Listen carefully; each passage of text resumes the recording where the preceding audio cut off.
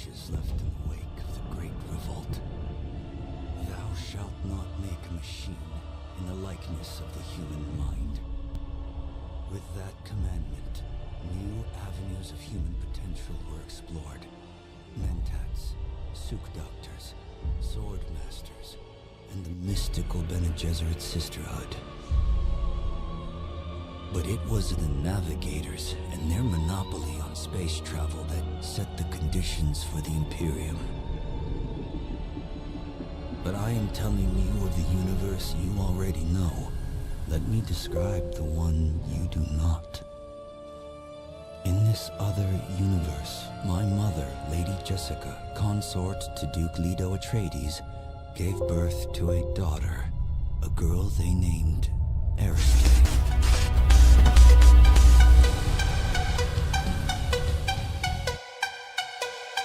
I'm insane, bro! I'm insane! I'm the best! I'm the best! I pull those clutches out all the time. All the time. No problem. Good. No problem.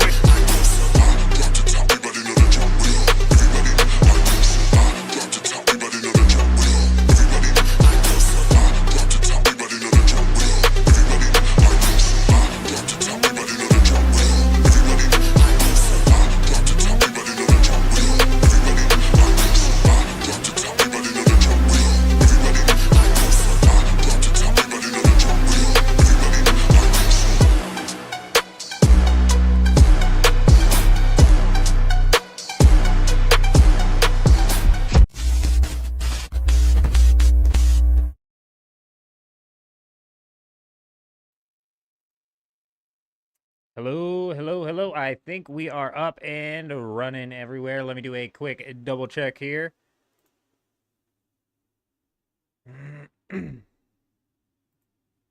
Yep, we are up and running. I believe both of the chats are successfully connected. We're about to jump back into some Dune Awakening tonight. Bear with me just one more minute. We're about ready here.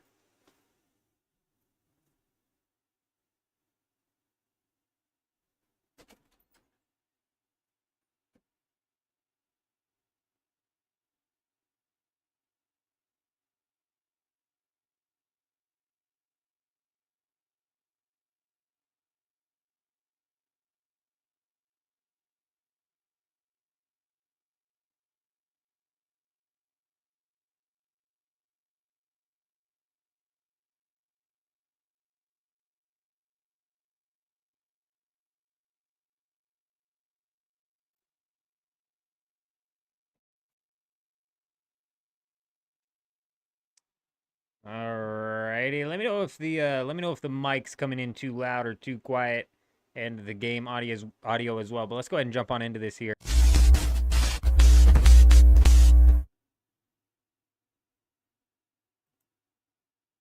There it is. I don't know why the game capture is delayed, but it pops up eventually.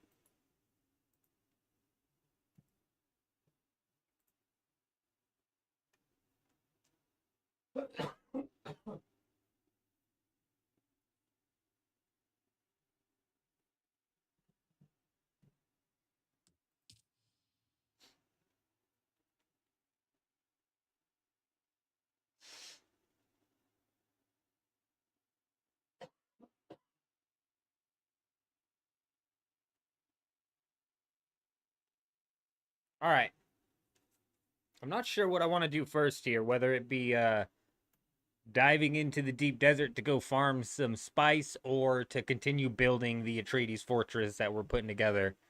You saw that as we were logging in, the server pop is at medium right now, and I'm telling you, the deep desert on the server I'm on is freaking packed. Like, there is a lot of people out there, so I think we might actually dive out there and see what happens, you know?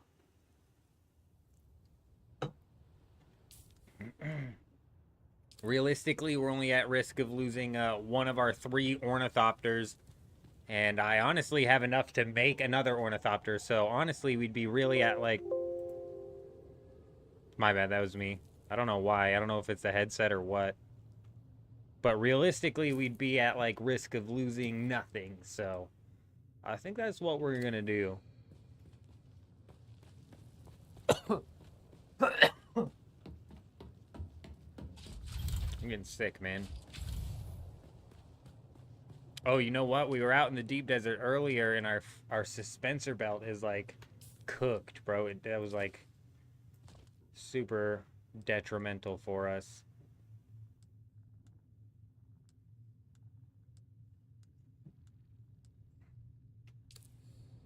We're just gonna make a new one.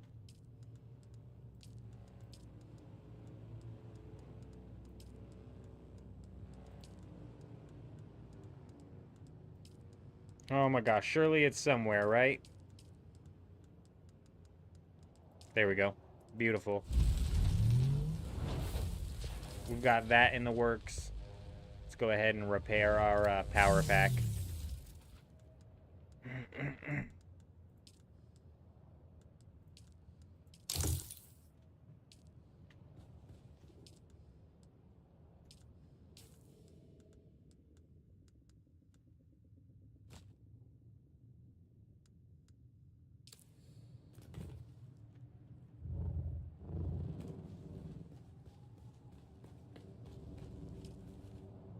Alright, we still have 8 days worth of power on here, so that's good. I don't gotta worry about that.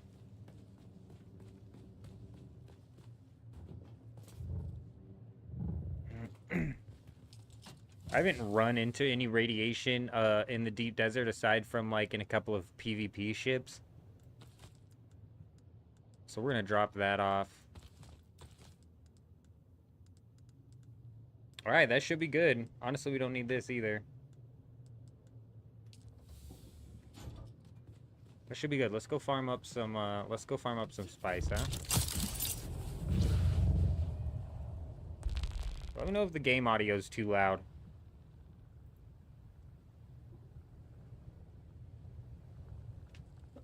Get sick, man.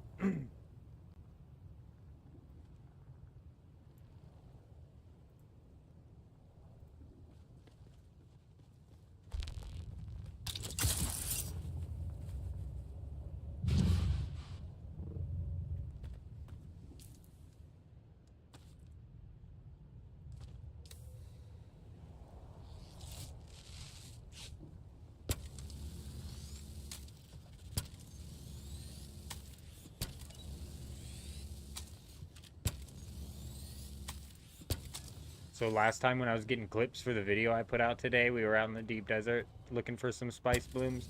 Man, I had to fly all the way out to Sector I before I found one, and then on my way back, I ran into two on my way back. I was like, you gotta be kidding me, what the hell is this?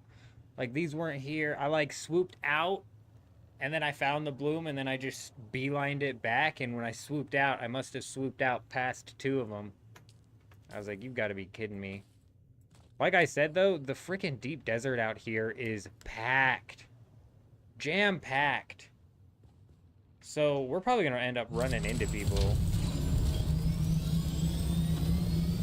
I've got little confidence that we're going to end up walking out of the deep desert all right here. I missed one of my wings as well. That's been happening a lot. We'll hit the wing once we get there.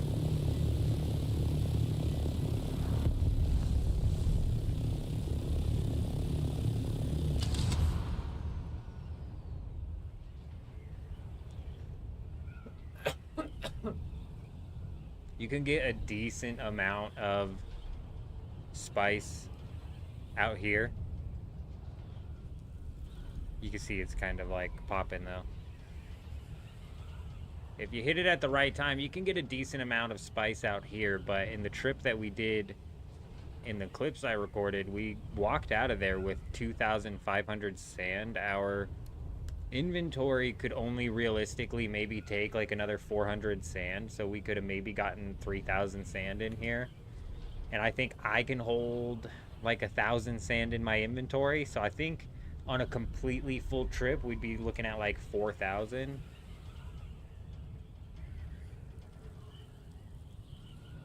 I'm not gonna lie, I was nervous.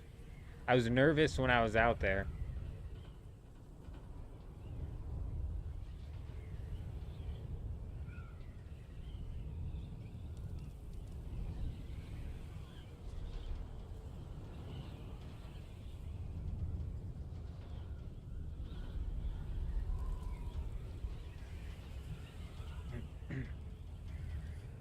I think that's mainly just because I saw a lot of people flying around before I swooped in, bro. Before I swooped out into the deep desert, I was like, dude, there's people everywhere, man. I hadn't seen it that full before, and I was like, of course, the time that I'm going out there to farm spice, dude, this thing is gonna be freaking packed. Hey, we still made it in and out and didn't even run into anybody, so...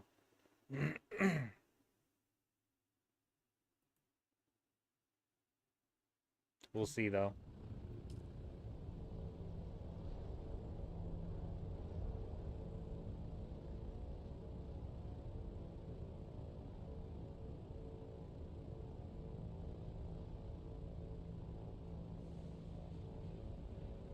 No, no, no, no, no. Yeah.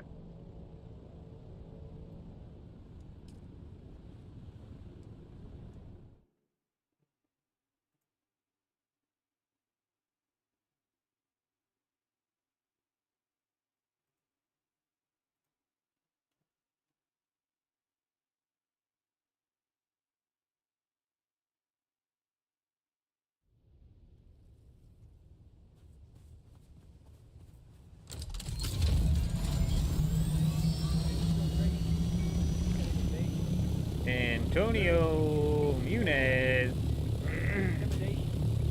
I never know if you're here or watching another video, but welcome. You could also be a part of the whole Botrix connecting in on everybody who joined previous in between the last stream and now. Either way, hello and welcome.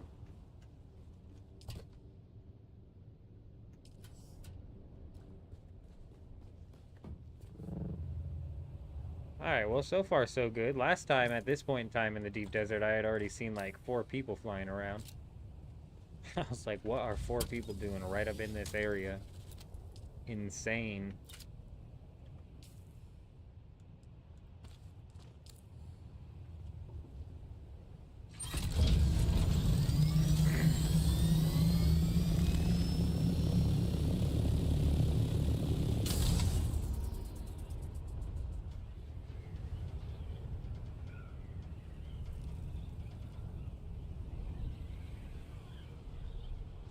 Try and plot out what we're gonna do here, because we swooped all the way up. Like I said, I didn't find it until way down there.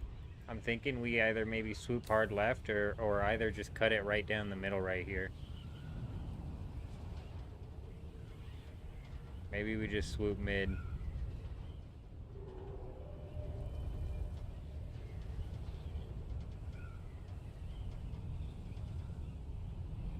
I don't understand with these spice things. I thought they were only out for so long, and then the big worm came and swallowed it up.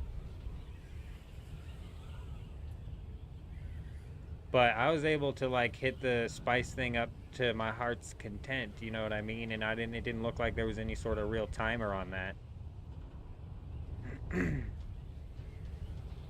So is it like amount of noise generated eventually draws in the big worm? And do you know when the big worm's coming? Does it give you a vibration notification in the same way?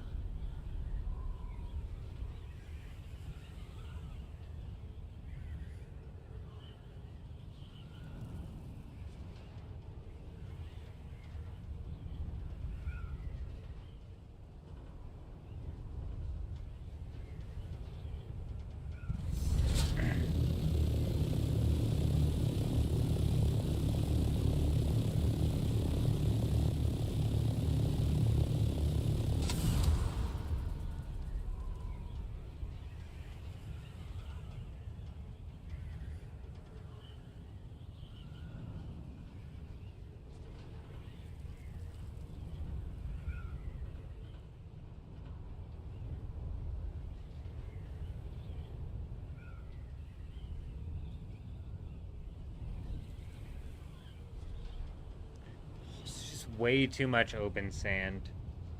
Just way too much. I just feel like there's no reason. You can spread out the pieces of land enough to make it to where the sand bikes can't realistically be riding out here.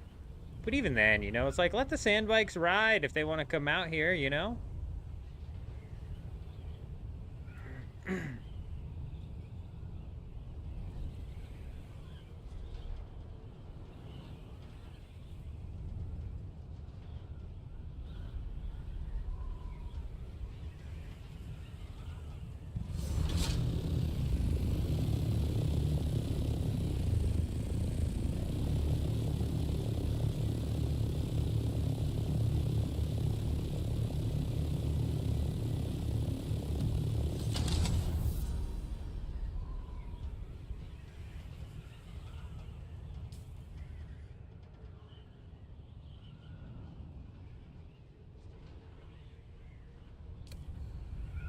I must have been over here to the left a little bit on my way back. I saw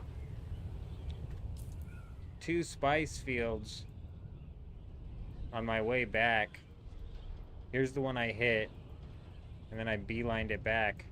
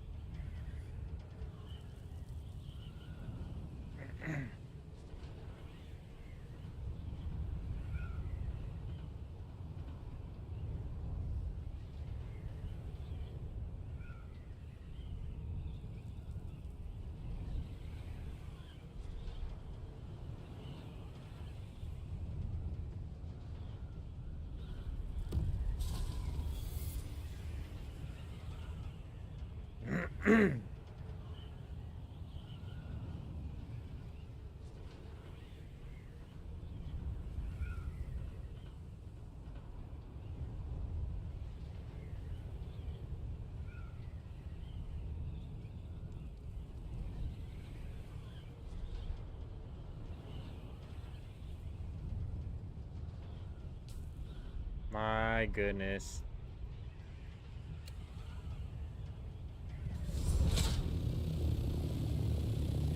Basing up right here wouldn't be like a terrible idea. My only argument for putting a base inside of the deep desert is the fact that if I'm going back and forth, like a base inside of the deep desert is what I'm saying. If I'm going back and forth to the Haga Basin, I'm gonna need to roll through the south side of the deep desert anyway. So my base honestly might as well be there rather than in a spot that even has an opportunity to get raided. But in that same breath, it'd be a whole lot easier to stack up like thousands and thousands of spice if I had a base like right here where I can drop a little chest down in a 1x1 and just deposit my spice back and forth from that, you know?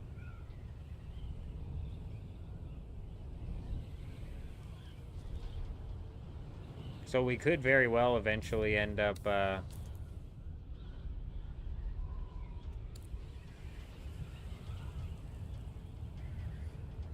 taking down the base that's in the PvE zone, putting it out here.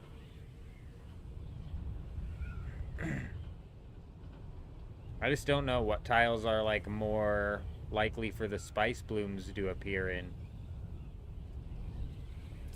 Because earlier we went all the way out here, and this is where we finally found one. But then, like I said, I swooped around. But when I came back, I went beelined it straight, and I ran into 2. So it's like, these can like be anywhere.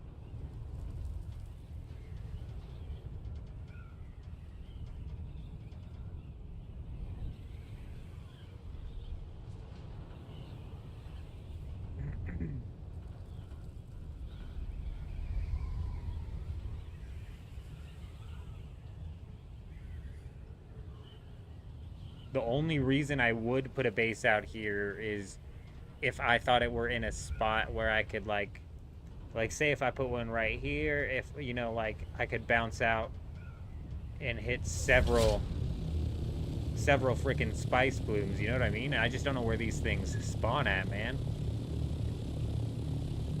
Obviously they are, like when you see the explosion, but then they linger there for a while.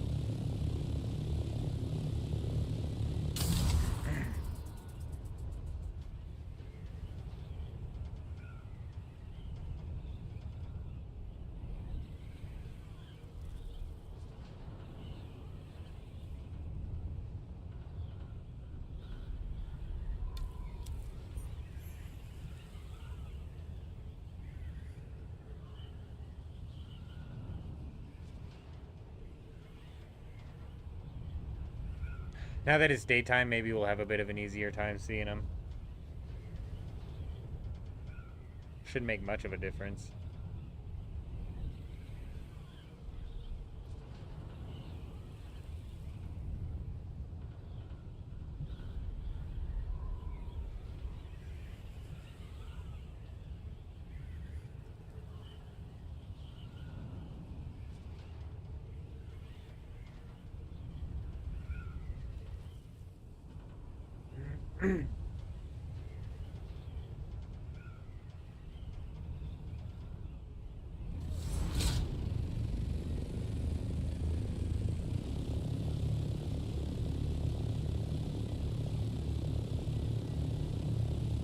Oh, there's one. No, wait, that's just this side of the hill that looked purple and shiny. Or is it? That might be one right there. That's what I'm saying, in the dark. These things are hard to spot, man. I still might be, like, seeing things here. Is it a, No, that's one for sure right there. Huge.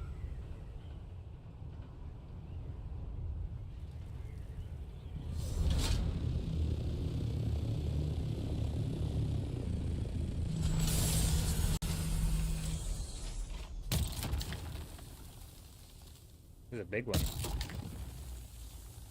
This is a big one. Look at all this sand. Beautiful. Give me some of that.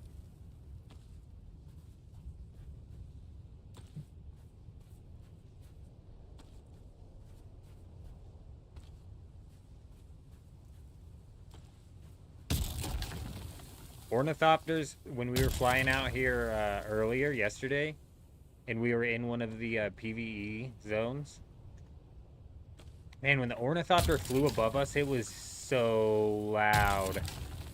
So I'm wondering if that's kind of the same thing here, where you'll hear them coming from a good distance. I just don't know. I haven't run into anybody yet.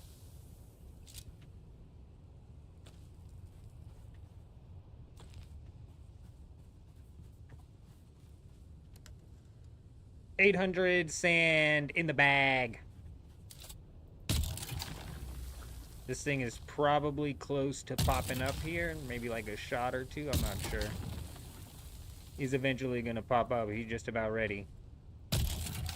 He's just about getting irritated enough. I can feel it. I feel it in my bones. We're making the worm mad. Got an angry worm on our hands here. That was way off. What are we doing? Shooting off into the distance there.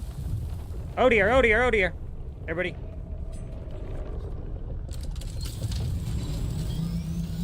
We're gonna be A-okay. So, I think we can avoid this. Check it out. When I was getting clips earlier, I only had one time to experiment before I was like, alright, let's get this out. But I think we can avoid summoning the worm entirely, which is gonna make people finding our location just like a little bit harder, right? So check it out, check it out, check it out. If we don't go overboard, at least people won't be able to find our location because they see the worm chasing or spawning, right? So if we don't go overboard and we don't shoot off too many before we jump back in our ship and set our ship back up, then I think it like resets the worm's anger meter, if you will.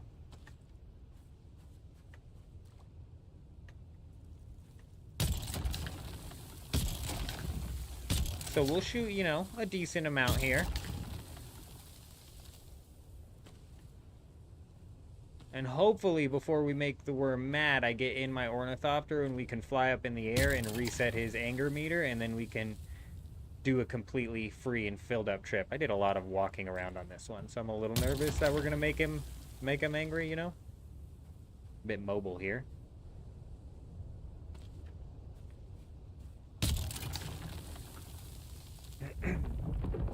That's a mad worm.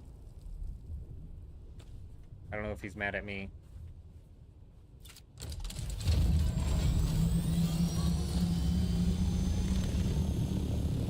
Whoa!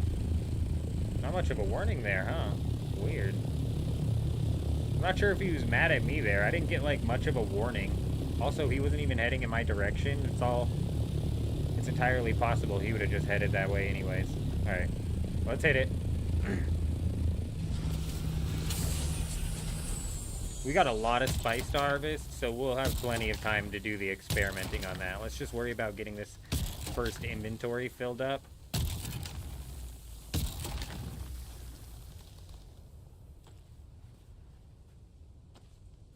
Because then I think we need to take it back to our base and realistically figure out what we're going to do. You know, are we going to fly 10,000 meters between our base and here every time? Or are we going to set a base up in the deep desert? Either way, I can only carry like 2,500 of this sand inside of my thing. So it's like, if I have my base set up in the deep desert when I'm trying to transport all my sand back to the home location, I'm gonna have to do multiple trips.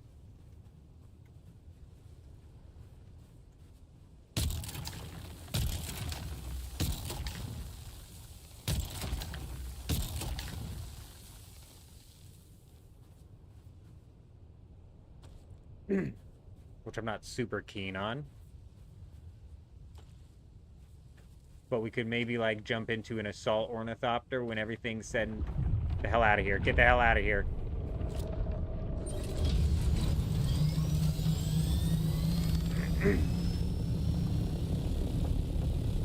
Let's go up, up, up.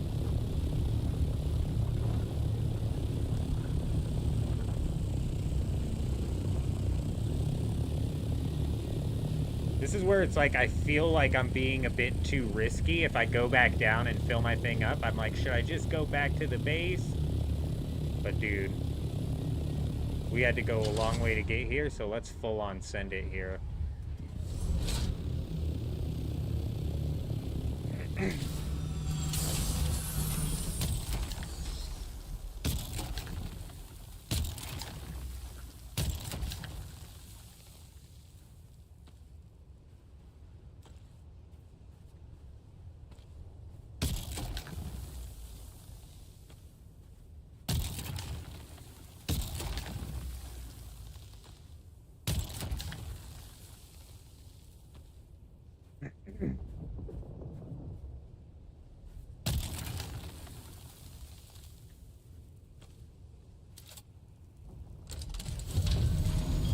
You guys heard that, right? It was definitely like a worm messing around. I don't know if you get a warning for the ones. I think we have a full inventory on the thing. Let's check our inventory real quick as well. Alright, just about full on our inventory as well. I think that's a good enough spot to call it. Jumping back down there for 100, 200 sand, realistically not even worth it. Let's try and get this load back to the base. And see, we're 20,000 meters away from this thing. And this is where I'm like, surely there's some more locations sooner. And on my way back last time, we found a couple of locations actually sooner. So I was like, dang, I flew all the way out there for no reason. We kind of did it again. Let's go ahead and see if it happens again. Because if we can find spots in between sector D, E, F, G, you know, then I think building in the deep desert is kind of a waste of time because I'm going to have to transport them via multiple trips anyways. So I might as well just fly it all the way back to right here. That way, when we do bring the assault ornithopter in or something with a lot of storage, it's just boom, bing, bang, get it on out of here.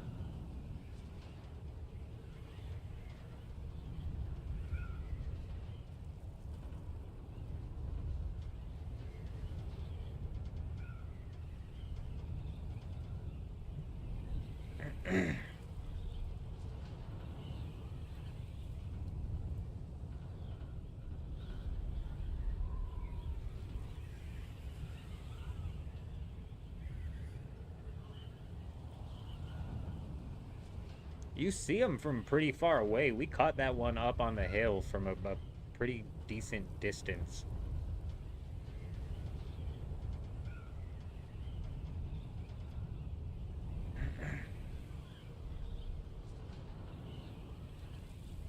And you saw we were on that thing for a really long time, and I don't know if there is a time limit or after you harvest a certain, are those the big spice blooms that guilds are fighting over, or is that just like a medium-sized spice bloom and I haven't even seen the big one yet?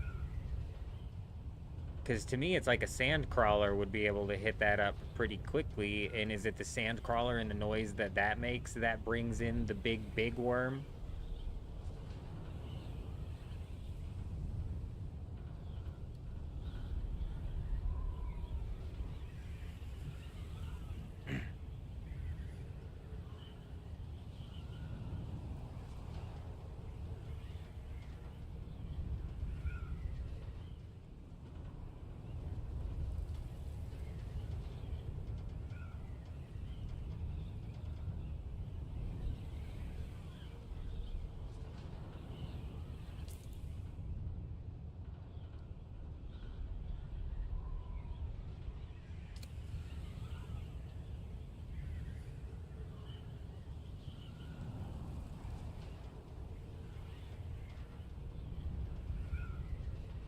Last time I was out here, there was a bunch of people in the chat. And they were freaking me out, dude. They were saying things that made me think that they were on me, bro. I was like, they see me. I don't see them, bro, but they see me. I can just feel it. Felt like I was being hunted, dude. We made it out, but I felt like I was being hunted. I think what we're going to do this time, I don't think scanning would actually reveal a spice field, would it? I think what we're going to do... Look, is that one right over there? Is that one way over there? I've got to sweep that direction, because if that is a spice field over there, first off, that tells me that you can see these things from a hell of a distance.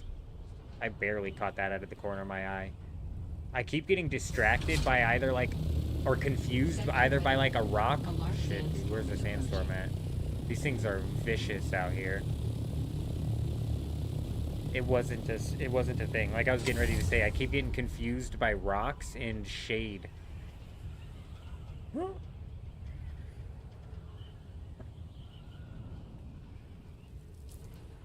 Somebody was telling me that you can only raid a base during a sandstorm. That can't be the case.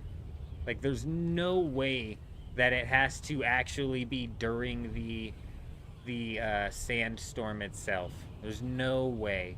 Because the sandstorm sweeps across so quickly, there has to be like a time, like a 5-minute timer that happens if your base gets hit by a sandstorm. Sector weather alert. A large Where's this sandstorm freaking is thing at? approaching.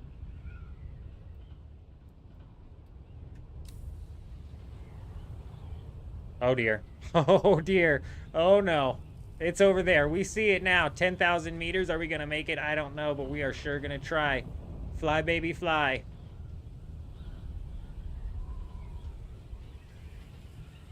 Problem is, this is about what I can do here without any boosters. Oh, it looks like it's turning. It's turning. It's turning right at me, man. It's turning at me. Get back to the base. Oh, look, there's a spice field right there. Is that just a baby one? Or is that just a shade? Dude, that has to be a spice field. It is definitely spice. What sector are we in right now? Sector D? Dude, there's honestly no reason that we need to build a base in the deep desert when you can find a spice field in Sector D and just bounce from D back. Also, I'm done going 20,000 meters away from my shit. That's crazy, bro.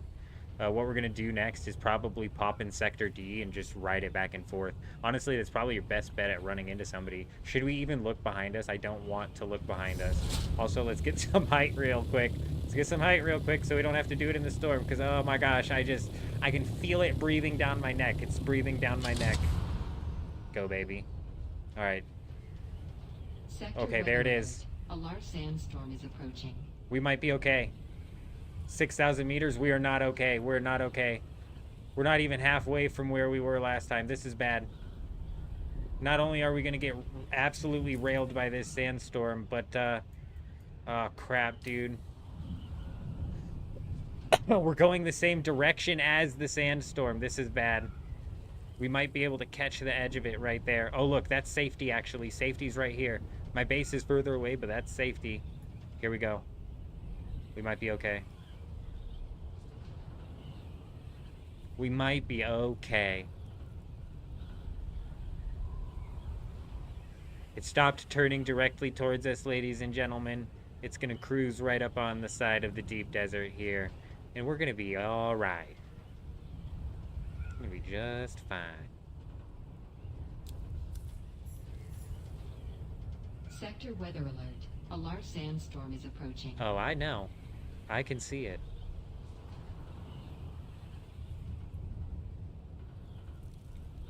Perfect timing.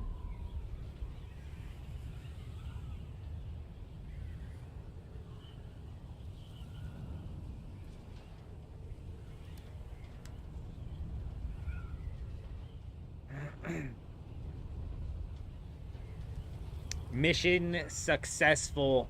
Game plan routed out. While we may not be moving directly into the deep desert, I think we're for sure going to be moving somewhere like where this guy's at, you know, like right up on the tip. Right up on the tip there.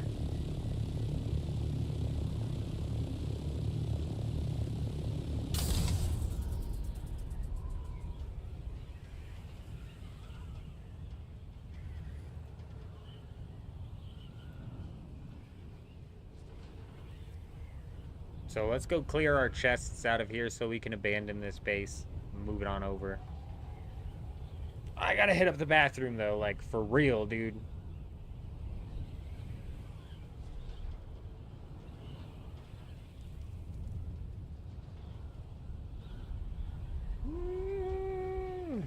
We're gonna make it just fine.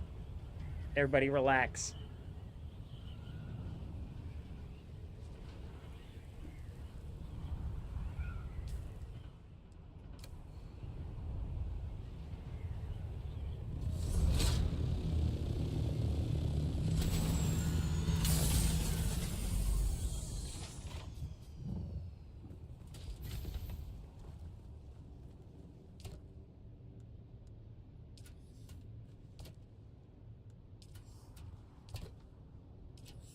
Let's just make sure nothing of value hiding in here. Looks like we're good.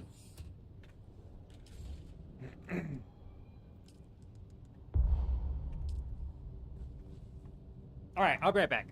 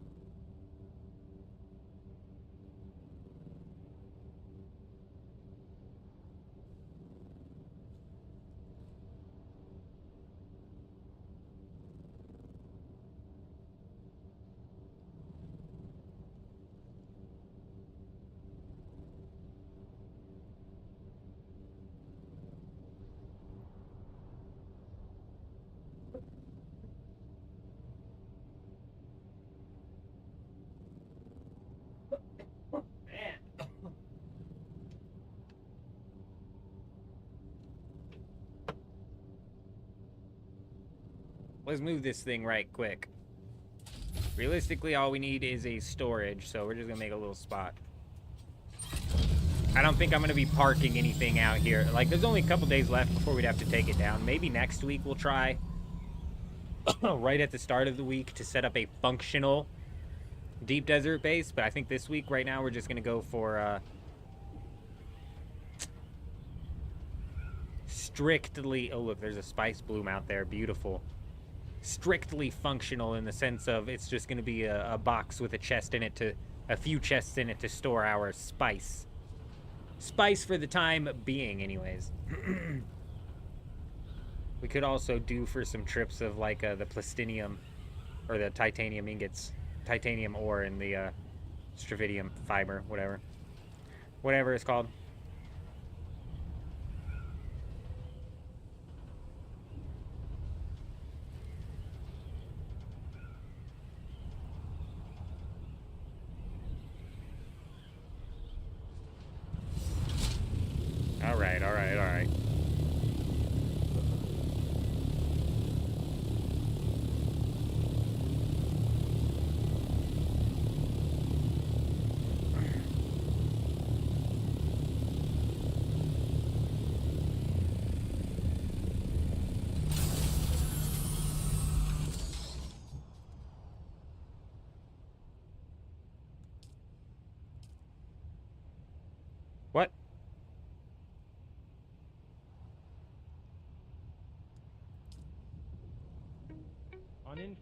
Something just happened. Godspeeds. Brendan Raymond coming in with a subscription over on YouTube. I never know if you're here or if you're watching another video. But either way, we're glad you're here. Why the heck isn't it letting me abandon this thing? Excuse me. Yes, I would like to proceed. Cannot be reversed. Yes, proceed. Get rid of it.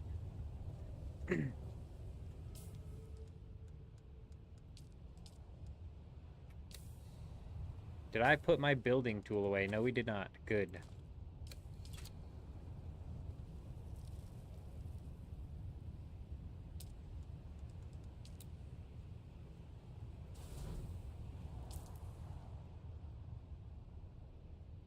I don't know why that's still there. But whatever. Because it still let me put it up. Beautiful.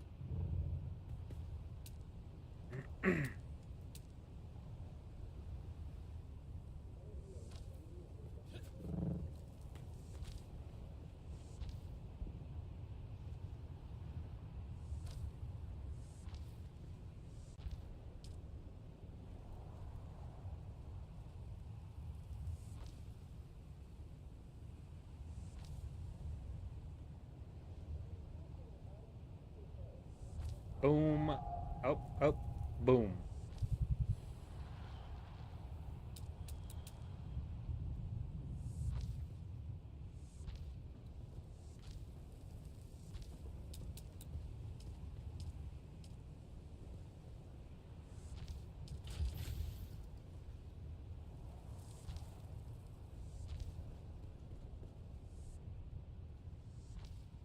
No, no, no, no, no. Get in there. Come on, get in the spot you know you want to be in. There you go. We'll go too high, because why not?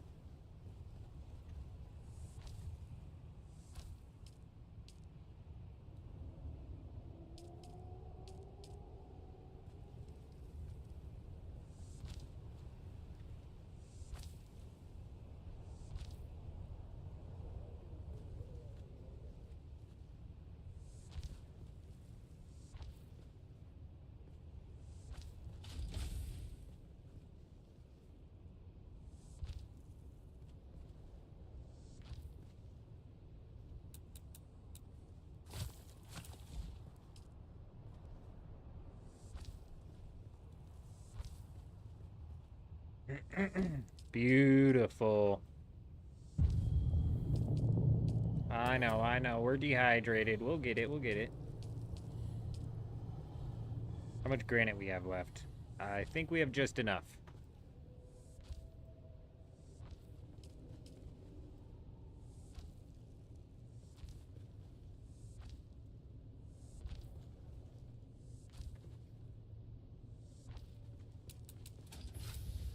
Beautiful.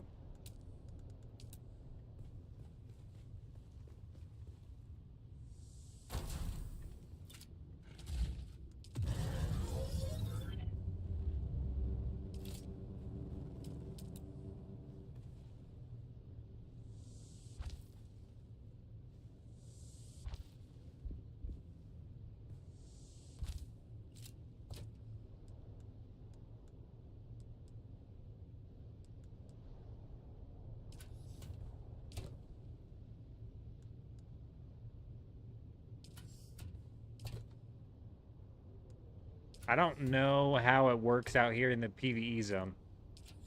Somebody sneaks in here, can they loot this shit? I don't think so. I'm just gonna put it all to owner just in case.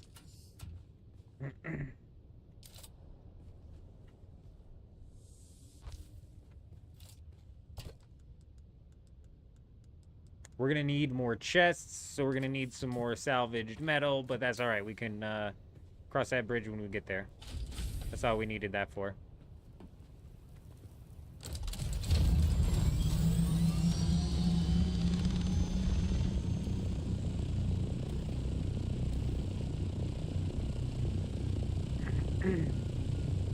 Alright, let's fly back out and get another full inventory of spice going.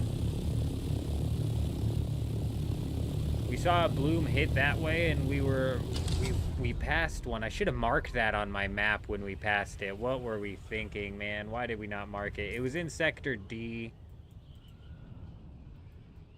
Sector D2. It must have been like right here or something, man. Like right here. Just a guess.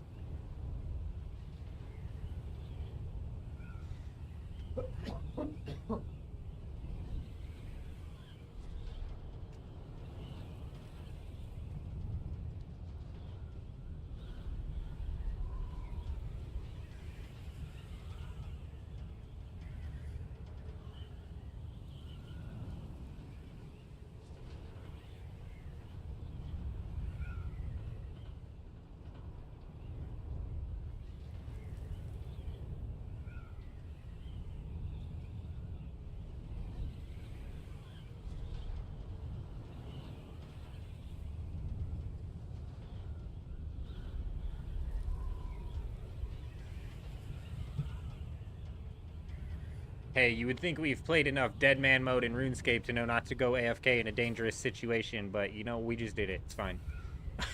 We're not really in a dangerous situation here. I'd argue there's more PvP that at random in Dead Man mode than in this, and there's not much in either. Not much in either.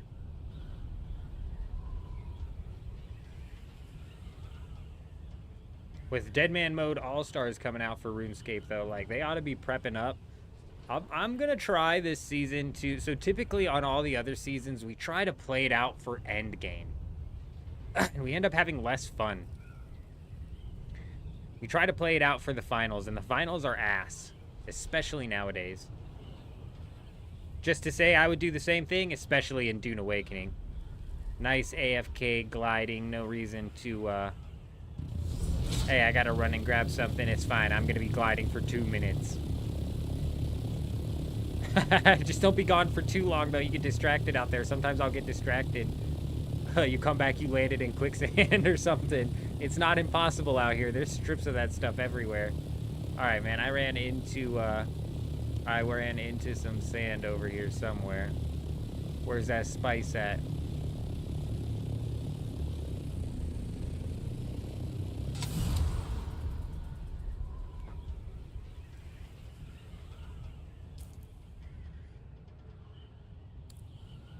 Oh, is that it right there? That's it. Beautiful.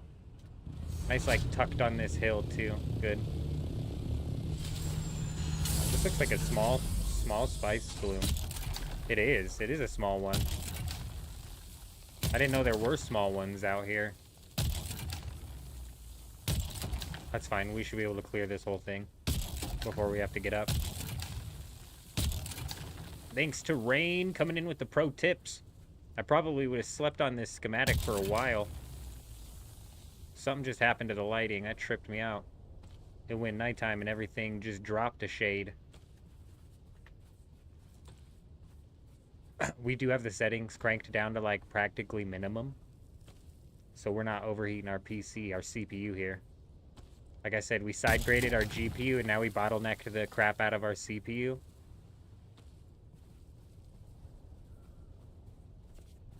That sucker gets hot.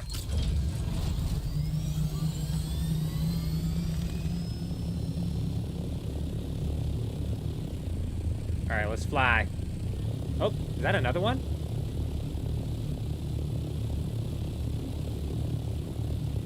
That looks purple for some reason, but it's also sand.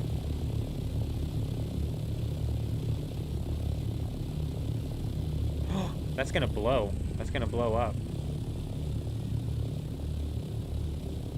This is really dumb, but genuinely I've been so curious, and because this is the biggest spice bloom, what happens?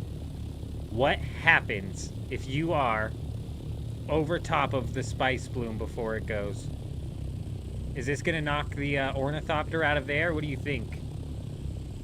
Should we go to like 750 before we let it?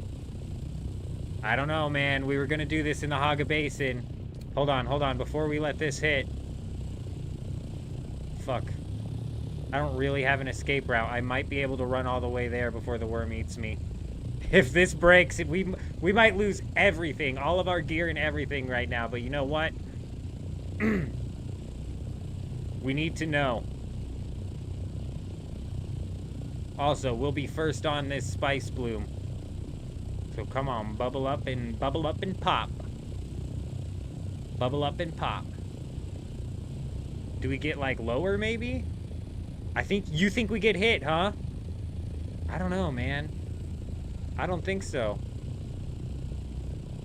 We were because I don't think so, because we were in one in the Haga Basin and we were standing in one in the Haga Basin and nothing happened.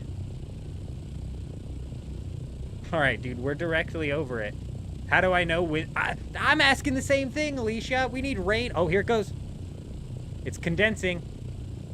We need rain up in here to answer some questions for us. I'm wondering the same thing because I haven't run into the big worm yet at all. And seemingly, I've run into these way after. Here we go.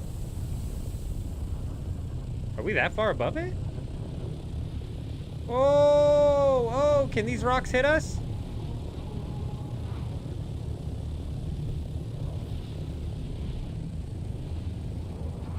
I think we're good. Oh, look, this is just a little baby one.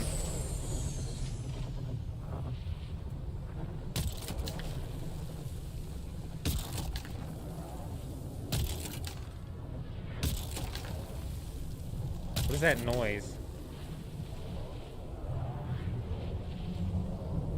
This was just a baby one. It wasn't even a big one. And yeah, it did nothing, just like that. The noise is actually the frickin' explosion, I think, like lingering.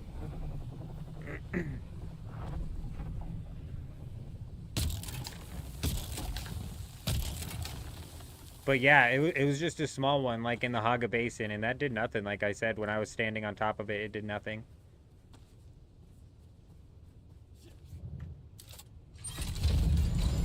Somebody said in the early access testing they saw a sand bike get hit by one of those and go flying, so I'm not sure if maybe you're right on top of it with a vehicle. We were a bit low there, surprisingly, even though we were still we were still pretty damn close to the ground. Is that another one right there? No, it's just a shadow. See, I told you I was getting tricked by the shadows. Yeah, maybe we'll find a big one before it's gonna explode, but that was just a little baby one.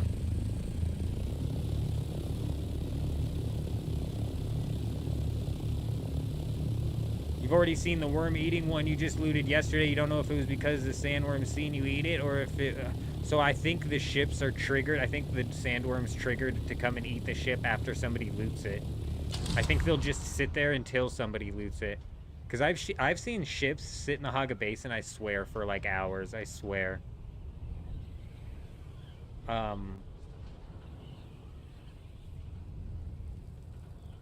Same here. There was a shipwreck that we flew by. Maybe we'll see it again. They might be on a timer, though. If it's on a timer, in the Haga Basin, the timer is long, bro. I've seen one there for like hours, I swear. Come back 2 hours later and it's still just crashed there in the desert.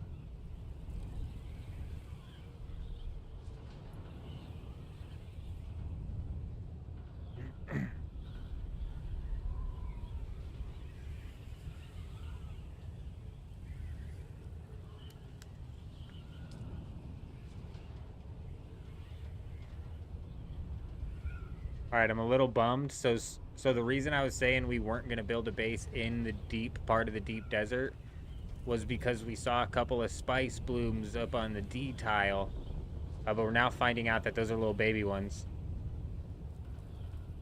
I'm right there with you, Alicia. I've been thoroughly enjoying my time. It's been fun. I'm excited to see what the future holds and see what they end up. I'm hoping that the first 4 DLCs that they have planned are a little bit more content filled than what I'm thinking, because the Steam page makes it sound like it's just going to be cosmetic, which kind of sucks. And like eventually the loop will get stale or weird. I don't know. We'll see. I'm excited to see what happens in the future of Dune Awakening. It'll be an interesting next 6 months. I literally keep seeing a bunch of promotions for Borderland, though. When is that? That game's not coming out until, like, September, isn't it? It's like September 23rd or something, right? That was that right there to me is do you get early access? I gotta look into the pre-order. If you get early access, bro, that's what always sells me on the pre-orders is being able to play the game early. But even with Borderlands, I'm like, I'm just not sure if I'm ready to pull the trigger on that just to play the game early. I am so hesitant on that game. Borderlands 3 was just...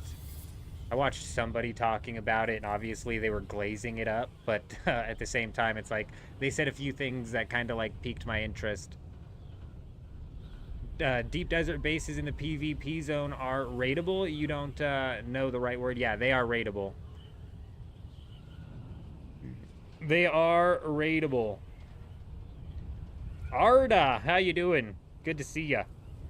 Yeah, we're grinding the Deep Desert tonight. We're going to be putting in a lot of work here. I need a lot of spice. We need the spice. Currently, we've got like 90 spice melange, which is a decent amount, but we need so much. It's actually ridiculous. Let's go ahead and let's catch some height here. Because I have a feeling we're not going to see another big spice bloom until we get a little further out. Let's catch some height here so I can look at it and we can take a real... That might be a spice bloom right there. Is that one? Or is it just a shadow? I swear, it gets me every time. Let's glide for a minute here.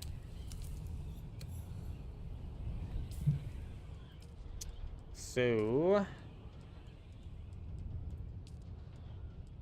in order to craft, let's say, the large ore refinery, I need 400 spice melange. So I'm literally like 1/4 of the way there to crafting one large ore refinery. And like I said, oh, whoa, whoa, that's the edge, isn't it?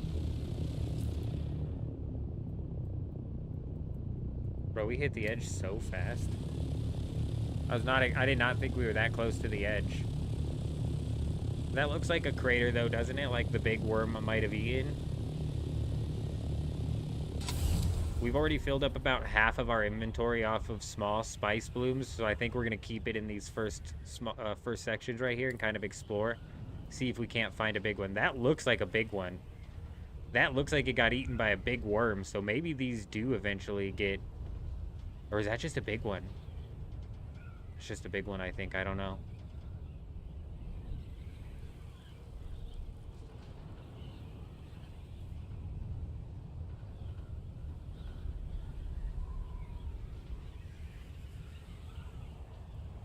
Like, is this the remnants of where one ate previously?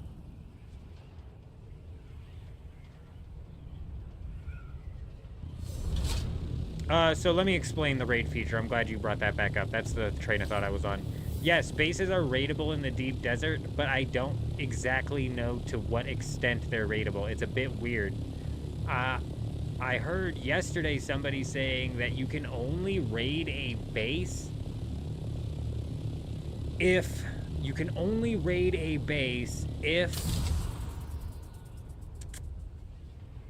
the sandstorm is hitting that base. But I don't think that cannot be the case, because the sandstorms that sweep through here sweep through so fast. Oh shit, we got company. Did he see me? Oh shit.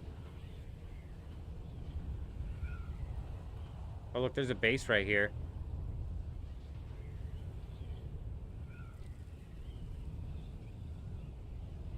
There's a base right there. So technically I could raid that base, but only if it was currently getting hit by a sandstorm. To me, that's like, no way, dude, because the sandstorms flow through so quickly and you're getting damaged from the sandstorm. So it's like, I'm confused how you're supposed to raid a base if the only time that you can raid a base is during a sandstorm.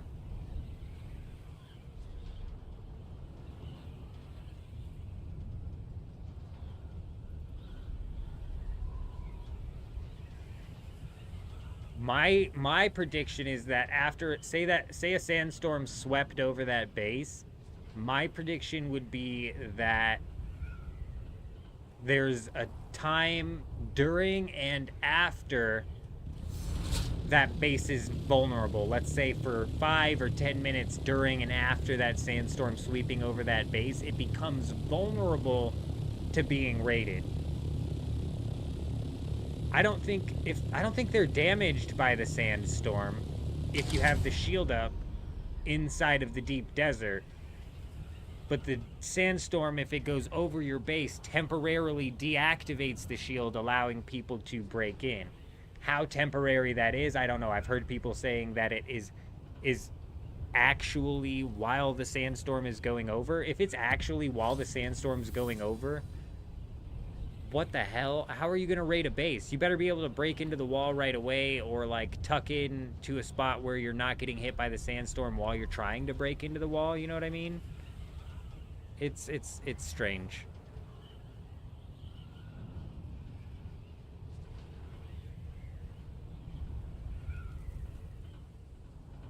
So, did you have to raid the base during the sandstorm, or was the base raidable for a period of time after the sandstorm hit it? You know what I mean? Because yesterday somebody was saying that you can only raid a base while the sandstorm is hitting it. Arta's saying he got into a base. So did you get into a base while the sandstorm was hitting it? Or is it vulnerable for a little bit of time after the sandstorm hits it? That would be my guess, but I just honestly have no idea.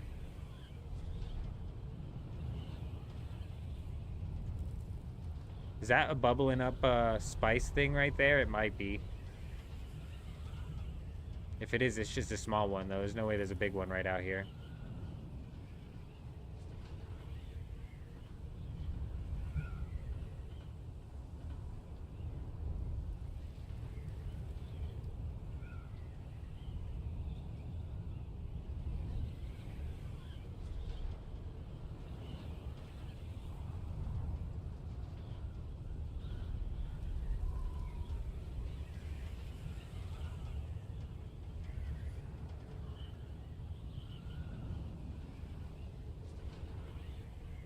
I don't think the sandworm is just going to pop up and eat the ship and swallow it like it did in the very intro of the game while you're on top of it. I think the sandworm is only going to do that after you loot the entire thing. So if you loot the entire thing, there's 2 chests on there. You can loot the top of it and one of the sides.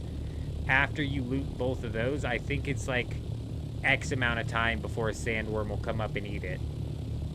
Other than that, you're just worrying about the amount of noise you're making. I'm not 100% sure, though, because I haven't looted a whole lot of the sand ships.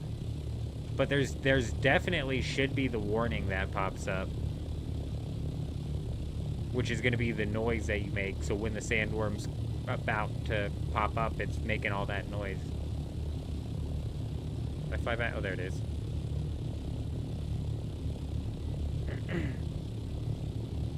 I'm gonna go dismantle this thing because it's actually driving me nuts that it's still there.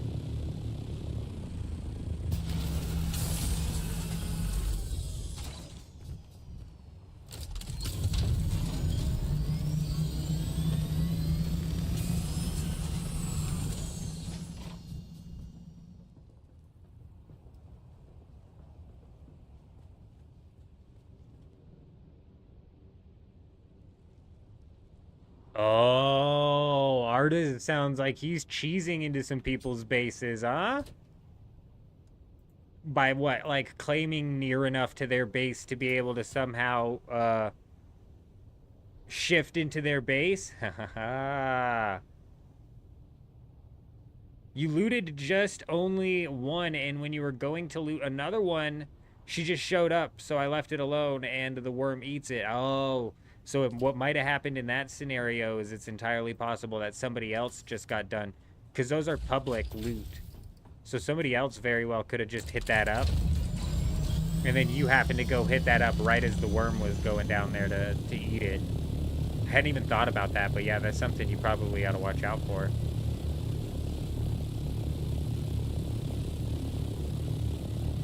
gonna go break everything at this base because it's driving me nuts that it's still out.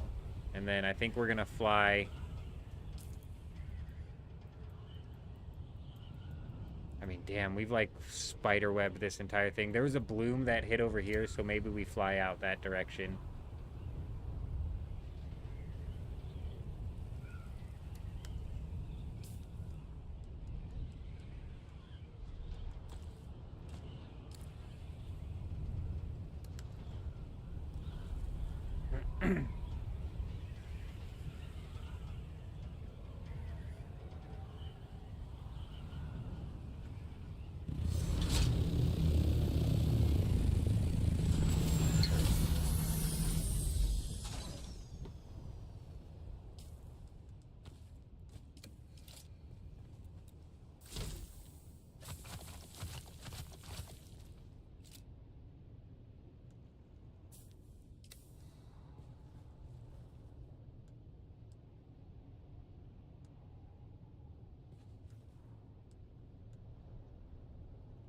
I don't know why the hell I picked that up. Any of that up, to be honest. You were flying around here 2 days ago and somebody was already trying to smash into you and you turned to the last second near one of the mountains?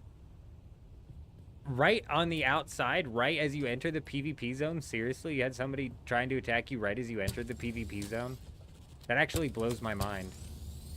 I'm surprised. The only two people I've seen in the deep desert are the ones we just flew by, and I'm not even 100% sure if they saw me. Damn it. Oh, we fat-fingered that button again, dude. Oh my gosh. Unreal. Unreal. Oh wait, no, those are the two fields that we hit. The spice bloom we saw was somewhere up there.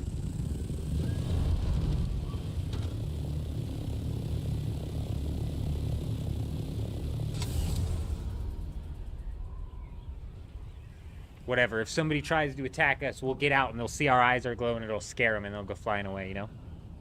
Easy.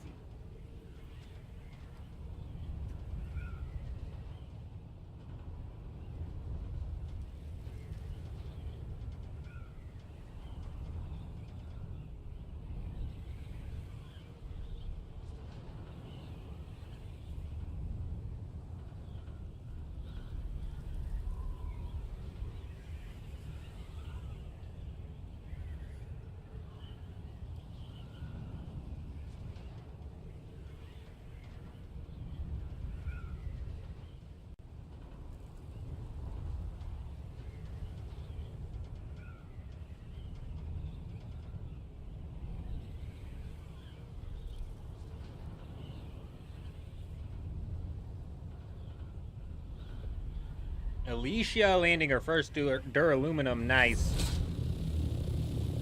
That's when the PvE inside of the deep desert really starts to open up and get easy. How was I AFK for so long and we only got that far?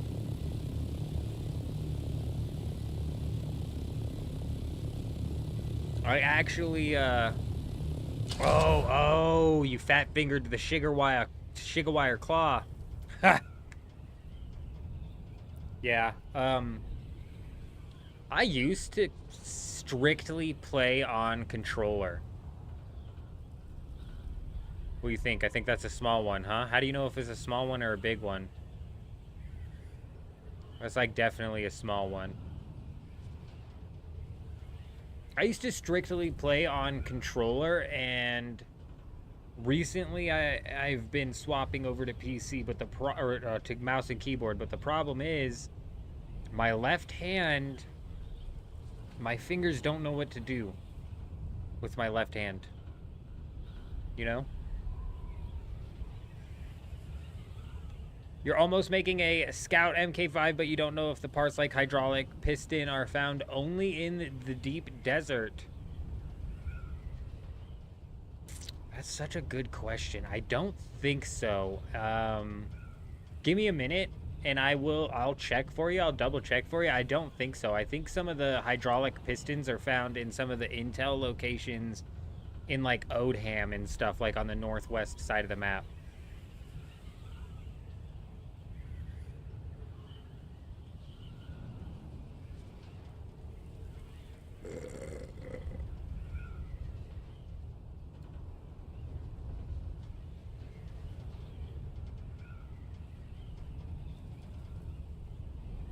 Do I got shit on my face, Jason? Is that why you're saying I just ate I just ate a cheese-covered onion that my wife pulled out of the oven, and it was like charcoal black. I'm just picturing like a big old black streak going across my face, like I tried to draw in a mustache or something. The PvP zones is where you can get that stuff not well known. You know, let me double check, because I'm almost positive I didn't have to go out into the deep desert for the hydraulic pistons. But I did spend a reasonable amount of time doing the buried treasure, which may have been where I was pulling my hydraulic pistons from. But I think those are the tier 2 hydraulic pistons, actually. So I think there is a tier 1 of hydraulic piston that comes out of the Hog Basin.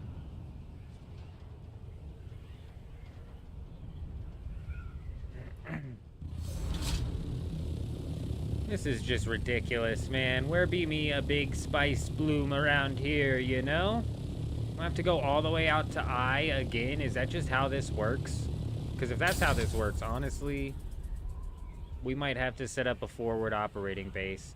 Problem is, I keep running into the problem. I'm like, we'll set up a forward operating base midway into the deep desert so that way we can, like, do trips back and forth to that rather than flying all the way freaking back. But even if I filled a bunch of chests with sand inside of my base, I'd still have to do like a dozen trips back and forth from my base to over here.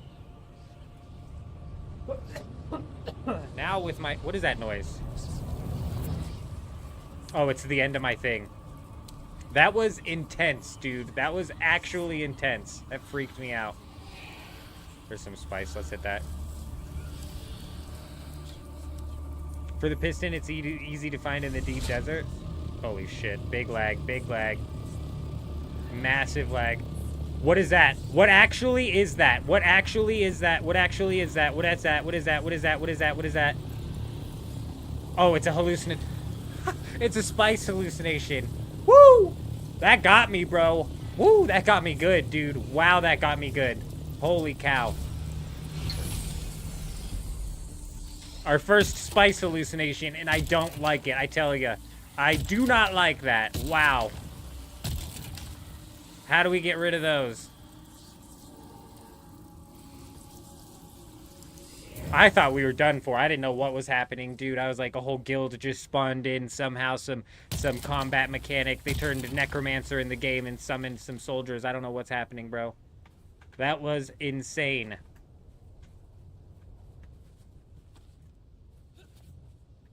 Get in. Just get in. Just please get in. That's my hallucinations. Yeah, I don't like that. Let's stop that. Let's never have that happen again. I've literally never had that happen. That was freaking insane. Is that what you need to use the spice mask for then? I have no idea what the spice mask is for. It's a really good question. To reduce hallucinations? I don't know if it's worth an armor slot for that.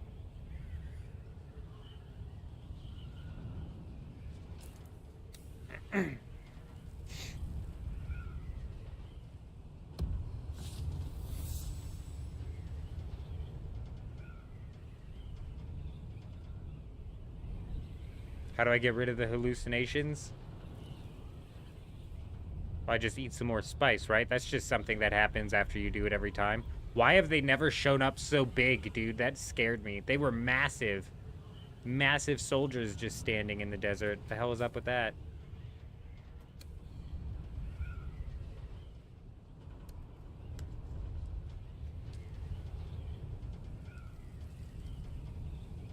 I wasn't ready for it, Arda. Came out of nowhere. Came out of nowhere. What's the trick?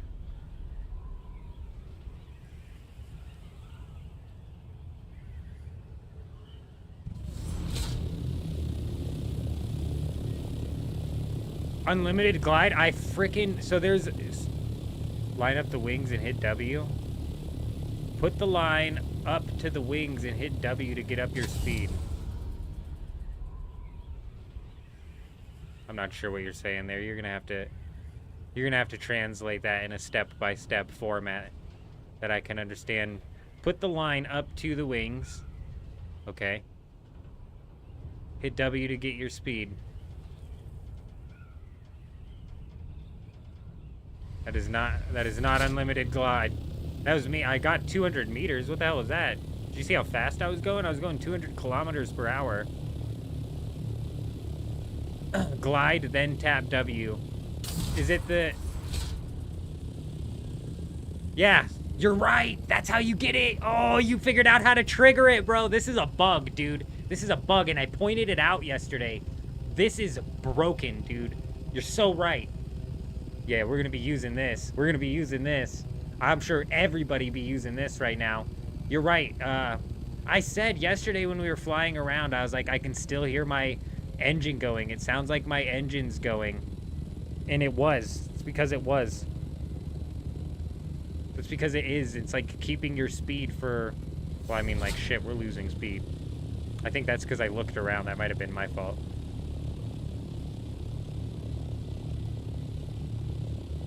That's it, though, right? Yeah. As soon as you have that noise going while you're gliding... Yeah, as soon as you have that noise going while you're gliding... Yeah. That's broken, dude. That's something that needs fixed for sure. You're saying hold it up to the wings, though? Because I'm not getting that forever glide. You can definitely see I'm losing speed and whatnot. You need to keep tapping W. Line to the wings, then tap W.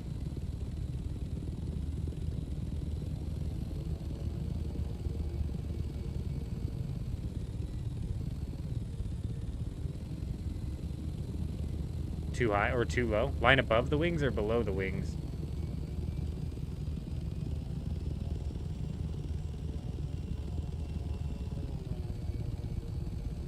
Oh, that's fucking broken, dude.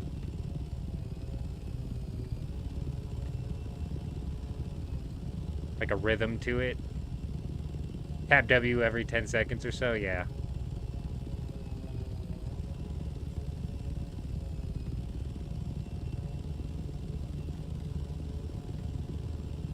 That is so broken, dude. That is so broken. That shit is gonna get fixed. It was happening yesterday, and I was like, our engine's going while we're gliding, and I'm holding speed somehow for way longer than I should. I just couldn't figure out what was triggering it. Do you know how to look the orbital camera too? So for me, I'm holding right click. Sometimes it bugs out. Sometimes it bugs out. Where am I at? G? So I haven't been running into this stuff until, like, I. Is that one right there? Or is that just a freaking shadow? I don't know. So, yeah, you hold right-click and then you can look around. And this isn't affecting where I'm looking on the thing. I've had it break to where it's like, now I'm looking this way, but I'm not holding it anymore. I'll see if I can get that to happen again. It's kind of like the same concept as...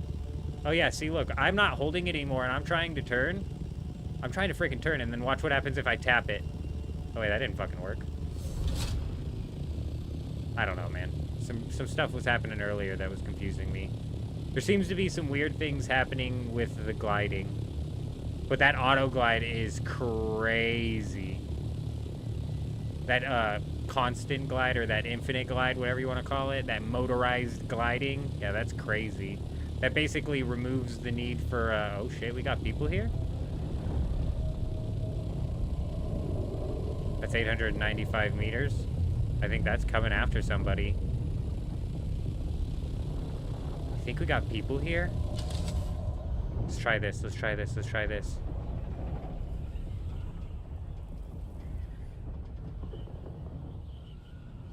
There's definitely people around. There we go, there we go. It's in his ornithopter, shit. I don't want ornithopter combat. Just get down, just get down, just get down. I don't want Ornithopter versus Ornithopter, but if we can get him to jump out, maybe we can pull off some cheeky snipes and fuck with him, huh? Hold on, hold on, hold on. Oh shit, oh shit, oh shit, oh shit. Oh, he's onto us, he's onto us.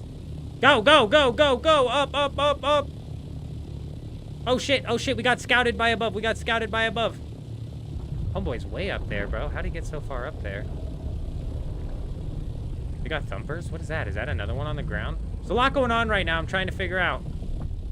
This guy's looking at me. I'm looking at him. I think we're both trying to figure out what to do here.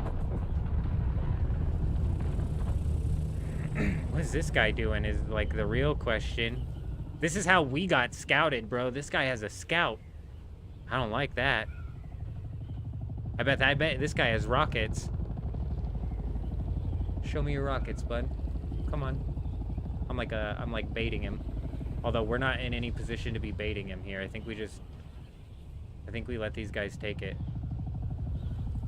Do they have people down there? Oh shit! Oh shit! Evasive maneuver! Evasive maneuver!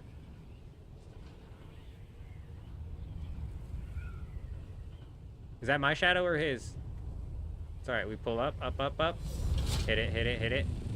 Woo, woo, woo, woo, woo, woo! Yeah, you can't fucking keep up, bro. You can try. You can try, Bal.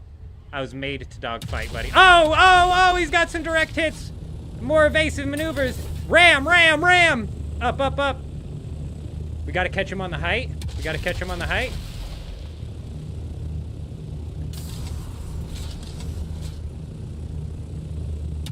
Fucking dive! I can't get the infinite dive going. Oh, yeah, I did. Yeah, I did. Oh, you're in trouble now, bud. This is life, baby. Come on. Watch, watch, watch. Fuck, fuck, fuck. Oh, we're in trouble. We're in trouble. Here we go. Here we go. Here we go. Here's our last maneuver here. Last maneuver. It's fine. Go. Hard in, hard in. Body module about to break. It's fine. We don't need it.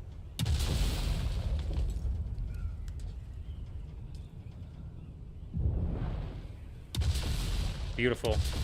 Beautiful glide. You ready? You ready? You ready?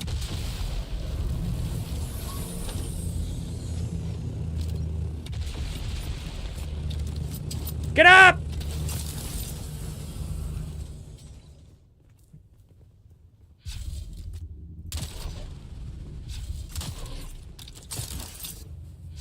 He thought, didn't he? He really thought, didn't he? Dumbass.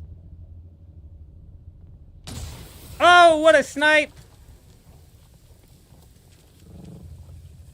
We gotta quick inventory this. That fucking poison is brutal.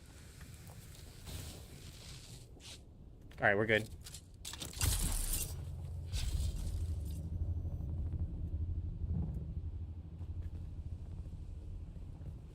You think he knows where we're at? Oh, fuck, I don't have heavy darts, you guys. We have one shot with the pistol, two with the sniper. Woo, my heart is pounding, baby. It's all right. We got our thing back. So most he's looking to gain out of this is 326 sand. Let's do this real quick. Beautiful. Most he's looking to gain is 300 sand. That ain't shit. I don't think he knows where we're at. My thing is broken. My thing's broken. Oh, there he goes.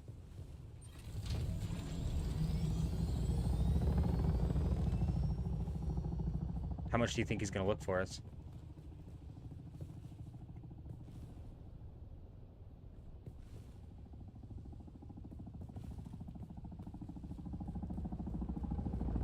A lot.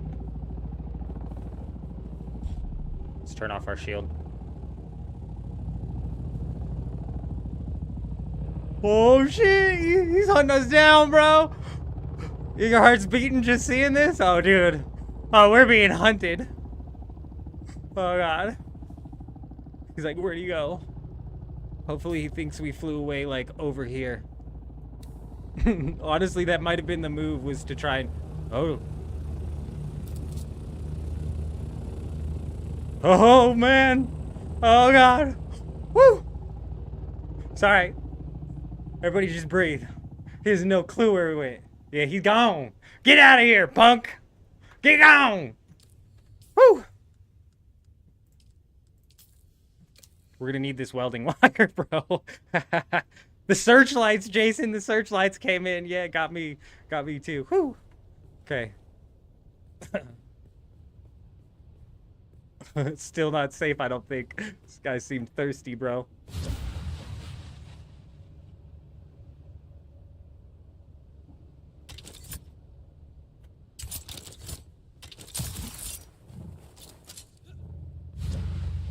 God, please just get over this hill so we can repair this thing. Get the hell out of here, bro.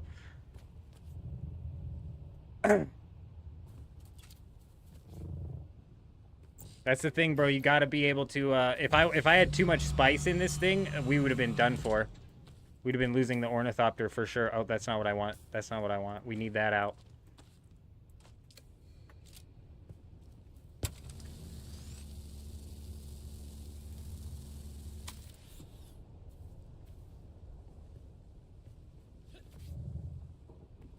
You don't have all fucking day, please? He broke our wing. I think that's what knocked us out of the sky. It was the wing in this hull right here. That was crazy, bro. That was insane, dude. I panicked so hard on our evasive maneuvers. We were doing fine, but then I panicked when I was, like, actually trying to, get the hell out.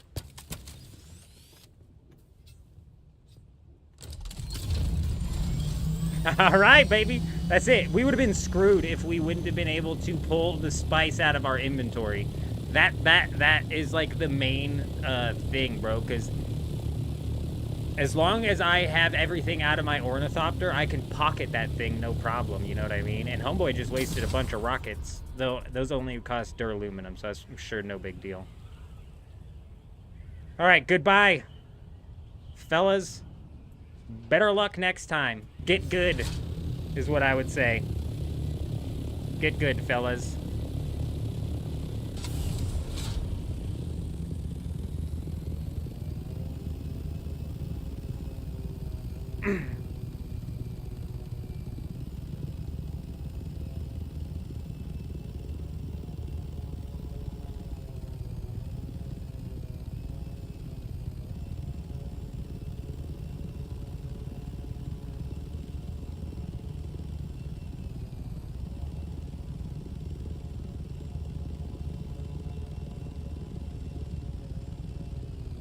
Trying to gain altitude. There we go.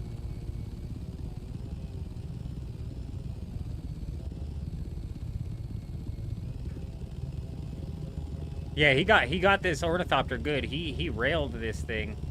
Like I said, we hit panic mode, dude, and we're just a sitting duck for a while.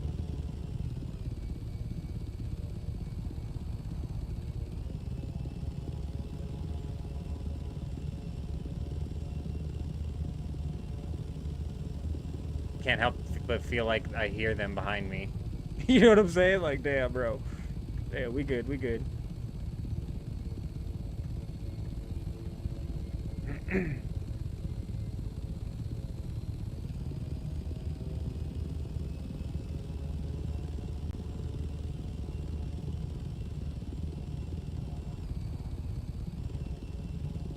I was trying to get into this mode right here, but I couldn't hear if the engine was still going while his rockets were just blasting me.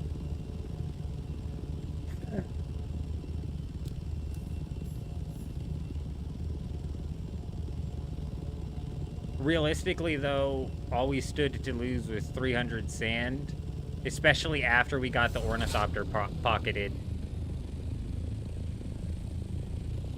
That was definitely intense. That was wild. I maybe shouldn't have just been, like, poking around at them, you know what I'm saying? Homeboy with the rockets came in. He came flying in.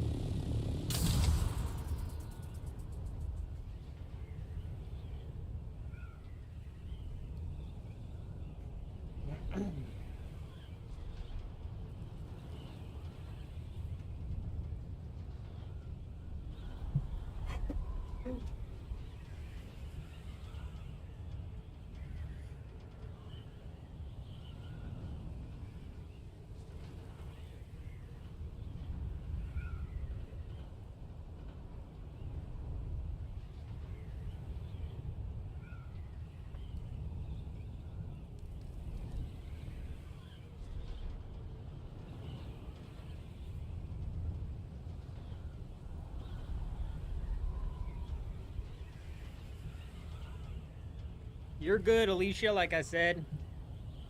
We love our lurkers around here. We love our chatters. It don't matter.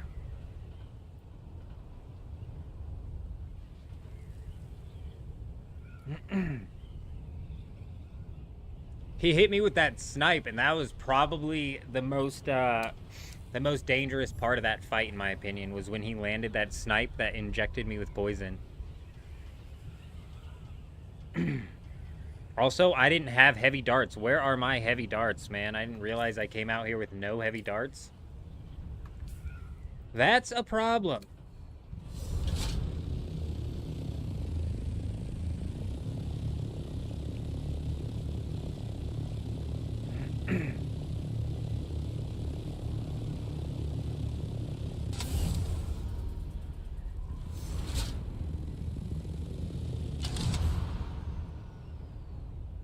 Damn it. Damn it all.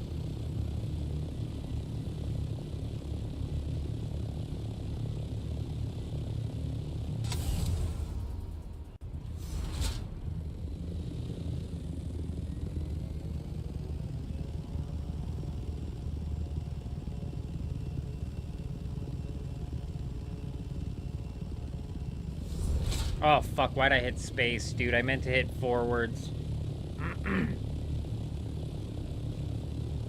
Meant to hit the W key.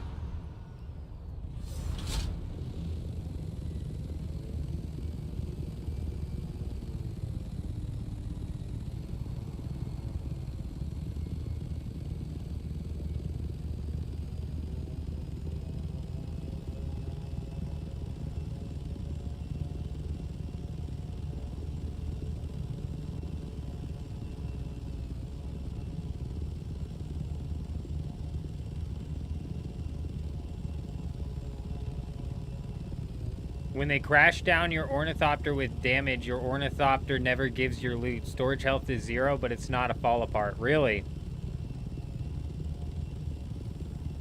What? That's lame.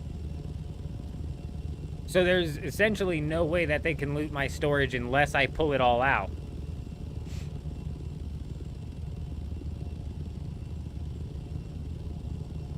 What happens if they break my ornithopter? Let's say that that guy knocks me out of the sky and then takes me down and then breaks my ornithopter to 0. That ornithopter is just like in the deep desert now, broken down essentially. So you're telling me that anything in the storage is just inaccessible to anybody else? That is so lame, dude.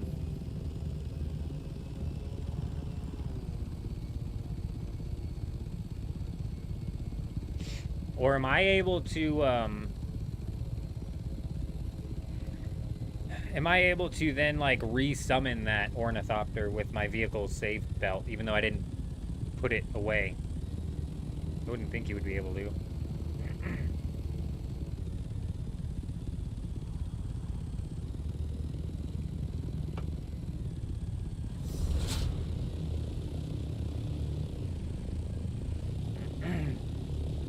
Well, that was successful in the sense that we made it out alive. We only walked away with 300 sand, though, so a bit of a waste of time, though. You can take it back, but your body,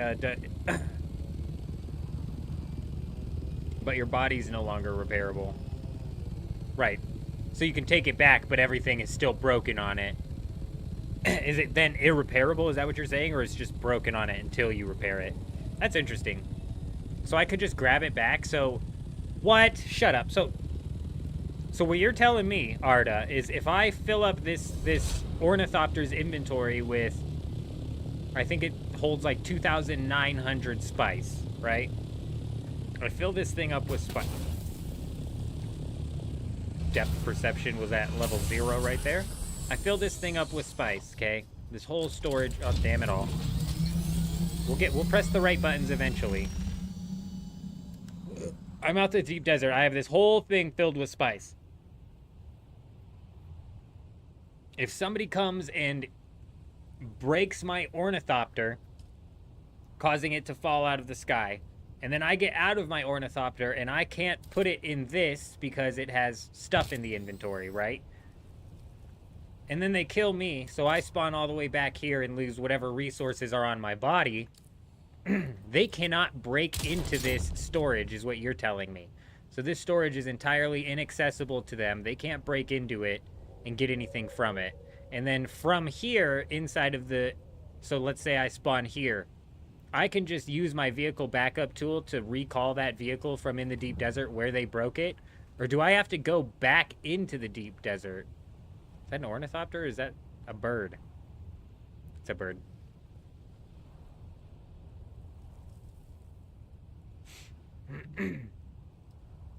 So you've saved it 3 times now by just like... You had to leave this in the deep desert with a full inventory and then you were able to just bring it back 3 times now? Huh, that's interesting. Oh, that's not what I meant to do. Well, that's interesting, and that's good. That's really, really, really good for me, especially for solos. And honestly, then it's a bit less of like, oh, panic and actually get the vehicle. It's like, I need to worry less about panicking to get the vehicle storage emptied and put onto my person, because it's not that big of a deal if I lose the whole vehicle, but it'd be a bigger deal if I lose the entirety of the spice that's in the storage of the vehicle, right? Like, if I've got 3,000 spice in my vehicle and somebody kills me and takes the vehicle or breaks the vehicle down to 0, but I can still get that 3,000 spice back, dude, that's big, bro. That's really big. That's good. Never fall down on the sands. Yeah, otherwise the worm will come and eat it, won't it? So in that case, you would lose the vehicle. We'll have to give it a shot. I'll be a little less concerned in making sure that I pull everything out of the storage of the vehicle next time that we run into PvP. And maybe we'll just get out and duke it out and see what happens to this thing. Because really, honestly, even if we lose 3,000 sand, it's not that big of a deal. I'm surprised we made it out of that alive, though. I'm genuinely shocked that we made it out of that one alive.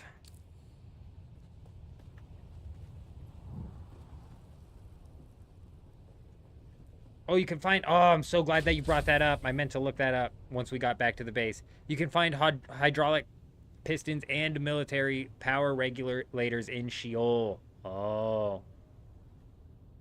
Nice. I've done PvP in the Haga Basin tons and tons of times, and I've literally never run into anybody there. Find some rocks, land it there. Oh, I'm sure people have realized it by now, but we'll definitely put it to the test. I wish I'd have known that beforehand, because we might have put it to the test right there, especially with the fact, like, oh, if it doesn't work, they get away with 300 sand and they broke my ornithopter. Big whoop, you know? Not that big of a deal.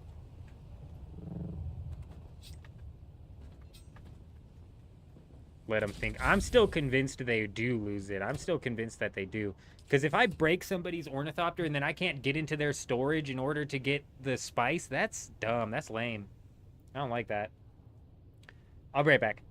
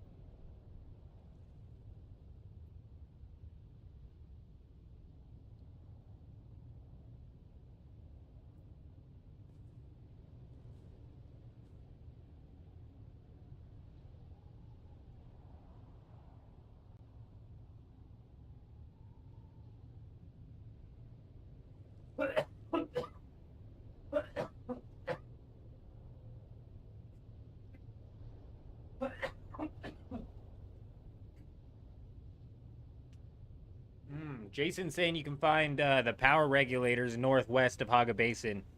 Oh, so it's in the PvP compounds up in the northwest as well. So if the radiation is getting to you down in Sheol, Alicia, you'd probably be able to go. I'm not sure if the hydraulic pistons are there, but if the power regulators are, I'd assume they are.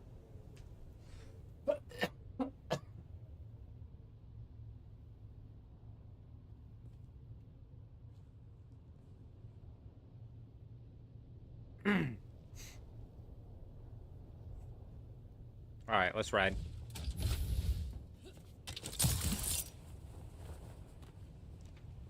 I think we're going to not go back that direction.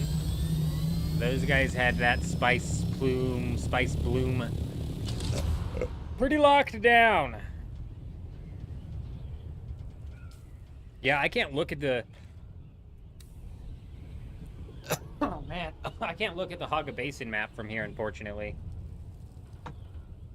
So I can't point out the PvP, but up northwest, up in the O-cam, or like he's probably saying Western Shield Wall, Eastern Shield Wall, I don't know, whichever one.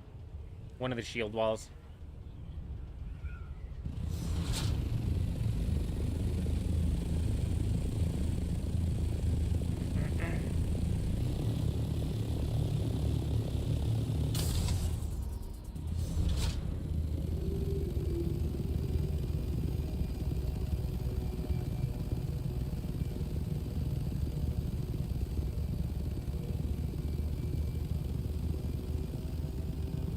I like that one move we pulled when I was trying to do this. Let's try and do that. And then down.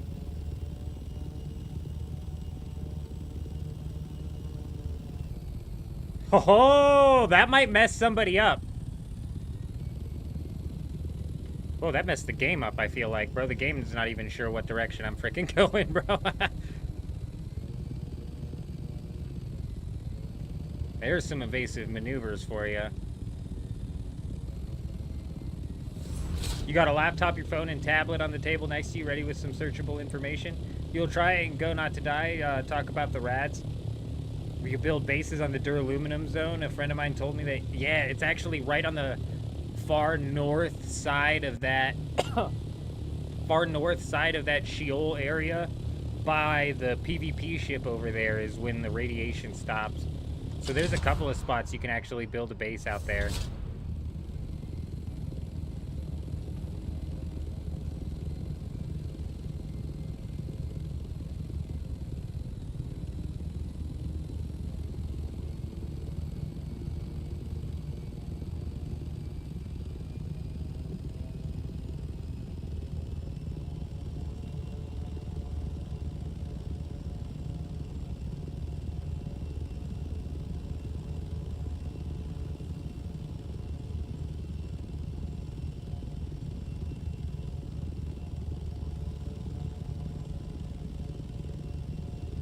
As long as you're not carrying, like, your most valuable resources out to the PvP zone, you should be fine.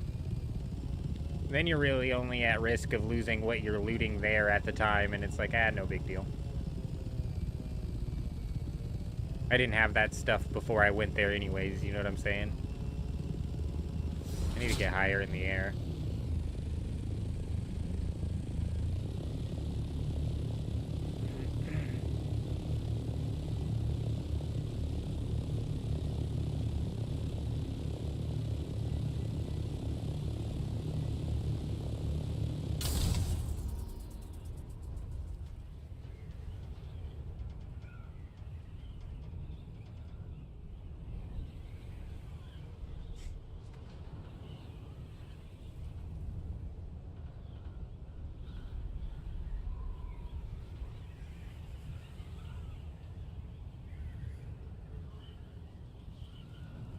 There's not enough rocks out here to bring a buggy. Somebody would have to transport helicopter a buggy out here, which would be freaking insane.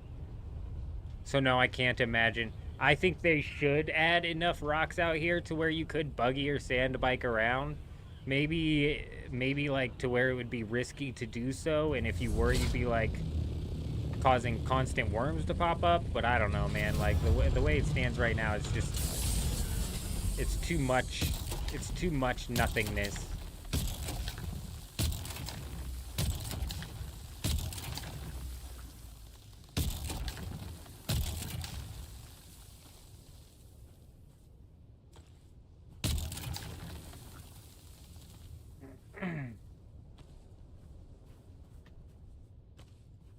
Honestly, a big enough guild, though, could set up at a rock formation, build the buggy up out here. I could see that happening. Some big-ass guild play out here.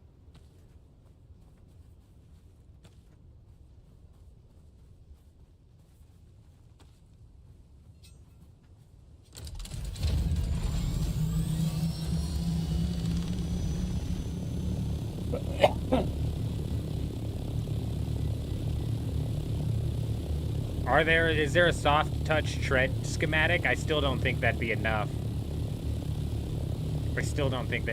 But like I said, like, picture this tile right here built up like way out in the deep desert. There could easily be a guild base right here and a guild base right here, and you could potentially drive a buggy across that gap. You're just not going to be able to drive a buggy 7 tiles over. Which, I mean, fair enough.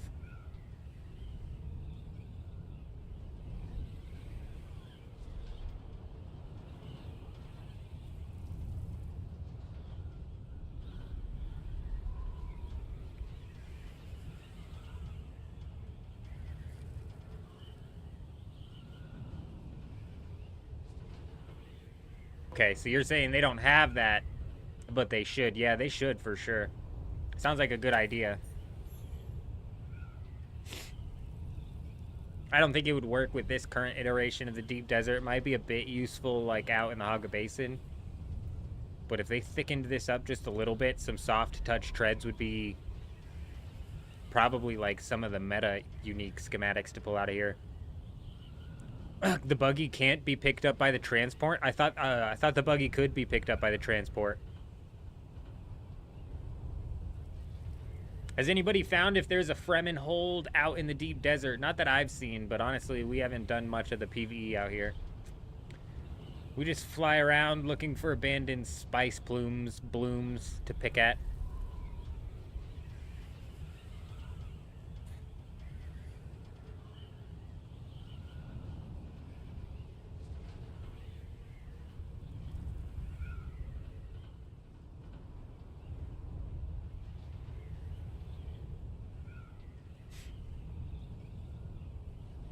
I also don't know what the Fremen are, so.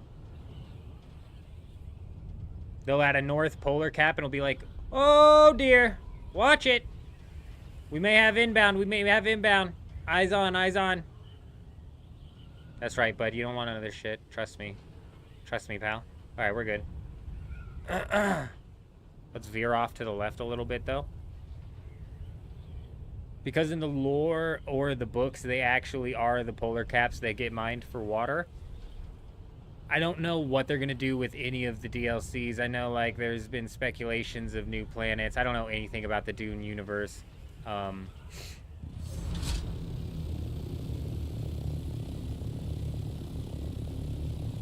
want to see more variety of PvE come into the game, and I do want to see the deep desert reworked a little bit. And some of the rework I want to see, I think if they just did something as simple as scattered around more land mass around here, I think something as simple as that would go a long way. Give me a minute.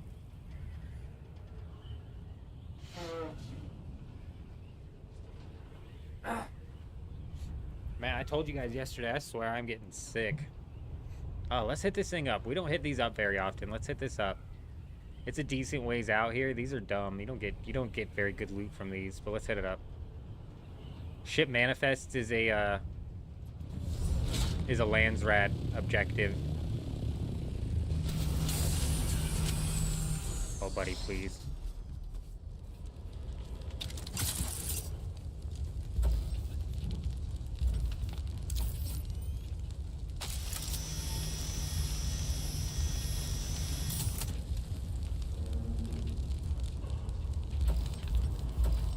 Oh, tell me it's not on the other side.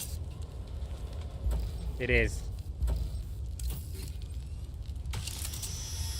These always make me nervous. I'm with Alicia. These make me nervous as hell. Fucking pop open, please, for the love of God. Oh my gosh, dude, just loot already. It's like insane. It's like freaking insane what we're having to deal with right now. Alright, we're clear. You love these, huh? You park on the same side, but you don't use your hover, not anymore. The small one was on that side. Yeah, I don't loot those enough to know. But there is only 2 loots on that, right? We hit both of them up. I'm gonna hover above it for a second, though, while we look at the loot. Oh, wait. I want to look at the loot real quick. And I want to see if that thing comes in. Like, honestly, we didn't get squat out of that. Some plasteel. Okay, some plasteel armor plating. So we got a couple of good stuff out here in the deep desert. 21 ship manifests is a lot as well. Let's look at this real quick. This is almost completed. So I'm not too worried about getting points for this. I actually want to see if we can actually boost our personal contribution after that gets completed. So we're going to wait until that gets completed and see if we can boost our personal contribution.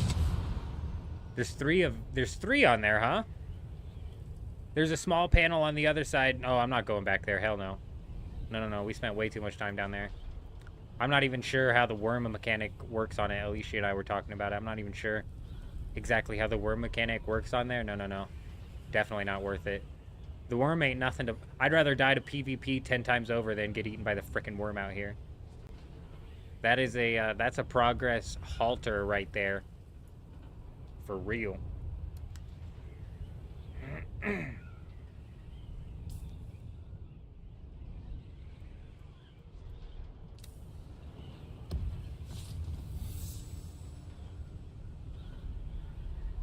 So this is Sector H. There's one more sector that way. And we're in Sector 1 still, so we're the farthest on the left that we can possibly be. You got a rad suit for like 5 days ago after launch? Oh, out of that, out of one of those? I don't remember. I picked up a rad suit from somewhere as well, too. I've never had to craft one. Thankfully, we just picked that up somewhere. I don't use it that often.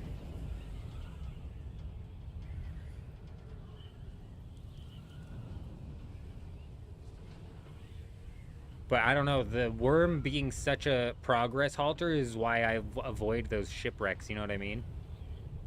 Such a risk. I get eaten by that worm. We're looking at losing a lot.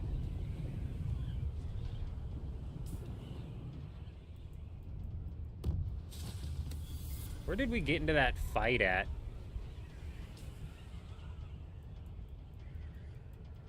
Right here? All the way in Zone 5? Okay. Just want to avoid those guys, you know what I mean? So, swoop around here for a bit. Ooh, what's this? So this looks like a spot where the big worm hit. And now I'm like, have I even hit a big spot yet? Or have I just hit a medium spice bloom yet? I'm not even sure if I've hit a big one yet.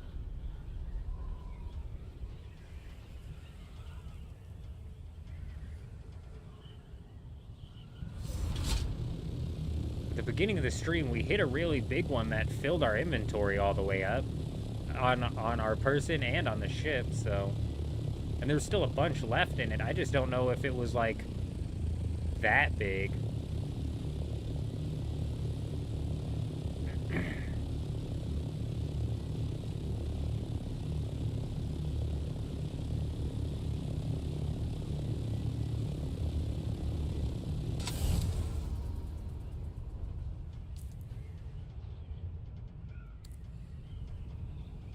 I'm pretty sure I can get the speed boost without having the engine going. So I don't technically need the engine going. Wait, no, am I not getting the speed boost?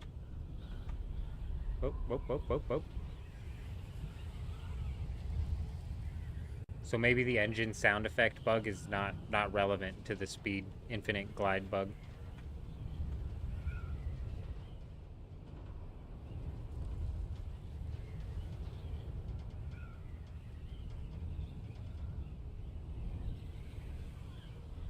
That there was the backside of the deep desert. We made it.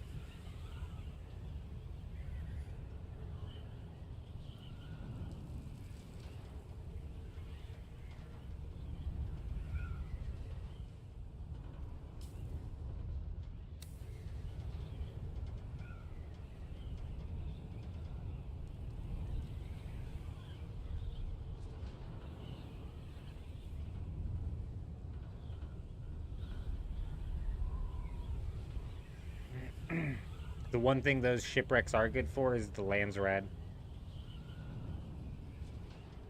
You stockpile a bunch of those. Like, insta-complete that lands rad tile.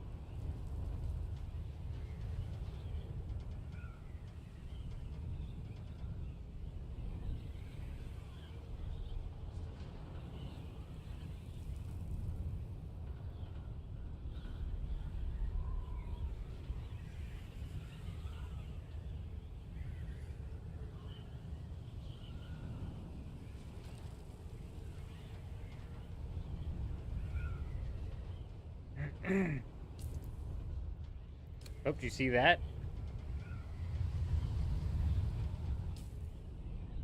This is the spice field I was hitting up yesterday? And it's still here? I'm confused then. This must not be a giant spice field. Unless maybe this is the one I was hitting up earlier. This might have been the one we were at the beginning of the stream. Damn, that's been picked at. That's been picked apart. That's practically all eaten up. It's all eaten up. Yeah, this isn't a giant one. This is definitely not a giant one, but this is one tier up from... Is this a giant one? Once you get out on your feet, bro, it's just so big. Nah, this has been here for so long. This probably got picked at a while ago. I wouldn't be able to do anything to him anyways. There's a punk right there.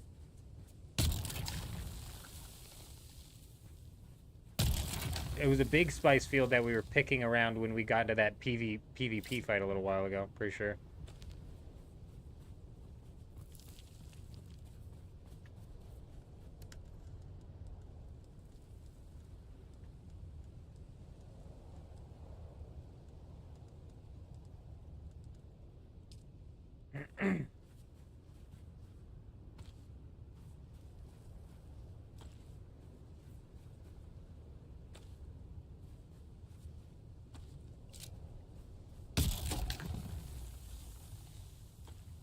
It's actually wild to know that this isn't one of the big ones that the giant worm hits. Because this is actually freaking massive. There's a lot of spice over here. If I would have kept hitting this one up, and if I would have been...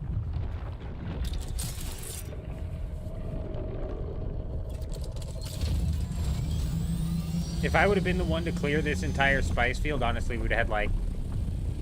I want to say, like, 15,000 spice. But that is nowhere near as big as the circles that giant-ass worm is leaving. So, damn, bro. Damn.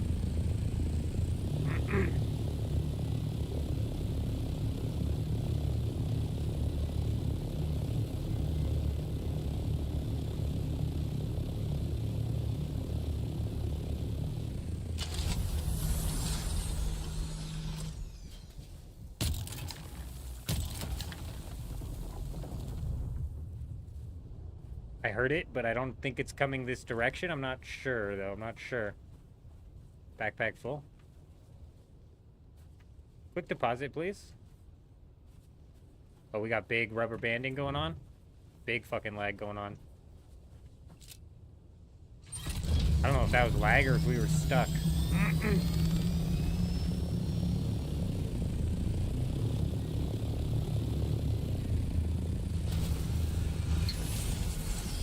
Oh my god, dude. Arcadian, how you doing? Give me a minute here. Let me finish grabbing some of this spice here. Let me get some of that. Ooh, there's a big bloom going on over there. We don't want no part of that.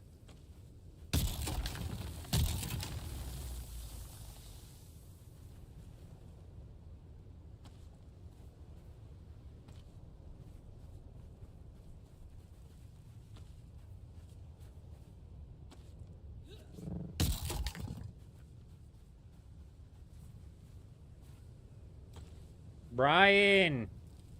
What do you mean you dream about the worm? Oh, you dream about the worm. I pieced it together. That's funny, bro. I haven't dreamt about the worm yet. I haven't been attacked by the worm enough, I don't think. But I had a dream I was shooting some people with some melee people trying to attack me with a flamethrower. That was a dream I had. I laughed when I woke up. I was like, damn, I cannot believe we just... My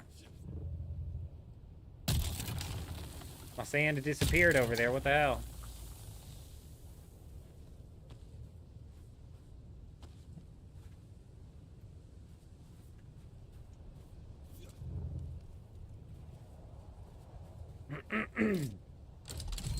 Braving the deep desert again. Quick question: are you using the soft step boots? No, I'm not pairing it with the soft step boots, but I 100% should be because I have that recipe.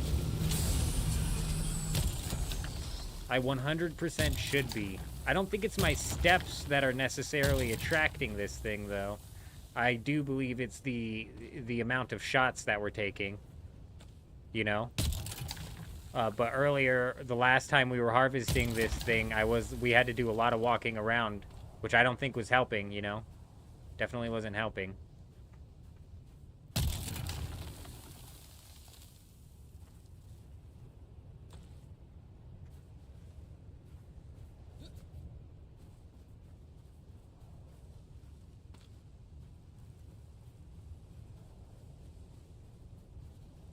Right into cat puke in between the toes. Absolutely disgusting. That's probably the worst way that you could ever possibly wake up. Especially following a nightmare. That's just not fair. The level of unfairness in that situation is unreal. Look on the left side, big spice cloud. Yeah, we saw the big spice cloud, Arda. I pointed it out. Big spice cloud.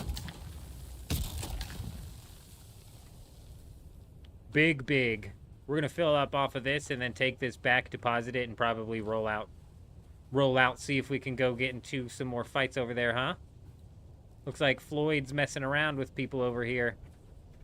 He might have been the guy who was rocketing us earlier. We were able to hide from him, though. Ha! Classic. Classic run and hide. Got him. How'd I know? Like I knew he was coming. Nice try, worm, but I'm a million times smarter than you. The poor guy's asking where granite stone is. Nowhere in the deep desert, my friend. Playing Dune and watching, not a problem. Brian, we love our lurkers around here. Those mini spice blooms are much bigger than the Haga ones. Yeah, okay, so there are mini spice blooms out in the deep desert in, like, the D section, right? And then there are medium spice blooms, is what I'm calling them, out in this deeper section. And then there's big spice blooms. I think that's a big one right there. Good call, Arda. Arda coming in clutch. No need to dehydrate ourselves out here. Oh, Jason called it in before him, too. Arda comes in and takes credit for Jason. I appreciate the both of you. Someone does a constant jump while doing spice collecting, cancels out your running meter for a second. Someone does a constant... So when you cancel out your meter for that, like, split second that you cancel it out, does that reset the worm? Because when you're doing that in the Haga Basin, it doesn't quite reset the worm. Jason caught it. You caught it. We all caught it. I caught it because of you guys. Beautiful. What's the point of the plastone? Is it just for building? Yes. Plastone is just for building. I haven't run into it in any sort of, like, crafting recipe yet. I've only seen it good for building, and it's really only good for building the faction style of building. Like the Atreides house that we're building up right now is all having to be in the plastone.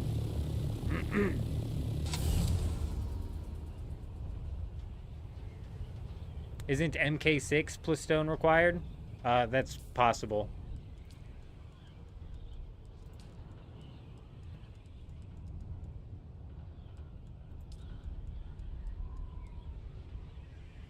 Plastinium. We're talking the stuff that you make out of basalt. Plastinium is Plastinium is the ingot that you make for tier 6. Yeah. No, I wouldn't be building my base out of the tier 6 ingots, that's for sure.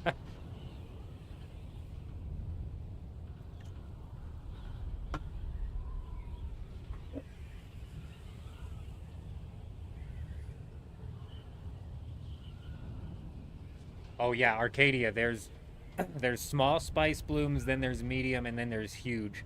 I don't know how much sand that you can get out of a huge one. Realistically, more sand than I could ever possibly carry, because those medium ones right there, I could probably do like 6 trips on that medium one, and we can hold like 3,000 per trip. So I would venture to guess that there's like 15 to 20,000 sand on that medium spice bloom, and then that's just a little one right there. It's just a little baby one right there. Actually, that might be a medium one. We're a decent ways out. That's off in the distance, though. Let's try and mark it.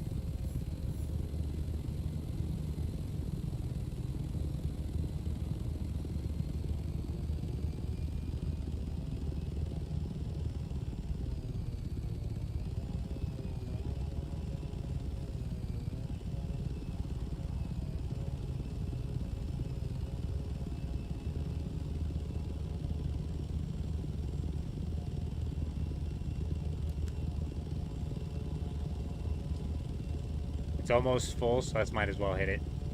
Might as well hit it up. And yeah, see, this is just a little baby one. So you actually got to go out to like section I think. It might be random. Maybe you can find a medium one out here. But the only big medium ones I've found are in like section I.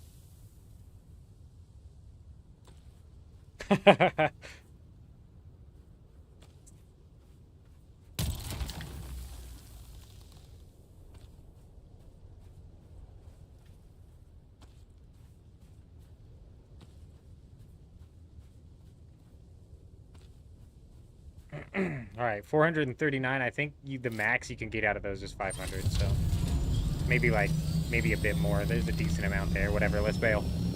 Let's bail.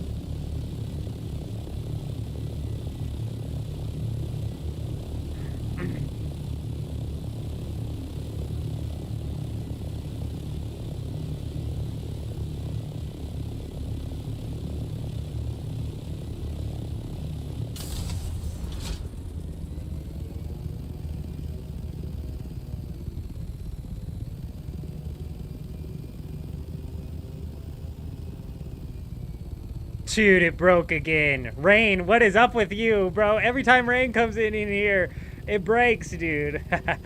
Oh my gosh, we back. You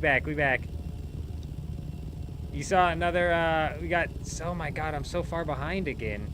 You saw another player's base in the deep desert get raided by 8 ornithopters. It was brutal. Oh my gosh. I'm still confused as to how the raiding works. Oh my god. How can you stop claiming when you are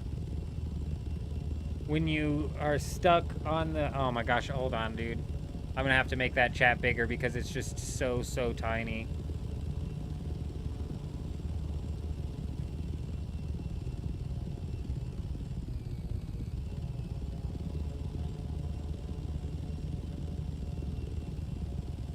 Six minutes? Is that what it is, Arcadian? I don't remember. Yesterday somebody was saying that it has to be like actively being hit by the storm, but Those things sweep through so fast, there's like no way. Okay, dude, we have like, these guys have absolutely lost their mind.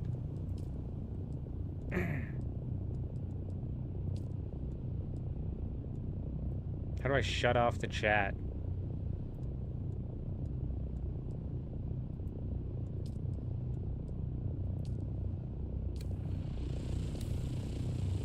These guys have lost their minds, bro.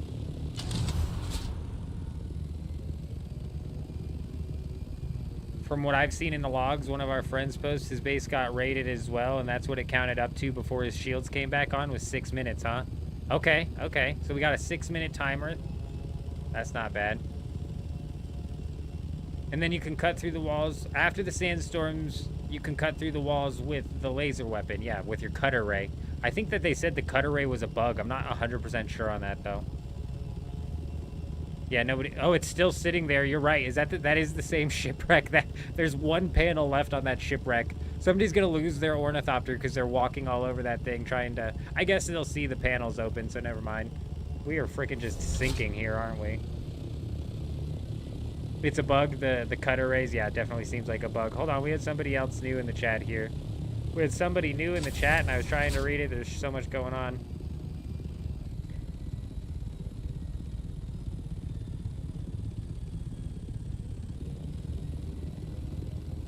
The train... they train you to think the worms come out quickly in the Haga, but the man's just out there sunbathing. Does the worm take a bit while? Does the worm take a while? I do jump in my ship right away. I jump in my ship the first time that thing... I jump in my ship the first time that thing comes up. I'm gonna play around. I might as well jump in and get in the air, because it's gonna come down and come after me anyways, you know?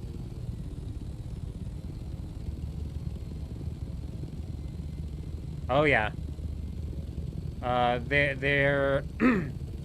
I think from what I saw, they're not doing a whole lot to nerf it. It's still gonna do the same amount of damage, but what they're doing is they are making it cause more heat so you can't just spam it as much, as well as... Oh my god.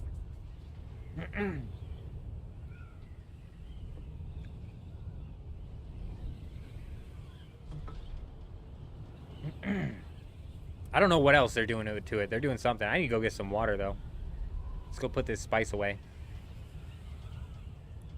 Isn't there a laser weapon there? Though there is. It's the las gun, and I thought they said the las gun was bugging out, too. I'm confused as to what's going on with what the people were saying was a bug. So,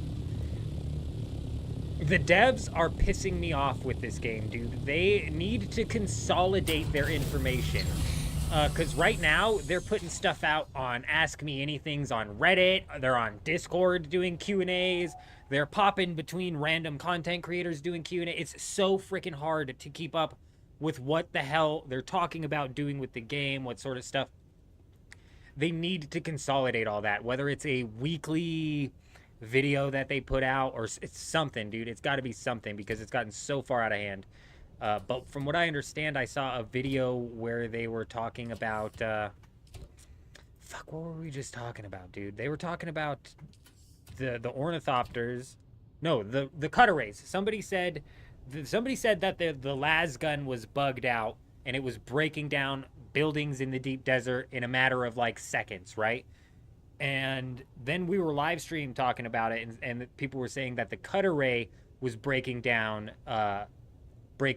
barriers or walls or whatever in a matter of seconds. So now I'm confused. Was the original post I saw talking about it confusing the actual las gun, which you would think would be the gun that you use in order to break walls?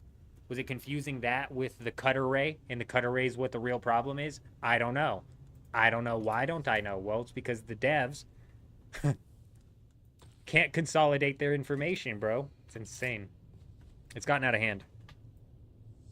But yeah, you're right, Arda. The Scout Ornithopters rockets are getting adjusted. And they need to be adjusted. Scout Ornithopter, to me, implies just that. It should be a scout. It shouldn't be the main attack ornithopter. The assault ornithopters, in my opinion, should be what shines in actually taking down other planes in combat. It's weird that the scout ornithopter is the meta.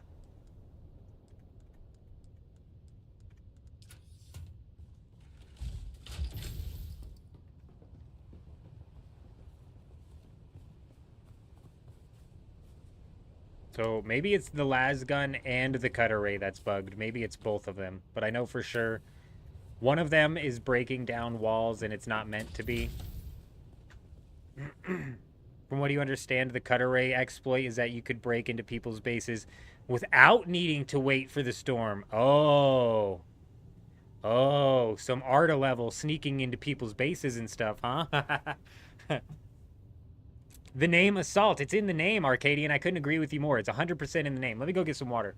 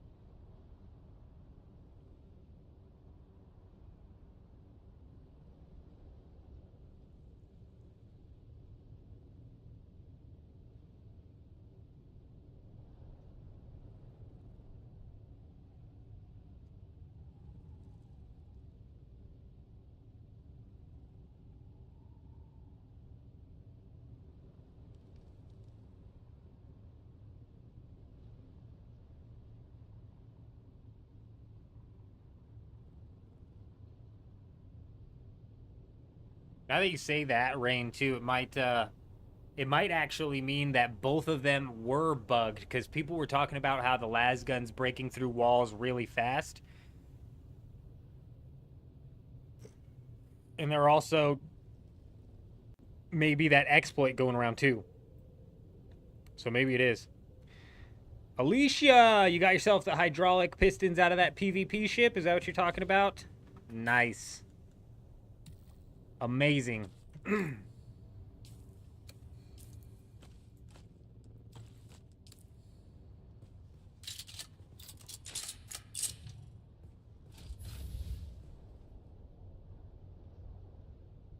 Alright, we've got a lot of spice.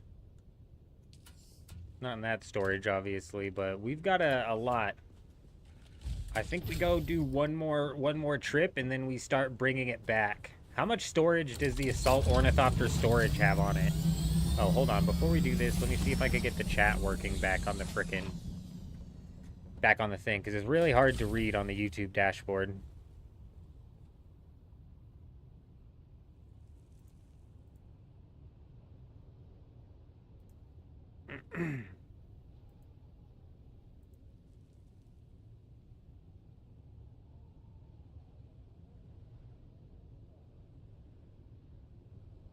$500 volume for 8 slots. 5,000 volume.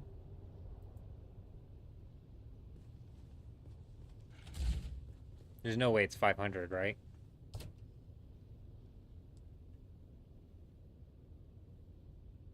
Scout's 500, Assault's 1,000. Okay, so I'd be able to hold like 5,000, maybe 6,000 in the Assault Ornithopter if I put a storage on it. That's probably what we'll use to transport. It's probably what we'll use to transport.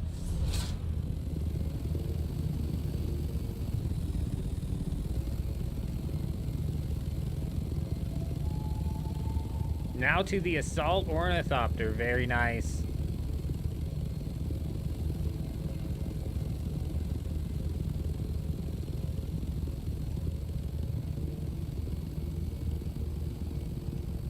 I'm not going to go assault into the deep desert, Arda. We're just going to go back to the Haga Basin and grab the assault ornithopter with a storage and use that as our back and forth.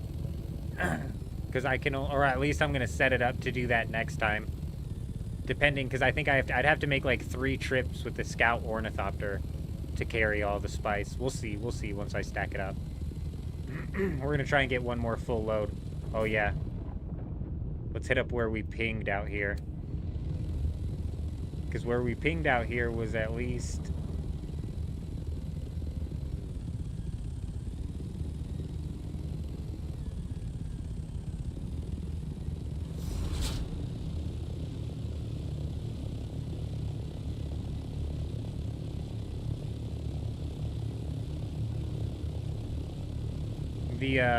The ping that we have out here was at least a spice bloom. We'll go see if it was a medium one.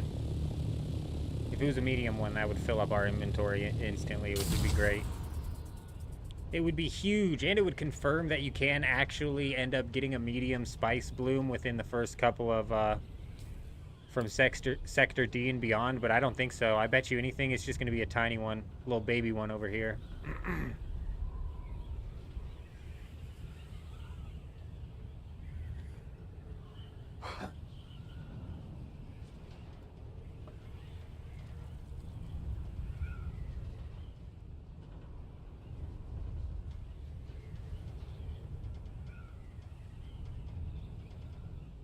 We've already got like 100 spice melange at the base inside of the Haga Basin. When we take all of this back, we may actually...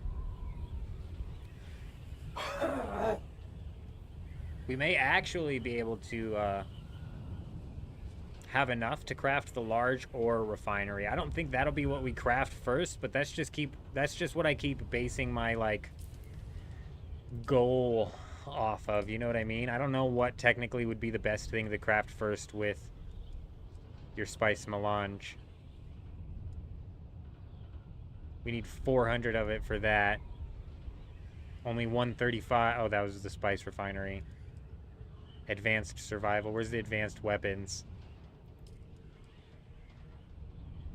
45. I mean, maybe not. What was that? The hell was that? A missile, huh? By infantry missile launchers. So that's not what you put on the ornithopter, is it? You put the rockets on the ornithopter, no?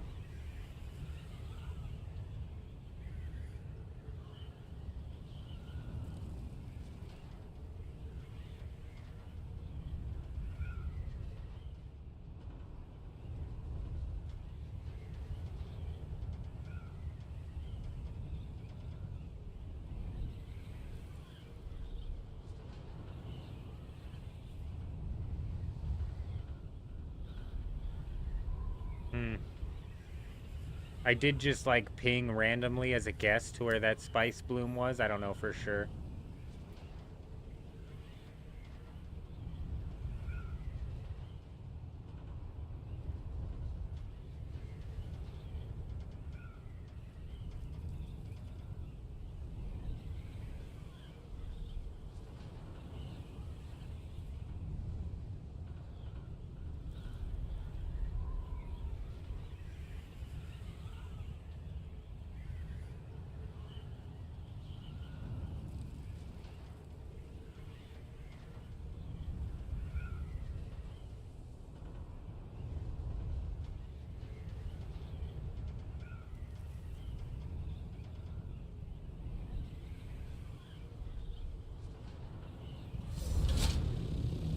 Trying to get the frickin' chat fixed.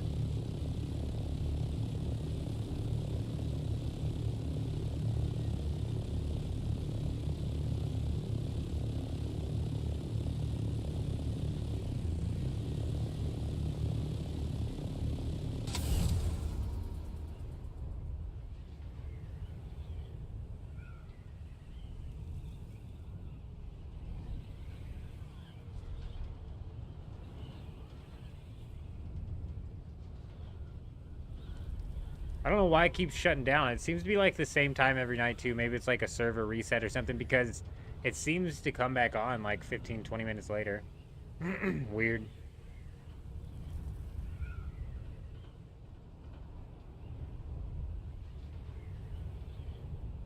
It's like the same time every night, right when rain manages to fuck me, dude. Having a hard time, huh? It happens at the same time every night, right when Rain gets here and manages to drop his first message and we miss it.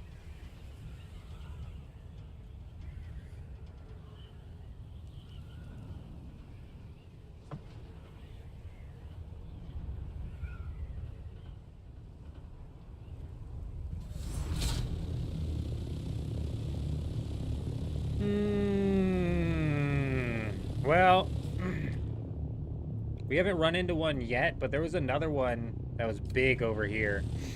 However, there's an aggressive clan around here that nearly took us out earlier, so I have a feeling if we continue off in this northeasterly direction, we're gonna end up running into them. It's not the end of the world, though.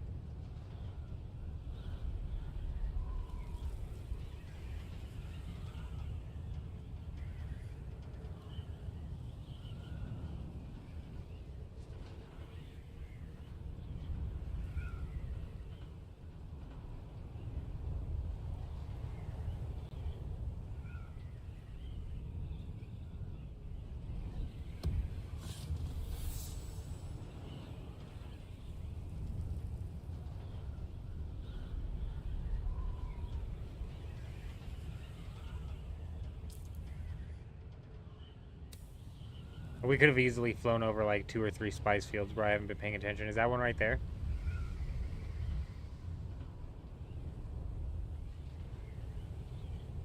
No, it's just a shadow, man. The shadows keep tricking me, bro. It's a mirage.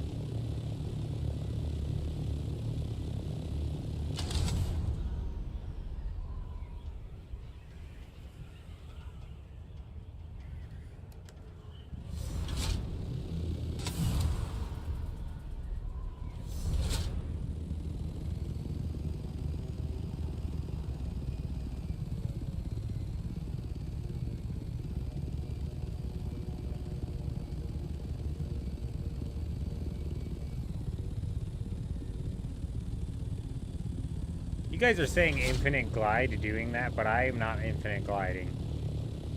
We are losing. We lose altitude.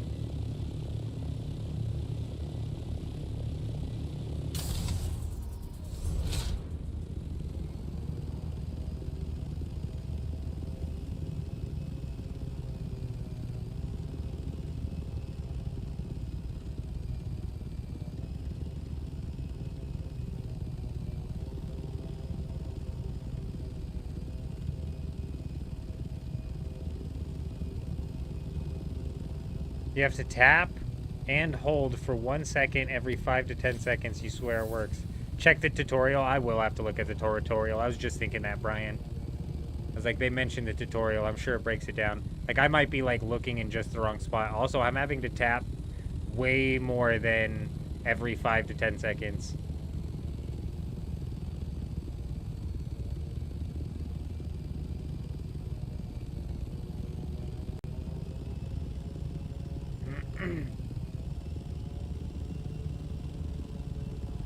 Fringe, what I was talking about was the orbital camera that if you hold the button and then open the inventory and release the mouse button and close the inventory, you don't need to hold it for the orbital cam. Oh, you guys have figured out how to get that to happen too. You're right. So good. Oh, nope, wait, it just triggered. What the hell? I kept having this trigger by accident too, and it's like I was in orbital cam, and I'm like trying to turn this direction. Look, I'm not holding the thing, and it's just not turning at all. It won't go up. It's locked. If I click the trigger again, it'll do it. The aim to the top of the triangle when you're down 160 kilometers, just press W for 2 seconds. The aim is to the top of the triangle. So just with the first dot just above the triangle. Oh shit. Is that my shadow? Oh my god. There's ornithopters all over the place.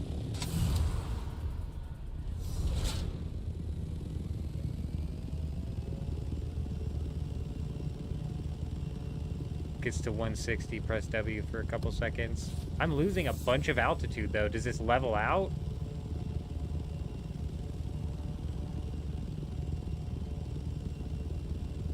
I'm losing no speed and a bunch of altitude. Oh, it's because I'm in orbital cam still. Damn it. I was in orbital cam, that's why. I gotta catch the outside of this sandstorm. I'm gonna try and, like, catch a little bit of distance from whatever the hell those guys were doing. I'm not sure what they were doing. I'm gonna try and catch some distance from them and maybe just fly behind this sandstorm. Maybe we try and raid somebody.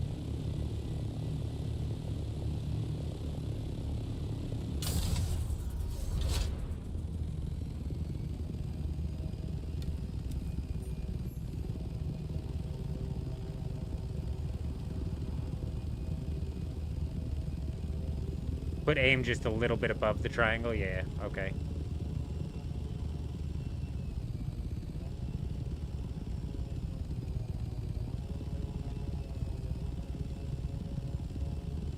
Trying to catch up to this thing.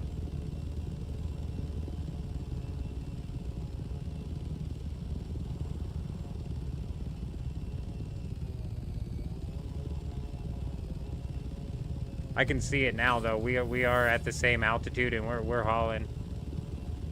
You saw the tutorial as you keep the line across the tips, touching the wings, and then you press and hold the W for like 2 seconds just to dip up and down, loop over and over again. Keep an eye on the speed.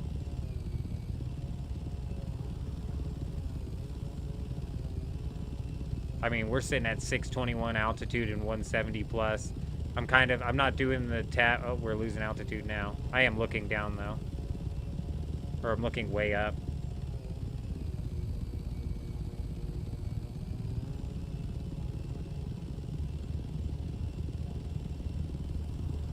When you see it gain altitude, that's how you know you did it right? Yeah, that makes sense.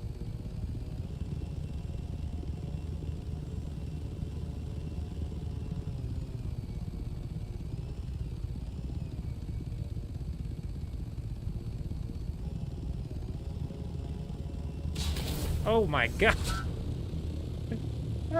Oh my, that came out of nowhere, dude. What the hell? Like a bird running into glass. What was that, dude?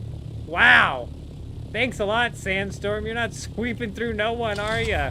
Oh my gosh. Was I the only one who was blind to that? Tell me nobody else saw that, right? That was invisible, dude. Damn it, dude. I was full sold. I was like, we're gonna chase this sandstorm down, ride it behind. Surely it's gonna fly over somebody's base, right?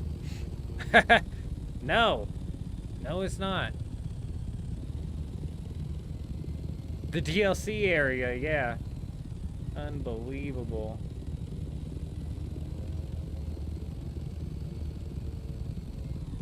I need to find a rock to repair these wings.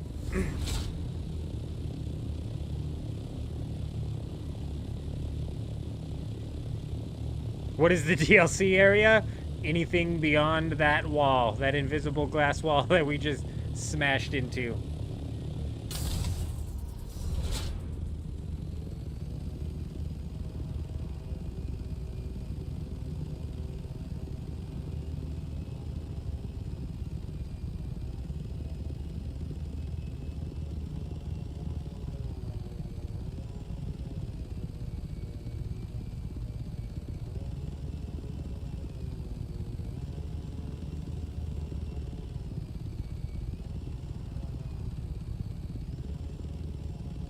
Yeah, yeah.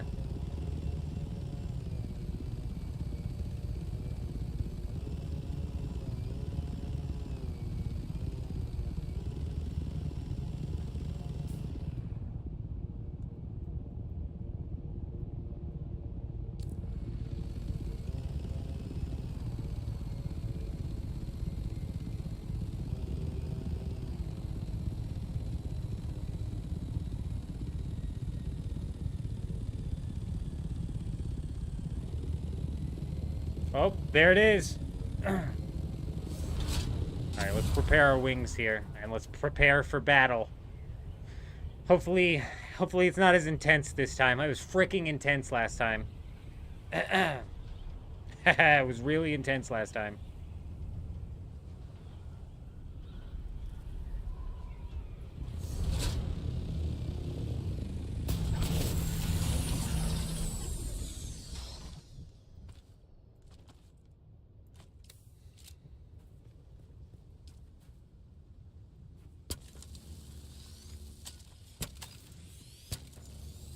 There was an ornithopter on the rock?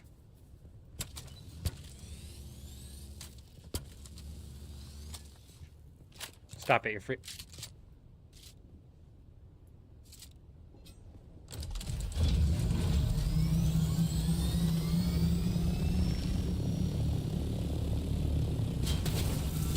Bro, this thing has seen better days. Wow. That is done for.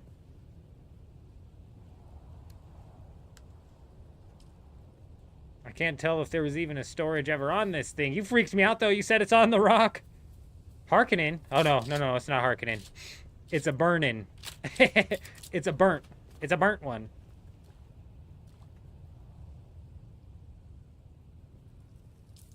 Got fried, bro. That's actually probably what's getting ready to happen to us. And I think we're gonna try and test out Arden's theory here. Should we happen to get into any PvP, we are sacrificing the ornithopter. Come on, baby. We're gonna take him out. I gotta go pee. I'm gonna go to the bathroom first.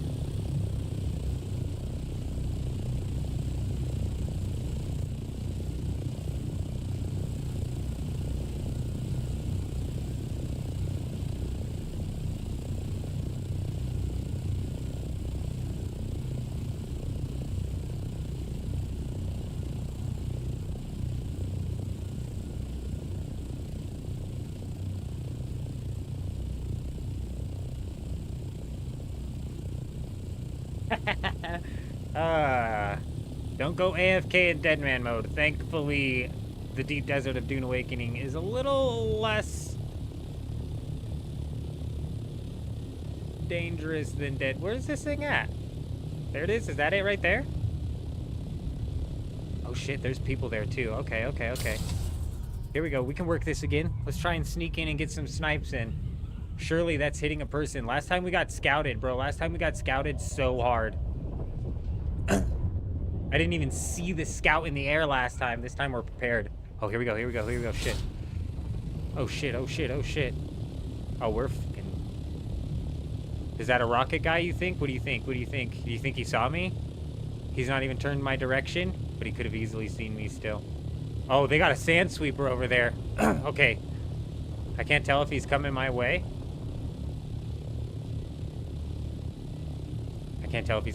Let's roll. Another one. They must have a hard sand sweeper there.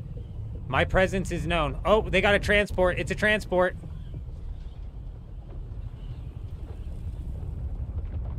Why'd they pick up the transport? The transport must have been targeted.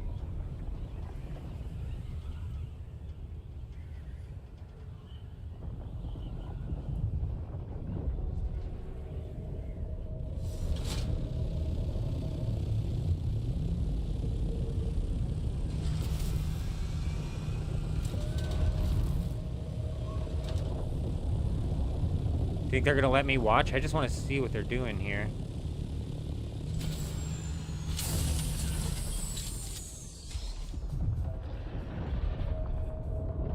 Is that coming after me?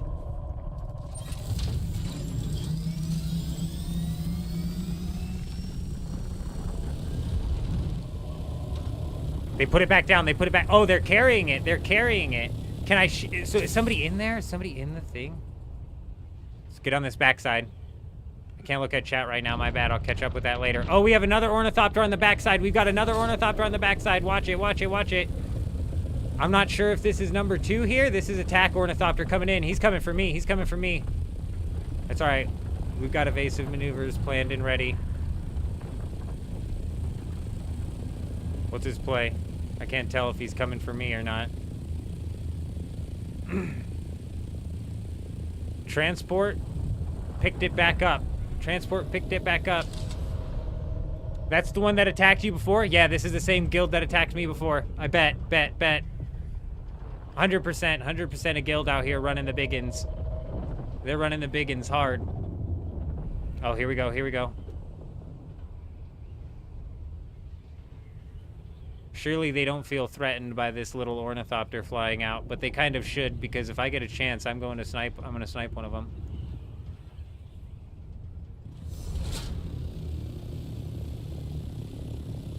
Can you snipe anybody who's in a vehicle, or does the vehicle protect them? Good call on the fuel. I'm out of fuel, actually. Oh, they're taking the transport. They're taking the transport. They're bailing. They're bailing. Are they?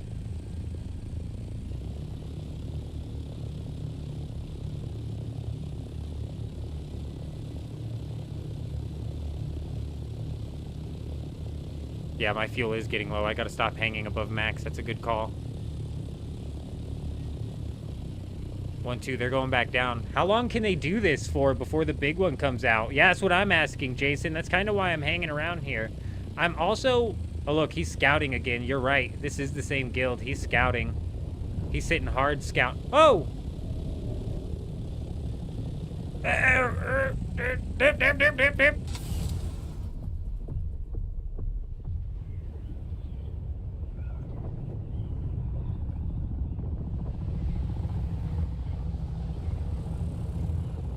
Nice try, bud.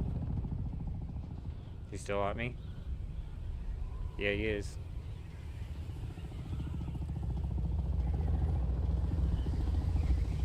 Confuse him by looking like we're confused.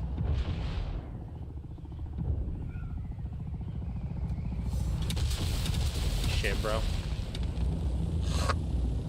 Whoa, he's getting rocketed by his buddies. His buddies just caught him with the rocket. We got 3 on us. Okay, we've got to panic glide at this point in time. This is what I wanted. I want them to take this ornithopter. We're giving 4 of them. 4 of them. It's fine. We're taking Arden's tip and testing it here. Let's try and get into a big mountain here where we can maybe actually get on some combat PvP with these guys. Are they still following? Yep. Locomotion's broken. It's good. It's fine. I'm not worried about the ornithopters, so we don't have to pick it up this time. We can just more so worry on combat. These guys suck, dude. These guys are having a hard time. Fuck. Oh, no! No! Quick!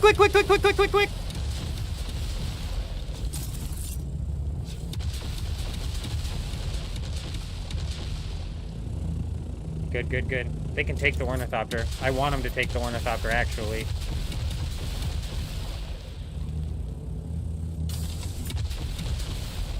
What's killing me? Rocket launchers? That's fucking dumb, dude. That's dumb. Like, I know rockets should kill somebody, but rockets killing somebody, it's just dumb, bro. It's just dumb. They're like, it's supposed to devolve into... Whoa, hold on. They're like, it's supposed to devolve into... Hold on, damn it. Why is it not letting me spawn at my base? Is it because I didn't,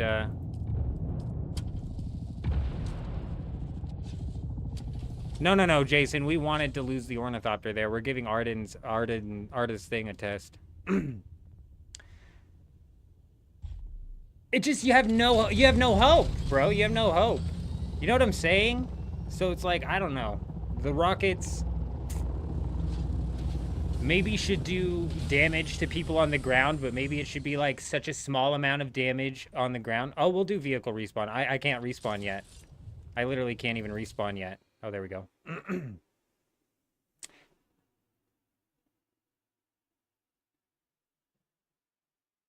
I'm working on it, Arda. Wait until the sound's gone.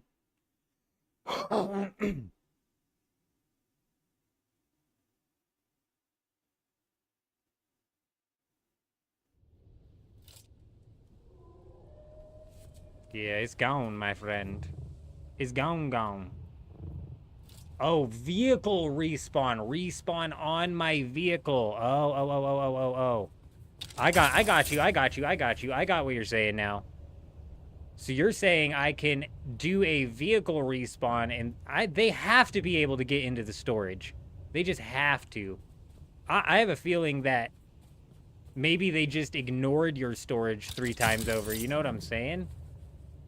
I don't know for sure, though. If they can't break into the storage of ornithopters that they take down out of the sky, that just honestly makes PvP that much more lame.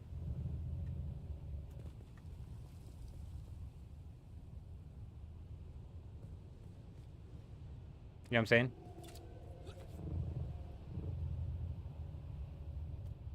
No, I'll try a vehicle respawn.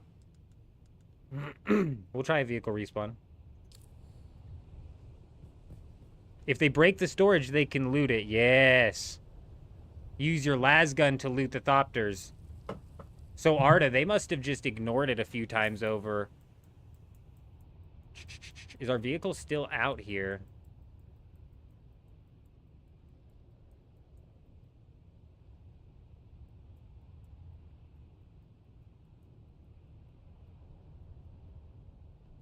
Their base must have been close. Those guys were not at the field when we first got there. They called in reinforcements. It doesn't show us a death field, but this is where we were. And then we flew in. Probably somewhere right here is where we died, I bet.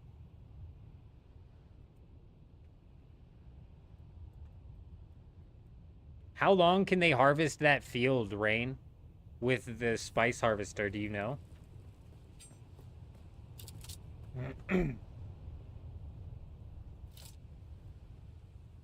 Let's do this. Okay, we've only got 62. Do I have any? No. So let's find some of that. There's some over there.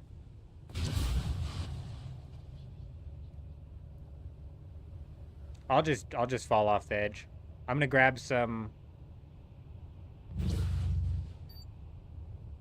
till they have 50,000. So wait, a guild can only pull 50,000 out of there? Or are you saying that like that's because that's the sand crawler's maximum limit?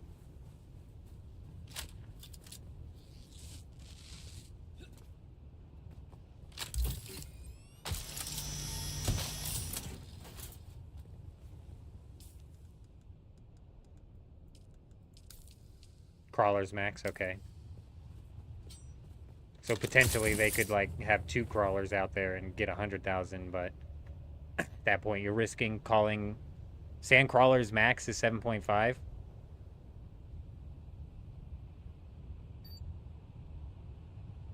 I honestly don't know, and we'll never be taking a sand crawler out. Pointless as a solo.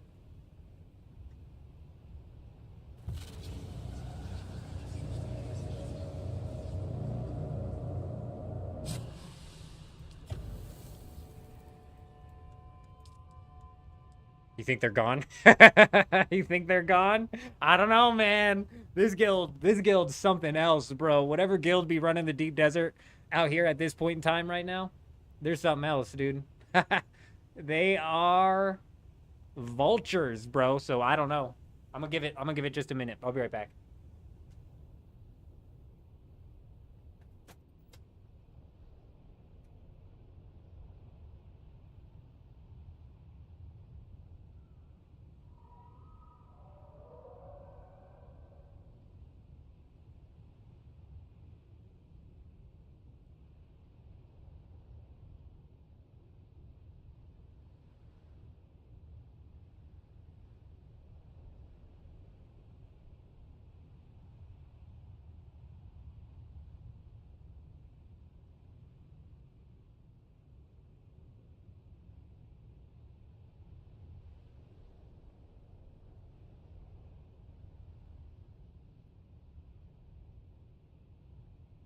Is it 7.5 thousand volume? Because 7.5 thousand volume would be like 50,000 spice, wouldn't it?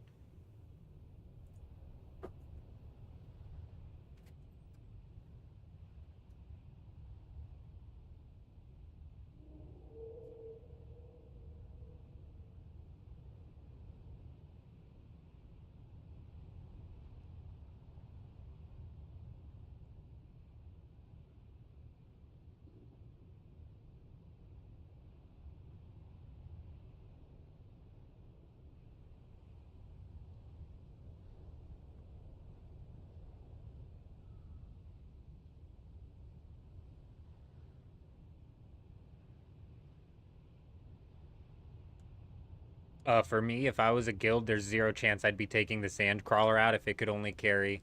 Respawn location is unavailable. You may have lost access to the location, or it may no longer exist. So they can break your vehicle out of existence as well, Arda. So it maybe kind of seems like you were spared 3 times over. But like I was saying, this guild is not one to spare people. This means that they are dickheads, and I'm gonna have to do a couple things here in order to get back here and get out of here. But that's okay, because actually, you know what? We need something anyways. Where's my base? This way? I need to come back here with an assault ornithopter and a storage, so I can take the spice that we have gathered back. But I'm going to have to dump all of my gear in a chest, fall, and then respawn in the Haga Basin, and then grab an ornithopter and fly all the way back. Is there worms in the PvE area? Ledge of the deep desert. I don't think so. On the inside here, I don't think there is. I've seen... Oh, wow, that was big. That was big momentum. You can repair it, but if the body is gone, you need to make a new one. I'm not worried about it. We've got several at the base. It's gone. I could probably fly out there, but I can't respawn at it. And because I can't respawn at it, I'm guessing that the body got broken. They probably did that so I couldn't respawn at it. That guild probably in reality was worried I was a scout. If they're out there with a sand buggy, the last thing they want to have happen is to get scouted, you know what I mean? But they definitely called in reinforcements, because there was only like one of the attack ornithopters out there when we first showed up. 4 of them were on us by the end of it. Oh, wow. Nice momentum on that as well. Huge.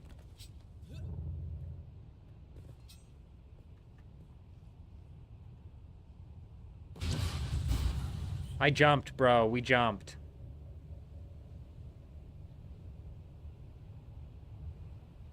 I've seen people building on the sand out there, though, so I don't think there is worms. Right on this ledge? I think so. Right on this ledge.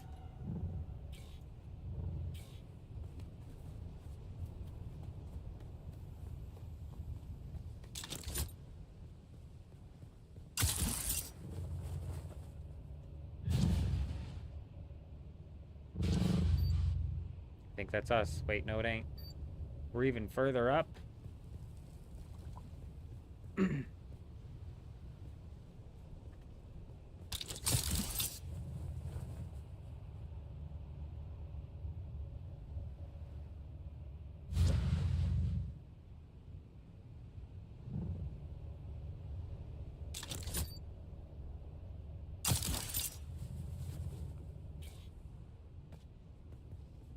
We got the chat working so I can stop looking at this small thing yet? It's not, dude. Why?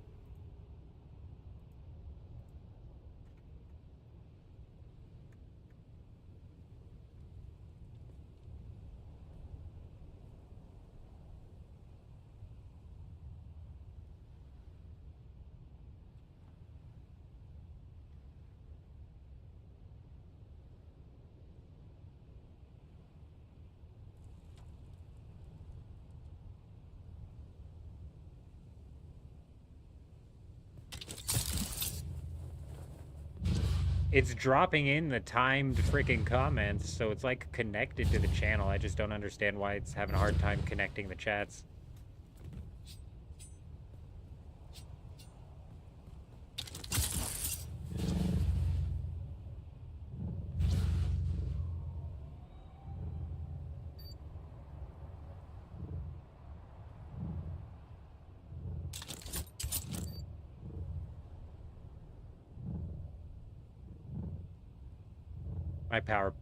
My suspensor belt is surely just about to break. Oh no, we're like halfway still. Huge. Alright. Unfortunately, I've got to dump all of this gear because I can't spawn back in the Haga Basin without losing everything. So everybody close your eyes unless you want to see old man Nips. Shield yourselves.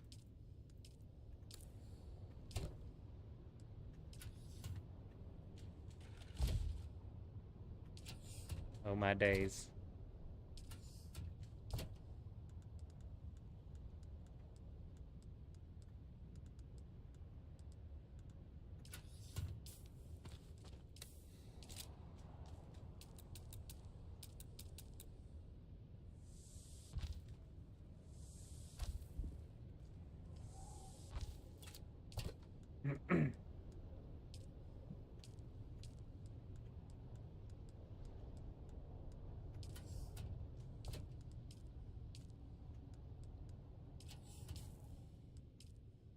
Oh my goodness. There we go.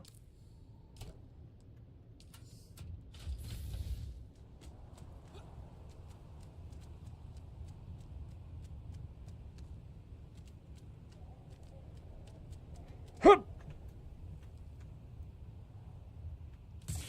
Perfect. The desert got me. The deep desert has taken yet another victim. All in all, incredibly successful. We have a whole boatload of spice just waiting for us to go pick up. We have enough duraluminum at the base to go and put a storage on our assault ornithopter to help us go and pick that up. So let's go ahead and go and do that. Can we put a storage and a boost on our assault ornithopter? Question of the day.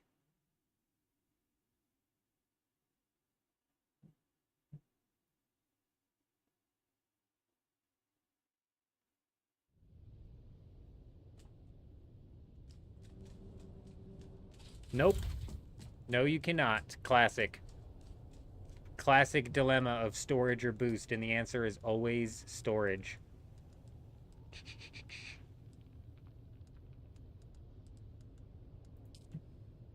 Water.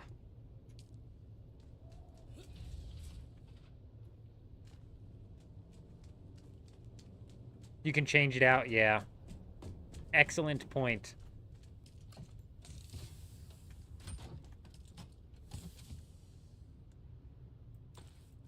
Since we have a freebie assault ornithopter thruster, we might as well. Water, that's what I needed. So, where's my thing?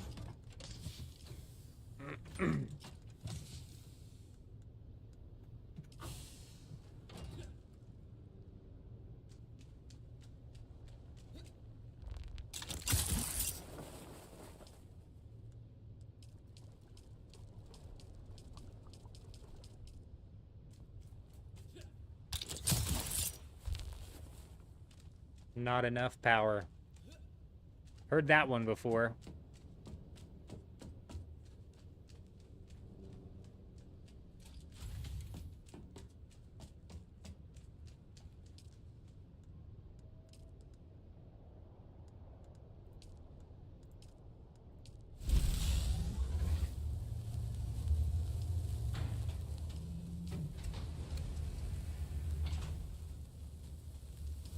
I need to grab a welder.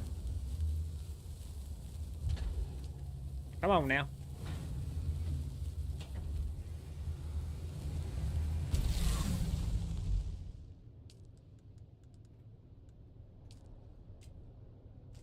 Let me out!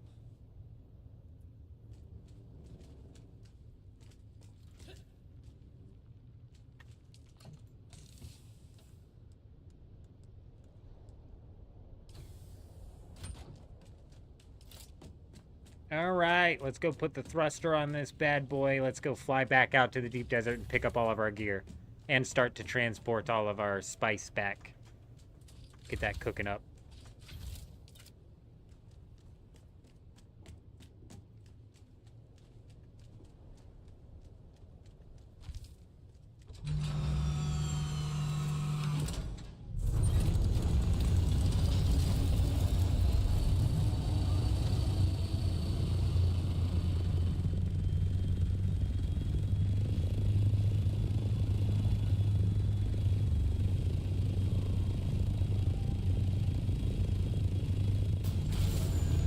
I need fuel. I'm pretty sure I have some in here.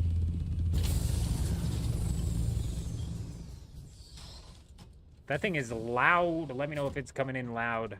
Too loud.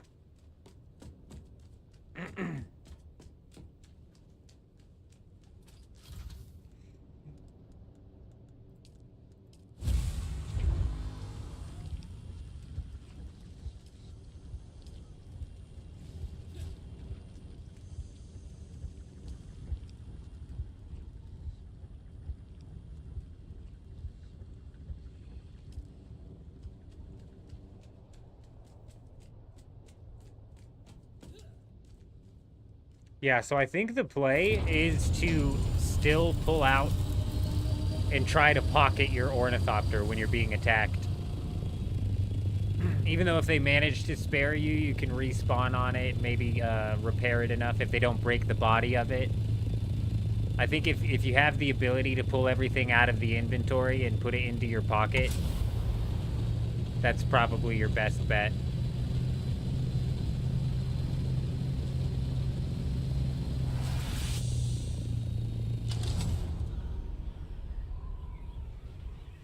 This thing is slow. They were saying that they were going to make it to where you can boost while you glide, or you get the bonus.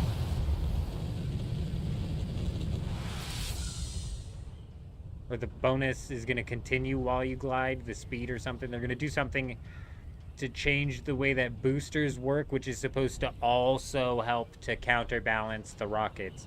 They're not doing all... They are changing the rockets, but from what I saw, they're not doing a whole lot. They need to consolidate their information, though, so it's all coming out of one designated location.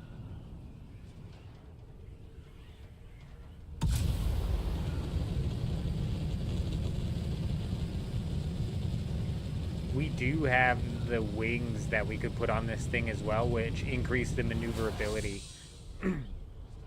Doesn't increase the speed, it's still going to be slow and giant.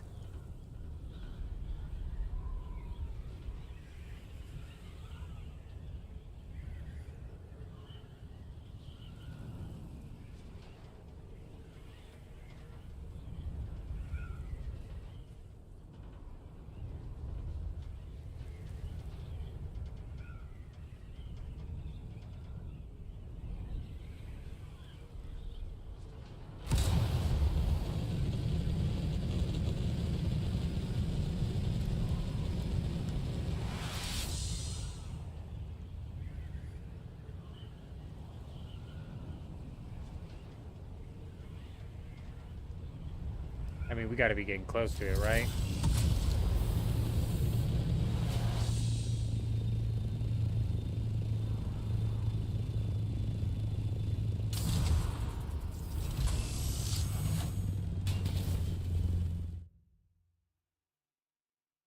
Alright, let's go get our gear back and start to transport this spice back to the base. And let's see how much spice we walked away with. Let's see how much melange we end up being able to make. It wasn't like hardcore grinding out here. We did do a lot of like experimenting and messing around, and definitely sticking our nose into a couple situations we shouldn't have stuck it into. We got away from one of the situations by the skin of our teeth, bro. That second one got to us. They pulled out 4. They were like, it's this same asshole that got away from us, dude. Get everybody out here. He's not getting away this time. By the skin of our teeth. He had the headlights on and everything looking for us the first time. Oh, it was good.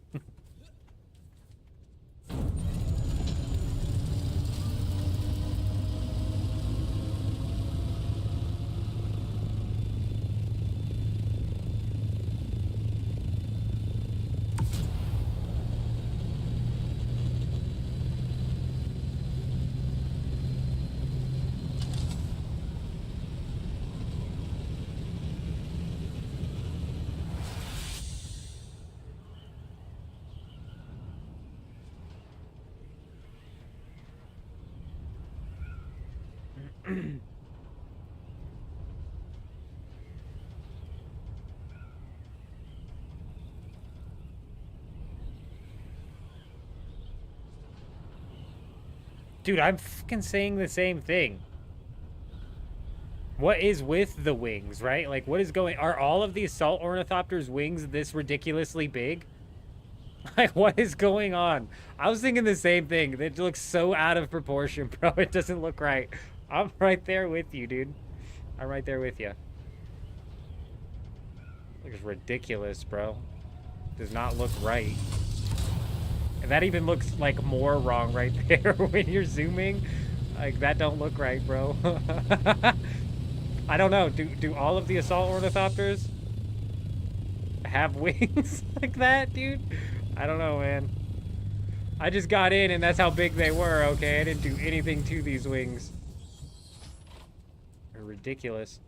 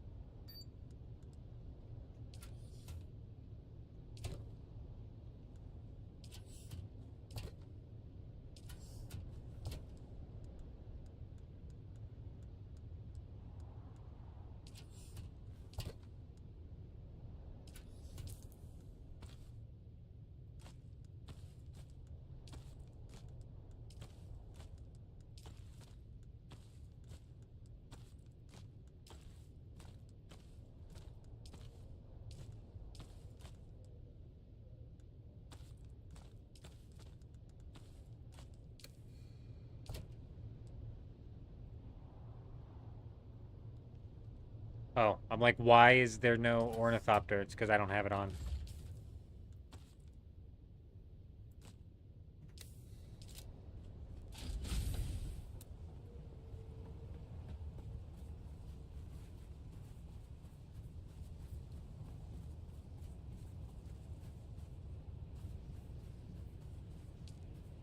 Okay, where is the thruster?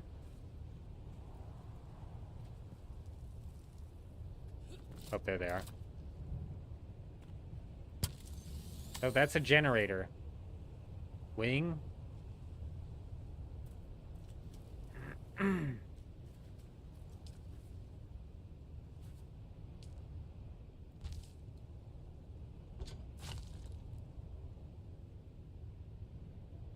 you sure you can't put a storage and a booster on the assault ornithopter?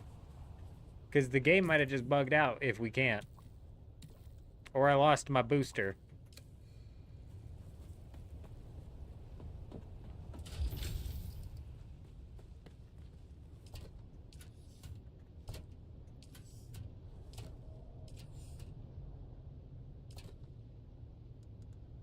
Yeah, but I put the storage on there, so doesn't even matter.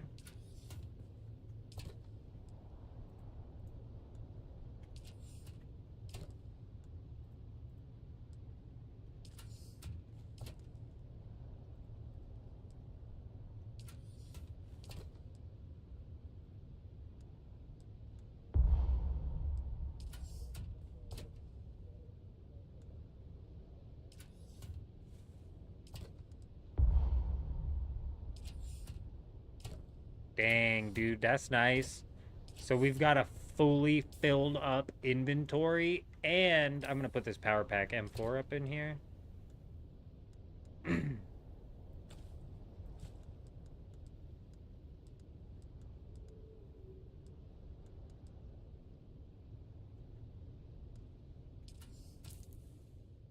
Man, we got a fully filled up inventory and a fully filled up assault ornithopter.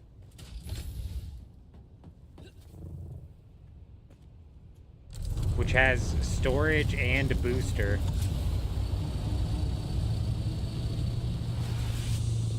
And also massive wings. So that's cool. With one assault ornithopter inventory, we've pulled essentially... Oh look, we got the glitch going on this as well.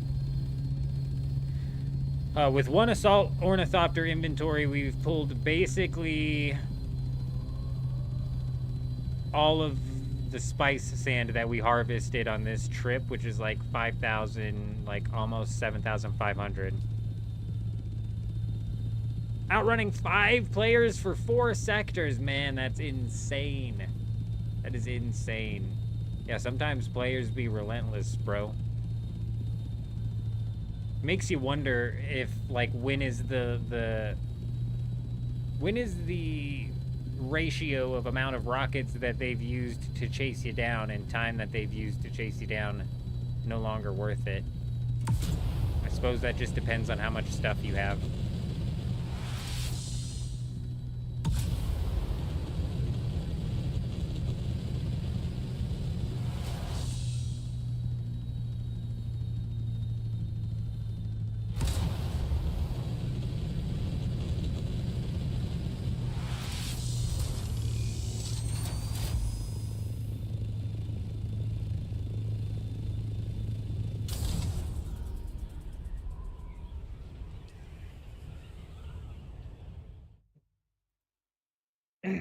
Come on, man. Connect the chats already. Unreal.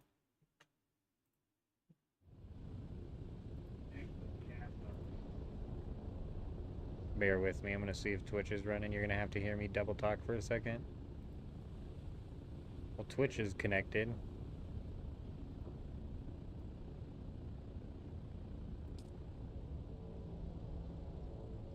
YouTube just wants no part of it.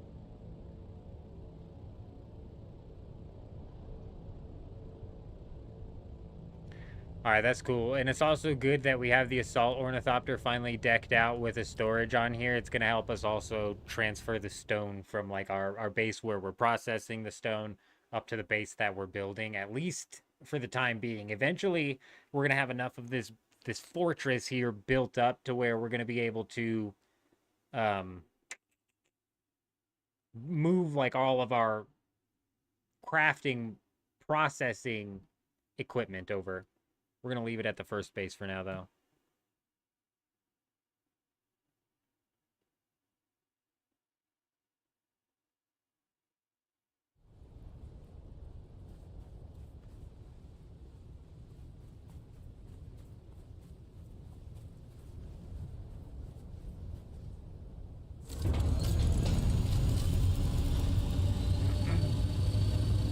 There is one thing I want to do, and that is, I want to put the unique wing schematic that we got for an Assault Ornithopter on this thing.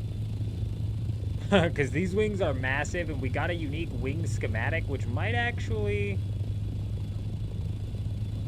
make a difference. I don't know. We'll see.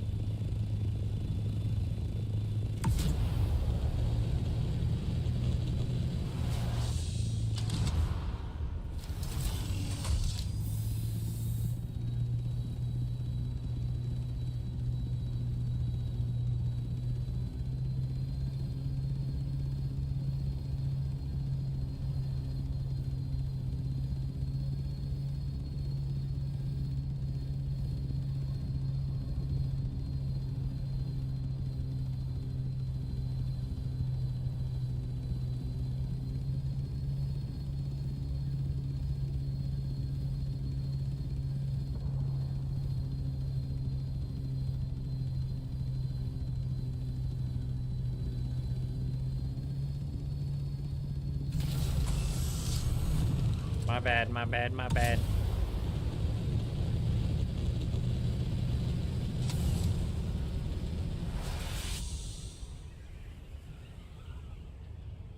I think the top speed for Assault Ornithopters needs to be more. I think it at least needs to keep up pace.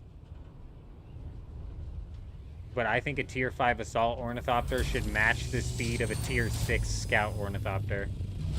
But even as it sits right now, the Tier 5 Scout Ornithopter is faster than this thing.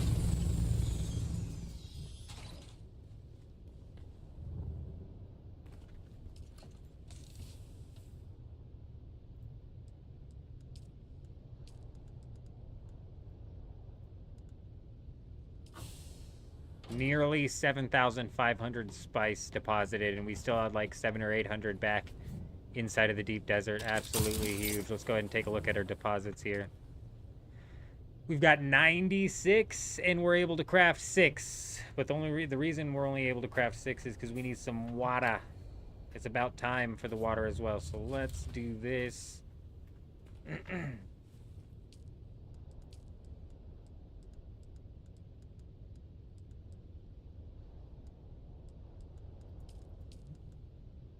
Insulated fabric. Shit. That's alright. We have a couple of decaliters. I brought those with me, correct? Yes, at least 2.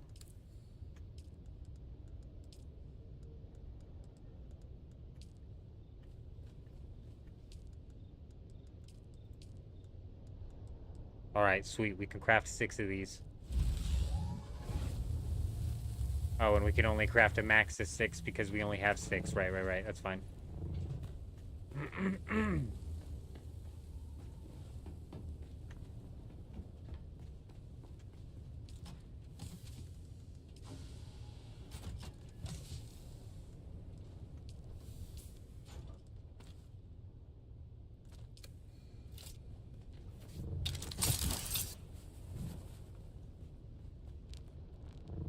I know it's a poor dew harvesting time, but we really need to just fill up our water here. I'm not worried about it. You think this guy over here decided to open up the dew field yet? I bet he still has it blocked off. Frickin' Dinkle, man. That's his real name, too, in-game. His real in-game name is Dinkle.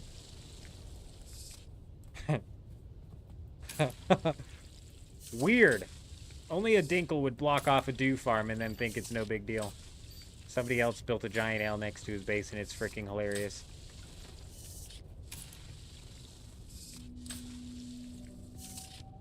Your booster, I wasn't here. Did you get it? Your scout? No, the scout's gone.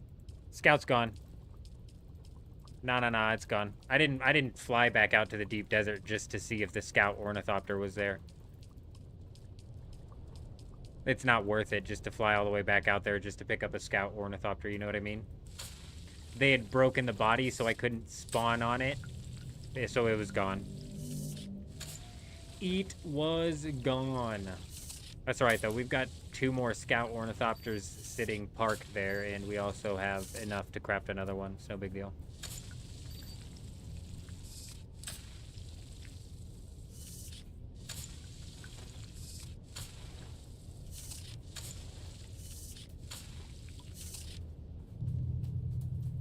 I shouldn't have respawned back in the Haga Basin. I had misunderstood how you were getting yours back. I shouldn't have respawned back at the Haga Basin. I should have respawned back on my ship. But regardless, the guild was sitting there until they broke my ship. You know what I mean? They turned that whole ship into dust. I'm not worried about the parts. I'm not worried about going all the way back there just to pick up some parts. You know what I mean? Also, in that same breath, they can break the whole thing down and leave it a burnt crisp, just kind of like they did on the ornithopter that we saw that was on the cliff right before we went and poked our nose at them. So I'm sure they left that thing entirely fully broken.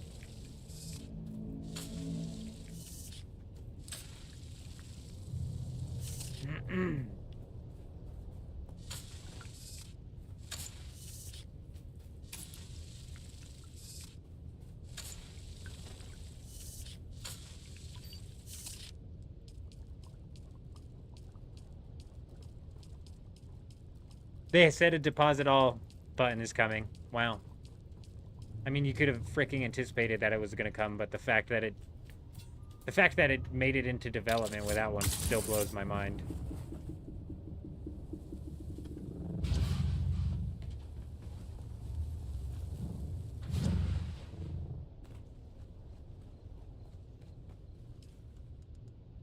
All right.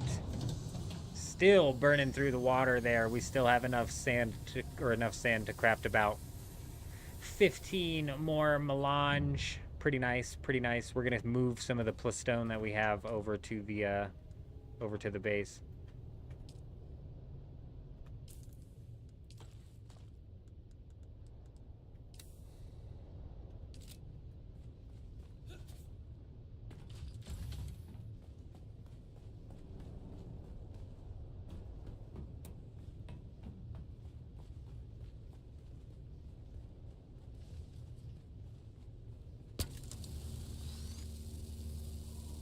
Let's replace these wings.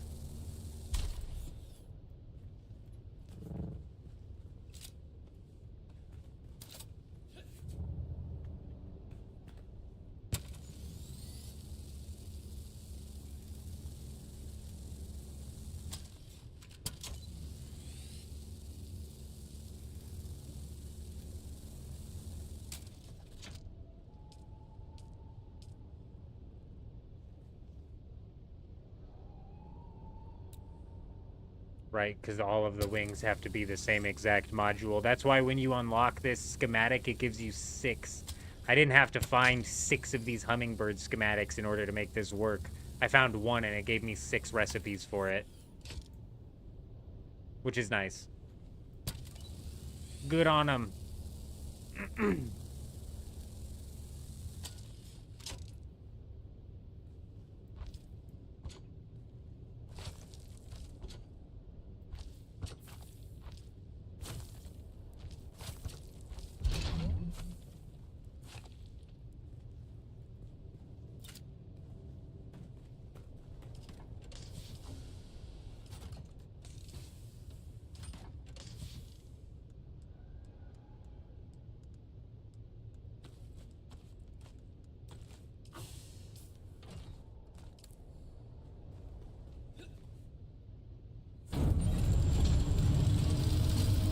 I mean, these only realistically make a minimal difference here. Let's see if there's any, like, size difference. No, it doesn't look like it, bro. It still looks like these are ridiculously big.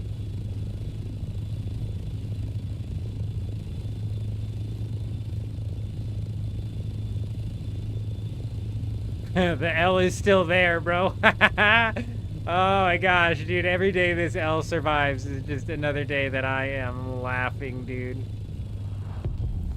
So funny. Gosh, if anything, these hummingbird wings like make this thing feel more clunky than they were. By all of the numbers, they're better. But it sure doesn't feel like it. This assault ornithopter's clunky to begin with, though. Alright, let's go fill this thing up with some plastone.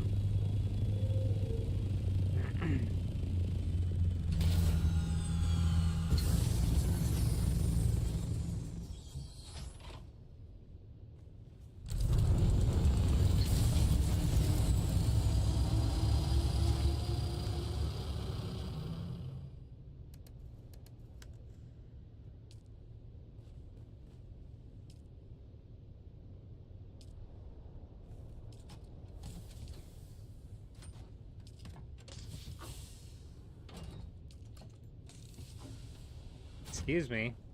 I crafted a shitload of plastone last night. Where the hell's it at?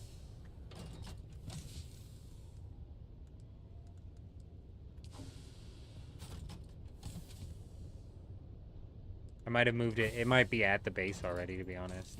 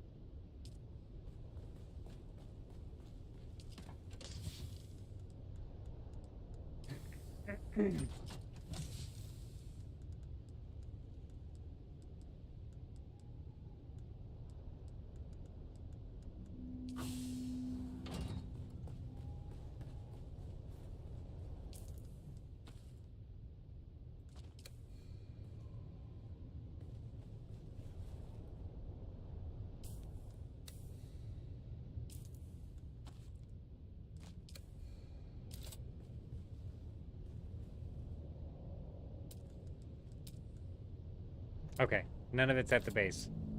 That's good. Did it maybe I just mined a bunch of the basalt last night? No, I must have moved it.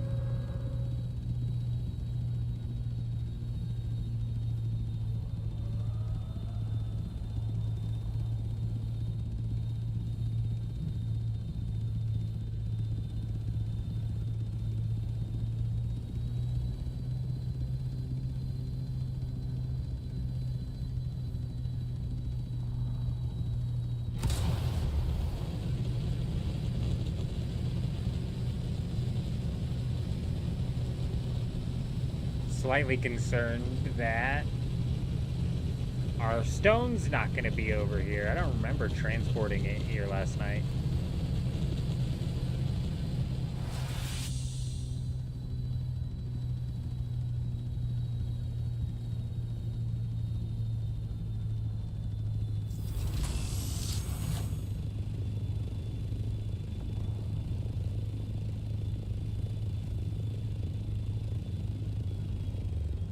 Oh, you know what? I built up that second state safe. Maybe I did move it here. Oh, I remember now. Yes, we did move it here. I remember now. This thing is stacked. Absolutely jam-packed.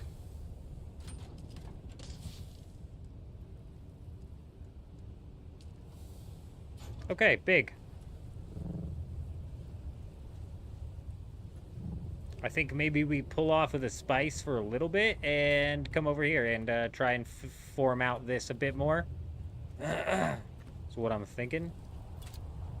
I can't put this assault ornithopter away, can I?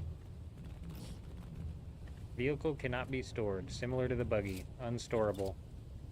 That means that is just completely and totally vulnerable to the environment. Let's take a look here and see where we were at, where we were last at.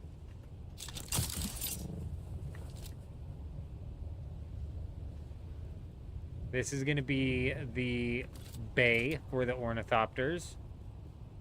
Probably a couple scouts maybe living up here on the very top perch, filling out with a bottom perch, obviously bigger for the assault ornithopters.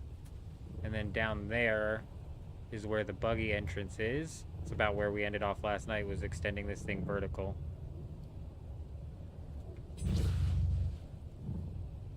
Let's see how far down it went and if we can fix the fix this up real quick, because this is a bit of an eyesore.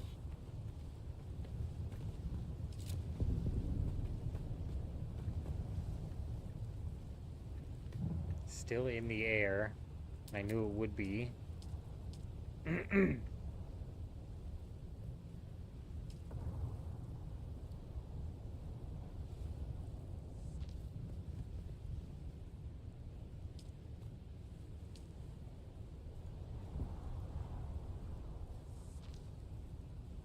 Nope, we're gonna have to go one further back.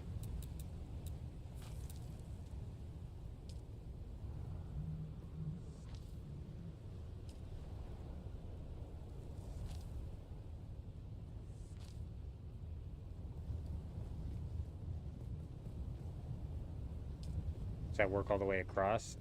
I think it does. It looks like it will. If not, I suppose it... Damn, this one actually sucks. Oh, wait. Nice, dude. We might be able to make that work.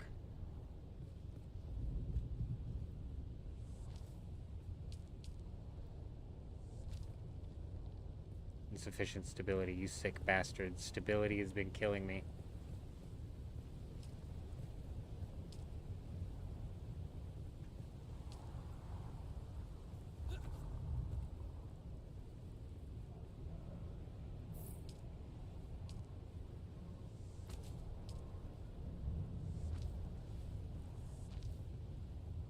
No.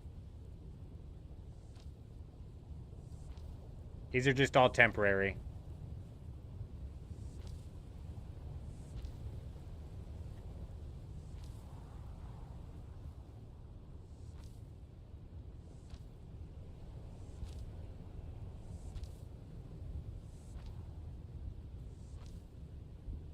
Insufficient still? Are you serious?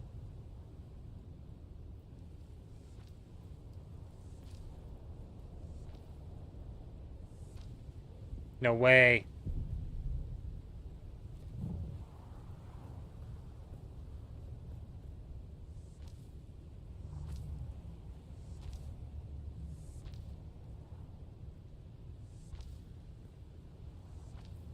What?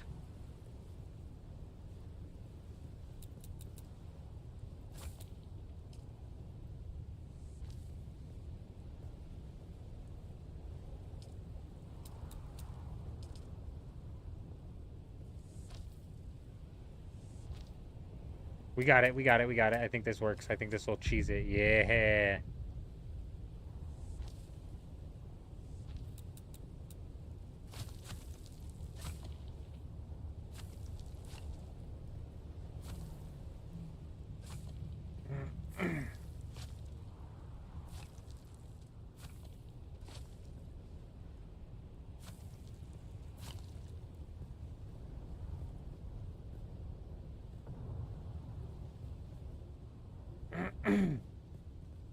Maybe we bring that in one.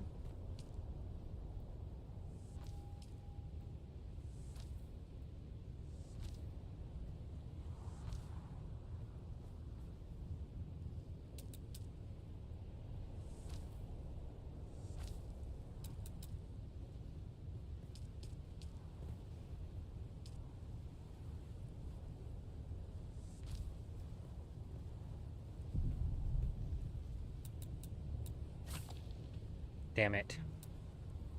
I like knew that it, I knew it.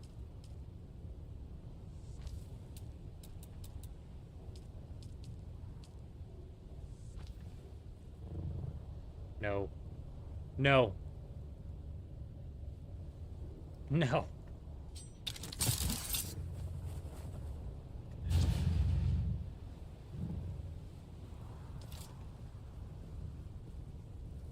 Just let me squeeze it in there. Maybe it is. Maybe it is in there. Nice, it is. Good. I don't know if I want to bring it in one, but that's kind of what I'm thinking.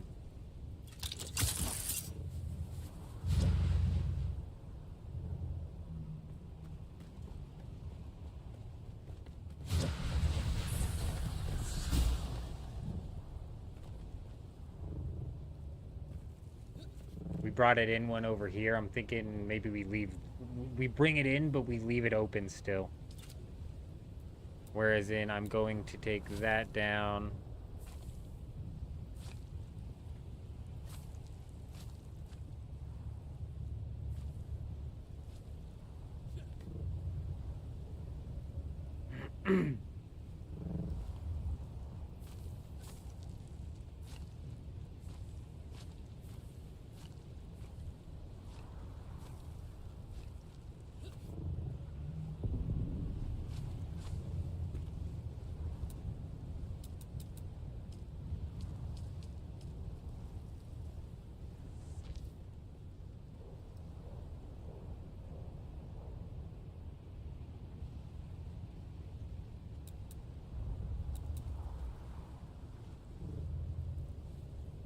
I don't have enough inventory space to demolish that, but that's coming down.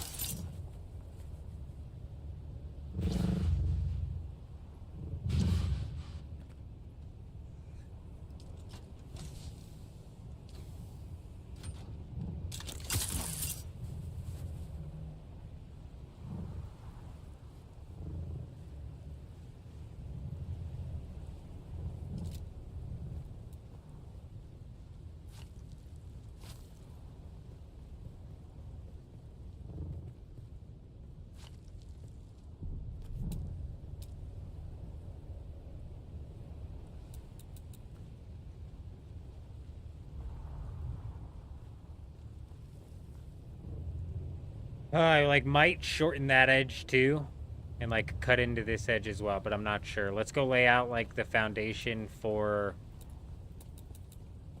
what's gonna be the buggy pad is what I'm gonna call it.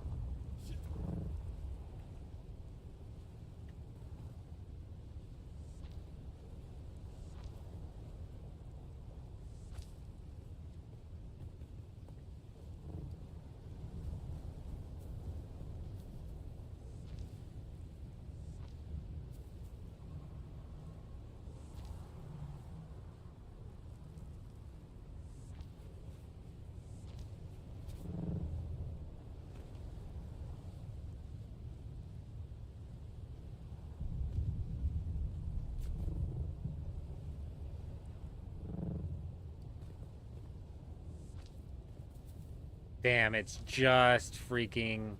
That rock is just peeking out. That's actually going to drive me nuts. We're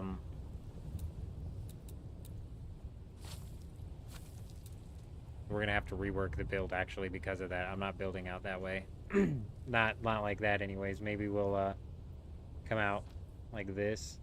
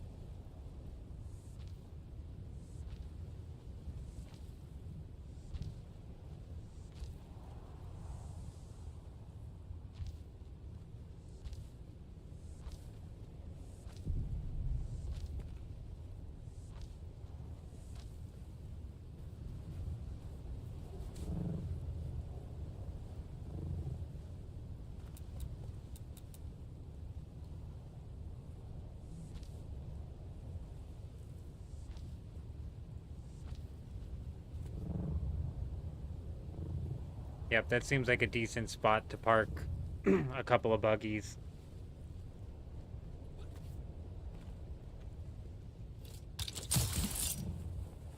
Alright, the last bit of foundation that we... Whoa, what was with that gap over here?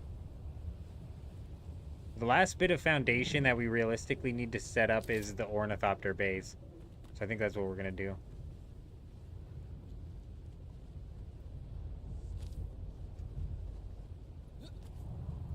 I'll have stairs cover these rocks is what I'm thinking. Let's go double check our subfief real quick and see what our building count is at. And then let's go lay out the foundations for the ornithopter bay.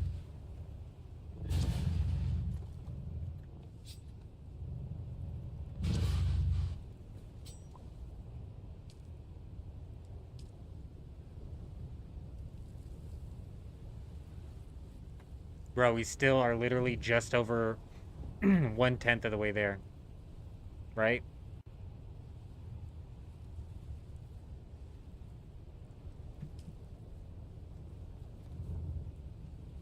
Regardless, we can lay down a shitload more.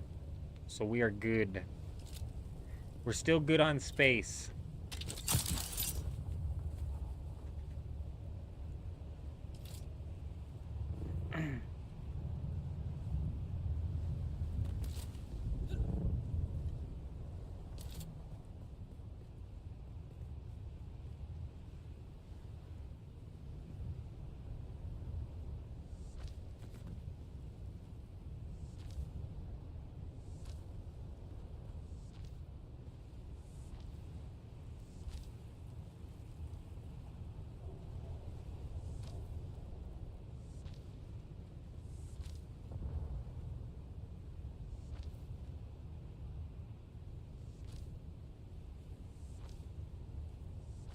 I hate building in the dark. We might fly and go collect water because we do need water.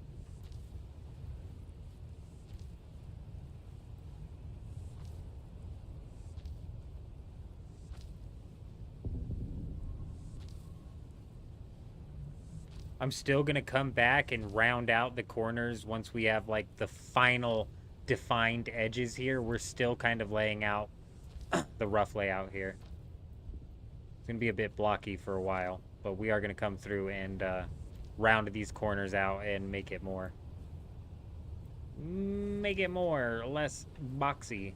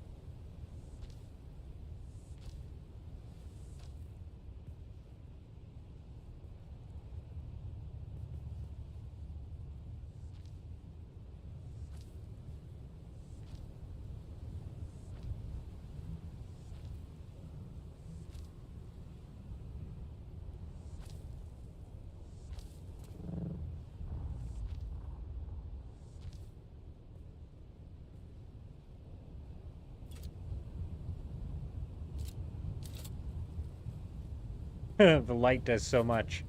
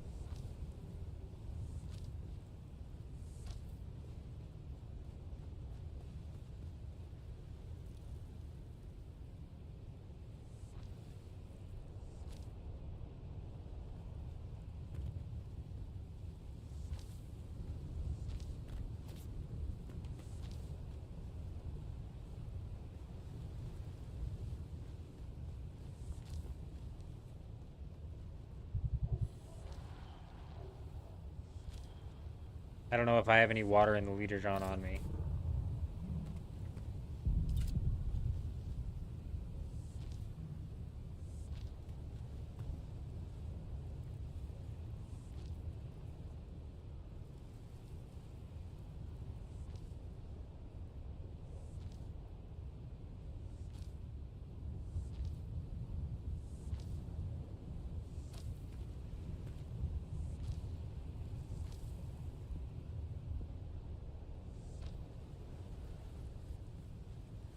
Nice.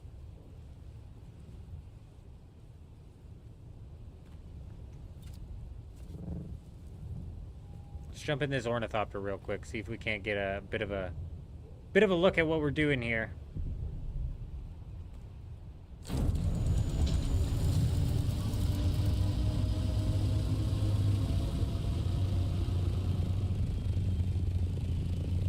Okay, this bottom bay is going to be where the salt ornithopters sit.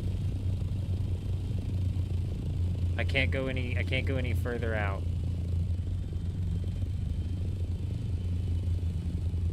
So maybe we do 2 tiers of assault ornithopter perhaps, and then have a big fat opening right here. Alrighty. So I'm gonna build out with that layer out to the edge of that mountain.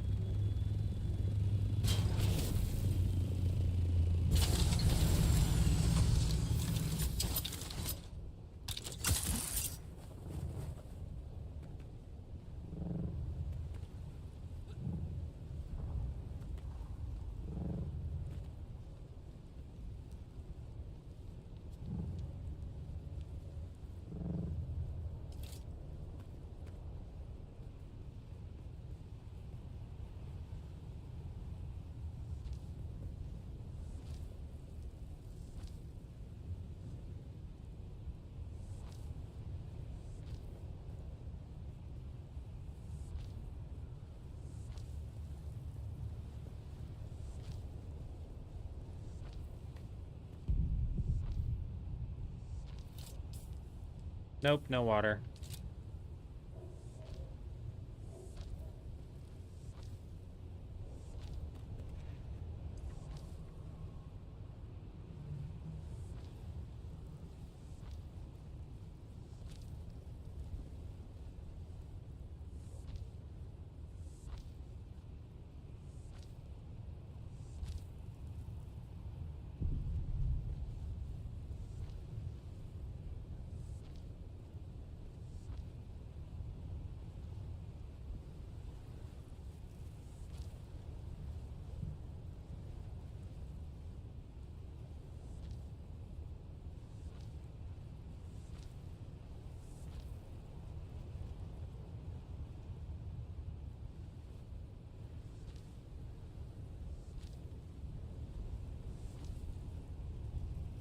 Some of this I think is gonna have to get filled out with floors.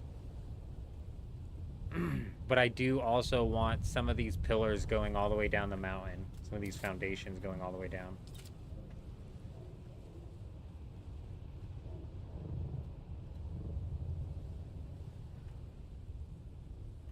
Crap, dude. That was a big fall. Dispenser belt broke on us. I had a feeling that was coming. We've been burning through the suspensor belts building this.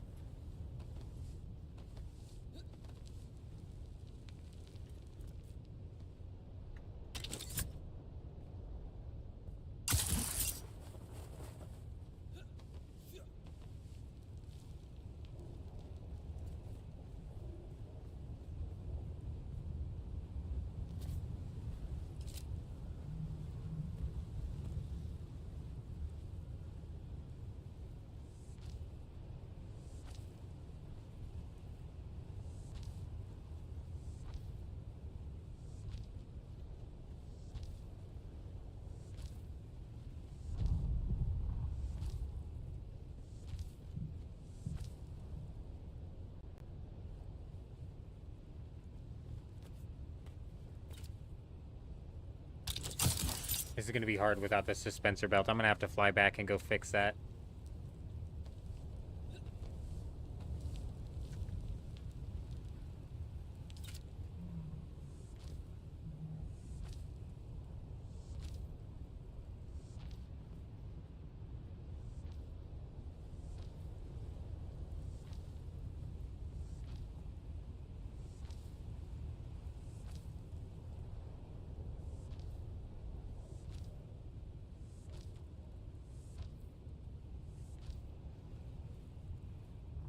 Damn it, dude. What am I doing, bro? That is such a far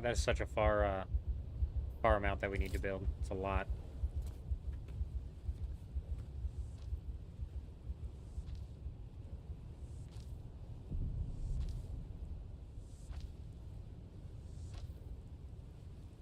Whoa. I was not expecting these not to line up.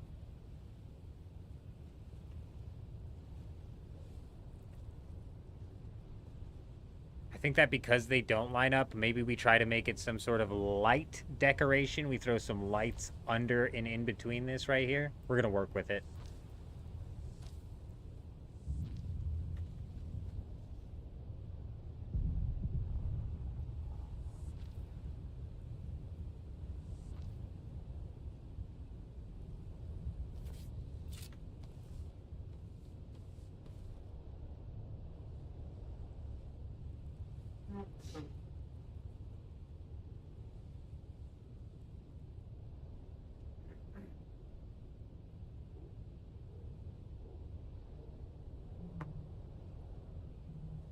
Oh no, Twitch. I'm missing some Twitch chats, I think. Jen Joy. Hope you're doing well. I'm so upset. I'm sorry, man. Our YouTube chat has been disconnected from that thing. So I've been monitoring that. Completely frickin' missed it. I noticed it on the screen though. Hopefully we're not too late. Hope you're doing well.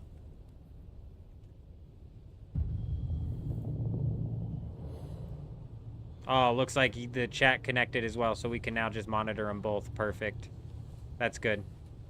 So it looks like the problem that we were having has been solved.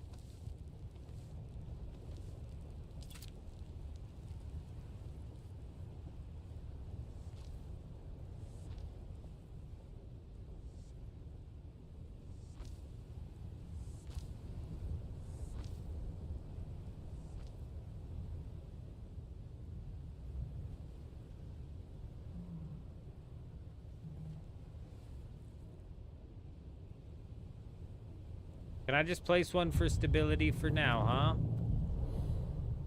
It's not letting me look straight up.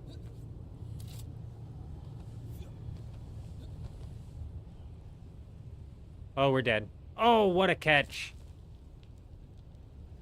Okay, we'll have to come back to that wall. Did it get nighttime again? No, it just hasn't turned to day yet, dude. My God. Building in the dark is ridiculous.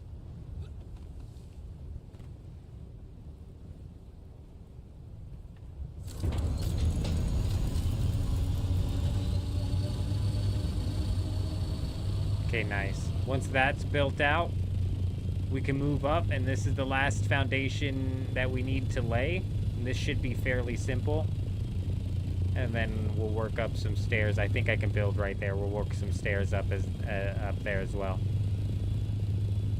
So I just basically need to close that down. That's the last one, actually right next to as well. Wow, the lighting change right there, though. What the hell is that? My gosh, dude. Game's freaking out right now.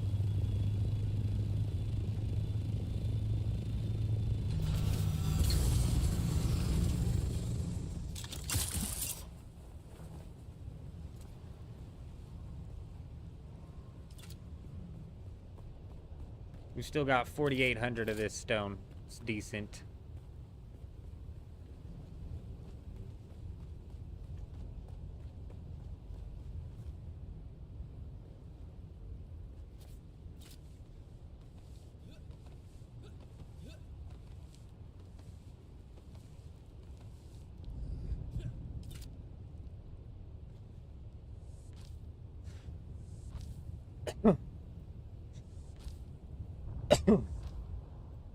Oh, come on.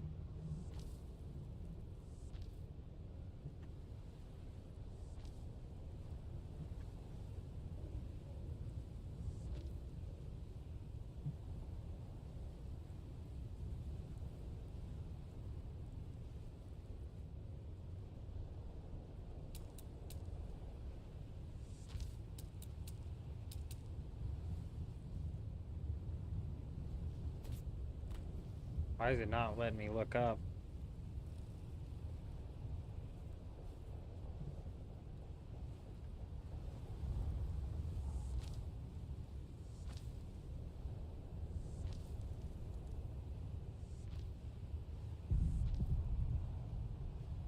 Like, come on, it's the last one we need. Just stick it in.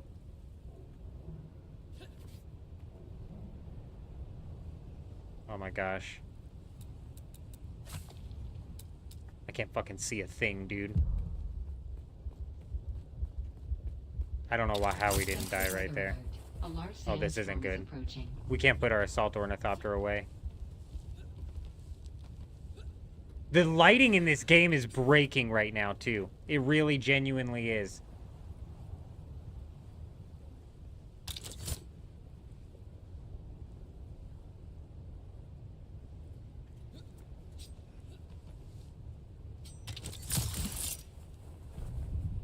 Give me some sun. Where's the sandstorm? It's coming this way. Hopefully it doesn't hit us too hard.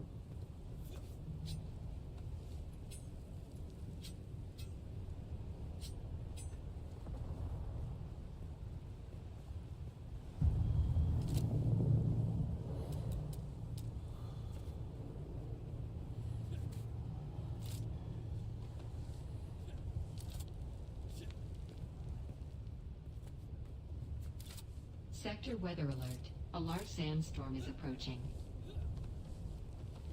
Please. Please! The lack of water in Suspensor Belt has made this incredibly frustrating.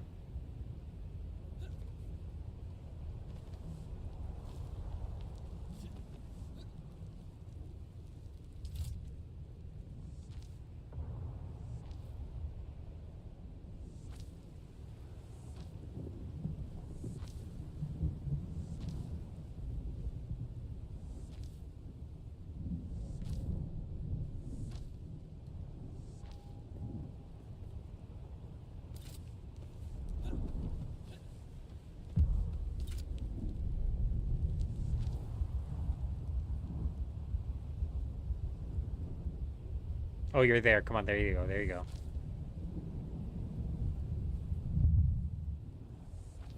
Sector weather alert. A large sandstorm is approaching. Dude, it's gonna blast us.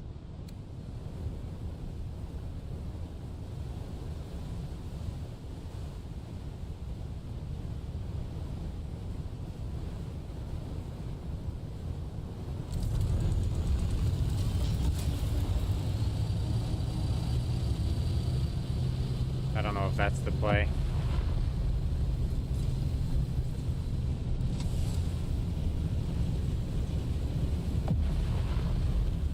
Is the sandstorm hurting me in the ornithopter? That's surely not what's happening.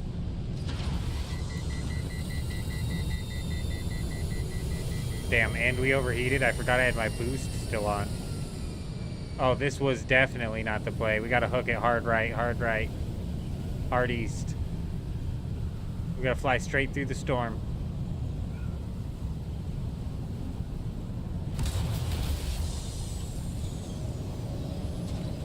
No way, dude. No way, bro. Hey, it's alright. Insufficient water to survive, it's fine.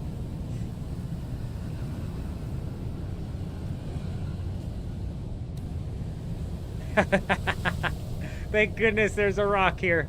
Come on, land so perfectly gentle for me. Whoa, buddy! No! Oh my gosh, dude.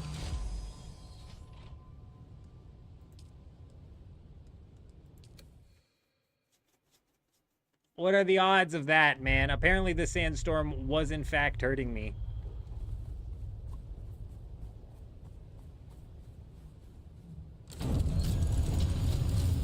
It's alright. Everything's fine. Actually, let's go get our death. I don't know if we have anything on us, but let's go see. I don't think we did. Where's my body?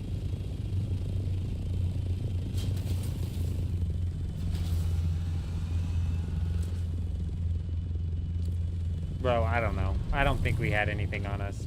I don't see a thing there, so let's just move on back.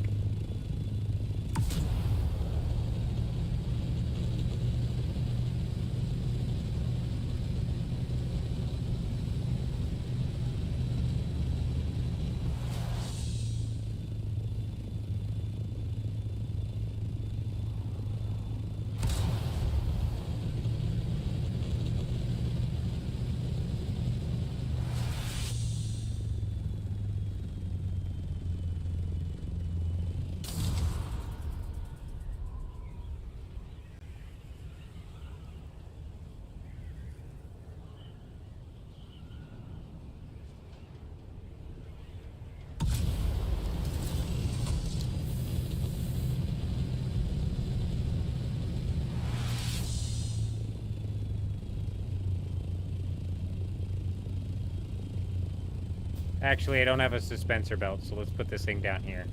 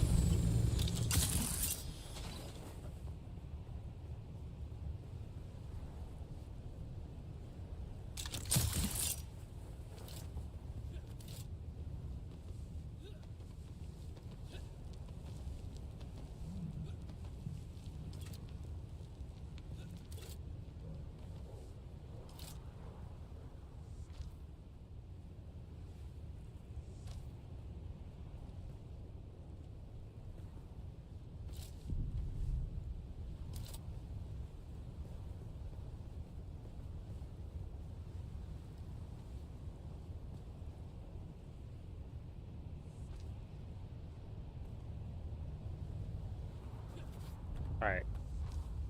Huge.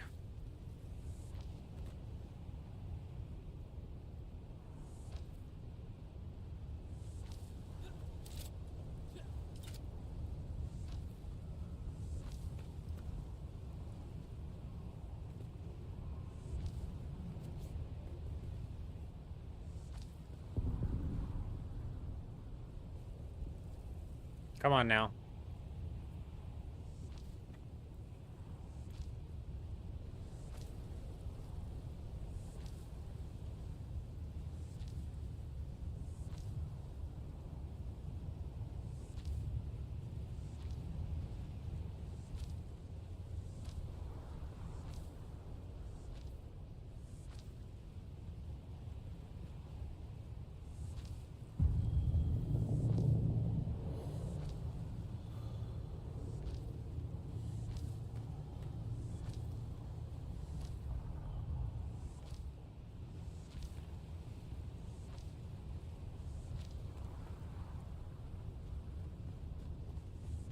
big.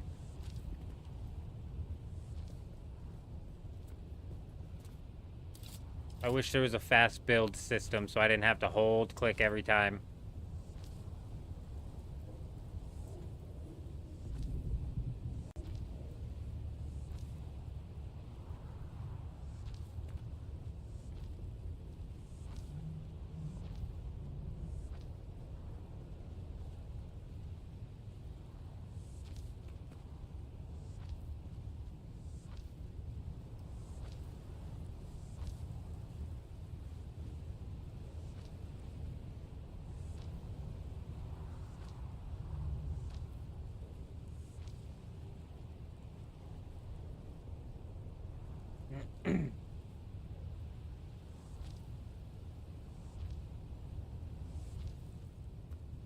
Nice. Oh wait, that's still in the rock. Damn.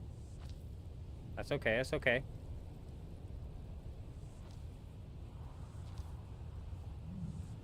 Whoa, come on now. That was an uncalled for fall.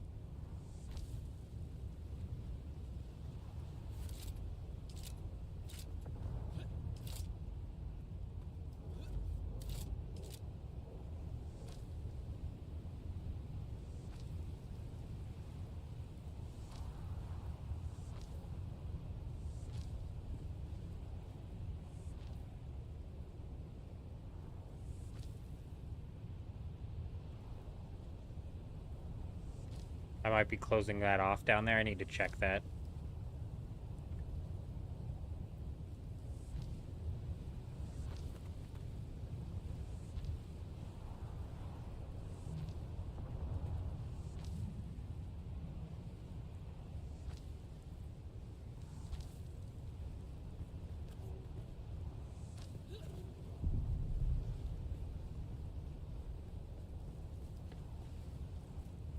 I mean, God, that's so weird.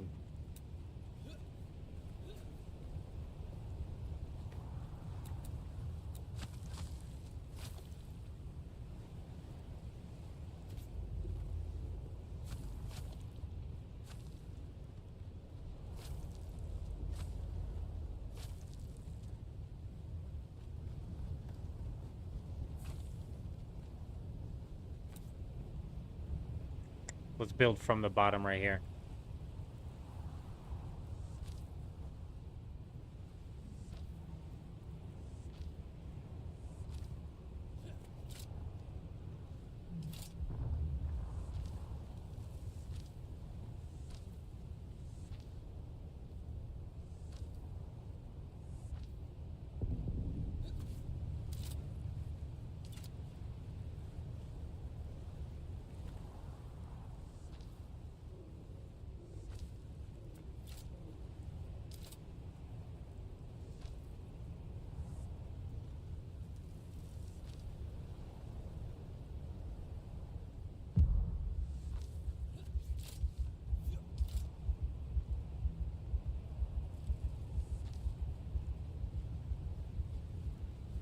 Look how far off that is.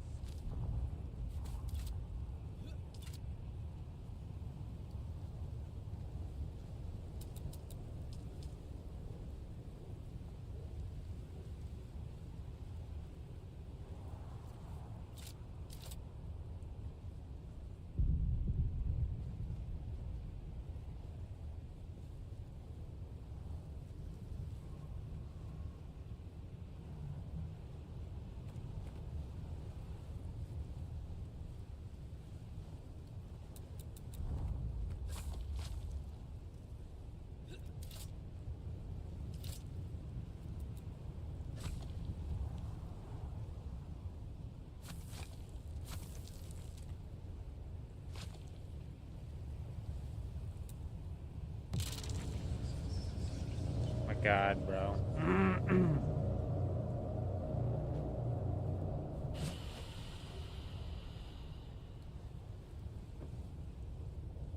Christopher, yeah, we're not moving entirely. We're not gonna abandon this base.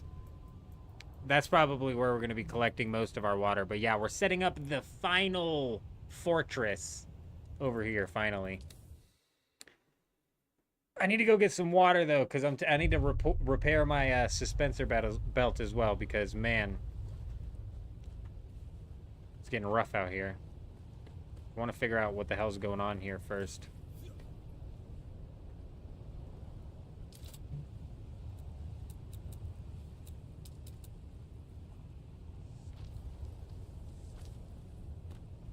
Because these don't line up, which is fine. But I've got to figure out how I'm going to work around that.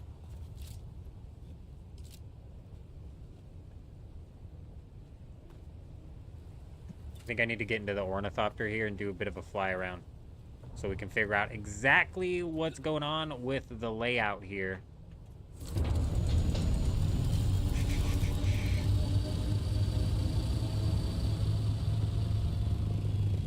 So this is as far back as this can go, like the secondary living quarters, possibly even the crafting area.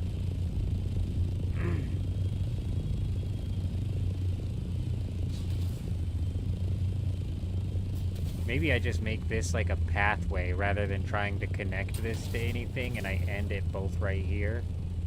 And I extend off that way to close this rock off.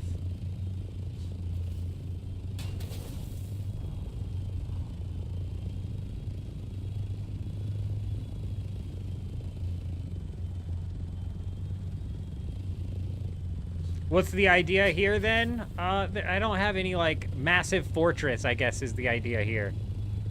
Massive fortress. There is no, like, end game idea.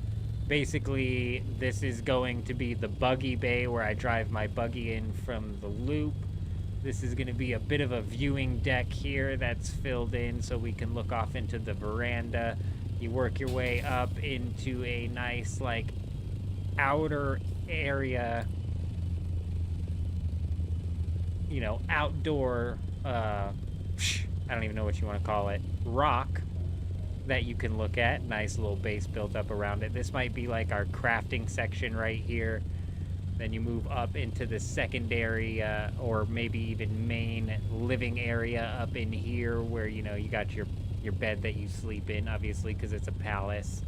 Then over here, maybe like a secondary lookout over the veranda. And then up here is the ornithopter bay, where we're going to be parking our assault ornithopters and our scout ornithopters, even the transport ornithopters. Currently, as it sits, we're just laying out the foundation. So all of this will get like extended with some flooring and stuff. We're just laying out like the base foundation of what we're looking for here.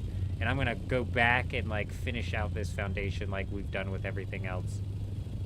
So massive fortress is what we're going for. So far, I think we're at like 600 or so of the 5,000 building pieces that we can use, and I'm anticipating using every single last one of those 5,000 pieces. So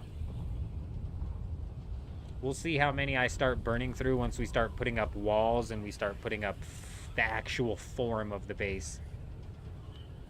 We're still on the foundation.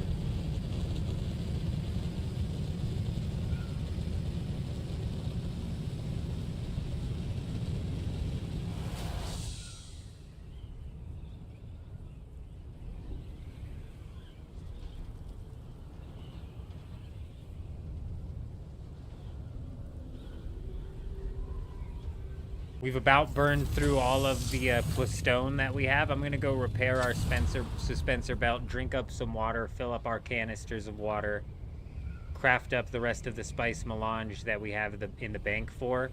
Then we're going to go burn through the rest of the plastone that we have, and I think we're going to set up to do another deep desert trip where we're farming up some spice. Because we have 2 days and 17 hours remaining on the decree, so we got to take full advantage of that. I'm going to have to farm up as much spice as possible.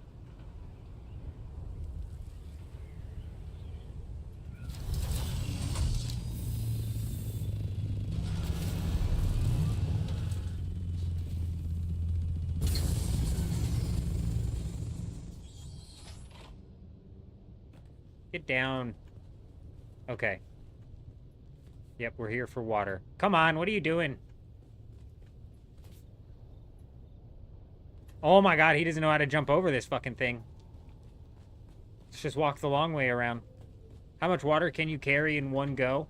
And what are you using then? I heard it's like 10k or something. Yeah, I'm using the Deca Leaderjon currently. There is a Leaderjon above that that holds 20,000, but that requires the tier 6 metal in order to craft. I don't have tier 6 metal to spare to craft that thing. However,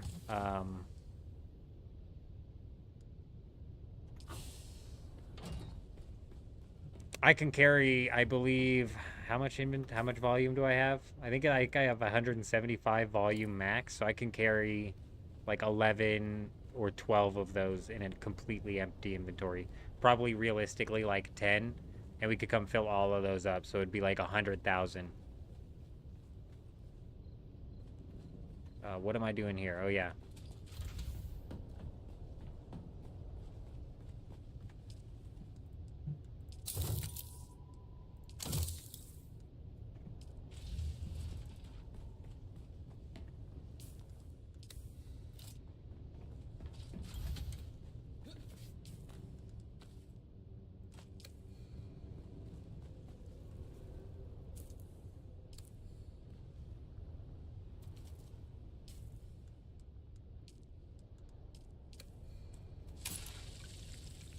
I could carry like 100,000 in my inventory and transport it back to the giant fortress.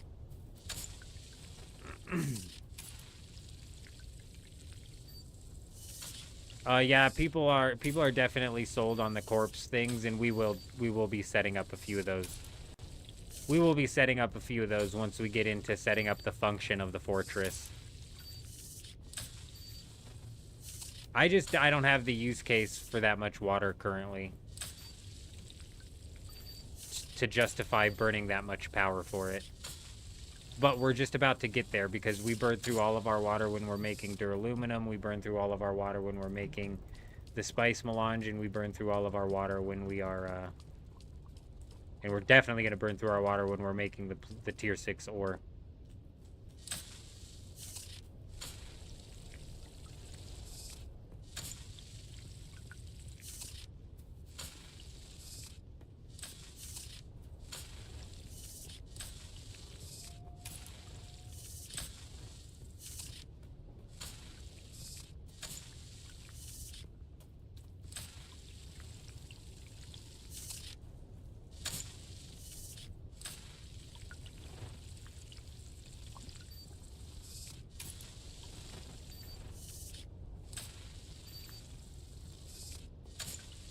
I'd get way more if I waited for the optimal time, but I'm not worried about it.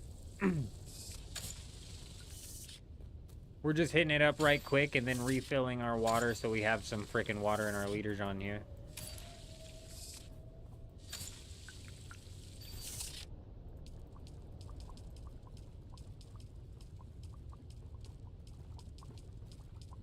The deposit all button is coming. Who knows when, but they are working on it. Shouldn't take that long to frickin' implement.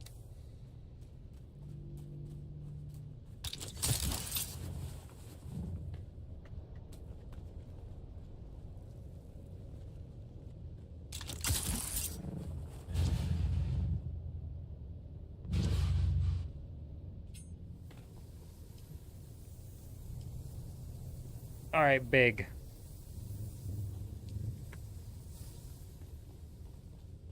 We got a decent chunk of that melange being built up, which is huge. Let's go burn through the rest of the plastone that we have. And then let's head back out into the deep desert and get some more of that spice cooking, huh?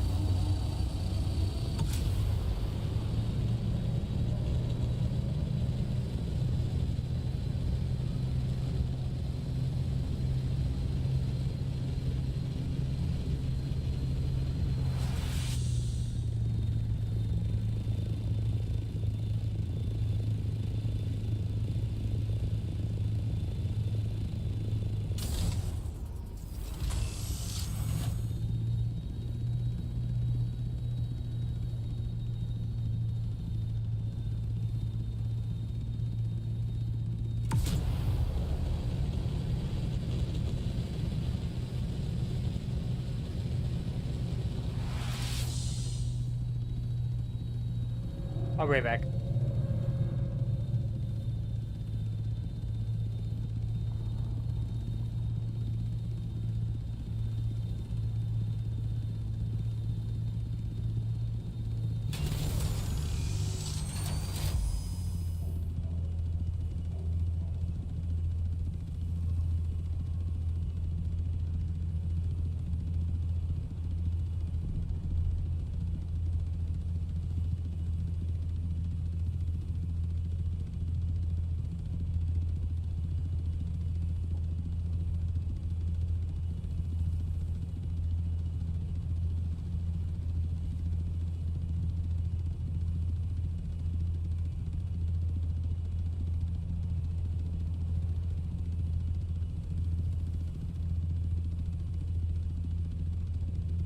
Man, we just had to catch this rock, didn't we?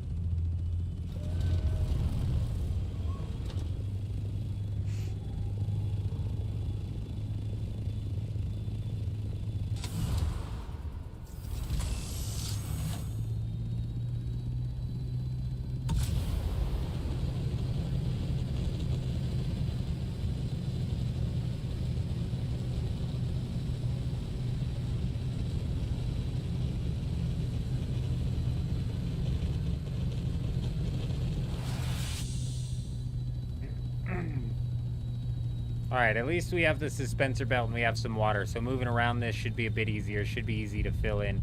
Should be easy to fill in the rest of this foundation here.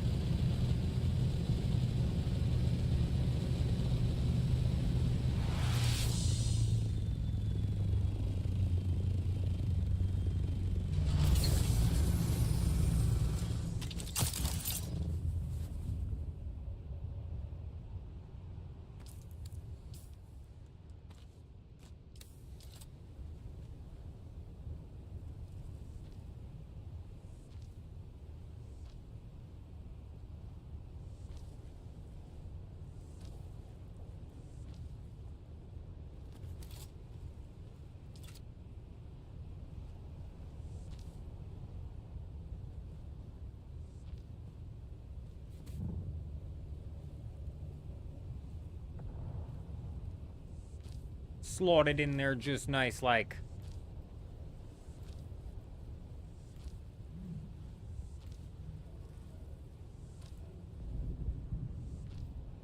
Your server is going to restart, Alicia. It is just about that time, isn't it? We still got 2 hours on North America West. Thankfully, the daily restarts have gotten faster and faster.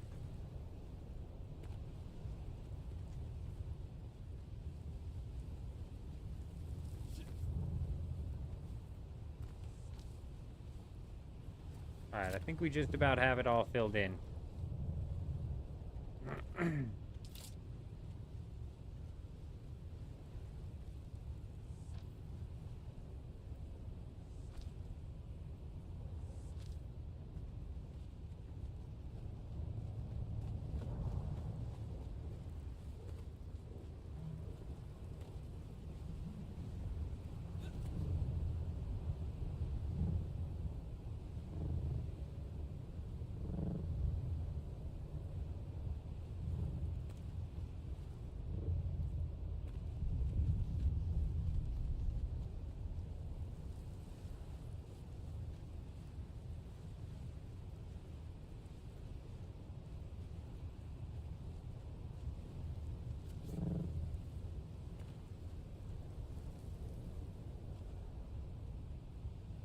Can you go to the deep desert, farm titanium, trying to avoid players? PvP still freaks me out. Oh, 100%. You should have no problem farming titanium and avoiding players inside of the deep desert. You might run into one or two eventually, but to be honest, you should have no problem.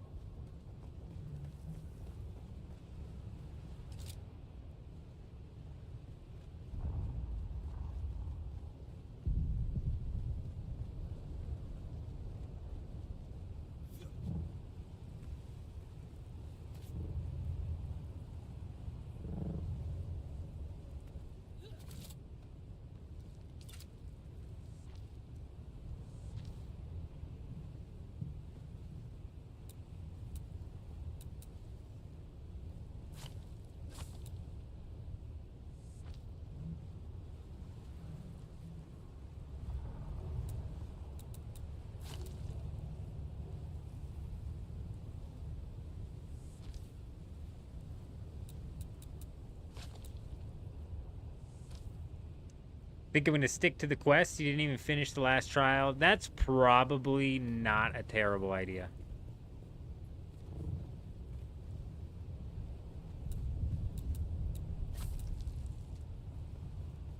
I still need to go through and knock out all the quests. I've been slacking.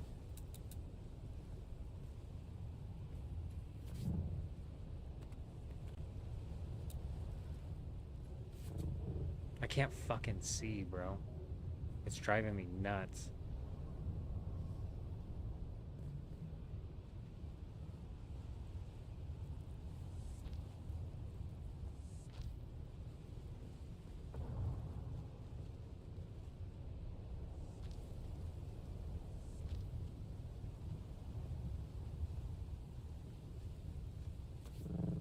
This is just going to be another section of the base that's disconnected from this entirely because of that split. That's how I'm going to do it. Best place in the deep desert for a lot of titanium and stravidium is inside of the H sectors. That's way, way, way deep in there. I was finding it in like, you know, the D sectors and whatnot. But yeah, it probably comes up thick inside of the H sectors.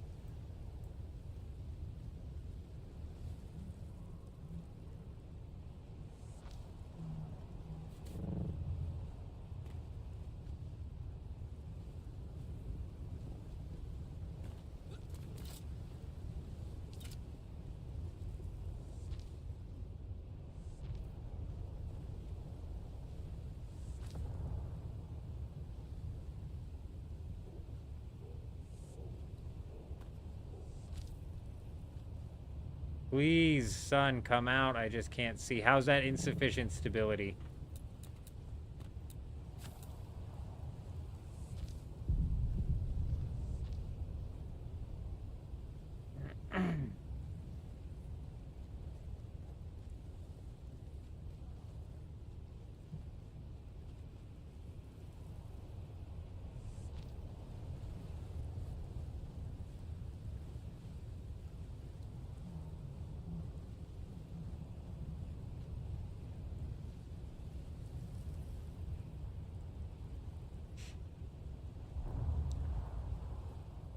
Yeah, large quantities of nodes. The same way that the sand, the spice gets bigger the further you go out. So yeah, you can find it early, Alicia, but he's right. Going into the H section is probably where you're going to want to go, especially to fill up on your inventory quickly. And honestly, the further you go out, the less likely you are to run into people, as long as you're not hitting up the big areas. The only time I was running into PvP is when I was literally shoving my nose into PvP.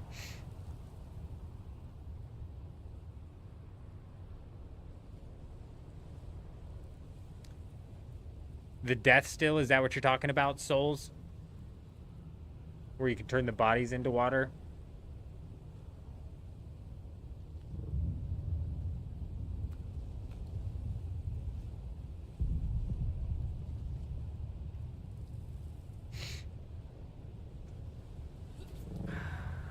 That's walled off, and that's walled off. How are we going to get up to this section?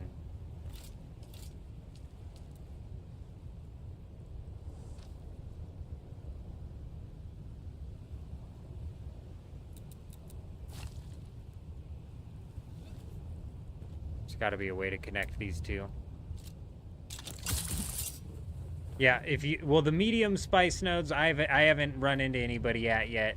But, you know, you're right. That's probably a good spot to run into people at.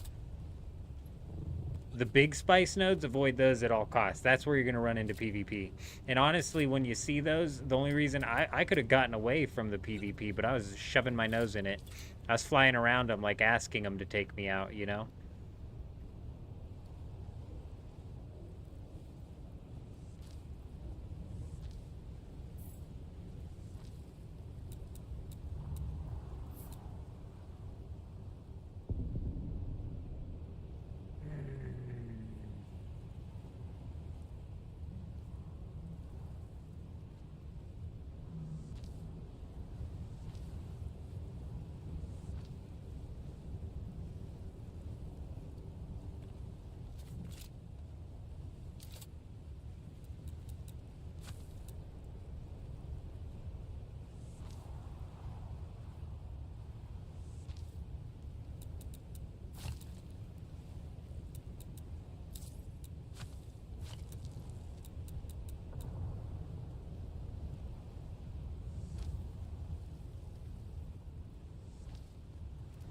Fuck, dude.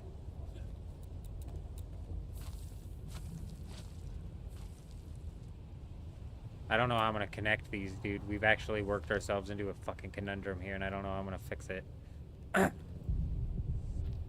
They're off by just so slightly, and it actually disconnects this side of the base from this side of the base entirely. It's like a hard disconnect. You're attacked most often when you're getting spice. When I'm mining, I'm never in fights. I think it'll be rare that you run into a fight out while you're mining, Alicia. He's right. And honestly, if you're just doing the small spice fields, chances are you're going to be fine as well. But if you're going to hit up the small spice fields, you might as well stay in the Haga Basin. You were being chased while hitting up the medium. Chased by 4 people hitting up the medium spice nodes? Are you serious? That's overkill.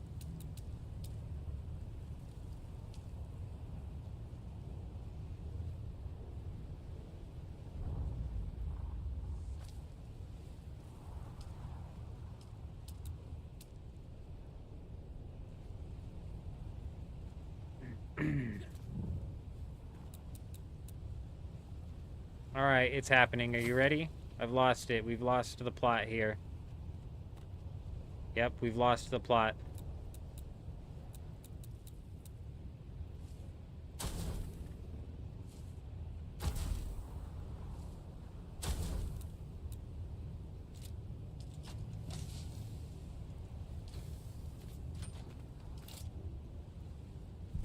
These are just completely disconnected. I can't fix it, and so we're gonna fix it. Damn it.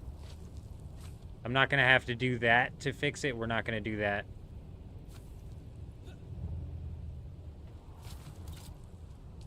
I mean, we're gonna run into the same problem when we're trying to get up there, but we'll figure out a different way around that.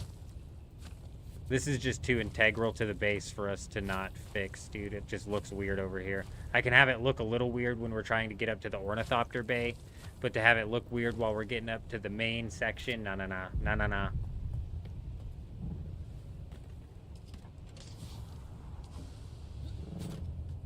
Yeah, I wouldn't be too worried about the deep desert. If, you really aren't at risk of losing anything that you don't get inside of the deep desert, right? You're not going to take all 30,000 of the Solari you have out to the deep desert. So realistically, you're just at risk of losing any titanium that you mine while you're there, and possibly your Ornithopter if your Ornithopter's storage is full and you can't pocket it. So that's a bitch. Like, when we got in our first fight earlier, we would have lost our Ornithopter had I not been able to pull out the 300 spice or whatever that was in there and pocket it. And I would stick with the tier 5 scout running solo as well.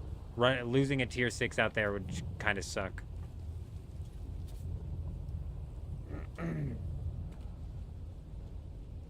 Oh, definitely don't do assault. Assault is slow. Don't do assault.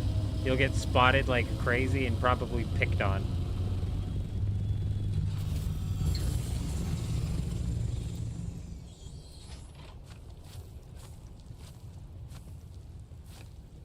How many fuel cells? 2. 2 mediums, maybe. Yeah, I would do 2 mediums just to play it safe. I don't think I ran out of fuel when I had 2 mediums. I might have cut it close. But honestly, you shouldn't be doing that much, you know. Shouldn't be doing that much before you're, like, back at your base anyways. Once you get out there and you get a trip or 2 under your belt, you're gonna be like, the deep desert's really not that big of a deal. Like I said, I had to shove... Okay. I had to shove my nose into PvP earlier.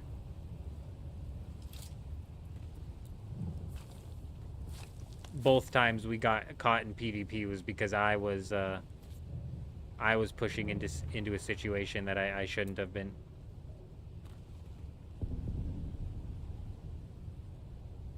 Yeah, Rain's got a point there as well. If you can catch that glide. I end up wasting a lot of fuel cells, and the last thing I want to do is get stuck deep out there without a fuel cell. That's why I typically carry a couple. They don't take up that much inventory space.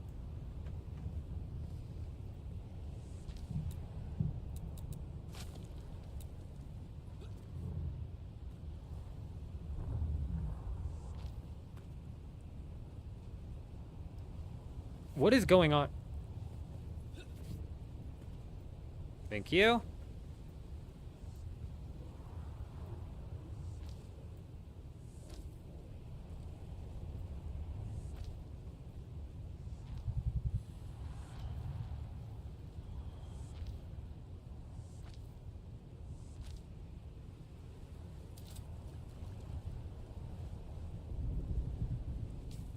Yeah, you get stuck out there without some, and you might actually be at risk of losing your ornithopter.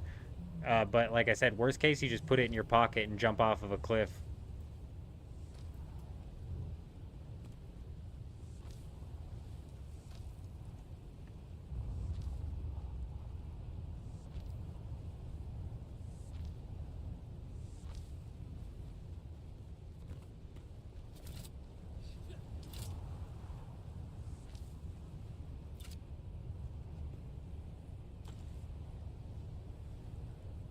Hopefully it changes after the nerf, Rain. Hopefully.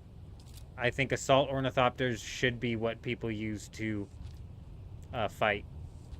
It's like in the name. Literally only makes sense that it would be the assault ornithopter. I don't think the scout ornithopters should be the meta for fighting. Also, it makes like getting out there a little bit too easy for people. Like it's pretty easy for a guild to stock up all 32 of their players with some scout ornithopters. Be a little bit more difficult for them to stock up 32 assault ornithopters. And it would make if the assault ornithopters were the best ornithopter for fighting like they should be, it would also make it to where the scout ornithopters having the speed advantage would at least stand a chance at escaping.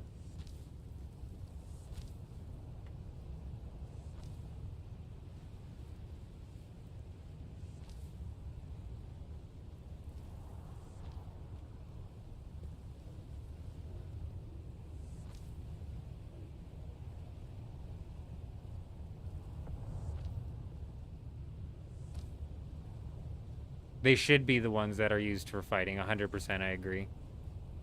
Scouts should be exactly that, like a scout. And maybe the scouts would be like what helps ensure that you get the kill on somebody and they can't always just immediately run away from you with their scout ornithopter.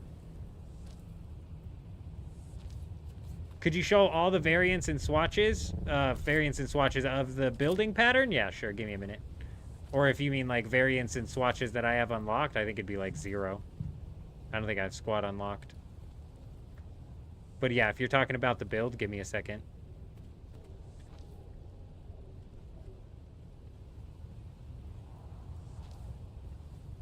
We've almost got all of this burnt out here.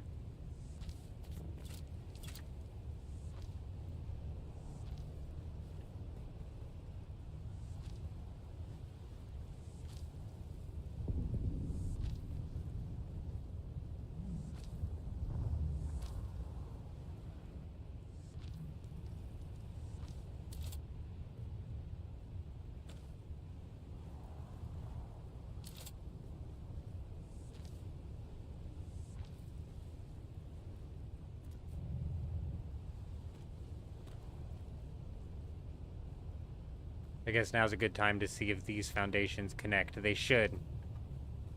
Yep, they do. Okay.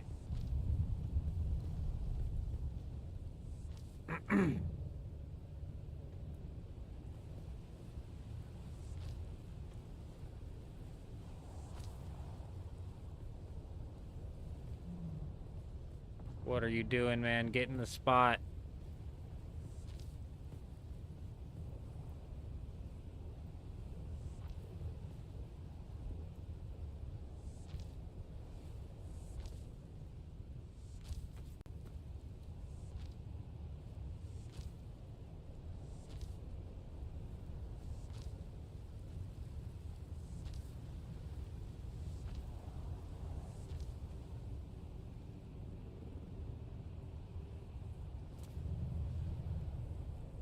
My server is back, going back to the trial and lurking again. We appreciate you being here, Alicia. Good luck out there. Good luck out there when you finally decide to head into the deep desert as well.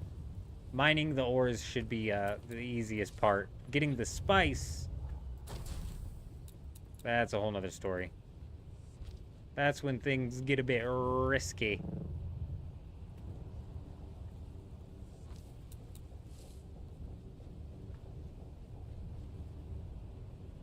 Are you talking about the, you are talking about the building pieces, correct, Nico?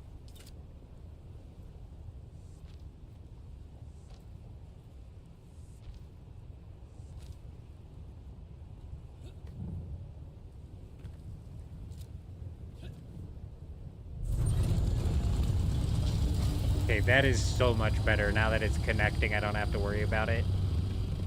I think that's one piece that got left out from the disconnected build here. Let's get rid of that. But that's so much better now that it's actually connected. Huge. Frickin' nighttime again is such an irritating. It's so irritating to build at night.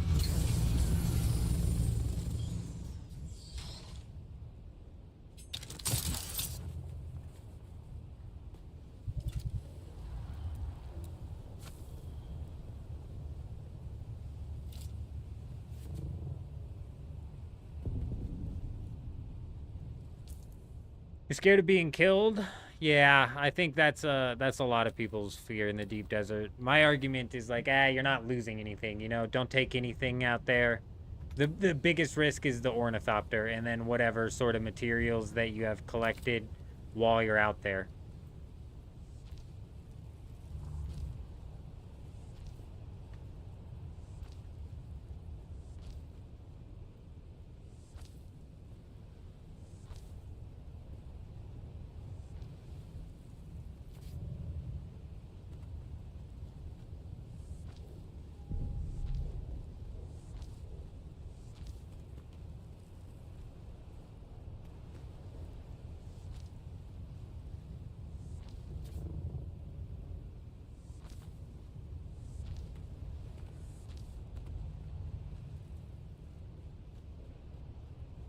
The worm. Actually, yeah, the worm is the worst thing that could happen to you in the deep desert. Because then you lose all your gear.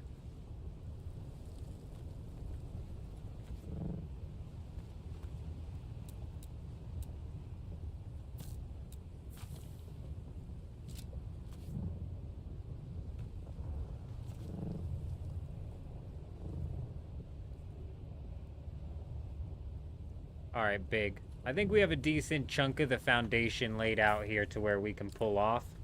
Let's see how much more we have to work with. Oh my god.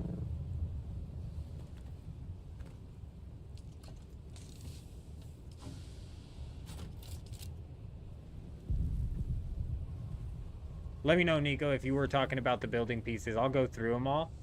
I'm going to wait until it's daytime, though, so we got a little bit, so it's a little bit easier to see.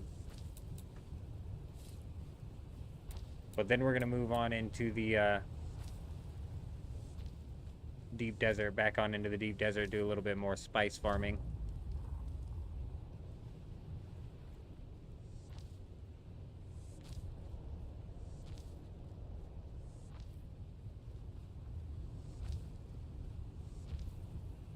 Let's do a quick count check here, see where we're at. All right, we're about 1/5 of the way filled here. We do need to start being a little bit conscious of what we're doing with the foundations here, and there are bits and bobs that we can take out of the foundation to get pieces back should it come down to it. But I think that we're going to have plenty to work with.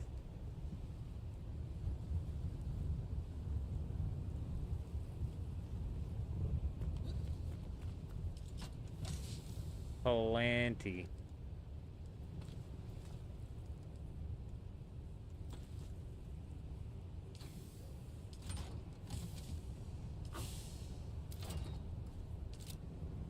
We still have 1,000 of the plastone to work with as well.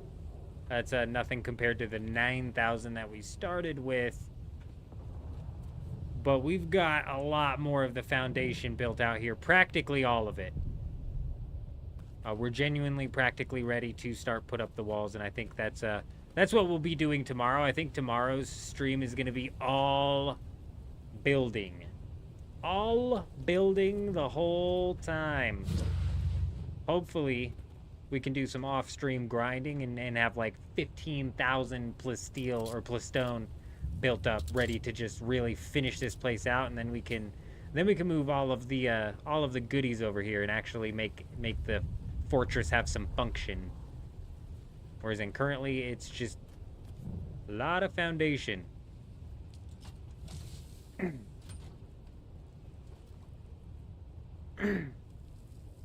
Alright, I am going to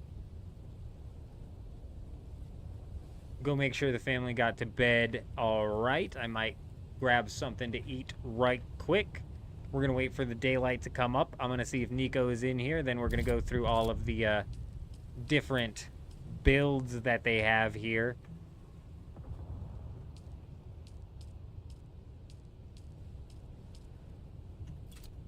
If he was talking about like swatches and stuff like that, I don't have any, man. I don't have squat for swatches or variants or any of that.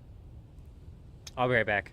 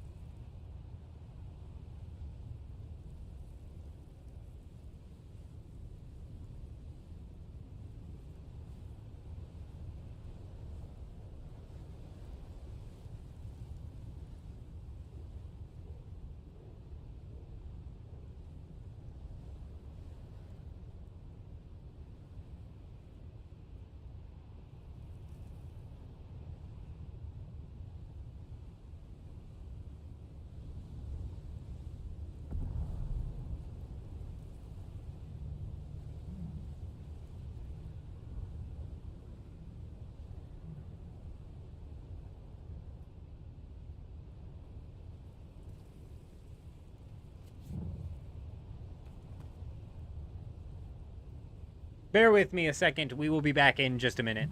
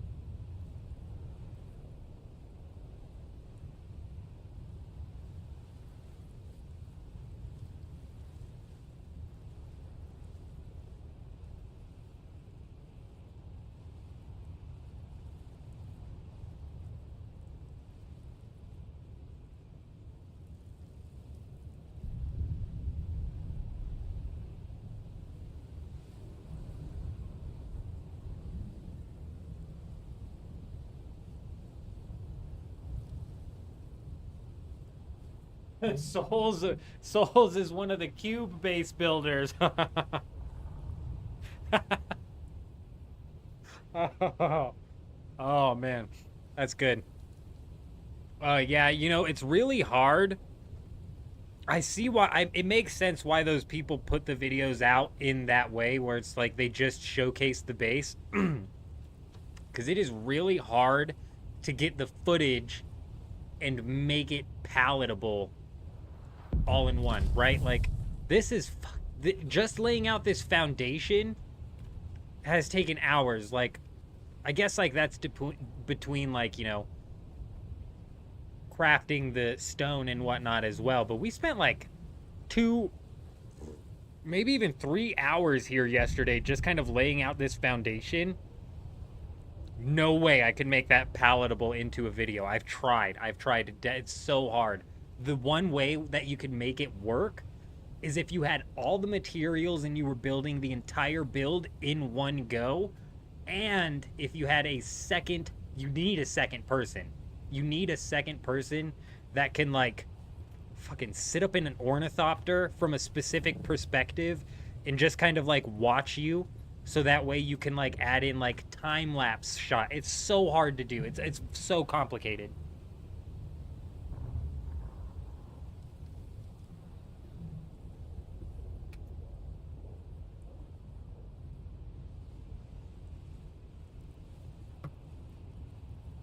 The video would be way too long, that's for sure. There's things that you could do to make it faster, but like I said, you need that, like, secondary view so you can run a time lapse of it. So like the very first section of the video would be a quick time lapse of me laying down the foundation, and then maybe we slow it down and then start to dive into putting in the walls and stuff. But it's like I said, it's hard to put all that together in a palatable format. But yeah, we appreciate you stopping by. We're gonna be really diving into this build tomorrow. Right now, we're still on the foundations. You know, we're still laying out like the base of what we want it to look like. We've got no walls or anything up yet. So tomorrow's when we're gonna be really diving into all that. We're getting ready to move back into the deep desert because we've got, what do we say? How much time left? It doesn't tell me. Why is it not telling me? You're on Eastern. It is. So we got 2 days and 16 hours left. I need to desperately take advantage of the 25% reduced crafting cost. That's why we're gonna do a lot of spice farming. Eastern. You know, it's actually like all over the place. It depends. Sometimes it's a bit earlier. Sometimes it's a bit later. Typically Eastern, like 10 p.m. 10 p.m. Eastern. We kind of run that night owl stream.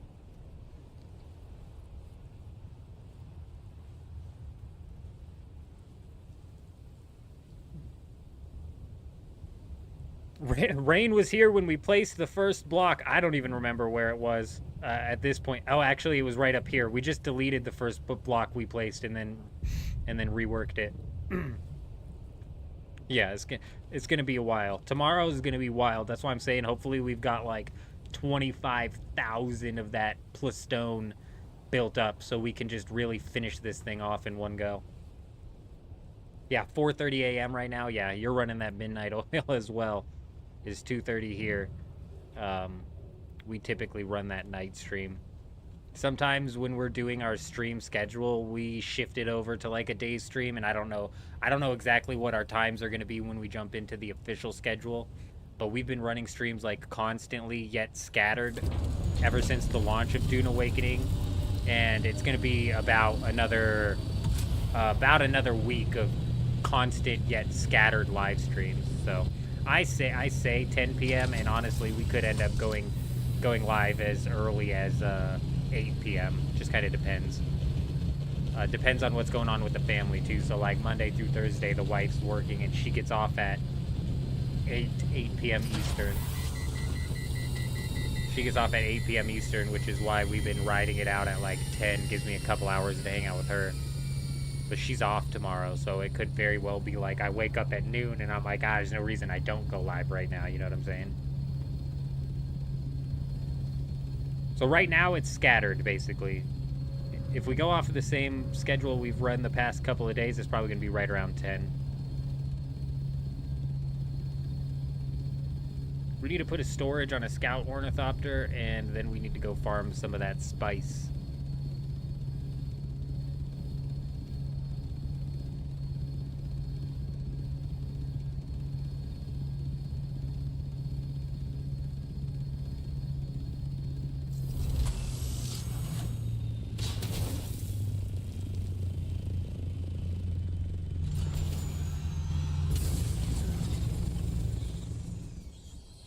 Rain, I would say, yes. The standing desk I have goes up and down as well. So if I want to sit, I can sit.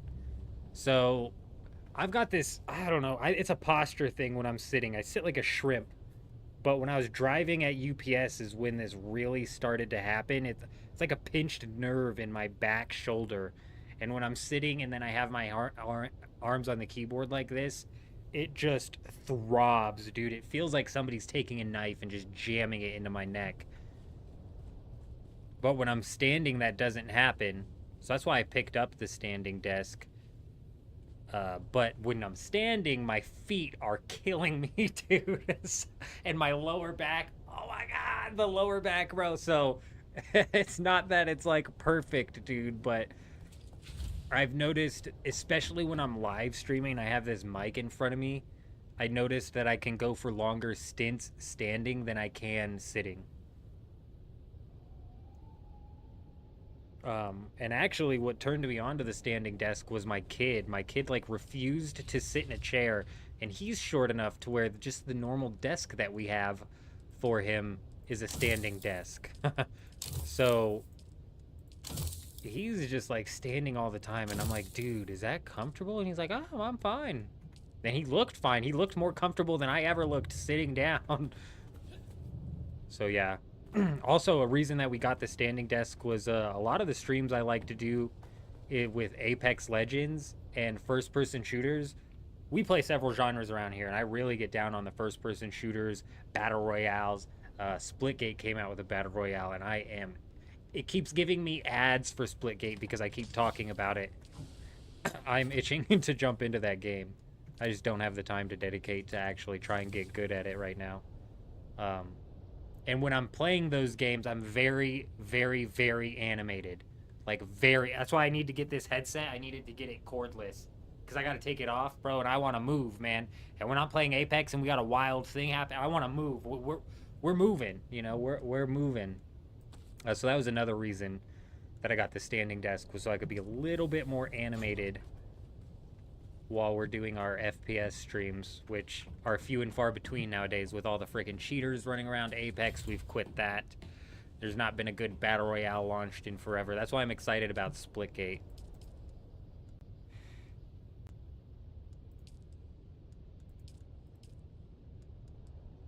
Where be the storage? It's the tier 4 is the highest storage for the Scout Ornithopter, isn't it? Brutal. I need a scan module as well.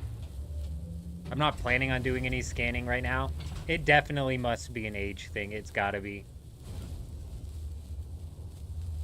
Sitting is ridiculously exhausting. It's wild how much of a tear it takes on your shoulder. And like I said too, it was working at UPS when I really first noticed it. And dude, man, if there's one, I don't know how old y'all guys are, but if there's one piece of advice I could give you, it is not, do not break your back for another company. Like, dead ass, when I was working at the hub in UPS, I'd literally break my back to get the job done faster and get the job done, you know, more efficiently. Stupid, bro. Dumbest thing in my life. Do you think that company gives a shit how my back feels right now? They don't give a damn, dude. Dumb. Dumb, dumb, dumb. Always, always work with your own fucking body's health in mind. Yeah, I don't play around with that no more. Oh, let's get some fuel cells and fill up our water. Yeah, I don't play around with that no more. When I was working at Walmart last, I got sent to the back to unload a truck, dude, and it gave me PTSD from when I was unloading at UPS. Oh, dude. I was like, look, you guys, I didn't sign up to come do physical labor at Walmart, okay? I signed up to come do non-physical labor at Walmart. So I don't know why you guys put me back here, but we're gonna have to move. We're gonna have to not make this a regular thing. And I'm definitely gonna give you guys like 30% effort back here because I know how much of a backbreaker unloading a truck can be, dude, and I didn't sign up for that. I could have worked at the UPS down the street if I wanted to go sign up for that. Get the hell out of here. All right, we need water. Let's go ahead and put that away. We have some water. That's good. I need the gas. There isn't a PvP. Yeah, you're right, Souls. It's so bad. It's gotten so bad. And they've always had cheaters, right? There's always been a big cheater problem. They've always had cheaters. It recently has gotten so bad where all of these games are just absolutely infested with cheaters. Just full-blown cheater infestations. It's disgusting, bro. It's so gross. I'm getting sick of getting stuck over here. Especially in the first-person shooter games, you're right. And what drives me nuts is you'll have the console people convinced that there's not cheaters on their platform, and there's 100% cheaters on their platform. Freaking just as many cheaters on console as PC. It's just as prevalent, anyways, I should say. You're obviously gonna have more cheaters on PC, but it's just as prevalent on consoles. And they're just everywhere, dude. It's so gross. I hate it so much. It's completely ruined first-person shooter games. Now it's mainstream, exactly. The closeted cheaters are now mainstream, and it's so nasty, dude. I am so sick of it that I constantly say that these people need to be held accountable, and that if you get caught cheating in a game, your ass should go to jail. And if they're not going to put you in jail, they should put you on a list. This is how you stop cheaters, okay? First off, it's gonna have to require some extreme measures. So this will never happen. But this is how you stop it. Force IDs into gaming, bro. You have to. You gotta force IDs into gaming. Bro, it sucks that sort of I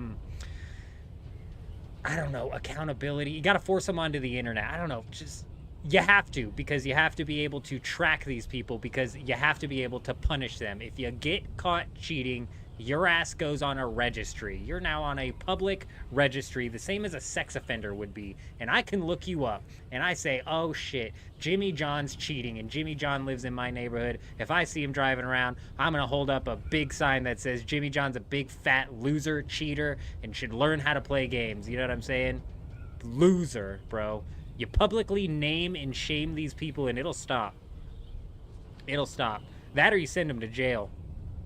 Just send them to jail. Just cheats consisted of buying a Game Shark, or they consisted of, you know, up, down, left, right, so you had infinite ammo inside of Grand Theft Auto. Yes. You start cheating and actually affecting other people's gameplay, fucking straight to jail, dude. Straight to jail. And you can't even be like, oh, just go after the cheat developers. Nah, dude, fuck that. Because the cheat developers are in other countries and shit. Nah, man, go. I don't care. Track it down to the person to person. Go the Korean route? Yep. Social security number to make an account. Whatever, bro. If it stops cheaters, I'm game. If it stops cheaters, I'm in. Dead ass. And honestly, it should be required to have a social media account. I don't think everybody should have access to be able to look at your ID, and you should still have level of anonymity on the internet, you know what I mean? But it should be required to make an account, that's for sure. We got to get the kids off too, like not 13 plus isn't enough. That shit should be like 18 plus, ID verified. But yes, go the Korean route, Rain. Yes, unfortunately, that's where we're at. You know, get these cheaters out of here. How are you gonna do that? Social security number, and then name and shame them. Make them feel like the losers, piece of trash that they are. I hate cheaters, man. I hate them so much. They ruined Warzone for me. And then they came and then they ruined Apex Legends for me. And now they're everywhere, dude. They're everywhere so thick. So thick that every game you play, every fight you get into, you're questioning it, and that's the worst state of mind to be in. That's why I quit Warzone, because every time I died in Warzone and every single match I was in the back of my mind, I was like, there's no anti-cheat, so chances are that guy was a cheater. Windows TPM and just lock out of the game with... See, the hardware bans and stuff, they don't work. The people do stuff to avoid them. They buy more hardware. They spoof their hardware ID. Nope. Send them to jail. We need real consequences. Real consequences cause real change, you know what I mean?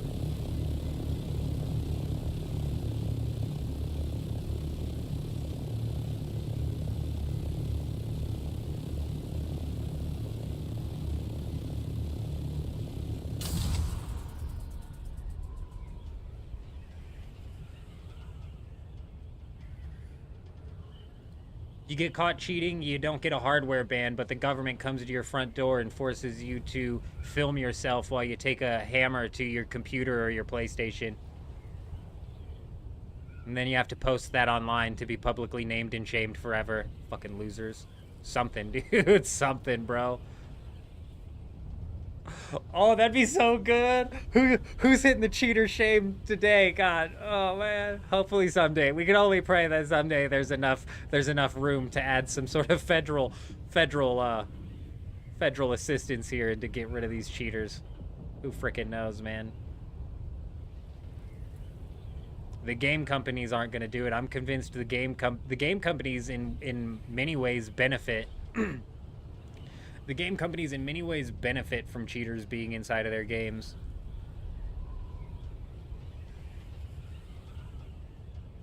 Oh yeah, it's a really good point. The wage matches. Yeah, a lot of people be betting. A lot of kids tricked into doing a wage match on COD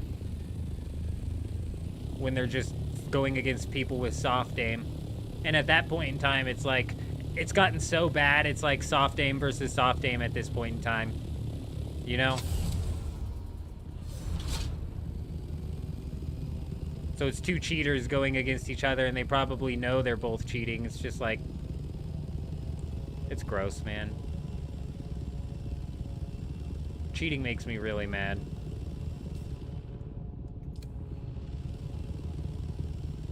And I think it's mainly because, you know, man, I got some crazy clips, bro. We were really good at Warzone. Really good at Warzone. I fucking can snipe so good, bro. Ooh, we hit those shots. Oh, I wish Norbert was here, bro. If Norbert was here, he'd be in the chat, and he'd be like, we hit those shots, and he'd be like, the best, bro, because we are the best, dude. It's in the intro for a reason, because we're the best. We hit those shots. I was good at Warzone, bro, and it's just, it's frustrating. It's frustrating when you're good at something and then you're trying to, like, go live and show off, you know what I mean? And then you're just kind of, like, overshadowed by hundreds of other cheaters inside of the game. It's fucking gross. That's obviously, you know, that's obviously, what's the word for it? That's me being a bit biased, if you will. But I am also convinced that the shadow cheating is so bad, and honestly, I would argue that you'd probably be hard strung to find any Warzone streamers out there putting out any of the insane world record kills that aren't cheating behind closed doors, you know. Ian, love the videos. First time on your stream. Hello, hello, hello. Welcome. Glad you're here. Welcome. Hope you're doing well. Hope you're doing well. Talking about that, you got kicked by anti-cheat today, but you were playing on GeForce, so you don't know why your game went a bit laggy and your inventory was not loading up, and then you got disconnected and kicked. Really? What happened after that? I'm assuming you just got put right back on. Yeah, or yeah, whether they're cheating or they're VPNing into bot lobbies, it doesn't matter, dude. It's both of those are forms of cheating, in my opinion.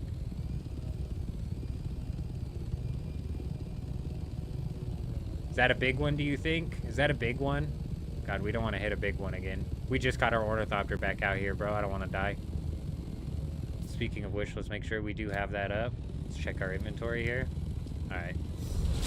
Alright, so if we get... Is that a big one? I can't tell.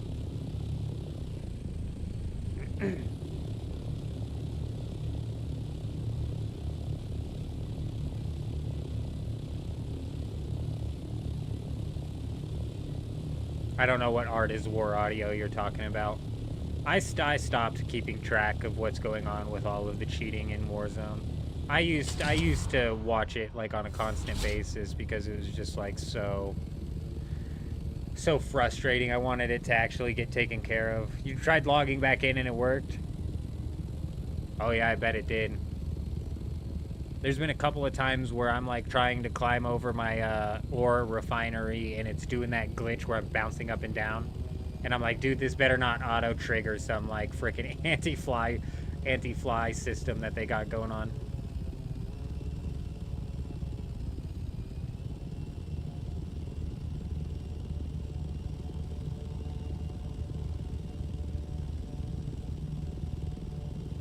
This looks like just a small one, just a little baby one.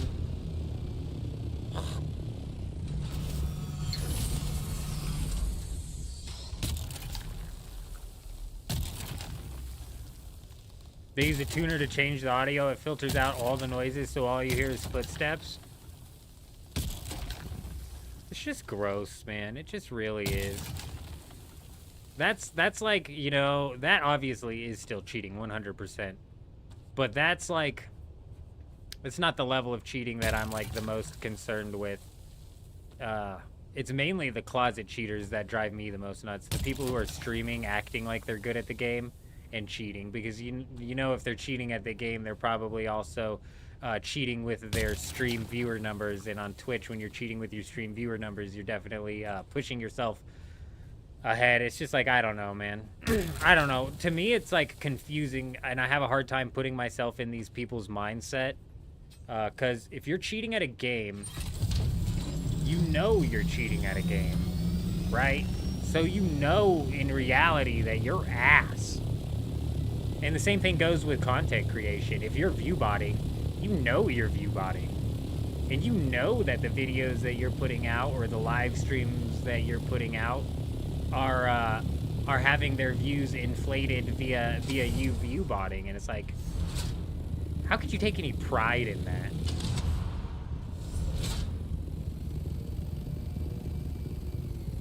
So I have a hard time putting myself in these people's mindset of how they would even be able to bring themselves to do that, you know what I mean?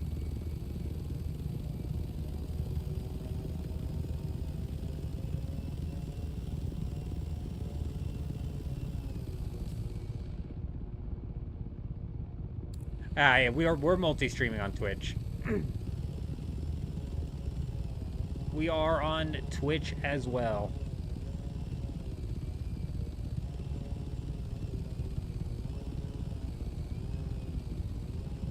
Yeah, Twitch is a dirty game. It's a dirty game. It's a dirty platform.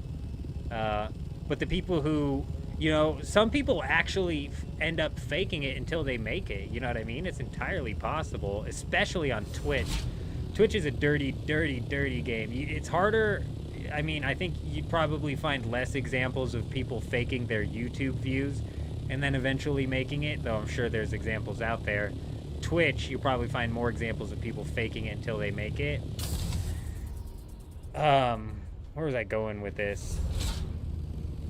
I was making the point that the people who really make it are the ones who don't fake it. You know what I'm saying? If you fake it until you make it, you never really make it. Or are we heading north? I'm confused. Am I on the edge? Oh, we are.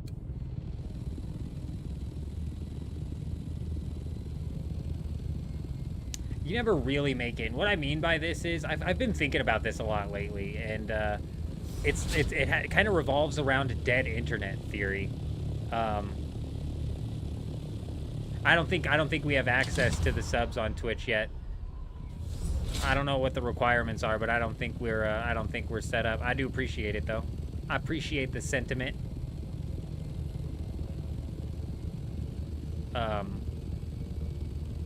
Yeah, back to the dead internet theory, though. I've been thinking about this, and it's with a lot of streamers, and in specific, Asmongold, okay? So, this guy is so mega popular, dude. And what I mean by that is if you go to his YouTube channel, he's only got like 3-point-something million subs. I don't know what he's running on his Twitch follower-wise or like view count-wise, right? But Asmongold has pull, bro.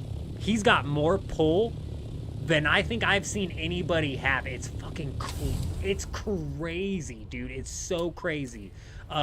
If I was developing a game or trying to sell a product, dude, I'm not putting anything into marketing anything. I'm seeing how much it's going to take to pay Asmongold to fucking market my product, because he pushes product. He pushes people in a direction, which kind of leads me to the dead internet theory. There's a lot of streamers who are probably similar to size, as in they pull what's Asmongold pull, like 30,000 or something on concurrent. There's probably a lot of streamers who are similar in size to Asmongold in the amount of viewers that they pull, but they can't take a YouTube channel from 300 subscribers to over 100,000 subscribers overnight. They can't do it. Why is that? Why is that? I would argue it's because the channels that are getting as many views as Asmongold or on YouTube and or on Twitch aren't actually getting as many views as how many of those views are fake? What marketing agency are they using to push the fake views? Because you'll see this happens a lot with YouTubers, bro. Like, we're completely independent over here, but a lot of them, they're like signed on with management teams and companies who kind of do that like initial push for the videos, which help like get them into the algorithm. But how much of that initial push is fake, and how deep does the initial push go? And my argument is, show me the person who can take somebody from 300 subscribers to over 100,000 subscribers overnight that's not Asmongold, and we can have the discussion, because otherwise I just feel like we're dealing with a massive dead internet theory, and there's few the examples of the real internet are few and far between. You know what I mean? The view bots and embedding. Exactly.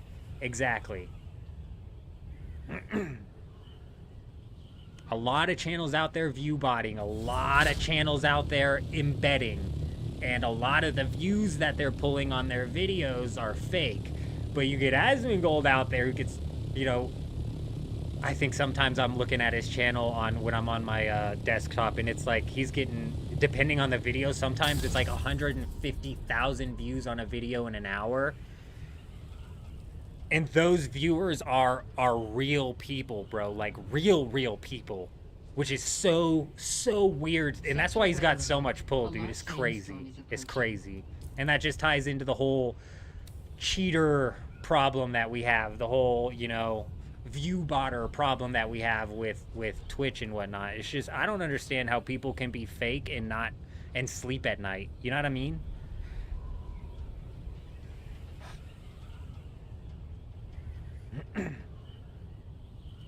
You see it on YouTube channels a lot too. A lot of people with 100,000 or more subscribers, yet they're pulling in 500, 1,000, 2,000 views a video. It's like, dude, your channel can't be that dead if it ever was truly that alive with 100,000. Where's this fucking sandstorm coming from? If it ever was truly alive with over 100,000 subscribers of real people, you can't be that dead. There's the fall off cannot be that monumental. It just can't be. So your subs are fake. So you go to sleep at night knowing your subs are fake. Like, what are we doing in the world? It's insanity. I have a hard time putting myself in those people's mindset.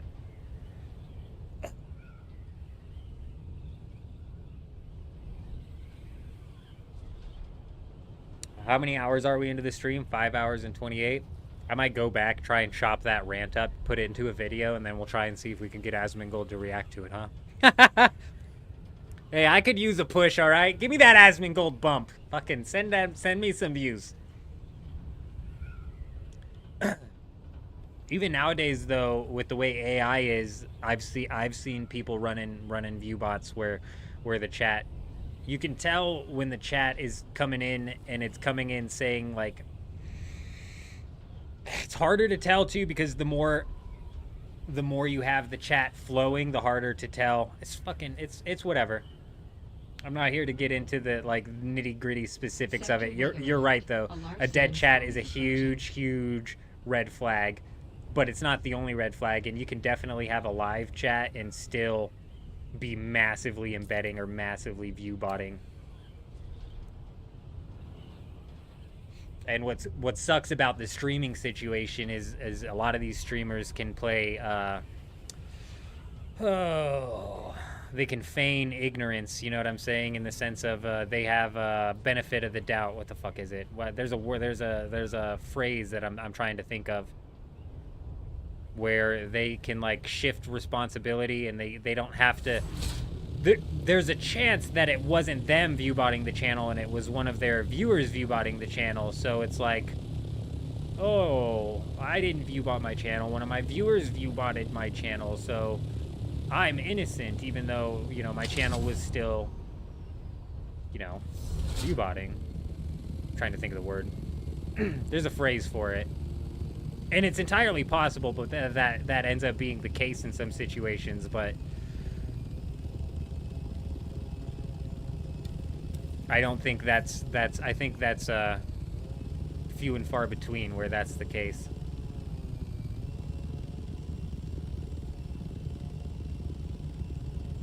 Okay, we came out here looking for spice, and I've literally found none.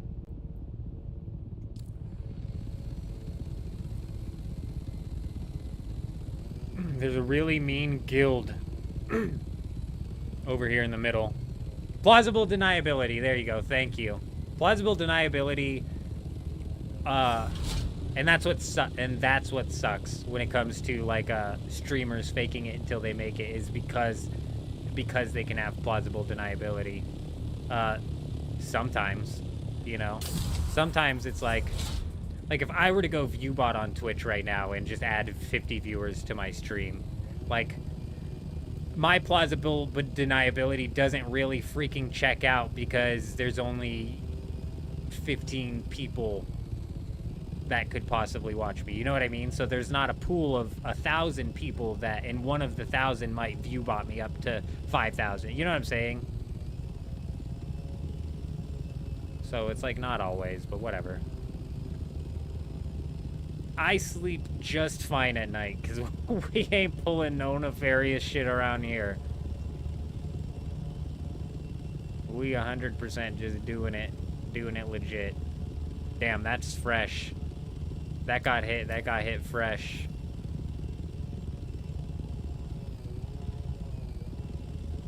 What sucks is, what is it? Is it when do you start hitting the medium spice blooms? Is it Sector H and beyond?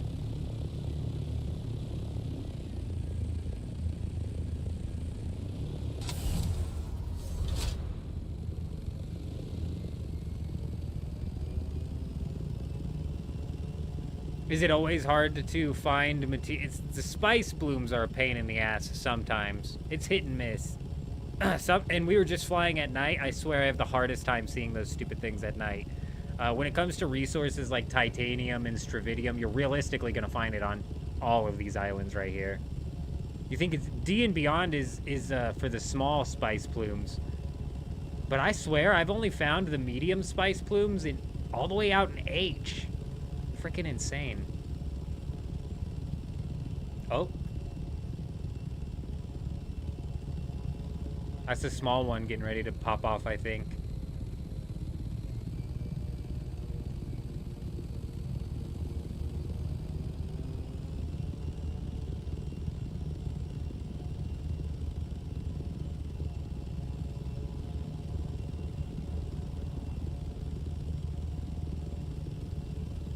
It's definitely D and beyond for the small ones. I haven't seen a medium one out here. Gotta be nice to find a medium one in D.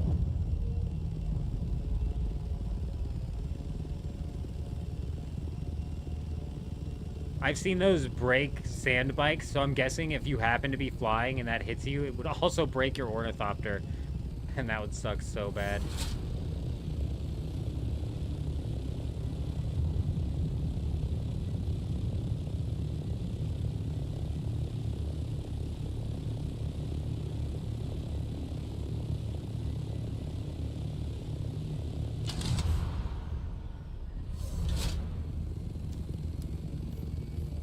Oh, let's make the line sand colored when our game has a bunch of sand in it. Where the fuck is that line, dude? Can they just make it a little darker? Maybe put a little stroke around that thing, just a little bit, a little inner shadow. Just make it a little bit. I still don't know where it's at. Somewhere. Oh my god. Oh, there it is. I saw it. Okay, it's right on our ornithopter right now.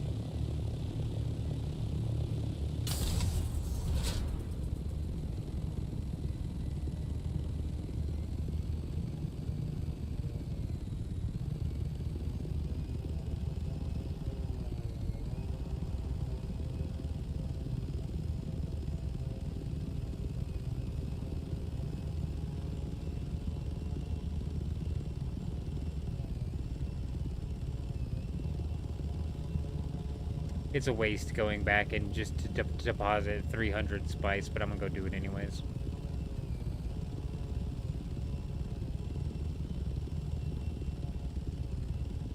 It's super dumb. It's not only white, but it's like got a bit of opacity to it so you can see through it. And it's freaking sand colored, bro. White would be fine. Make it bright white. It's sand colored like everything else in this game.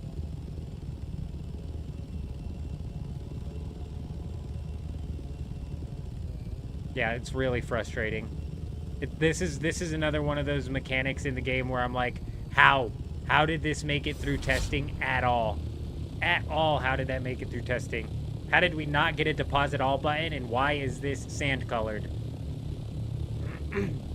Those two things shouldn't have even made it into testing. The developers should have caught it. But for sure, somebody who was testing should have been like, add a deposit all button while you're putting your water in. People don't want to click 500 times just to get their water in.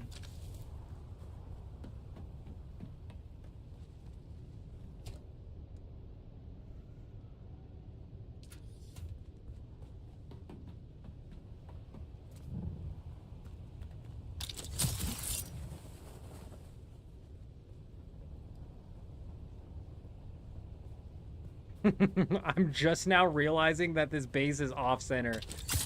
Wow. It doesn't look bad, but typically I keep things centered, bro. To think that that happened by accident, I'm mind blown. It's pretty clear these days, I'm so... They don't fucking play their games, you guys. They don't play. They don't play. They don't play. They don't spend any time playing. Bro, you spend even 10 minutes in an ornithopter gliding around and you're like, why is this thing sand colored? They don't fucking play at all. At all.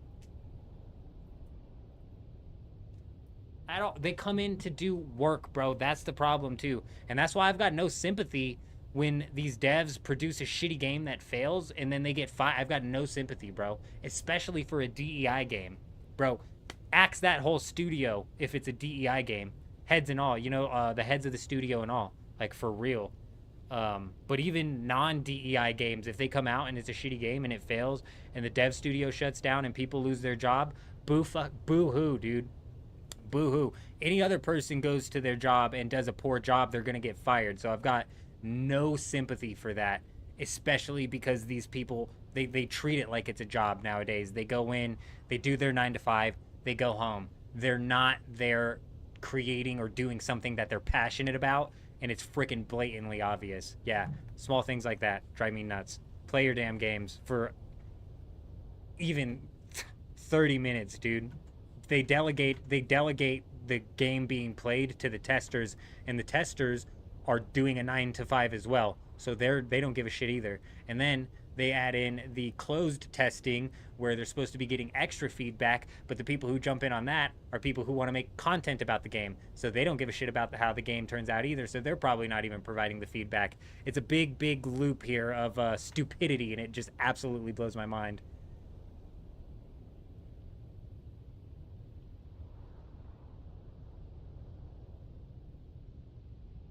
Yeah, that's what I'm saying. It goes through so many levels and it still ends up like this. It's crazy. It's crazy. And it's because all of the levels are actually not coming at it from a state of creating something that they're passionate about, and they're treating it like a job. The people into the closed testing treating it like a job for their content creation. The people in the testers just on a 9 to 5 waiting to move on to the next game. And the developers also kind of the same thing, on a 9 to 5 waiting to move on to the next game. What piece of code am I writing for the next game we're working on? Yes, Souls, you're 100% right. The testers that joined the closed testing, 95% of them were probably content creators trying to get a head start on the content, and then 5% of them were probably people who were just trying to get a head start in playing the game because it was a game that they were interested in. None of them were interested in actually providing feedback, you know what I mean? I don't want to say none. Let's say 2% of them were were interested in actually providing feedback. And I would say maybe 1% of them actually provided good feedback, because stuff like, I can't deposit all of my water into the cisterns in one button, and the ornithopter thing is the same color as 90% of the background I'm looking at. It's like we've lost our mind.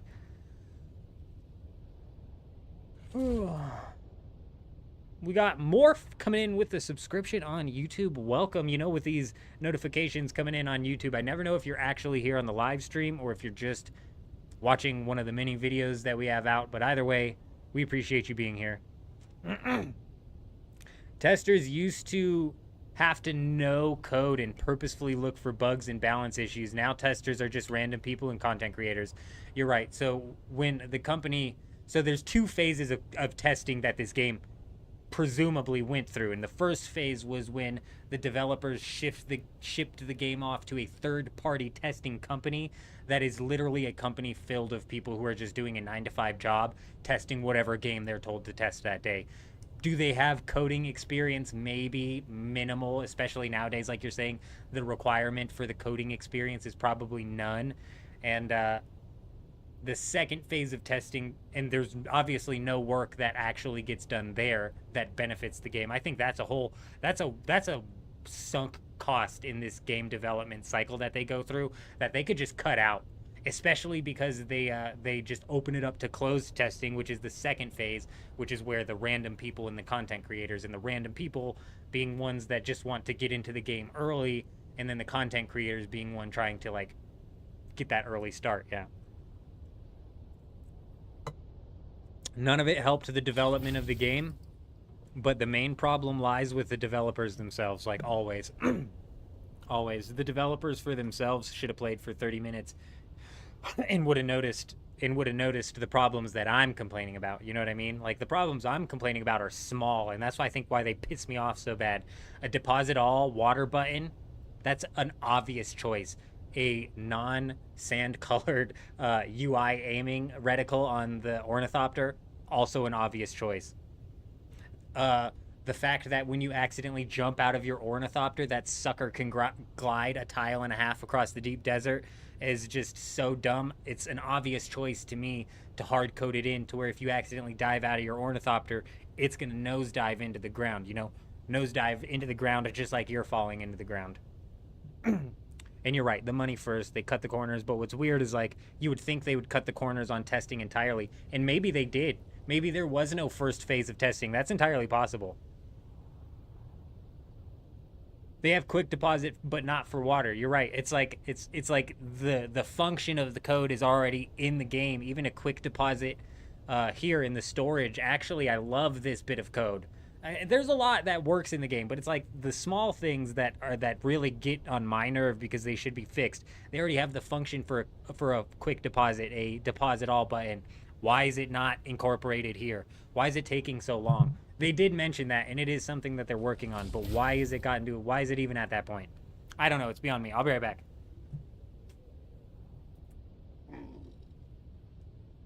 Hindsight's 2020, and it's always easy to be a critic as well. Like, so don't take anything of what I'm saying as like, oh, game bad. You know what I'm saying? It's so easy to be a critic.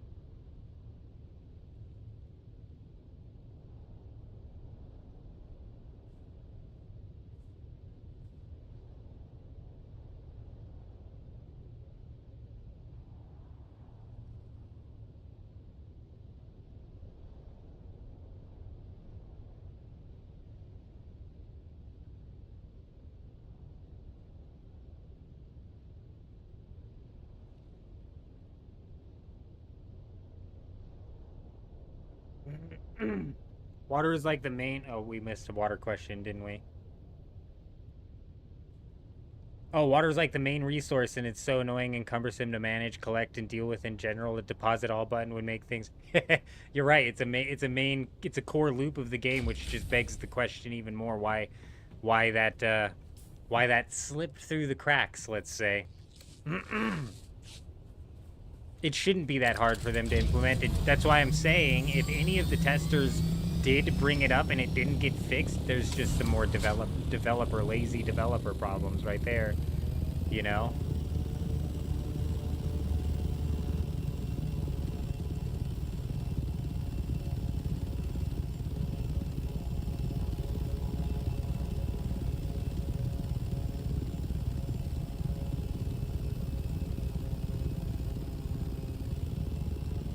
The devs confirmed on Reddit they've added... Yes. They have confirmed on Reddit. There's another one of my complaints that I have, though, too, is that this information is so spread thin. They need to consolidate it in one place. They're doing a lot of Ask Me Anythings and a lot of Q&As on channels and whatnot. It's like hard to keep track of. But yes, you're correct. I've said multiple times they are working on the deposit all button. Should have been in there day one.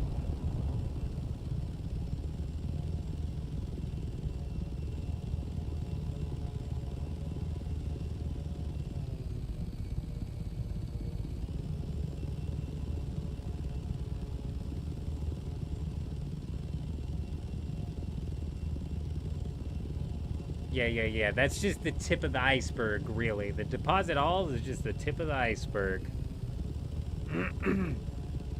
Like I said, though, it's very, very easy to be a critic. You know what I mean?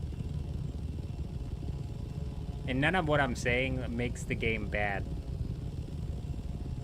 It's just, and it's not game specific either. This shit happens in every game, and that's why it's frustrating.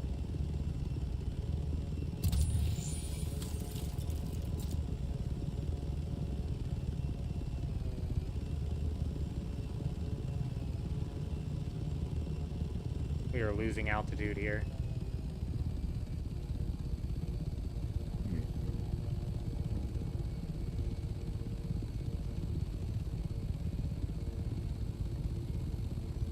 This shouldn't be that hard to implement, and since they've confirmed that they're working on it, I'd imagine it comes in sooner rather than later. Not even just polished. The game seems, you know, it's fairly polished. Like I said, there's a lot of stuff in the game that's really good that I don't spend a whole lot of time talking on, like the fact that in the chests, I can organize the chests, and then I can just run through and quick deposit, and it'll grab whatever is in my inventory that can fit in that chest that's in that chest, and put it in there. That whole system is really, really nice. Like, that's nice, bro. That's a nice level of polish that I like. But you're right. And I think what irritates me is it's very simple things that seem to not lack polish, but lack any thought. There was no thought that went into it. This is white, and it blends in with the sand. Okay, I can't see where I'm aiming and what level I'm at when that's white. Like, there's no thought that went into that. I can't deposit water at all at once. There's no thought that went into that. Any little bit of thought would have been like, maybe we should add a deposit all button. Hey, Johnny's having to spam his mouse button over there depositing water. Let's add in a quick deposit all button. That's what I'm saying. It's like, it's easy to critique the small things and lose sight of what the game's actually doing that's good. Which is a lot.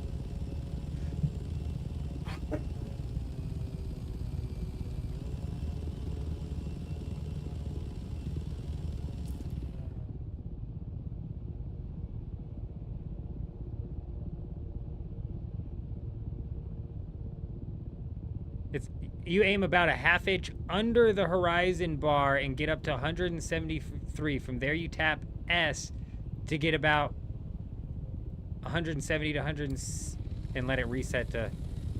Okay. So you're in the air and you aim an inch and a half under the horizon bar. You aim this far under. And then you dive. But you have to dive with the engine on, correct? So we have the engine on.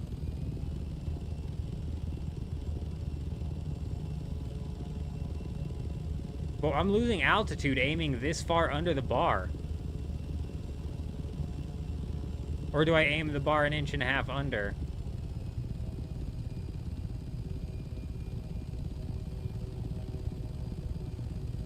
No, I was aim it down here. Yeah, I tap. Oh, tap S.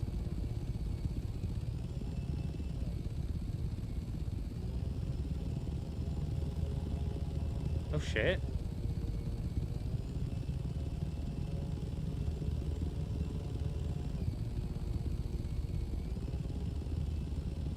Oh, I see what you're doing now.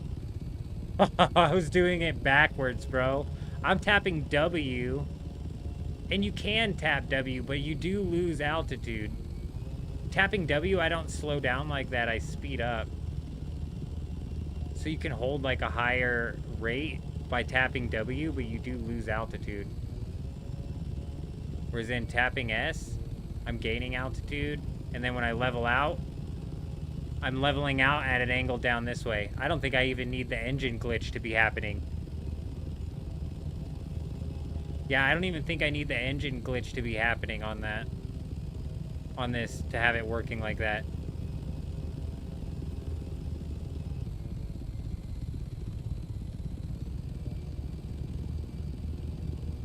What altitude do you usually sit at? You can glide at 800 meters forever. When you're at 750, even if you're above 750, even gliding, you're using gas, no?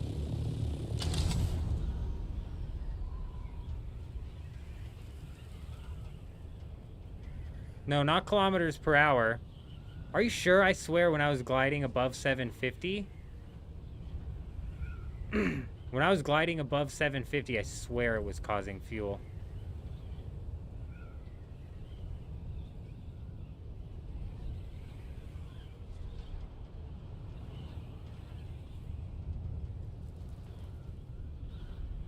Okay, let me get way up there. Let me get way up there.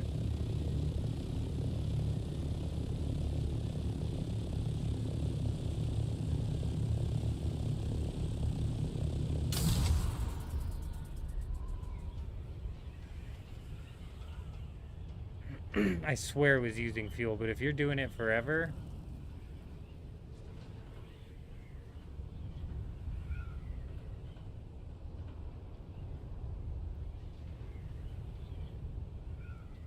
No, I trust you. Hey, you're the one who's flying out here in the deep desert constantly. And this is the most distance to fly in, so I'm 100%. I just swear when I was in the Haga Basin, I was using fuel when I was gliding above 750.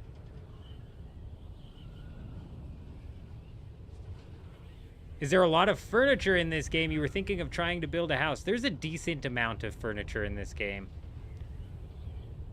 Especially if you start combining the two factions.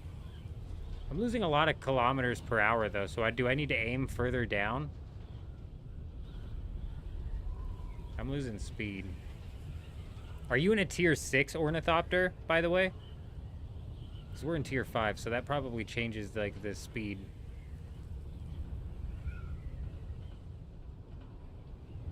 Alright, we've been focusing on gliding. I've been paying no attention to frickin' sand. Or spice, that's what we're out here for. Is that spice right there?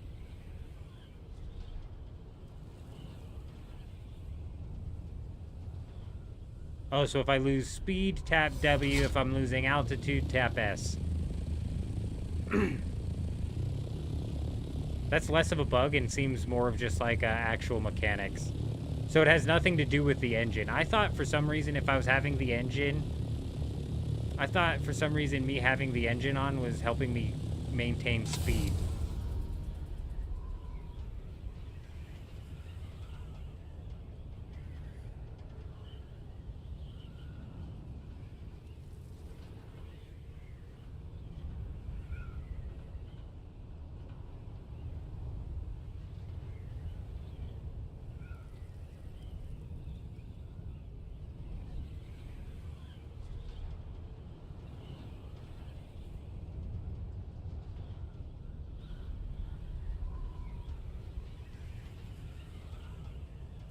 It's just a sound bug, right? Your engine isn't actually on, right. It feels like it's on when it's doing the sound bug. It feels like it is.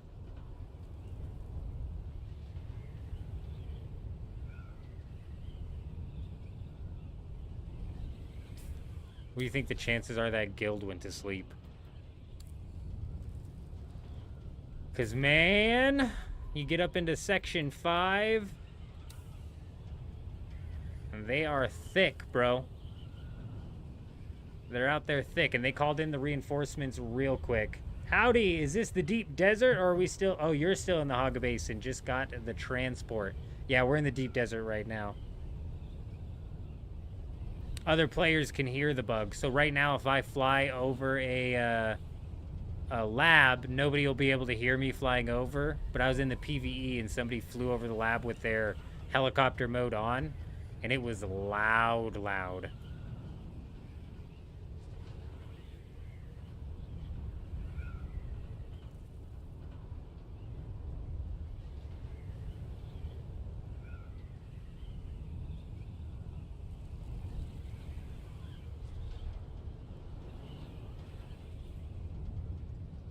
No problem. Diana.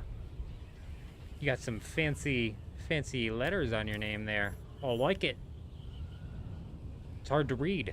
I can't read cursive. Thanks, public school. Oh shit, bro.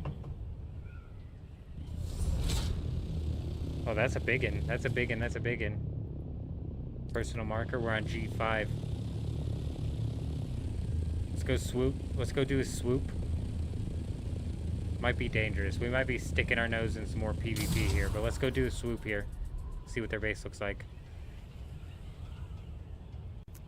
Do a little swoop.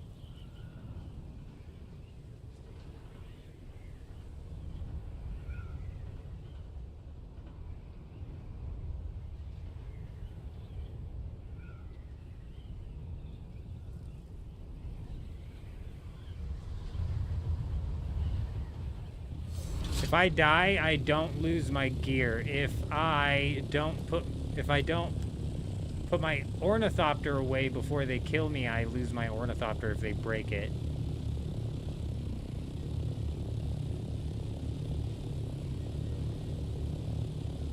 This looks completely sealed off.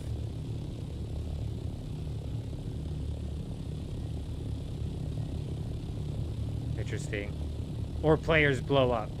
Only if you get... Oh, yeah, right. So if I get eaten by a worm, I lose all of my gear. If my ornithopter gets eaten by a worm, it's gone. A player, if they take me out of the sky, they can then blow my ornithopter up. They could blow my ornithopter up and make it to where I can't get back to it. Other than that, all they get is the resources. Yeah, they can't take your gear unless your Landsrat has turned on gear stealing or full loot PvP. But that can only happen for a week. If it gets turned on, it can only happen for a week.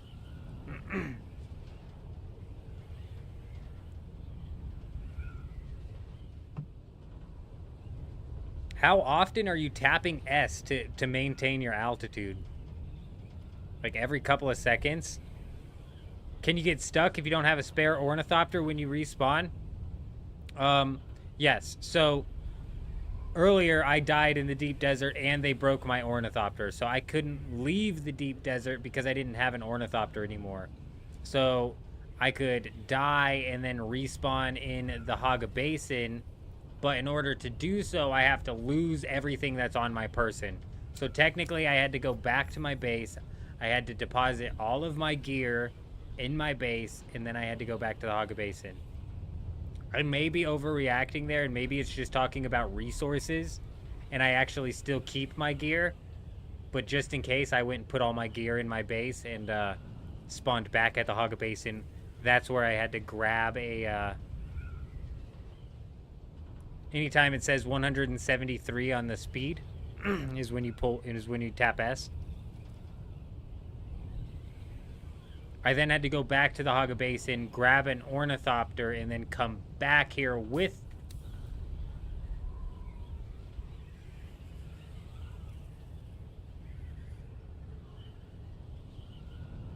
with the ornithopter in order to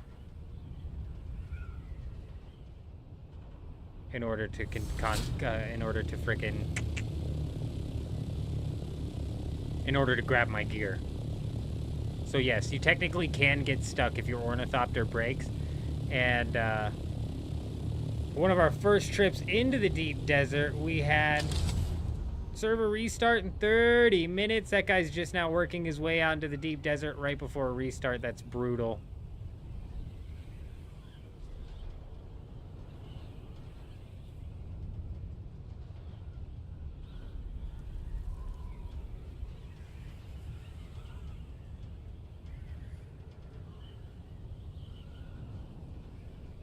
Oh, so once the speed gets back up to 173, that's when you kick it in.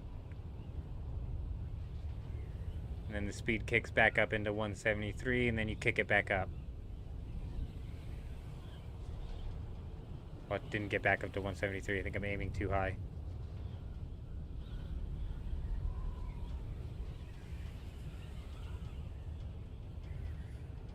That's Spice. I practically can guarantee that that guy's going to be turning around and heading back. Let's just hope he's not an attack ornithopter. How far from my base am I? 8,000 meters? I don't think I can make 8,000 meters. It'd be close.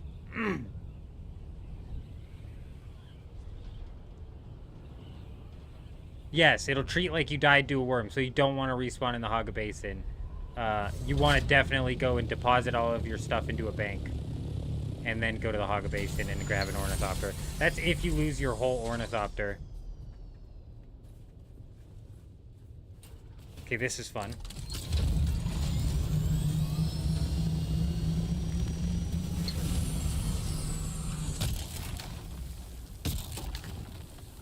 If you build your base in the PvE area, is you're safe? Yes. Even in this storm, you can't get raided in a PvE area. Your stuff is safe until the Coriolis storm, if that's what you're talking about. That'll delete your base.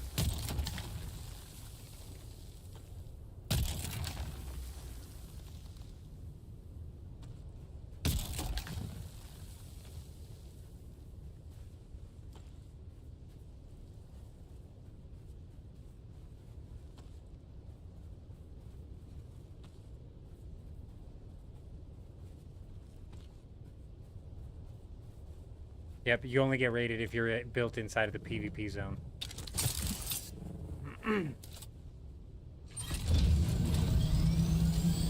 And honestly, like, I've only found PvP in the deep desert if I literally shove my nose in it. You know, we go up to a big spice bloom and there's a guild there and I'm gliding around the guild for a while and they eventually are like, alright. They send 4 people after me and take me down. Yeah, the Coriolis will wipe your base inside of the PvE area, correct. But that's it. That's it. Other than that, in the PvE area, you're good. Good to go.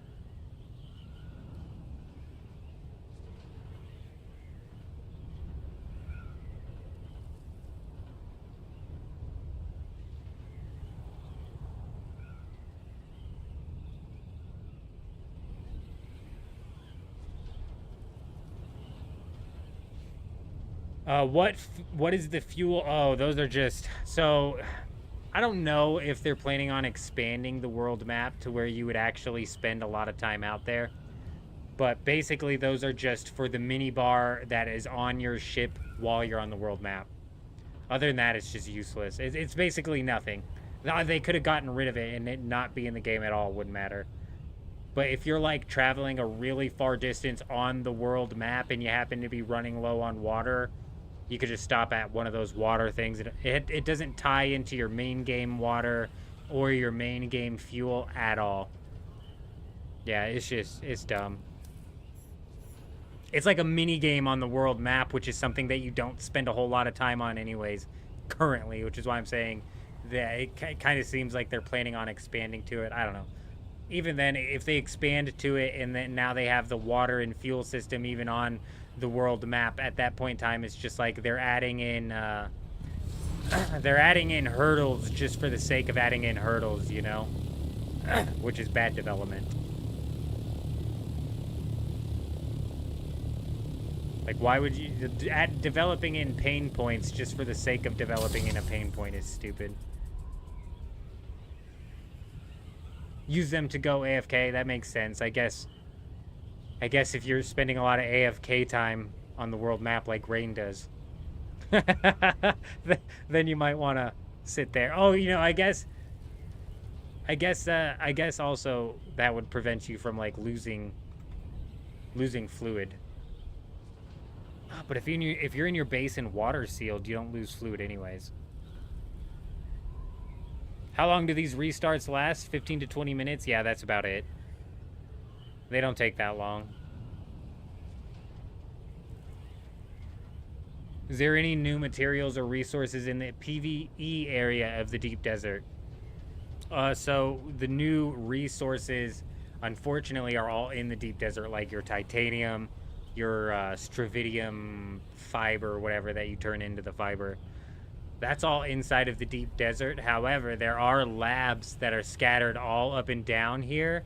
And I think you might be able to get some of the tier 6 resources out of there. Not like the titanium stuff, but maybe like a fuel pump or two out of the chests. I'm not sure. But you can get... That's where you get duraluminum unique schematics. Which, if you get a few duraluminum unique schematics, it could make the PvE inside of the deep desert a little bit easier. You know what I mean? So yeah, okay, so there's nothing in the chests inside of these labs, it seems, that's tier 6. But there is an easy way for you to get tier 6 items inside of the deep desert that don't involve you doing PvE inside of the deep desert, right? Give me a second. Let me go get some water. Okay, yeah, only tier 5 stuff inside of the PvE labs, but you get the tier 5 unique schematics here. I don't think you get tier 5 unique schematics from the Haga Basin. So this is the next tier of uniques, and we've pulled some crazy things out of these. I'm pretty sure this is where we got the Cope pistol that we're currently using, and this thing is insane. It one-taps all of the PvE inside of the Haga Basin, and then out here in the PvE zone of the deep desert, it only takes 2 shots to take out a heavy. Once we move into the deep desert, it's completely different, and it takes like 4 to 6 shots to take down a heavy. But that's not the point. Like, the duraluminum uniques that you get from the PvE out here are huge. And let me go get some water, and I'll talk about how you can get the... I'll talk about how you can get some tier 6 resources really easily out here. Just give me a second.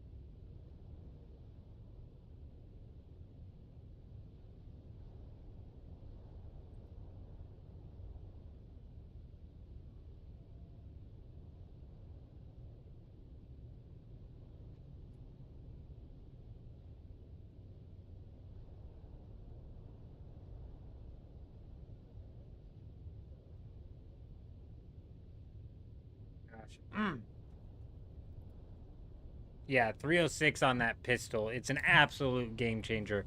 When I got the Cope pistol and crafted it, it was an absolute game. I almost decided not to craft it either, but when I did, it was like one-tapping everything in the Haga Basin. Freaking insane.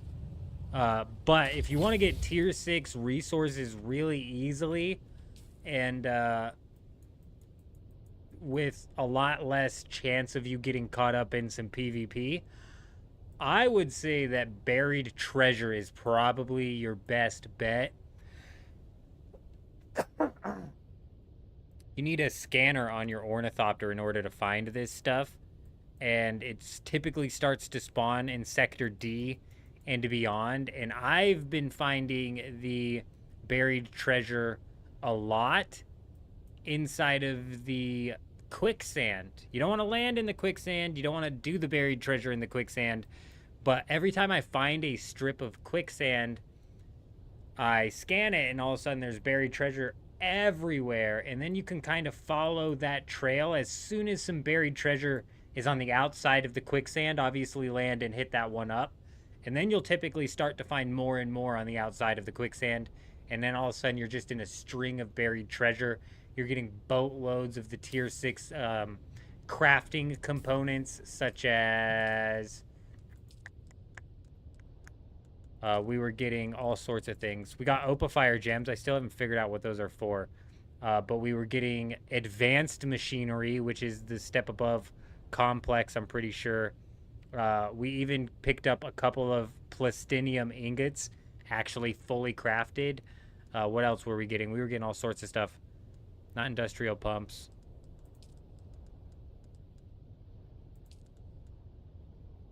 Ballistic weave fabric was something that we were getting. I think we were getting some of the plasteel composite blade parts. We were getting a lot from the scanning. 100,000 water just for 80 plastinium is killing me. You blow through 200,000 every time your bodies are done, then you wait an hour to do it all over again. God, that sounds brutal. Yeah, we are gonna, now that you bring it up, I'm glad that you bring up the costs. We are going to have to definitely, we're definitely gonna have to min-max our water output, aren't we? We're lacking in the water output. That we are. Well, let's see here. We've got 2 days, 15 hours left on this Landsrad decree term here. So we got 2 days left, essentially, to benefit from the 25% reduced crafting cost. Hopefully, we can set ourselves up with a death still or two, a wind trap or two, as many leader johns as I can carry.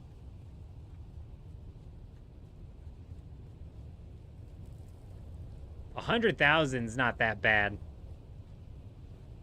I can fill up 100,000 in just about, I think I get like what's it, like 60,000? It's like 60 or 70,000 just from the dew flowers. So if I can get 60 or 70,000 from the dew flowers at night, and then we have a couple of death stills or a few death stills providing water each hour, and then, so what are we at with the death stills, actually? These stupid things. That gives us 25,000. Yuck. Oh, this is duraluminum. Gives us 45,000 at a power cost of 350. It's almost twice the amount. And it's almost twice the amount of power cost.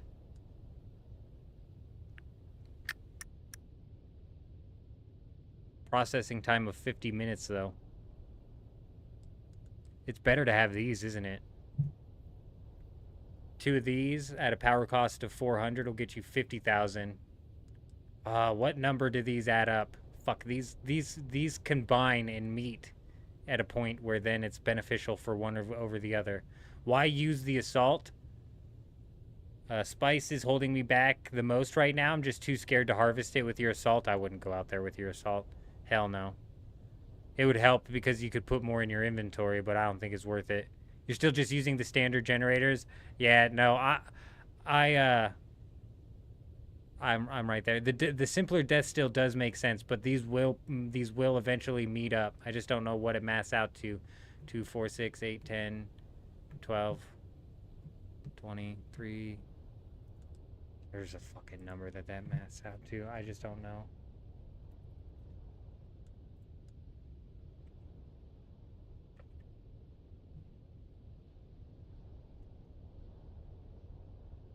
$7,350. What about? No. No.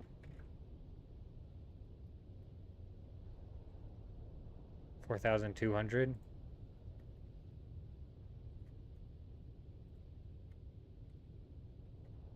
2,800.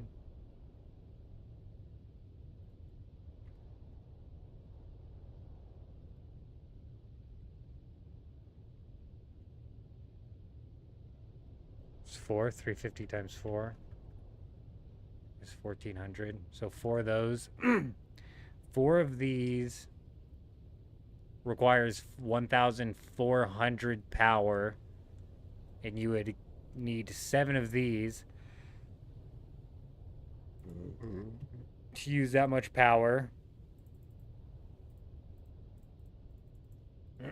That's 175,000. If you had 7 of these, you'd be using 1,400 power, and you would be getting 175,000 water per hour if you had all 7 of them operating each hour.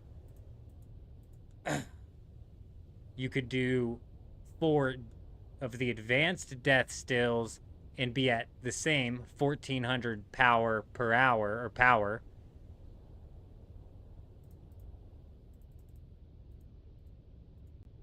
But you'd be getting 180,000 water per, and actually you'd be getting it per 50 minutes, but that's going to F all of my math up. So we're just going to say per hour. So if you can make 4 advanced Fremen death stills, that's when you cross the threshold, making the advanced Fremen death stills more beneficial than the Fremen death stills. Because up until that point,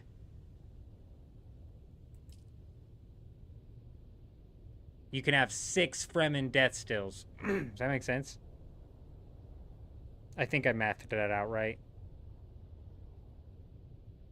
The wind traps, I don't know. The wind traps are a bit weird. Yeah, duraluminum's fucking cake though, especially compared to plastinium. This might just be me, but I've got like ass loads of duraluminum. I've almost probably got enough duraluminum to make 4 advanced Fremen death stills. It's literally just a matter of 1,400 power. So at 1,400 power is where these two meet up, and the advanced Fremen death still takes the lead. I think I mathed that out right. I think I mathed it out right. Especially at the 50-minute processing time.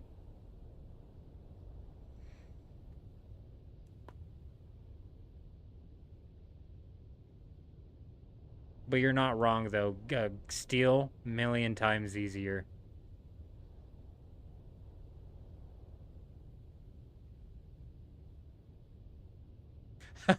Rain's running 10. Rain, you're running 10 of these regular Fremen death stills. Oh, fuck. You're crazy, man. You're crazy. You're crazy. For 10 of these, that's 2,000 power.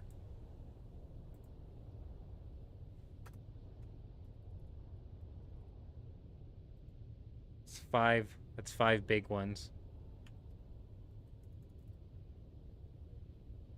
Yeah, you'd be getting an extra 25,000 per hour. So, I mean, it's minimal. The benefit is minimal, and you're right, the resources don't quite outweigh the benefit. But the benefit's there. Like, for when you're really trying to min-max, the benefit is there post 4 death stills. Post 4 advanced ones. They do need to make it easier to fill with bodies. And I'd imagine it feels like a chore. And now with the advanced one, that's a chore you'd have to be doing every 50 minutes. Yeah, that'd be a pain in the ass.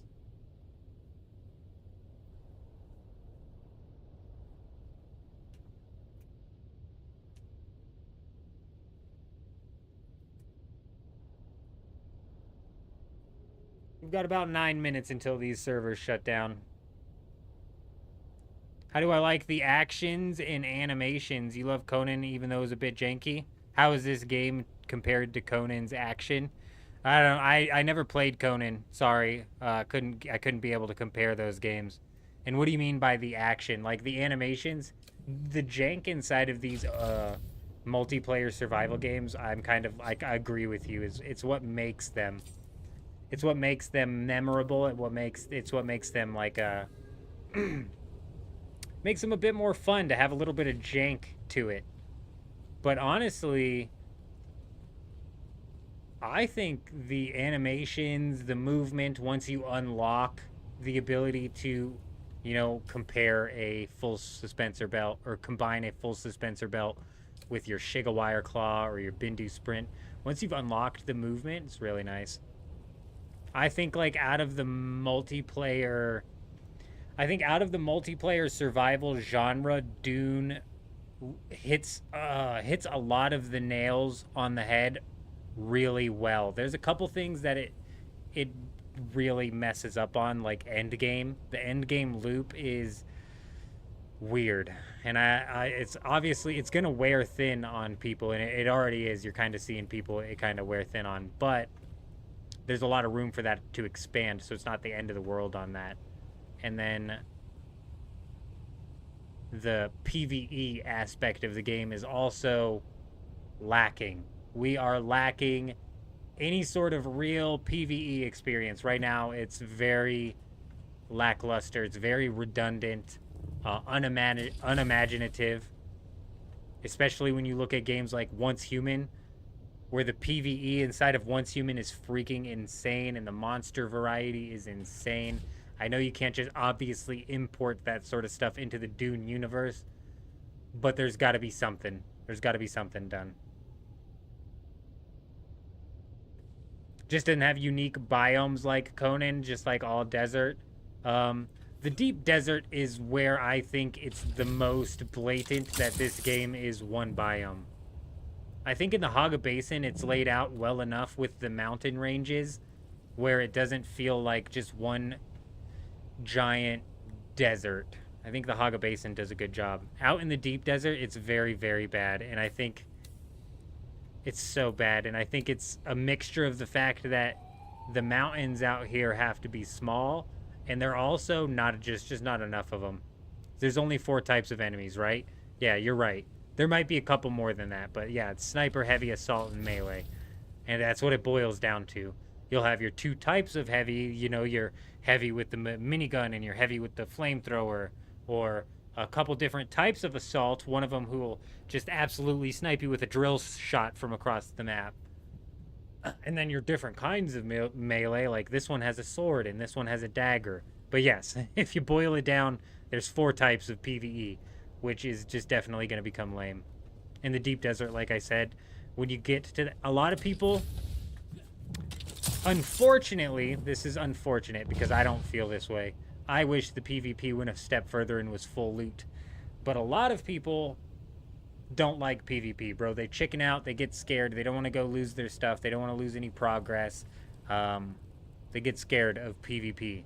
So the end game being revolved around PvP, I think, is going to be a major problem, and that paired with the fact that the PvP isn't balanced very well, and it's not even game planned out very well with the deep desert and how open and sandy it is. I think that a lot of people are going to end up getting to Duraluminum, which, don't get me wrong, that's hundreds and hundreds of hours of gameplay, especially depending on the pace that you take it in. But it's also just that. There's an end to it. You know what I mean? The progression ends, and you kind of get blocked in the progression and almost cucked almost if you decide to not move on into the Plastinium products, because you can't. because you have to go out to the deep desert too. You know what I'm saying? Nezuko, how you doing? Over on Twitch. How you doing? Hope you're doing well. Nothing's up over here. We're just kind of hanging out, waiting for this server restart to happen. And then we're gonna go do a couple more trips of finding some sand inside of the deep desert. We're doing all right. We're doing all right. Doing good. Another day. Could always be worse is what I like to say, but we're doing good around here. Hopefully when we get back on, it's low enough of a population we can just hammer out some medium-sized spice. Walk away with like 10,000 spice in here and we'll be cooking. What game is that? Oh, it's Topper. Topper, are you in the chat? Man, I hope Topper's here.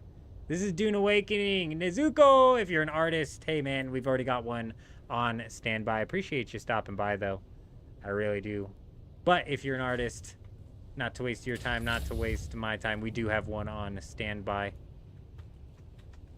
Just so you know. As a solo player, I don't really have anything left to do. I can't really use a carrier or sand crawler. You've just been getting uniques and slowly gaining materials to make the advanced machines. And that's basically what the end game turns into.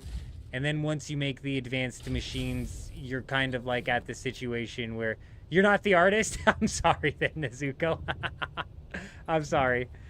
I'm sorry. A lot of times on Twitch, artists will come in trying to sell their art, trying to sell their services, that is, and then and they start off the conversation a lot similar to the way you just did. So I did lump you in that category, my bad. If Topper was here, I bet he would have lumped you into that category as well. Him and I have been making fun of him for the past few days. But yeah, that's kind of what happens with the end game loop. And then once you even get those advanced machines, you'd have to... Oh yeah, we actually turned the Twitch chat on to verified to help prevent it, because it had turned into the point where it was like every stream, multiple times a stream, I had to be. And I don't mind it, bro. I get it, dude. A lot of them are probably like AI slop artists, really just like throwing out the widest net that they can. But even if they're not, and that's just me being a bit cynical, bro, I get it. You know, put that grind in. You know, put your name out there. You know, hit up whoever you need to hit up. If you ask 100 people and one of them says yes, bro, then you got one yes. You know what I mean? So I get the grind. That's why I like to call it out early if that's what I think I'm talking to. I'm like, yo, I've got one on standby, so you're barking up the wrong tree. You know, you can move on to the next tree, basically.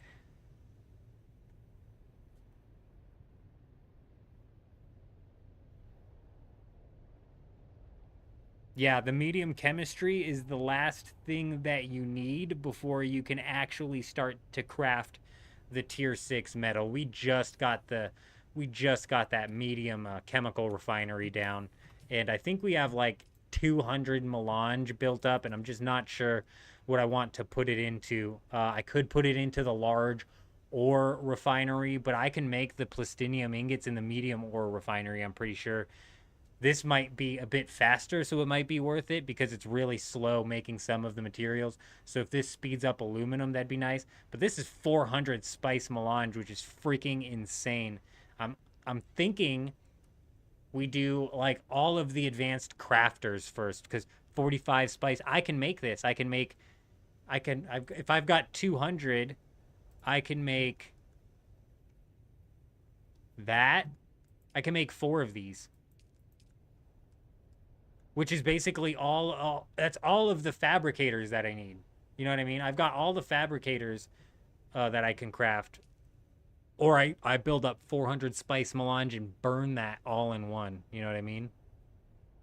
Leon! Hope you're doing well. Yes, the servers are getting ready to reset.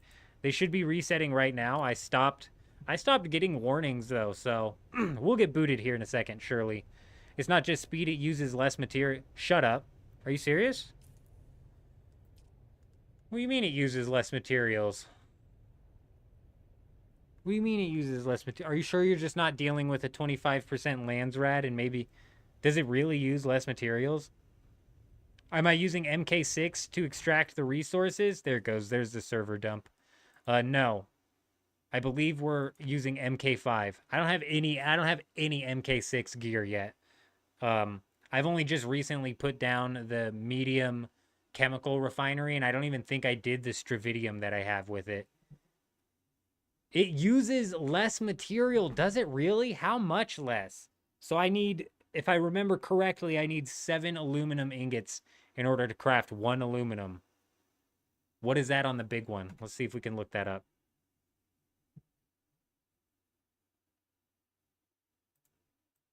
I did not realize that they were using less materials in order to make the same thing. That's crazy.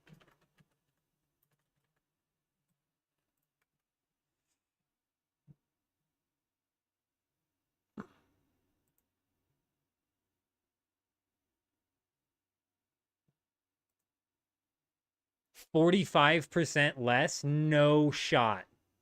So you're saying that it's what, 5? That's either going to knock off 5 or it's going to knock... That's either going to knock off 3 or it's going to knock off 4. No, sorry, 2 or 3. So if it's at 7, does that mean 5? Or does that mean 4? If it means 4, oh my god. That almost doubles our... Oh my god. And then you would, like, want to be doing that. Otherwise, you're just really... So this has got to be number 1 then, doesn't it? 4? Shut up. It's 4? Dude. This has to be number 1 then. It does.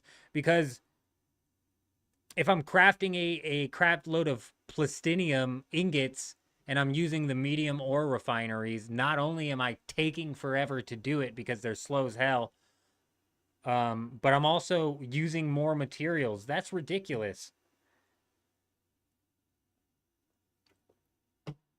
I'd be more bummed out right now if... I'd be way more bummed out right now if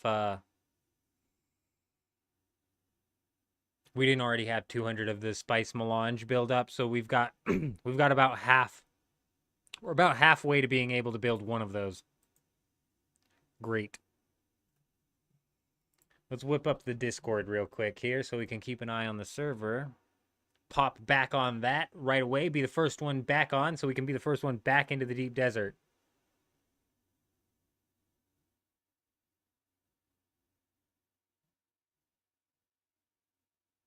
How long does it take for it to come back up? You just started. So it's like, it's different each day, but typically on these daily resets,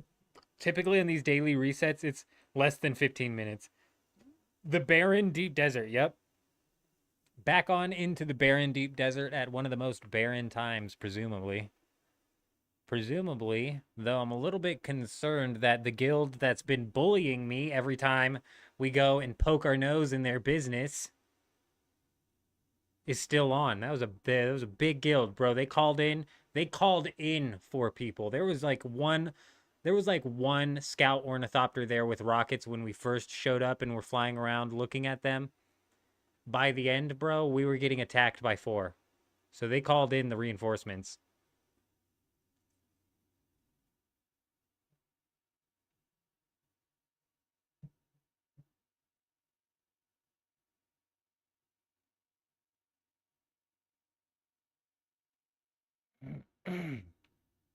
You hate getting plastinium. Plastanium.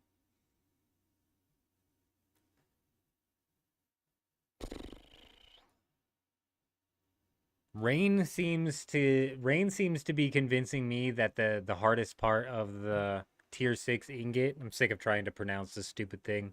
I'm just going to start calling it titanium, to be honest.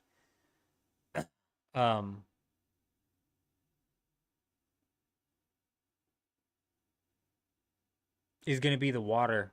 Like, Rain's starting to convince me that it's going to be the water that's going to be the hardest thing.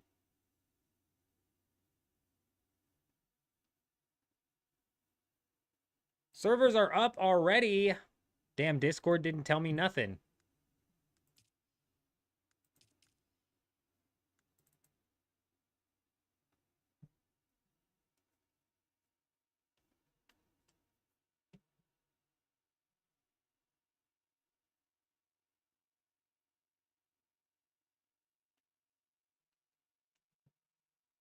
And Brian's crazy. He must be sitting there just like refreshing the servers constantly. Man, friggin' nailed it. That's crazy. That was Brian's on top. I think Brian might have been the one who got us into this server 15 minutes early. I don't remember who it was on the very first day. But day one of the full launch servers, somebody was here and they were like, the servers are up, bro. And I swear we got in 10 minutes before everybody else because of them.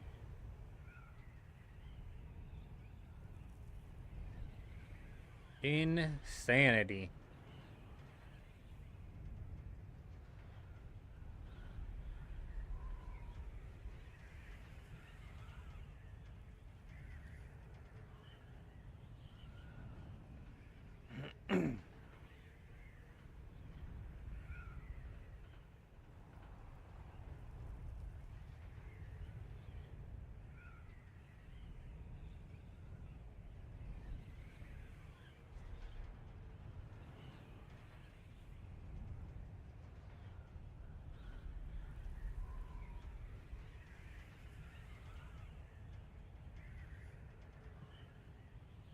It feels like you're going so slow, though. When you sit in the glide, it just feels like you're going so slow, dude. It feels like I'm not moving. Whereas if I'm diving and going up and diving and going up, that just feels like I'm moving faster. You're obviously not. It just, for some reason, feels slow.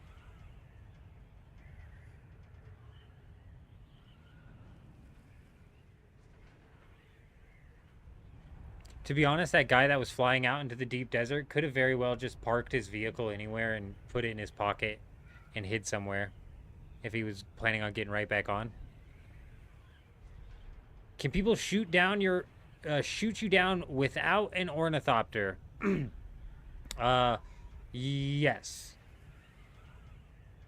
There's at least the rocket launcher. I don't know if the las gun. I think the las gun is meant for vehicles as well. But there's at least the rocket launcher. Just realistically, I don't think it's very realistic. I don't know how good the las gun is. But unless the rocket launcher does just like a whole lot more damage than the ornithopter's rockets do, you're going to have to hit them with a bunch of rocket launchers in order to break them, which is just, I think, a bit unrealistic. Is that spice?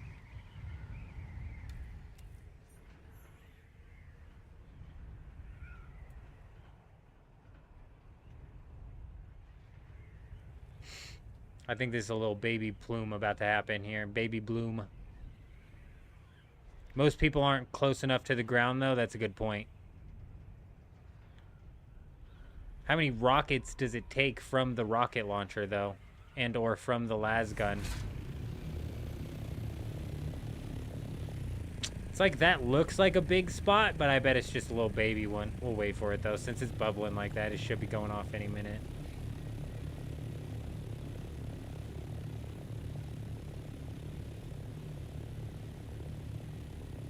It's really close to the entrance, though, so... Boop, boop, boop, boop. We're going to be hovering here for a second, so no need to be above. No need to be above the line. It's because there's no scenery there? Yeah, but even in the Haga Basin, when I'm flying in a straight line, it just... If I'm flying in a straight line at the same speed, it just kind of feels like I'm standing still. And maybe that does have to do with the fact that we're flying over empty desert. Even in the Haga Basin, you kind of are. With the Tier 6 unique, one rocket can break a wing. Really? Damn, you break a wing and you knock them down. They can't fly anymore, I'm pretty sure, right? Puts them into glide mode and forces them to land, doesn't it?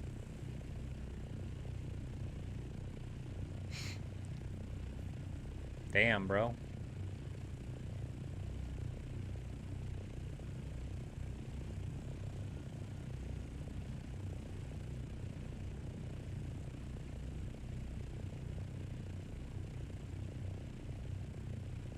Landing a shot is the hard part? Yeah, so similar to the... Especially with a moving ornithopter. And is the Scout full MK5 the best to use for a solo player? I wouldn't come out here with an MK6, that's for sure. The only time I'm going to come out here with an MK6 is if that MK6 is fully kitted out for PvP. You can't spam like an ornithopter can, so you gotta reload. Well, at least because it's slow, they make it pack a punch. So if you do land a hit, it's not a complete waste. This is starting to look like it already popped, but I'm pretty sure it didn't.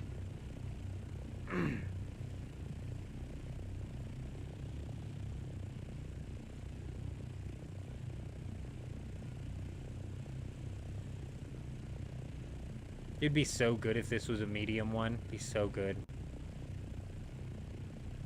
6,000 meters away from the base would be so big. It's not gonna be. It's gonna be a little baby one. Get 500 out of here.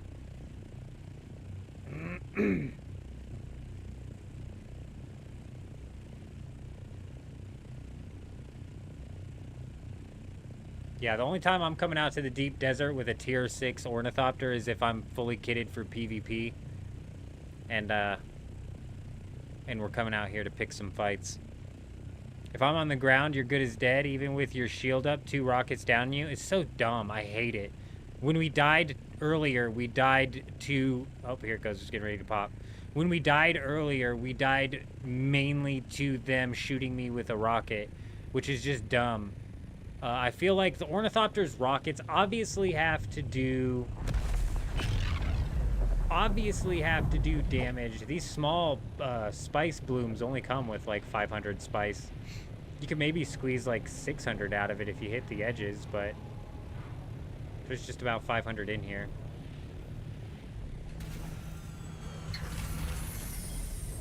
But yeah, that's what they mainly killed me with, was the rocket. Stupid. Dumb, bro. Dumb PvP. Like, okay, you knocked them down with the rocket, but it never devolves into ground warfare because they don't have to get out of their Ornithopter, because why would they when their rockets take me out in 2 hits?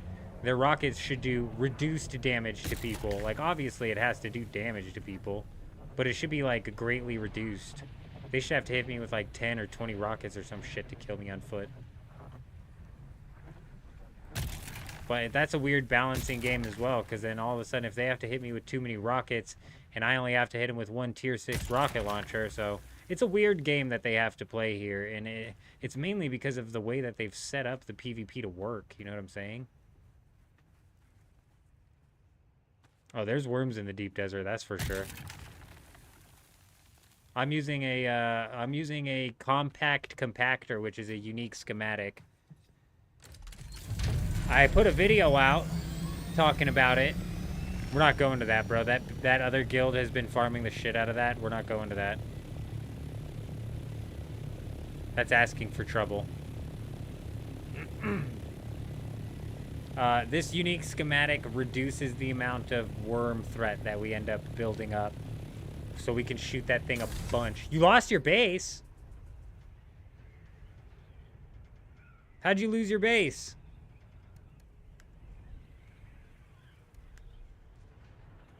Yeah, 450 sand out of that thing, and we couldn't have gotten much more. Like I said, maybe you could squeeze 600 out of them. Sucks too because ground PvP is fun, yet all the PvP you see is in the air.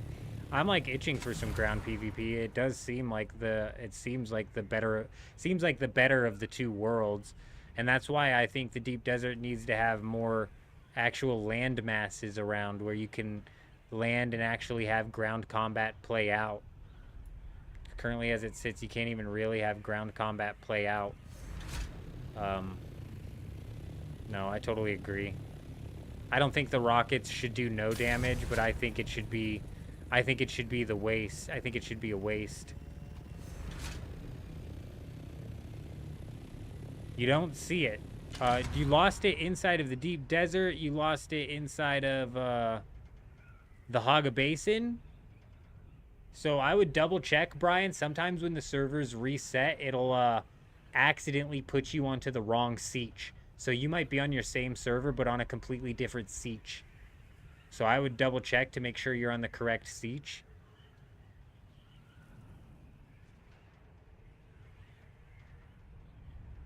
And if it was a base inside of the deep desert, my next question would be, was it in the PvP section of the deep desert? It's in the Haga Basin. I would check to make sure you're on the correct siege. Also, are you not seeing it on your map, or are you physically not seeing it, like, in the location where it is? If you're not seeing it, like, physically in the location where it is...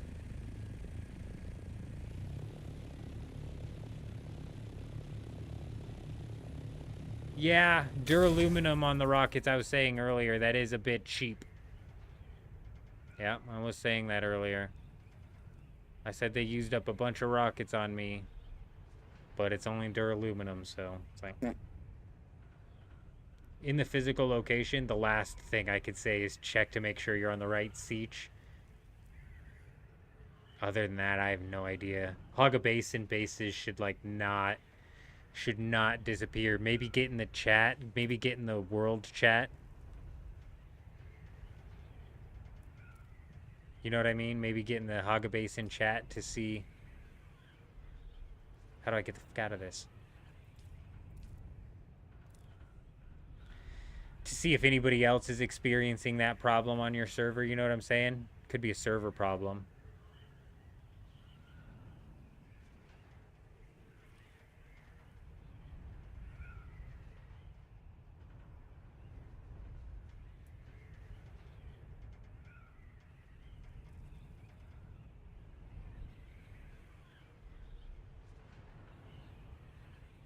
Wrong seed? Oh, I'm glad. You got me scared, bro. I'm glad. I'm glad I was able to remember reading a post where somebody else had mentioned that after the server reset, they got put onto the wrong siege. I'm glad I remembered reading that post.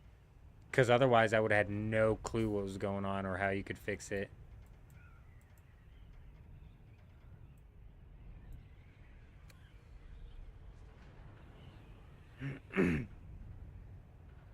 If you press N, it'll give it a log. Yeah, but is that going to say that you swapped sieges? You know what I mean?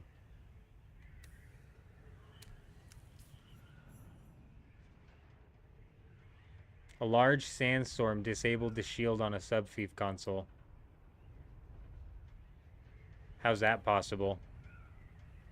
The only sub-thief console that I have is in the PvE zone.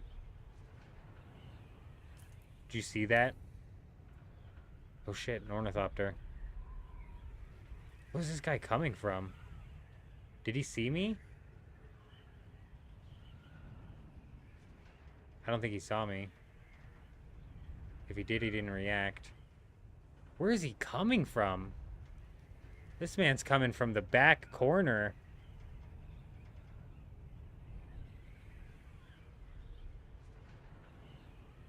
Yeah, now that it's saying that, but look, that's weird. A large sandstorm disabled the shield on a sub-thief console. And then it says the, how many minutes later?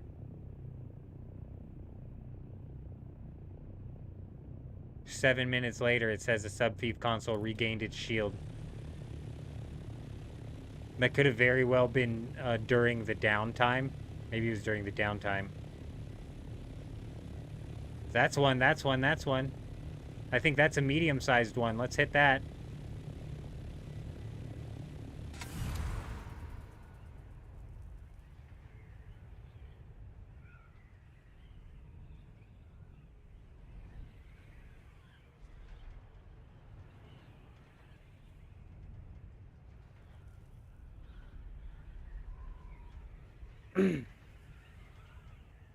That's...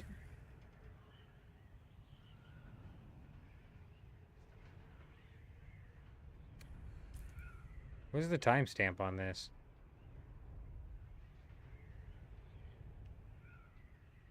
But you're right, that could have been it for sure. Because it's right after I died from dehydration, which I'm pretty sure happened at the base. Is this a big one or a medium one?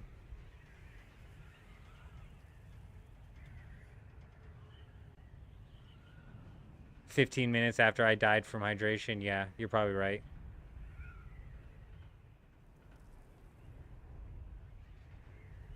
Maybe it was when I moved my sub-fee for my generators or something. Medium? Alright, I'll take medium all day, bro. How far off from my base? 15,000? Shit, dude.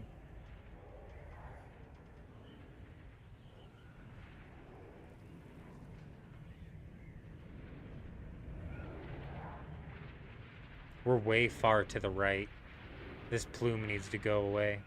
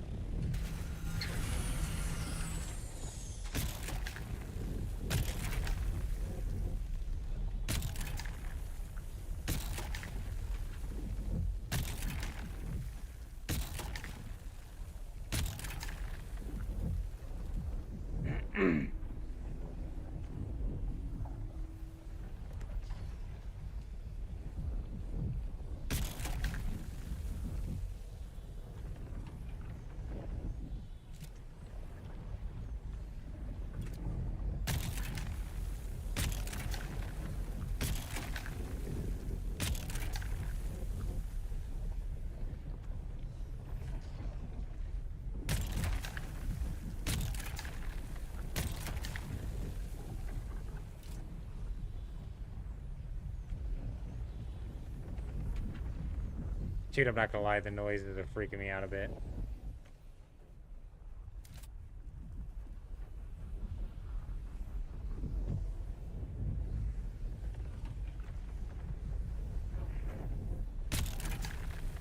I'm gonna grab this and I'm gonna fly up, and I think that resets it. I don't want to call the sandworm, because I think that draws extra attention to us.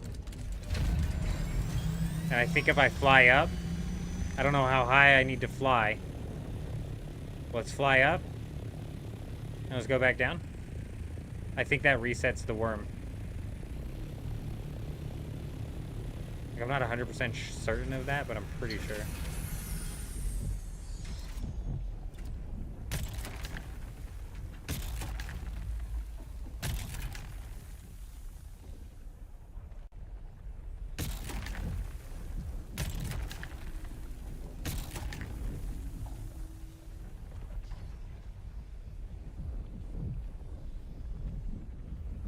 I should see a large one? What do you mean?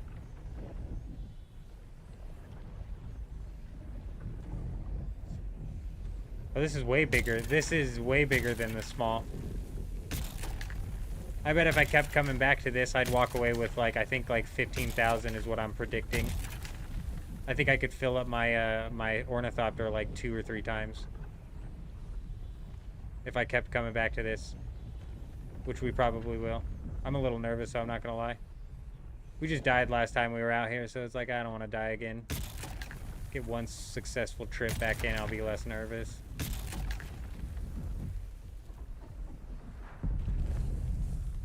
What the fuck was that?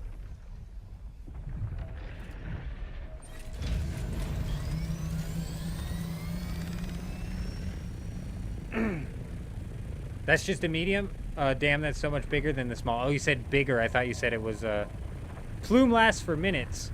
Could be a large? I don't think it's a large. I don't think it's a large.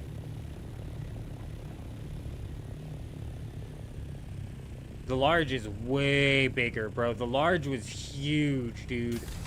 So I couldn't take a sand compactor to this.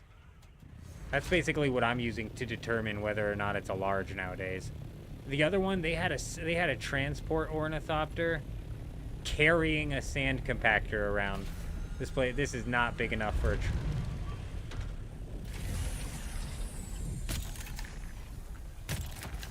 This thing's making noises that are freaking me out, dude.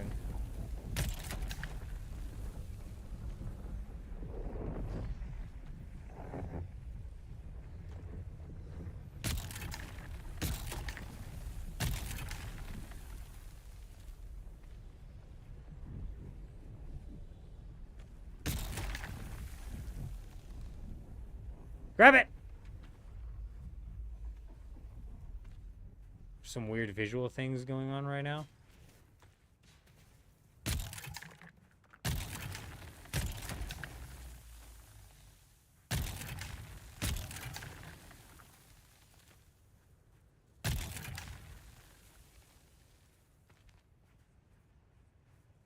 Go, go, go, go, go, go, go.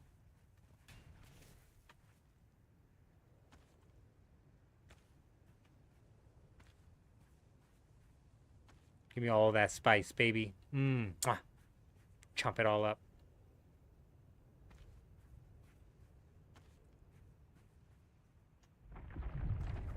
Go, go, go, go, go. He's mad again. He's mad again. I don't even know what made him mad. Was it me? I don't know.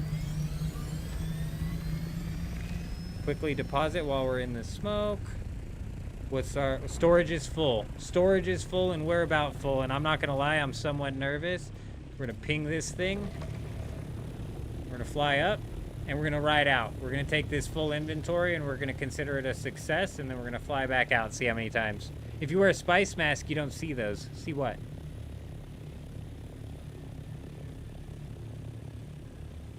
Oh, see the visual effects happening? I see. Not even half of it. That's what I'm saying. I could hit that up like 2 or 3 times.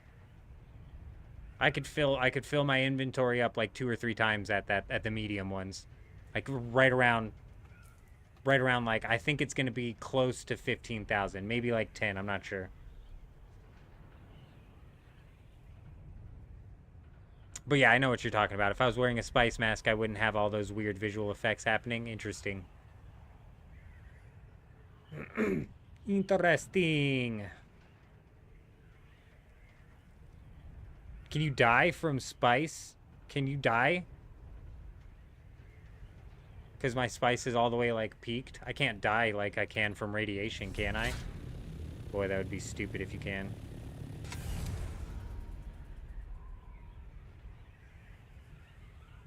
I can't see the middle again. Great.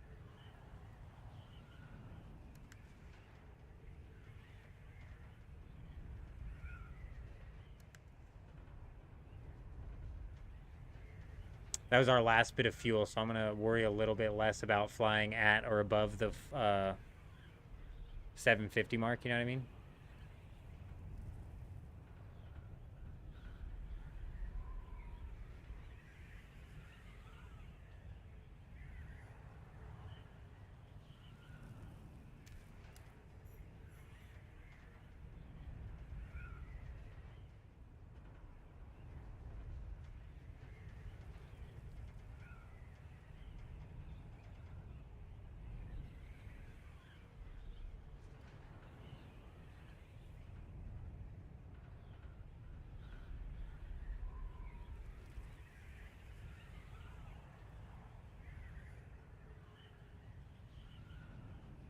I wonder how good it is to come out here and instead of farming spice legitimately, to come out here with like a kitted out scout ornithopter to attack, like maybe during like the peak times, to attack people who are farming legitimately.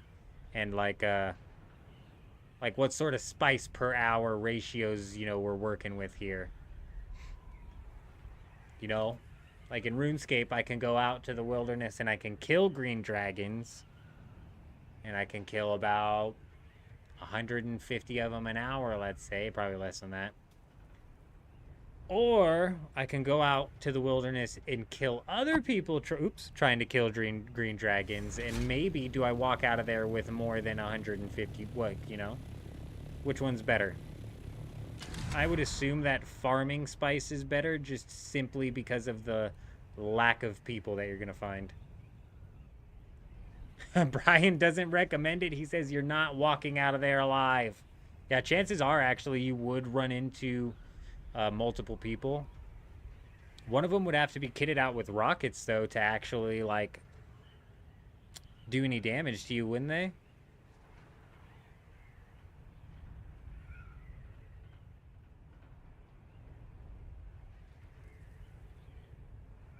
But yeah, you ain't wrong. You run into like a guild or something, or anybody who can call any sort of backup in.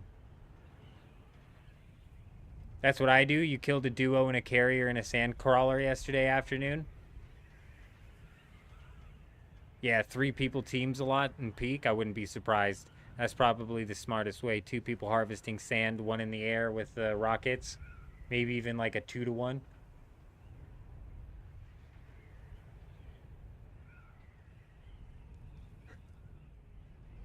Taking out a duo and a sand crawler is surprising. Seeing a duo out on the field running sand is surprising, but my only experience looking at large sand fields have been today, and each time there's a big-ass guild hitting up that sand field, just waiting for me to get too close. And here I am, poking my nose way too close. Flying way too close to the sun.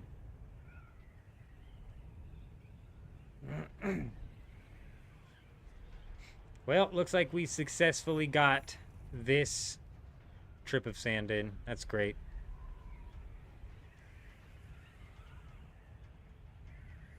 Fly back out there, see if we can't hit up one more. Our fuel situation's a little bit risky here. I don't know if we can do 2 more trips before we have to go fuel up. You got your karma, though. You chased by that 5-man and almost lost your ornithopter.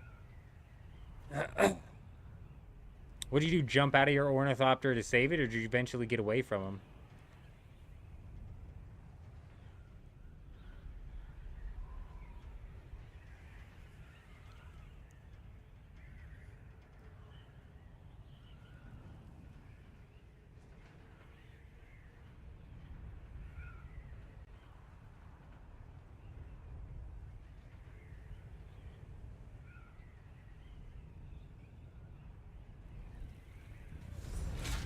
What's the best way to collect water? You have 4 advanced Fremen death stills.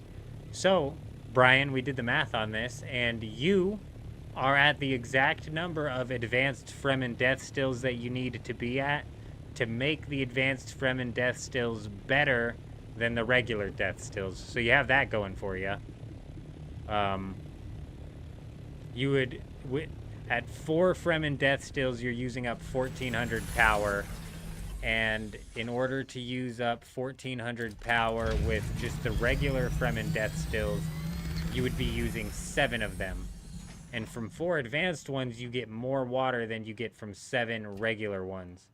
Aside from what you're already doing, I would probably say that the best way for you to get water is to just find a big dew field and be sure to take Leader-Johns out every night and fill them up from all of the dew fields that you can find.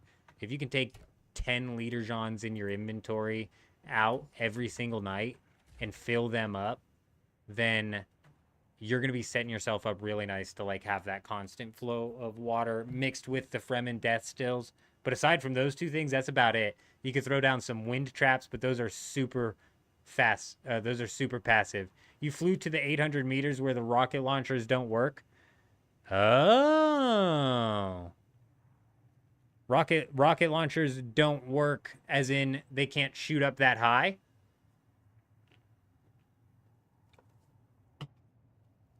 That's smart.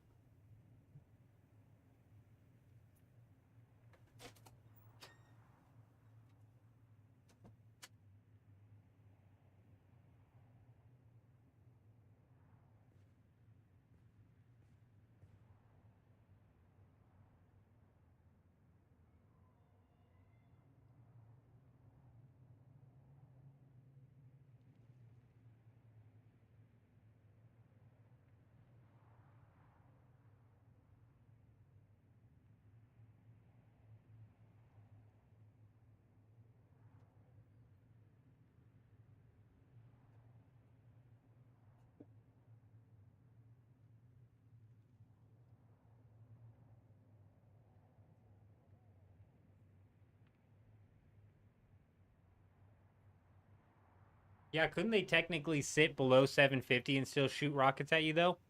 Oh, aiming up is hard. Oh, okay. Yeah, once you start aiming up, your ornithopter probably slows down too much.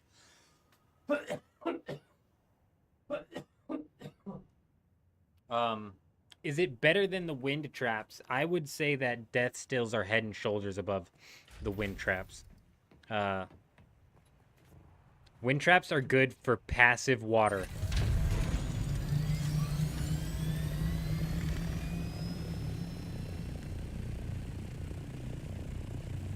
And they're really only good, like... They're really only good, like, after... Damn, that spice bloom is still up there.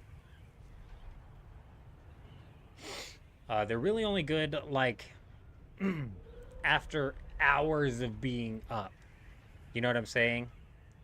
Wind traps are definitely not something that are going to that's going to keep your water level up and keep it replenished while you're actively crafting. It's more so something that's going to make sure that when you log on, you're going to for sure have enough.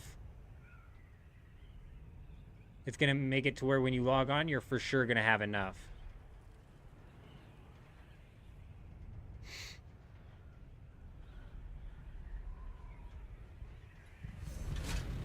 I keep messing this up. See, that's a small one, that's a medium one, that's a large one, unless that's just a mountain.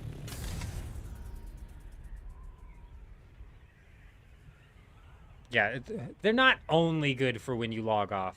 It's good to have, I think it's good to have wind traps up because they're passive. So I'm not always at my base actively burning through all of my water. Right now, it's just sitting there. And it's been, let's say it's 2 hours before I go back. I don't know what the wind trap water rate per hour is, but that is going to be some amount of water that's put into my cistern in the couple hours that I'm not there.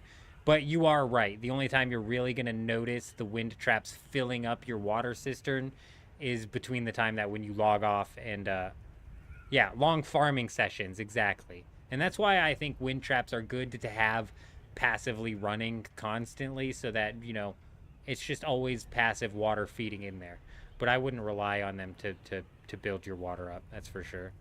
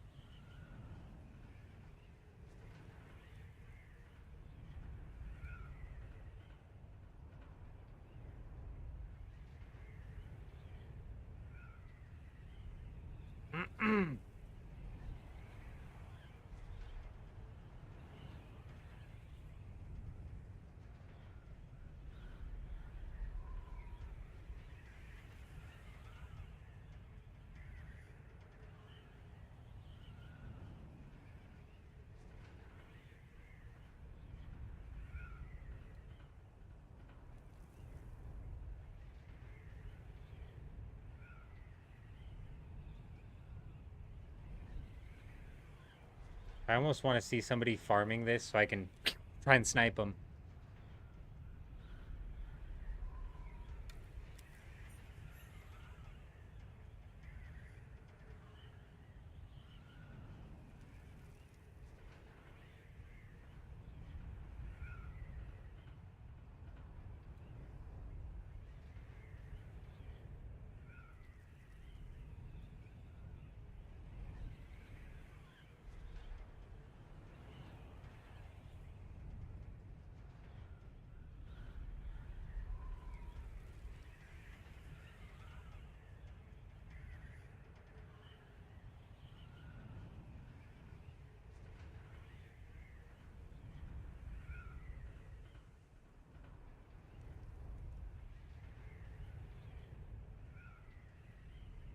I bet that's another medium one off to our right. We're going to leave it, though, since that blooms up in the air. Hopefully that draws the attention of anybody in the area. This, I believe, should still be here. That's the size of a big one. I'm almost positive that's one where a big worm ate out of.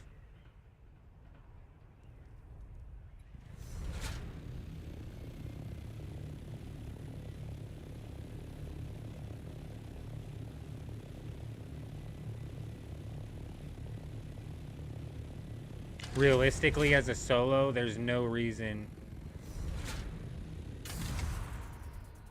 there's no reason to go to the big ones.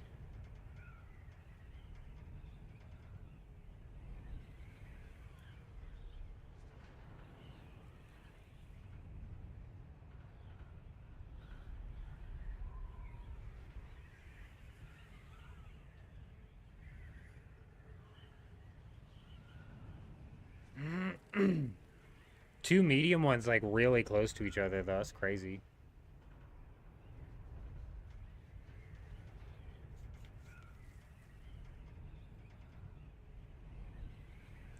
You just need syndicate helmets to complete your armor. Is that a unique schematic, or are you talking like cosmetics? Man, these are pretty hidden, you know what I mean? Like, after the spice bloom, after that finishes, these are fairly hidden.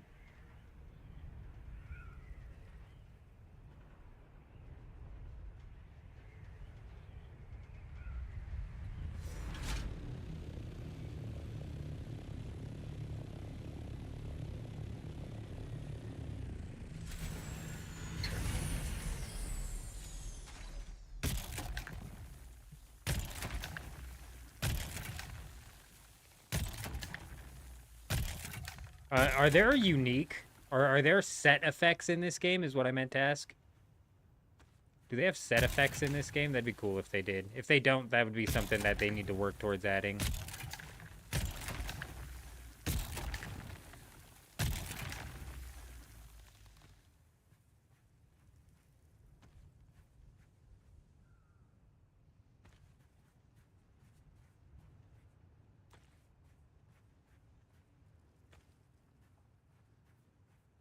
Don't think so? Yeah, I didn't think so either.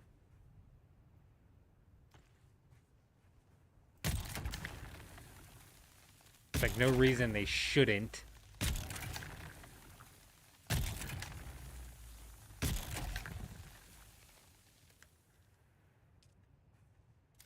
Alright, let's do a reset. I'm pretty sure this resets the worm. I don't know how high I need to go, so let's just kick it up to there and see.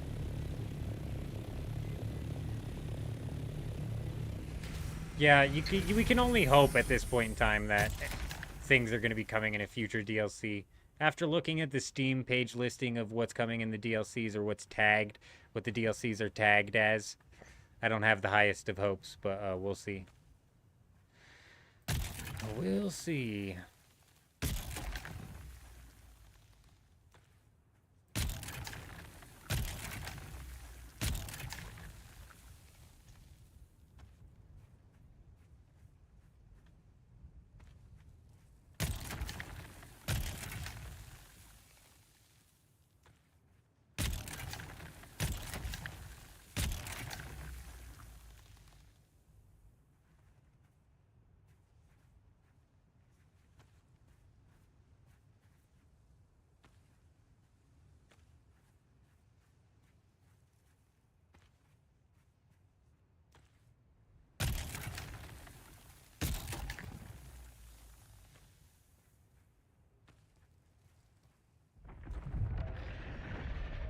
If you were wearing those special boots, it gives less worm attraction too? Yes, it does.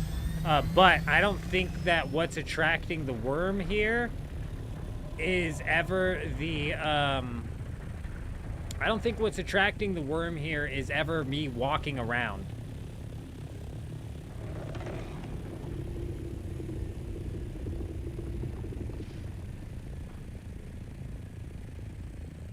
Me walking around isn't attracting the worm to our location. It's me firing off the compactor.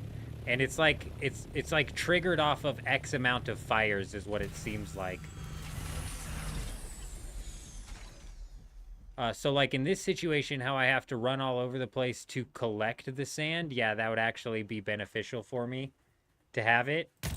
But like right now, as I stand still, I'm pretty sure like that resets the worm's anger meter to an extent, I believe.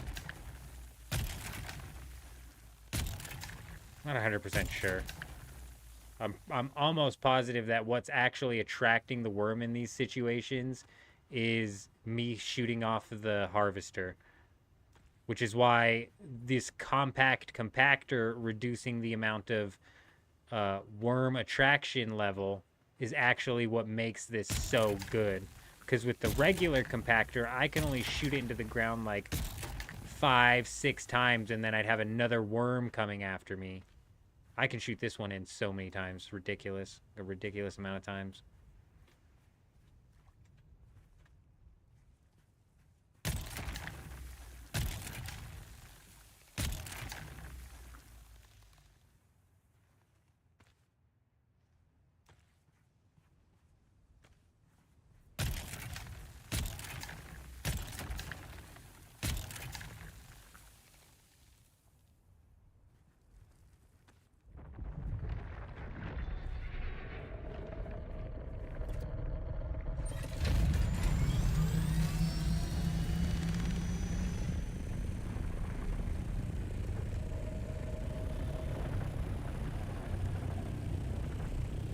Alright, we're almost full. You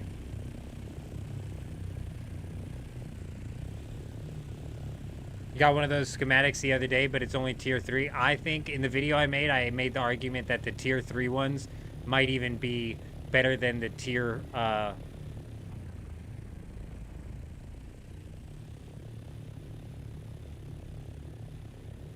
than the tier 5 static compactors that I can use. You know what I mean? Just because if with the tier 3, if I can shoot at the ground 10 times or even 7 times with the tier 3, but I can only shoot at the ground 6 times with the tier 5, tier 3 is better. I'm just not 100% sure. I haven't tried the tier 3. I was sleeping on I have the tier 3 recipe. I was just sleeping on it until Rain pointed out yesterday how good it was. And yeah, the sand spots in the deep desert, you can clear the entire thing without the worm even coming up once. Freaking insane, bro. This was 100% a schematic I was sleeping on.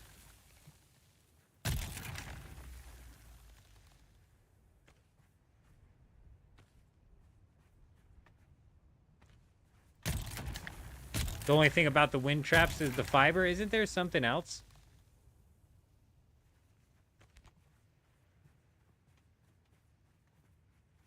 Yeah, but do you really get more spice at the higher tiers? Because I think the amount of spice you get is actually tied to the size of the spice bloom that you're at. So all of the spice blooms, just about the maximum you can get out of those is 500. You might be able to squeeze 600. But even with the tier 5 schematic, the max that I've gotten out of it is 500. And with this tier 4 compactor, I'm still getting 500 out of it. Oh, so the MK5 is as high amount? So I wonder what you get out of the small one then. Oh, you got the compact MK5, huh? So what are you getting out of the small ones then? Have you hit a small one yet?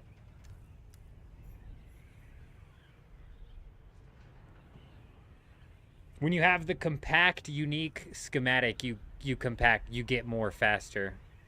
But these if you have just the regular one, you're actually picking up slower than these. I'm wondering how much you got out of the small one though. I think they were saying you have to click as many nodes to get the same amount. No, so the tier 5 schematic is higher. Let me get up in the air a little bit here and then get in my inventory so I can show you. I'll show you the stats that he's talking about where it says collection rate high.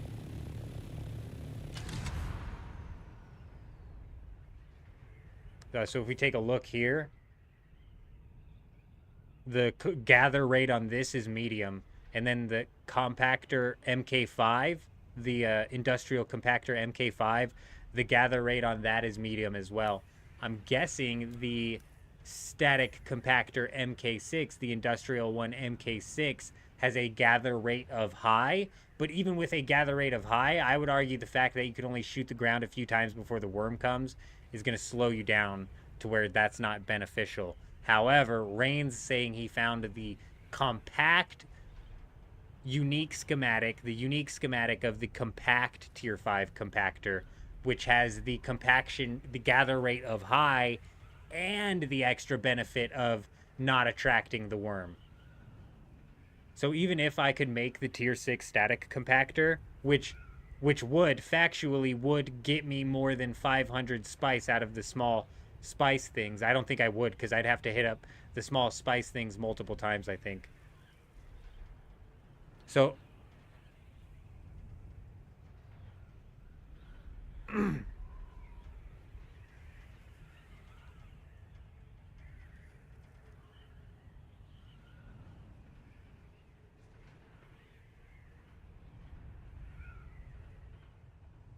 definitely let me know. If it's like 550 or something, I'm going to laugh my ass off. I'm like, wow. You get a whole lot more with the high gather rate than the medium gather rate. A whole 50 more. I never clear those all the way, though. I feel like if you did clear out a small a small patch all the way, you might walk out with like 600. I don't know if it's hard capped at 500.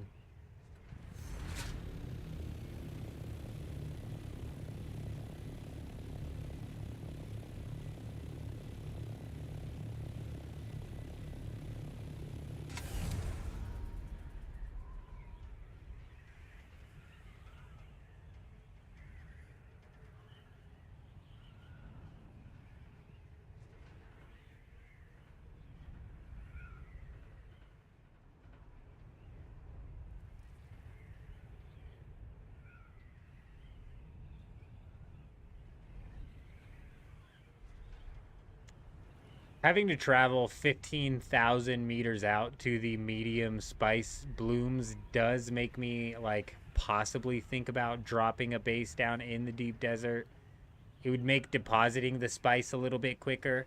But even then, we would have to make multiple trips from that base to the Haga Basin.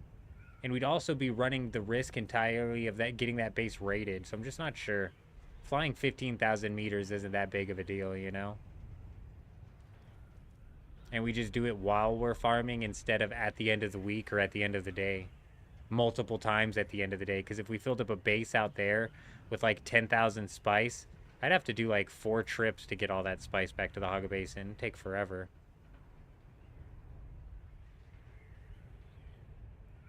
Whereas since this is in the safe zone, I can just bring my Assault Ornithopter out here and pick up more of it at once. As a solo, it's not worth it. Yeah, that's what I'm thinking. I was thinking maybe because it would cut the inventory time in half, but cutting inventory time in half means nothing if I have to bring all of that inventory out of the deep desert anyways. But you're right, as a guild, it makes way more sense. You actually set up a full base of operations. 100% the guild we ran into earlier has a massive base somewhere out, like, in that freaking direction over there.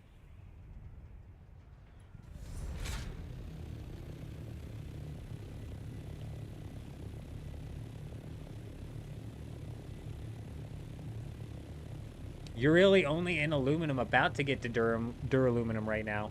Having fun, but the end game you are doing right now, ain't it? They need to juice it up somehow. Yeah, no, I agree. And a lot of people are going to feel the exact way that you're feeling. And it's because the end game's not it. You're not wrong. It's just not it. Instead of popping this inventory into the bank here, we're actually going to take this full inventory back home. Because we are running out of gas.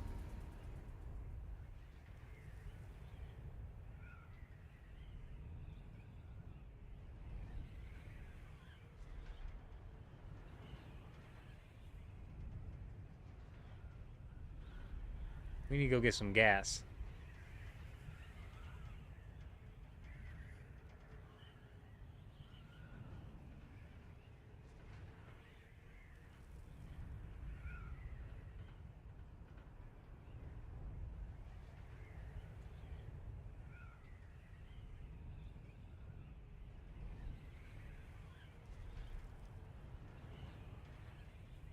Ugh.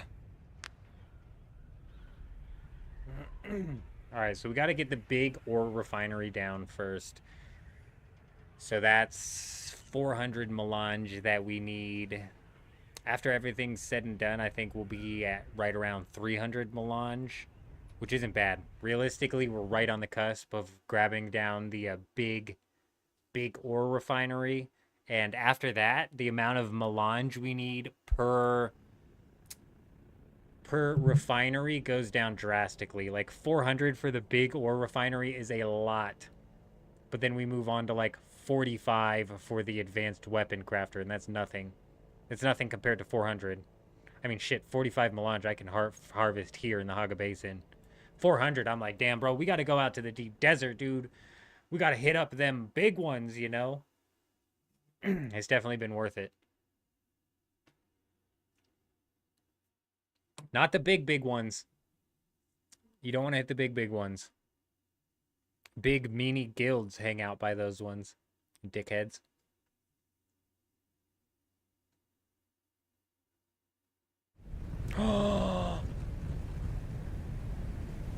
Why would it spawn me right into a sandstorm?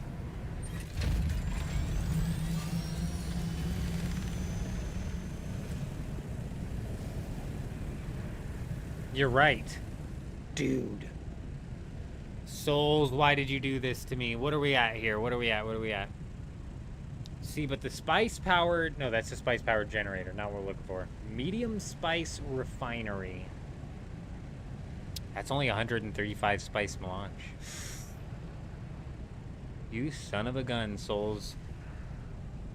That requires 285 plastanium. Plastanium. Okay. When we get back to our base, we're going to double look at this to see what sort of secondary ingredients that I need from this. I should have everything but the plastinium.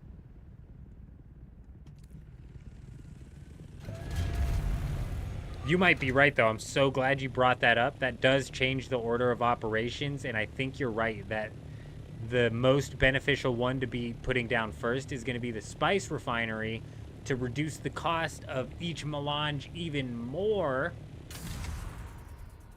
Oh, so good. And then we do the ore refinery. Yup. Yup. I can buy 100 melange for 120,000, huh? Well, I don't have 120,000. And that is a lot. Are you telling me I can sell 100 melange for 120,000? Where'd you buy it from? On the auction house? Because if you bought it on the auction house, those are unfortunately server-based. I'd be curious to figure out what this auction house is looking like. Especially because we got a big guild out in the deep desert harvesting that spice. They might be just flooding the market. I don't know. But if I was a guild and I had all the spice, bro, I wouldn't be selling that.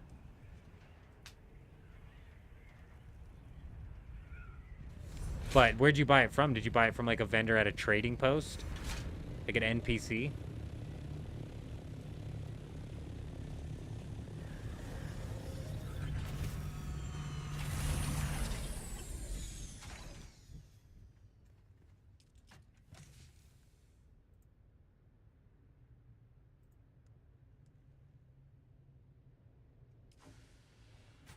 Big.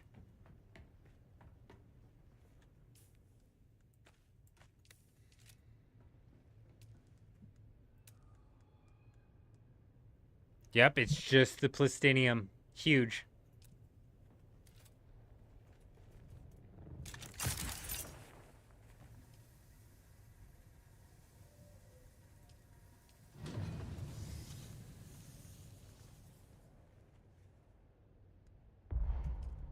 Shit.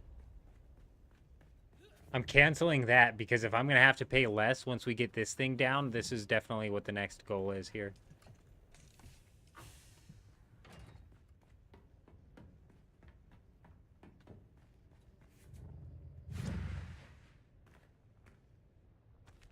Okay. Now, one thing at a time here. Did we already make all the stravidium fiber? We did. Okay, big. Vendor, the NPC at Harakeen, huh? I'm wondering if there's one at the Atreides base as well, which might make it to where you can buy 200 of them for 240,000, 100 from each of the people. I don't understand how we only have 8 titanium ore. I'm pretty sure we had more than that, but we'd only be able to make 22 of these because of the fiber anyways. How much fiber did I need? Let's double check real quick.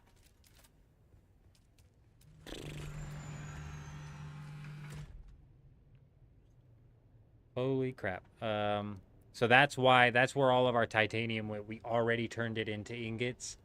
We need 256 more of the stravidium fibers, which means we need, oh my god, we need like 750 plus 12, 760, no, plus 18, 768.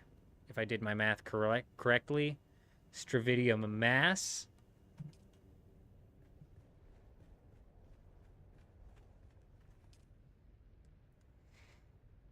Stravidium mass. I have all the melange that I need. I'm not too worried about buying melange. And then 5 titanium ores a piece. Let's pull out the calculator for this. 5. How many did I need? What was it? 280? My God, we need a lot of titanium. We need titanium. We need stravidium fiber, which is cool. Hey, we're on the next step of the process here, which is to harvest up the materials in order to start crafting some plastinium. We craft enough plastinium. So let's see here. We need realistically 285, and we also need, where's the large ore refinery? 380. Holy crap.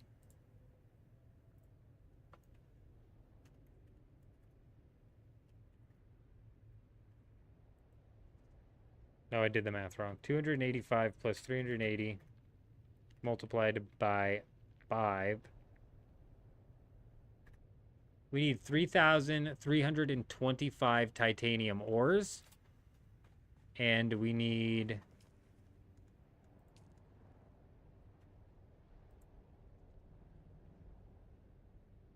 665 of these fibers.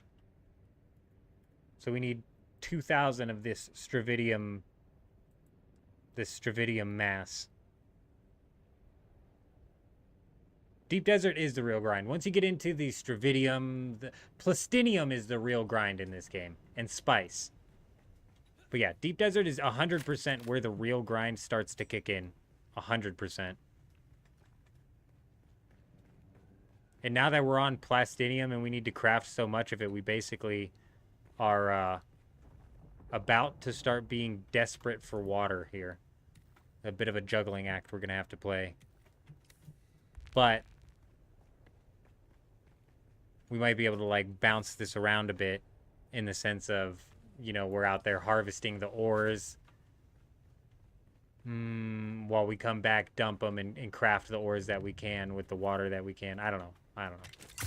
It's going to be a bit of a route here. Let's also take a look at, we need plastone as well. I want to come back tomorrow with like thousands and thousands and thousands of plastone so we can finish the base. So let's go jump out into the deep desert, and I came back here for fuel. Let's go jump back out into the deep desert and see what sort of what mining the titanium is like. Let's go mine an inventory of titanium. This should be a lot easier than the spice. Getting up the titanium and the stravidium should be much easier than the spice. Still risky, but easier.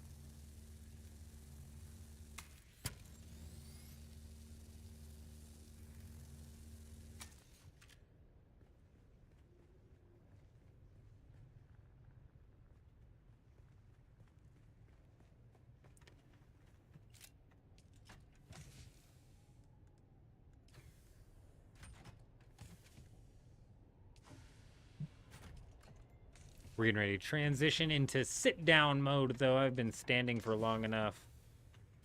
One more welding torch, please. Surely there's one sitting in here somewhere.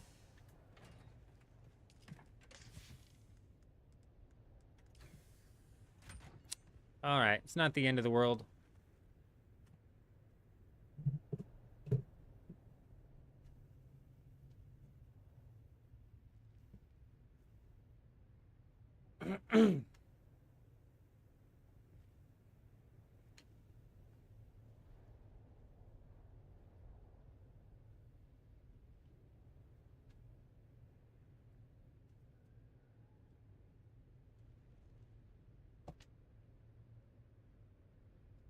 Yeah, water is definitely one of the resources that you gotta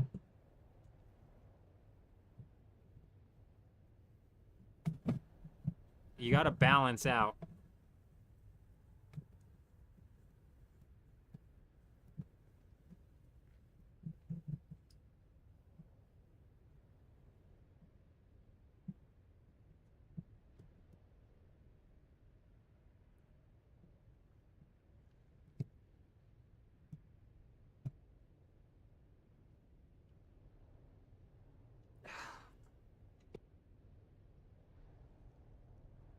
course I did.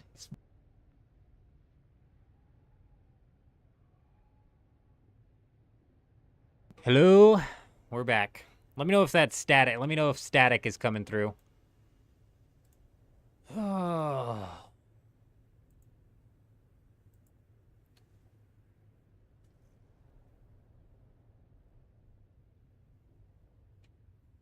Oh, I thought it shut it off again. All right, good.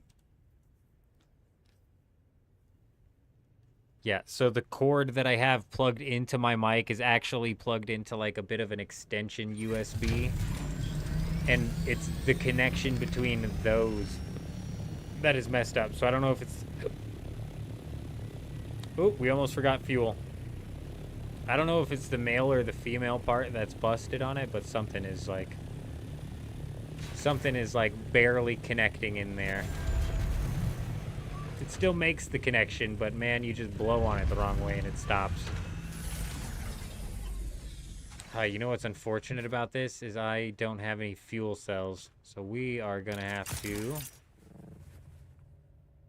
I'm gonna do it in this so we can get a bunch of it.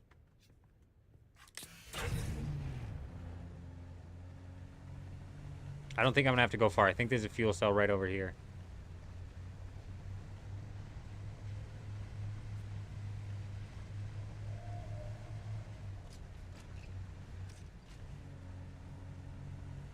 This fucking idiot, bro. I'm pretty sure it was in that gap.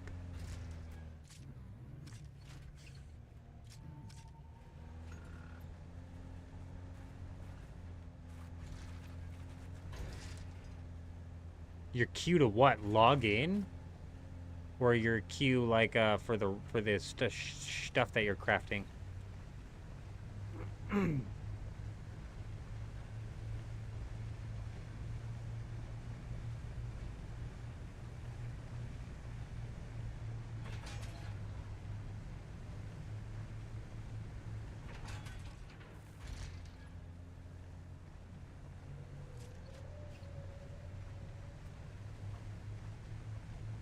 For the crafting, yeah, that's what I figured. I was gonna say a 5-hour to queue to log in is ridiculous, bro. I would reckon to say something's wrong if that's the case. A 5-hour crafting queue makes more sense.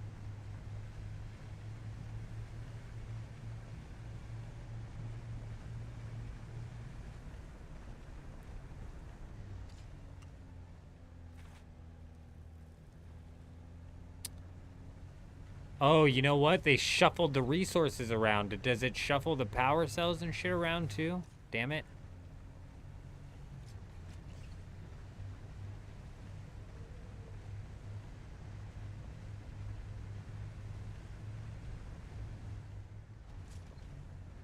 Dude, I just want one power cell, you know?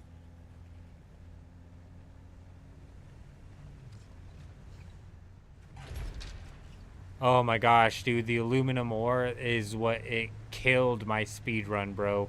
We'd have had the ornithopter done in 15 hours. Just over 15 hours.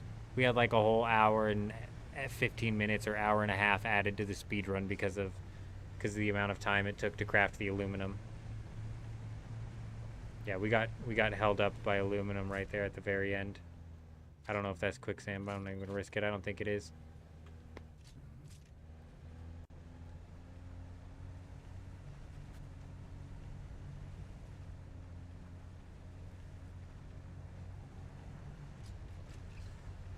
Yeah, I'm wondering what the private server Deep Desert is like. Because you're connected to a bunch of other private servers.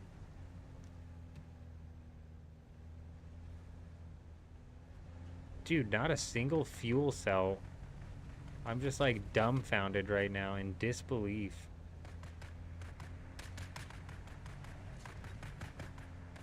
Gosh, I'm gonna go in here and get one, I guess.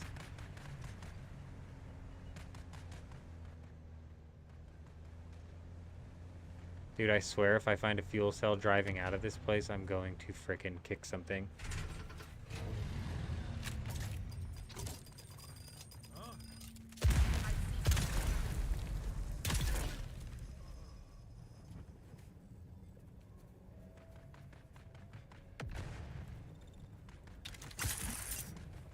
I just need where you guys are keeping the fuel, please.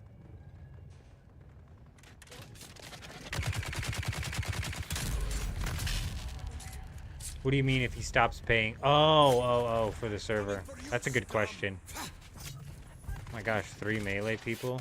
4? It's big lag over here because of all the enemies. Up there on each other now, good. That's all I wanted. 100 fuel cells, thank you. You guys can fight each other now, no big deal. You did see a couple people running around Harco Village. Interesting.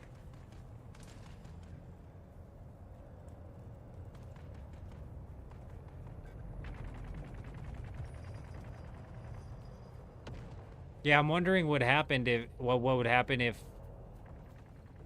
like, say you weren't willing to just take over. You know what I mean? If you're oh my gosh, are you serious? You're playing on a private server that all of a sudden just, you know, stops paying. Is it a full delete? Full deletion? And then what if 19 of the 20 servers all stop paying?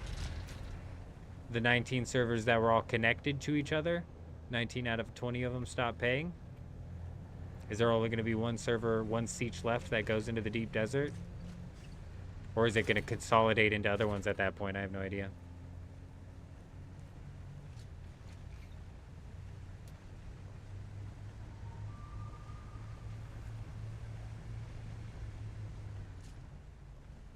We got enough fuel cells, though, and honestly, mining titanium and stravidium should be fairly brain-dead mining.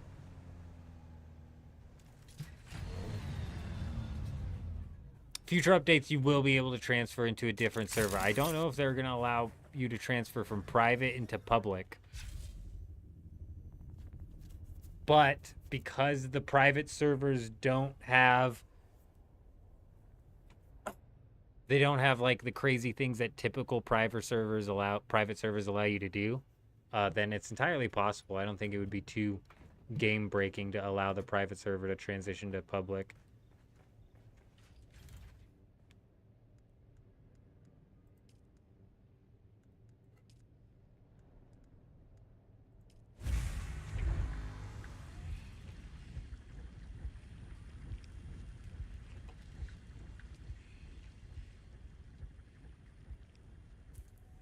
All right, it's just about the optimal time to harvest Dune, and since we're getting ready to transition into crafting plastinium, I might as well start properly prepping for this. I think I left a leader John back in the deep desert. Nope, we got one. Perfect.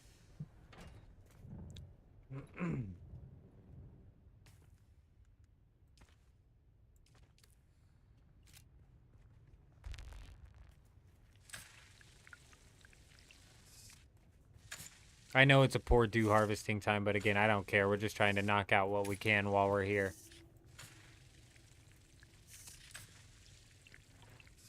Five times resources would be nice in a private server. Yeah, no, I think eventually they will end up adding options like that, which would probably end up preventing private server players from being able to transfer their private server character over to a public server.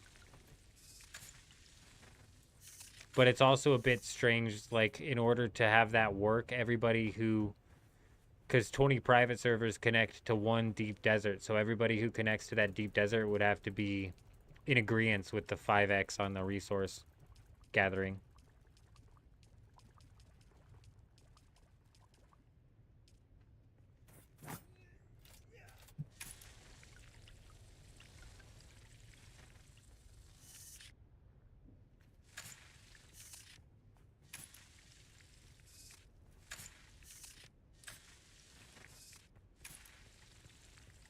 We left the worm and sandstorms on. We just turned off taxes. Those are the only adjustments we allowed.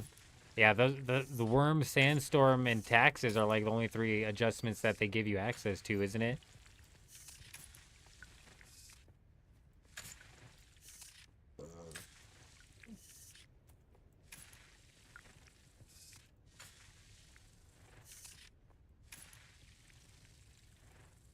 And then the deep desert functions exactly the same on private servers as it does on public servers.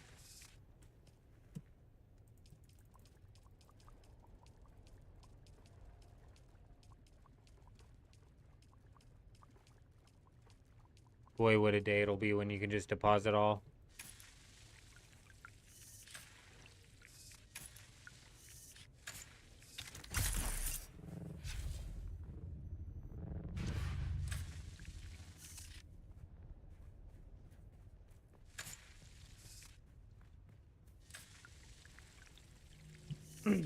I like private servers more in the Rust style of private servers when they can actually do things that change gameplay. Whether it be like even the role-playing private servers that Rust has, or even like the duos, trios, stuff like that. I know I gotta implement them Minecraft strategies to speed deposit the water. It's ridiculous. It's freaking ridiculous.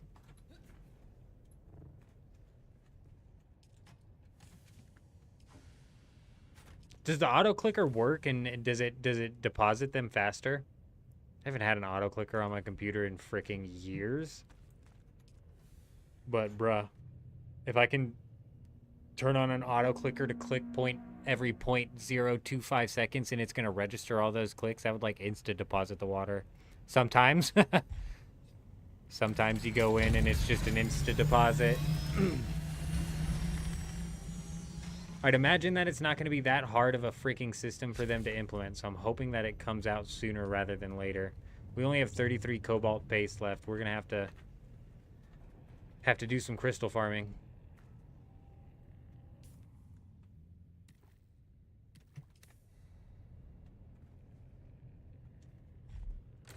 And that's typically how private servers work. I was surprised when they announced that they were allowing private servers, but then restricting them in such ways. Yeah, Crystal Farm's always the worst farm. It's not bad because you do it one time and you don't typically have to go back for a while. Now we have an Assault Ornithopter as well, so...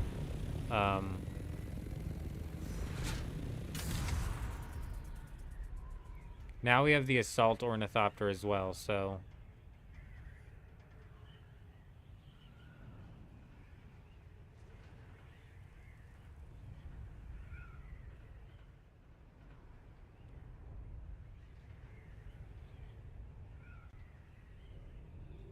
yeah, typically on private servers, you can spawn in items, materials. No, it's not. It's not. It's not. Some people have fun with it. Like my kid, for example. He's only 7, though. So he's, like, just not gotten into, like, the actual playing through in a survival way. He's way into the creative modes. Like, he's playing Grounded right now, but he keeps playing on custom maps. And, I'm trying to get my wife's old computer that had Grounded on it working again. And I'm like, bruh, if we all jump on... dude, I'm so tempted to hit those 2 spice fields right there, and one just landed behind us, I think. But we need titanium and stuff, so we're going to go do that. But I told him, I'm like, dude, if we're playing together, we're playing survival mode. I ain't playing no creative mode stuff. And he's like, but I can spawn stuff in, right? I'm like, absolutely not, dude. You have to grind for the stuff. He's like... oh. What? What are you talking about?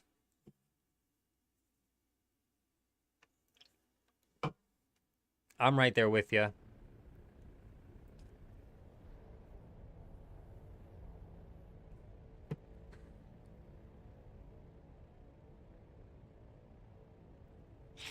I would do Minecraft creative when I was younger for maybe longer than 10 minutes. I'd probably do it long enough to build one railroad track / roller coaster / minecart tunnel system. And then I'd be like, all right, we're done. Moving on.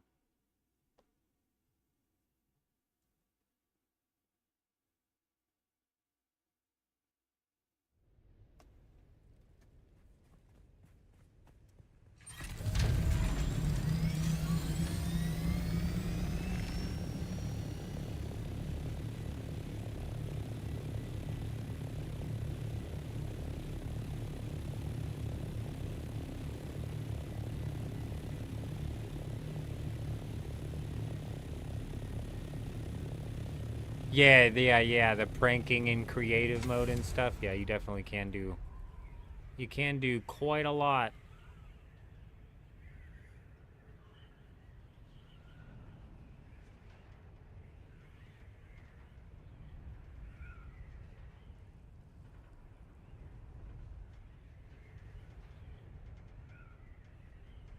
Hey, I appreciate you stopping by, Brian. You have yourself a good night. We're gonna go mine some titanium and stravidium. Figure out what's happening next. I've got a boatload of stone I need to grind out. And we're gonna be... Tomorrow we're gonna be finishing out. I think tomorrow's stream is gonna be all building. We're gonna be doing nothing but finishing out the fortress. So hopefully I can get a lot of off-stream grinding done when it comes to the basalt and the plastone. I'm gonna dive down to this first couple of things here, and we're gonna look for some titanium and stuff. Like Rain was saying, you're gonna find it deeper in the H's. But we're gonna take a peek right here, and we're in this. This is B. We haven't even gotten to C yet, so this is early deep desert. You shouldn't even find any here. Yep, we'll be finishing out. We'll be finishing out the fortress tomorrow. Is the plan.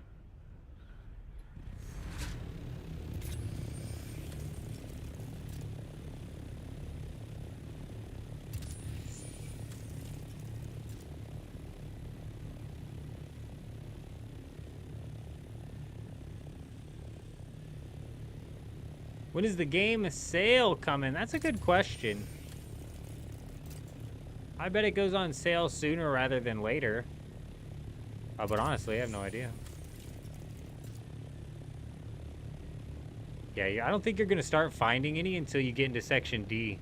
4th of July sale, I could see that. I could see that. I would say sooner rather than later. Damn, is that another medium spice cloud? There's a lot of medium clouds out here right now.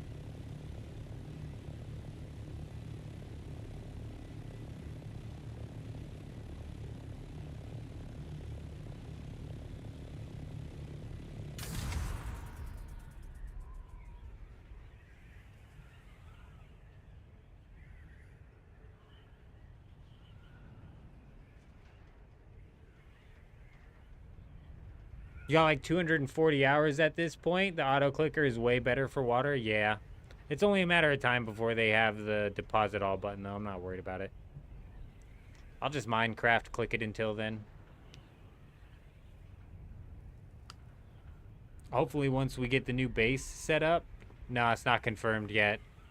Nothing confirmed on a sale yet. I haven't heard anything. Like I said, I'd imagine sooner rather than later, but that's just a guess. Bro, there's spice all over the place out here. Where was this earlier when we were frickin' farming spice?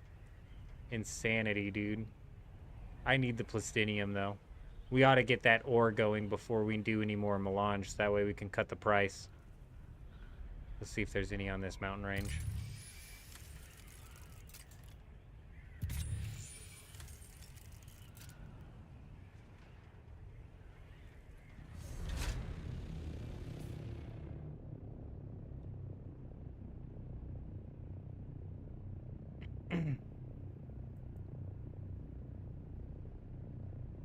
Stravidium mass right there.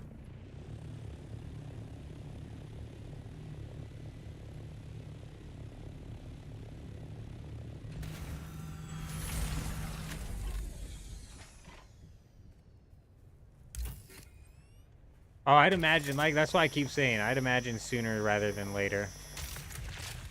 Typically, games do come out with the sales pretty quickly after launch.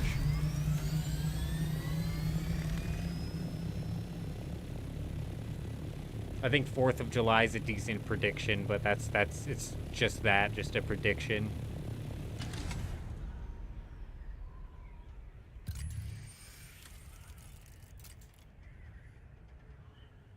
Michael!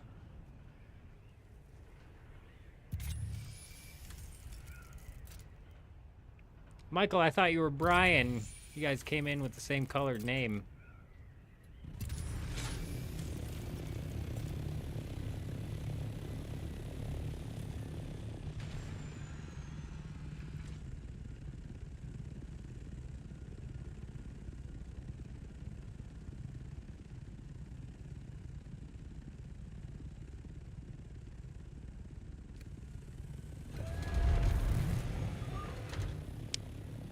Yep. I don't know if Alicia's still here. I think she left a while ago. I don't know if Rain's still here either. But you were correct. Your best bet for landing some Stravidium is most definitely going to be deeper in the deep. It's just so few and far between out here. You're looking at a lot of aluminum. Why the hell would you fly out to these masses for aluminum, you know? It's like, what the hell are we doing? This might be worse than crystal. Yeah. God, you might be right. Don't bring that up. You're right, though. I think, like Rain said, you just roll out to Sector H. Do I have to get way down low to see?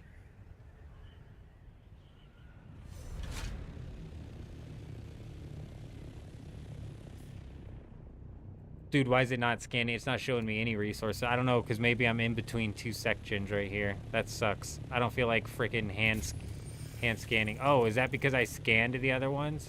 Just scan it on my map. Yeah, there we go. Copper, basalt, aluminum, granite. There's some stravidium and titanium over here.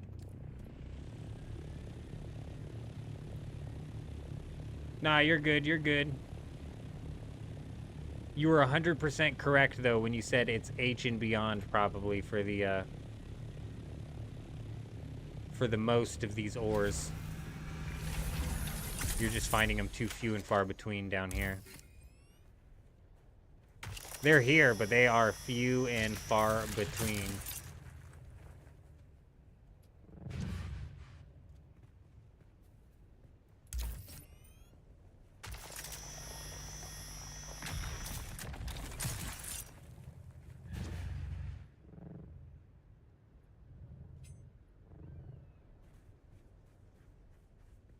And I'm thinking you're right. We're gonna fly this bad boy out to out to H right now and see how much more dense it is. Because if we can fill up our inventory quick at H, it's really not that big of a deal. It's just 15,000 meter flight, which isn't even that hard. It's just a lot of gliding.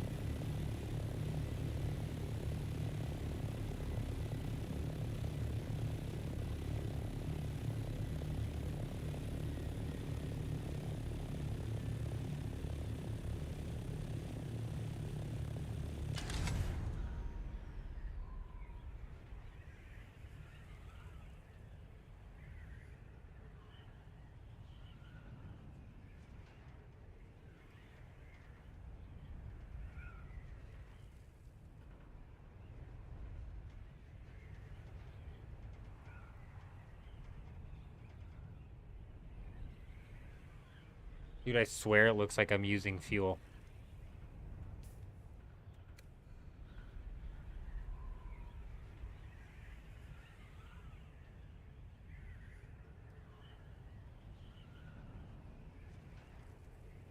I don't know about doubling the speed. I think they would do good for the game to freaking add some depth to the deep desert.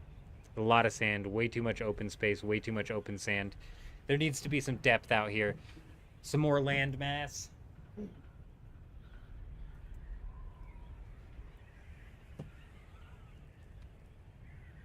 Some more places to build. Even if there was like a Haga Rift style area in the deep, there's got to be some more.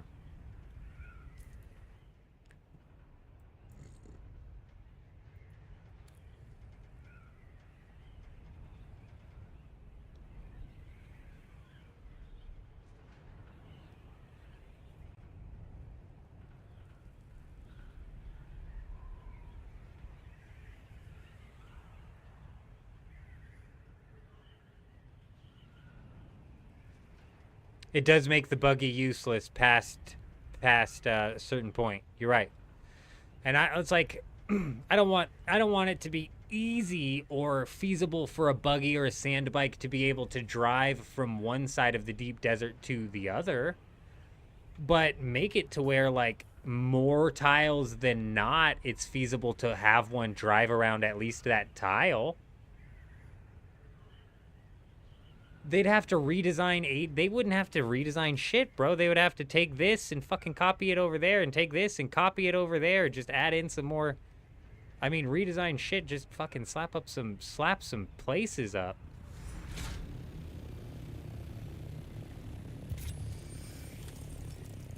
And their design for the deep desert that they put in for each week, how much effort could it have possibly taken to...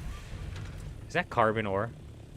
No, it's not. How much effort could it have possibly taken to lay out 85% sand? And I bet in this 85% sand and 15% rocks, I bet there's repeat rocks over the place, dude. You know what I'm saying? It's like...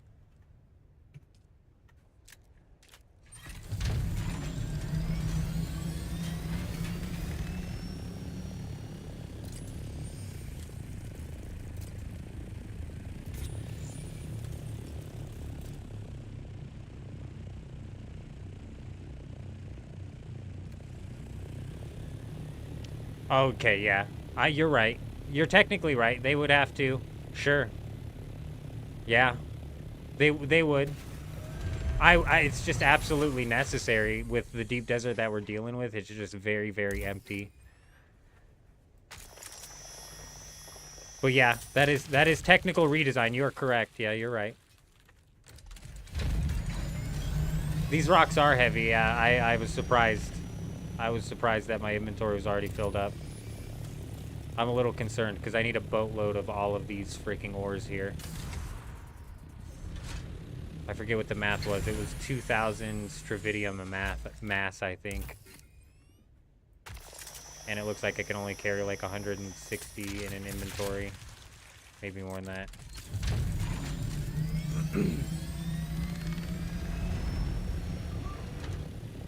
Yeah, this is the kind of deep desert farming that is going to stress me out, especially the more and more full that our inventory gets. Because damn it, if somebody takes me down, we got a full inventory of stravidium mass on us, we're going to be bumming.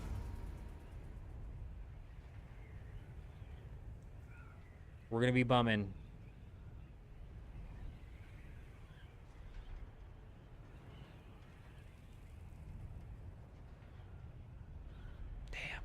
Field. That's a medium spice field. Fuck, dude. It's fine. It's fine. Forget about the spice. It's very empty. I'd like some sand area, not worm turf. That's another thing that would greatly improve the deep desert, is some area that where people could actually get into ground combat. That's such a good point, too, right there. And that's why I was bringing up, like, even like a Haga Rift style area, or how, like, on the north side, or sorry, yeah, Haga, or on the north side of the Haga Basin, you have those areas that are so filled with mountains that, a lot of aluminum over here, that there's just no worm threat. Stuff like that out here would greatly benefit the ground combat PvP that can take place. But with the way that rockets are on the ornithopters right now, basically two-tapping people on the ground, that's probably the problem that needs to get addressed first. I would like some more spots out here because, look, this whole tile is sand. This whole tile is sand. Sector H2 in the deep desert that we're in right now, all sand. Dude. Why? Why?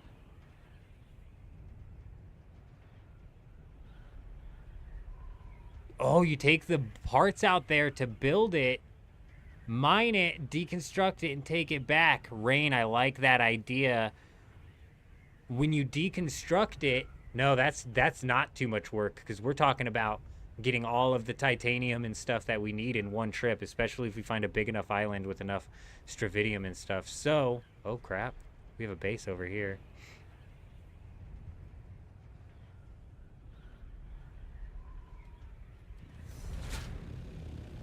Just trying to stay quiet.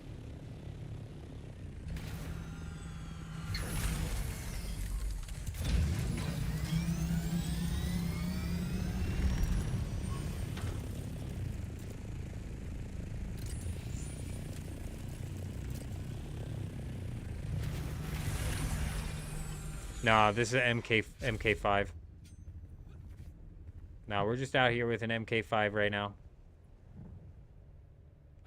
So my question is, Rain, when you disassemble it, is all of the items that are in the buggy's storage still there, obviously?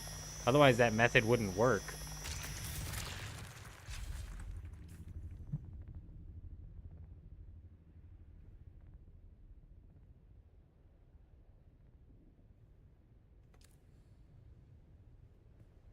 Yeah, so you as a person can't carry much, but if your buggy's storage stays with all of the stuff in it, is this carbon? No, it's not. If your buggy storage stays with all of the stuff in it when you deconstruct it, and it's just in your inventory, that's big, dude. That's really, really big.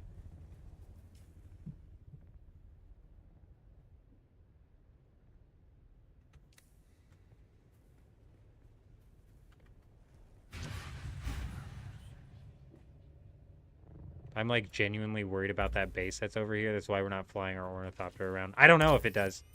I have no idea if it does. I would assume it does, otherwise it wouldn't make sense.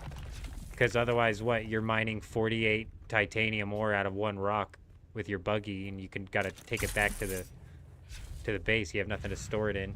No, it doesn't, but you get 10 times ore with your buggy in one than 6 trips with the cut array. That's fair. So you're saying that you'll park your ornithopter on a hill like this, take your buggy out, and then mine, and then fill your ornithopter up that way? That is fucking great. That is way too much work for me. You've passed the threshold of the amount of work I'm willing to put in.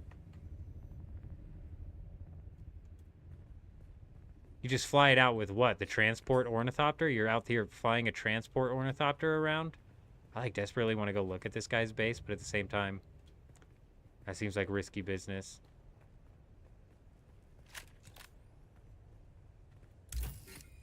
Oh, a base in the deep desert. Oh, okay, okay, I got you.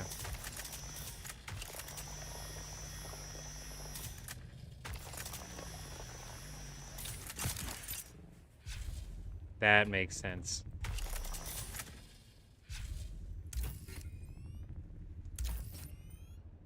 Come on, swap sides for me. There you go.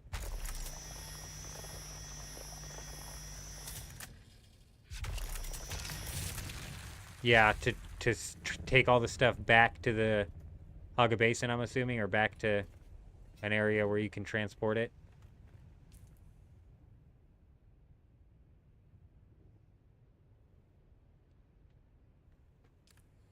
Oh, is that not a base? A control point. Oh, there's a base right next to a control point. Smart.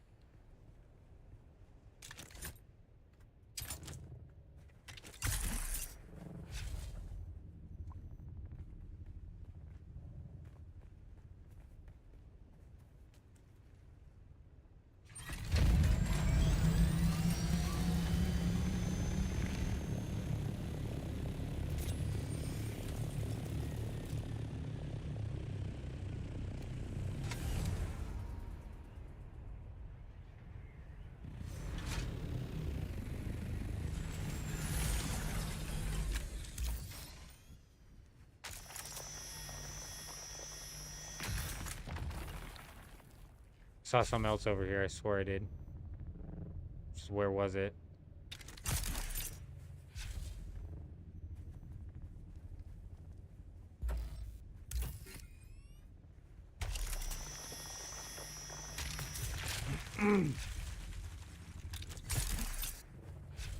We need more titanium than we need stravidium.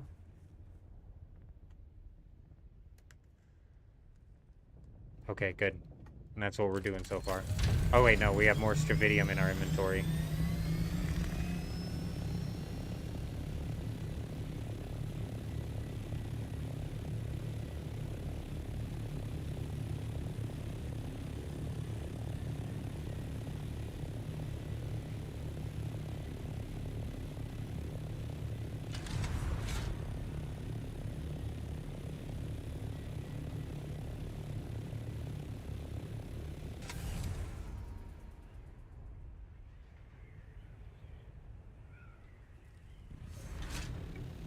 Something just happened. I'm guessing that is a subscriber over on YouTube. Hey, Matt Hughes coming in with the subscription over on YouTube. I never know if you're here watching the live stream or if you happen to be watching another video, but either way, we appreciate you being here.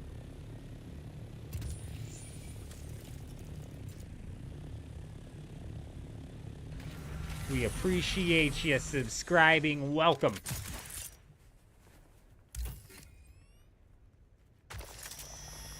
Yeah, it seems like you definitely want to go. Are we in G or are we in H right now? We're in I.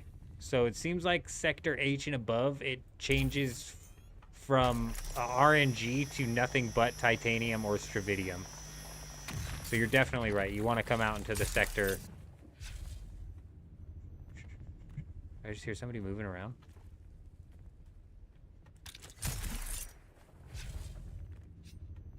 So I heard like footsteps or something.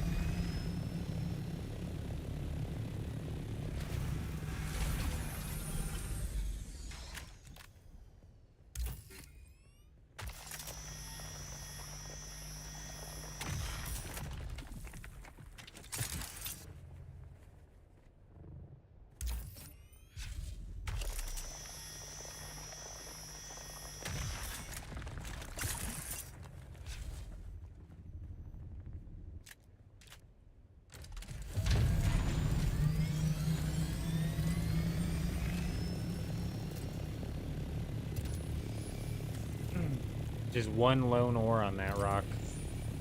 Damn.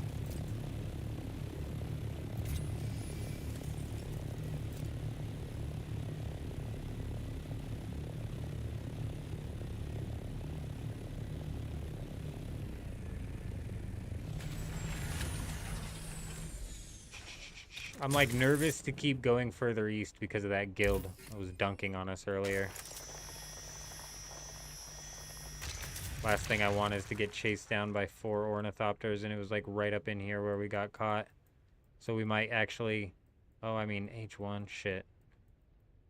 I guess we might as well keep kicking it over and just see what happens, I guess. Maybe we'll run into their guild base. How often do I encounter PvP? It depends. So we've encountered PvP twice today, and today's the first day we've spent an extended period of time in the deep desert. However, both times that we encountered PvP was because I was shoving my nose into a situation I shouldn't have been shoving my nose into, which is giant spice blooms. I was more so trying to pick around and see what the process was, see what the guild was doing. Guild didn't like that, bro. They didn't like my presence either time. We escaped narrowly with our lives the first time, being chased by one guy. But when we came back the second time, they said, oh, hell nah, and they called in the reinforcements, bro, and we got teamed on by 4 people. We narrowly escaped one guy. We got nowhere near escaping 4 people. Aside from that, never. I've yet to encounter PvP in a situation where I didn't shove my nose into the PvP.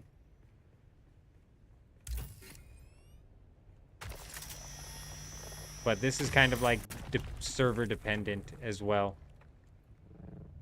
Might be a lot heavier on other servers, a lot lighter on other servers, you know? It kind of depends.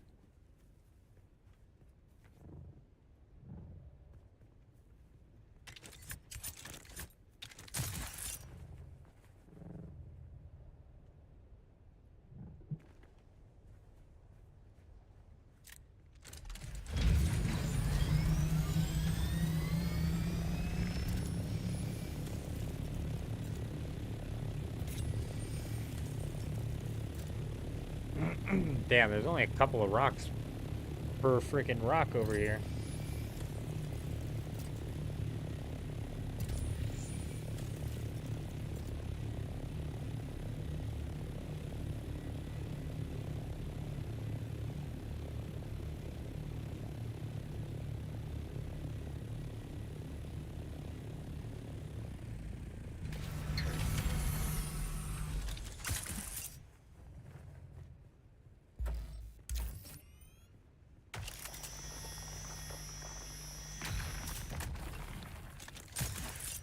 my gosh. Lost all momentum there. Alright, let's fly. 165 of 175. Let's go ahead and get up in the sky here real quick. And then we'll take a look at the inventory. See what we're working with.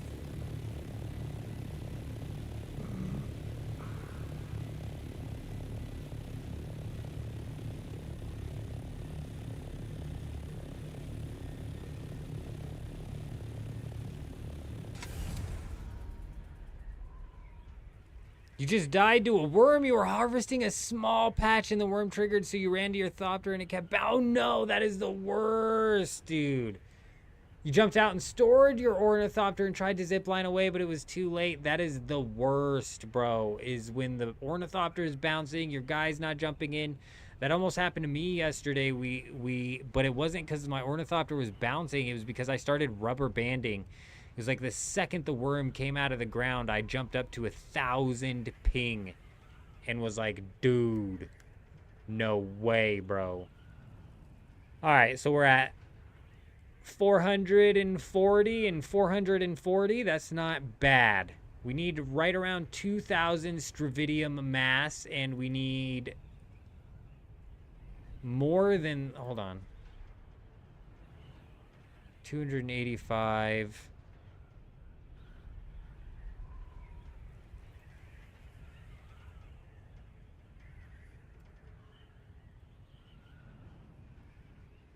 We need 855 stravidium mass. Hold on.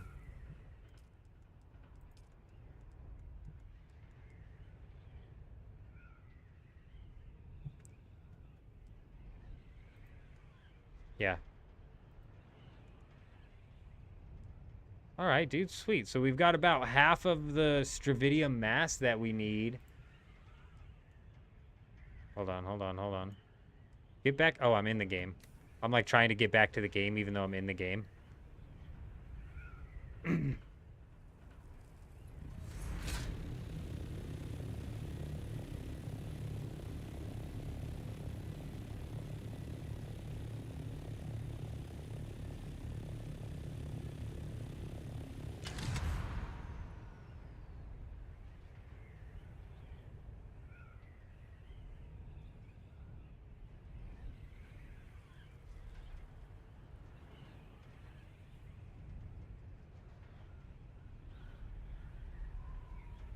Yeah, that's a relief.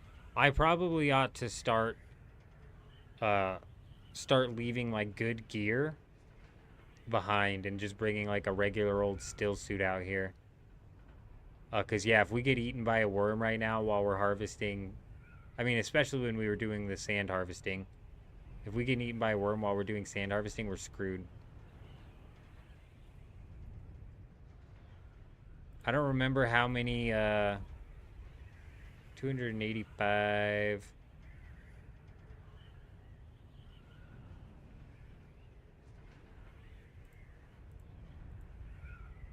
I need like 1,400 titanium, and I need like 900 stravidium just for the spice refinery. And once we have the spice refinery down, we could technically go back to doing spice.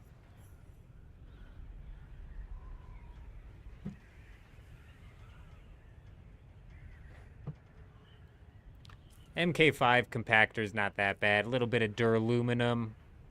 No big deal.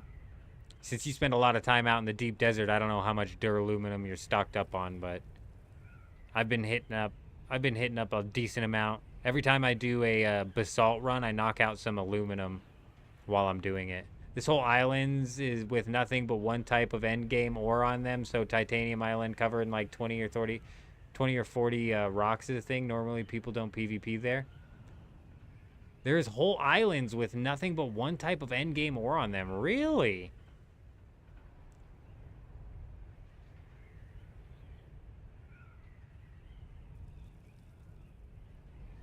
Having backups is definitely a smart thing to do, Shy, for sure.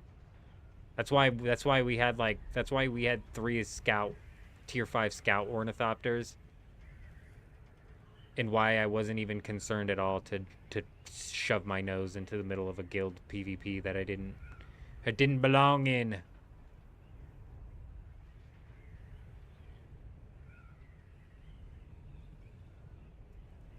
I'll have to keep an eye out for those islands, though. That sounds crazy. That definitely would be like a one-tripper. It just kind of sucks because it looks like I can only carry like 800 of either ore. Which is just not a whole lot, you know? We're going to have to make a few trips in order to finish out what we need here. I need 380 plastinium ingots in order to craft the ore refinery, but we're working towards the spice refinery first. I think that was the better idea.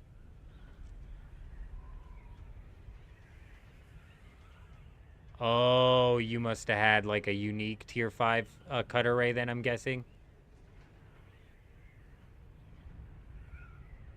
Unless BP is short for something that I'm not. I'm thinking BP is blueprint, so a unique schematic.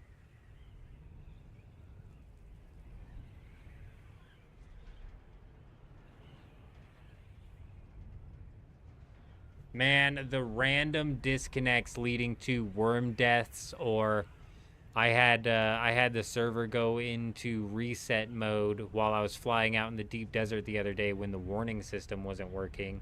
We lost our ship to that. Sucked. Teal cutter ray is the best in the Haga. Oh, the Tau.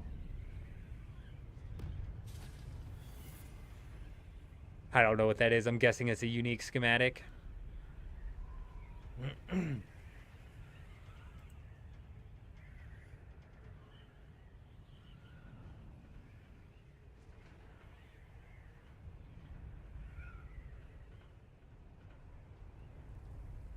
How did we actually land in the wrong area here? Whoops.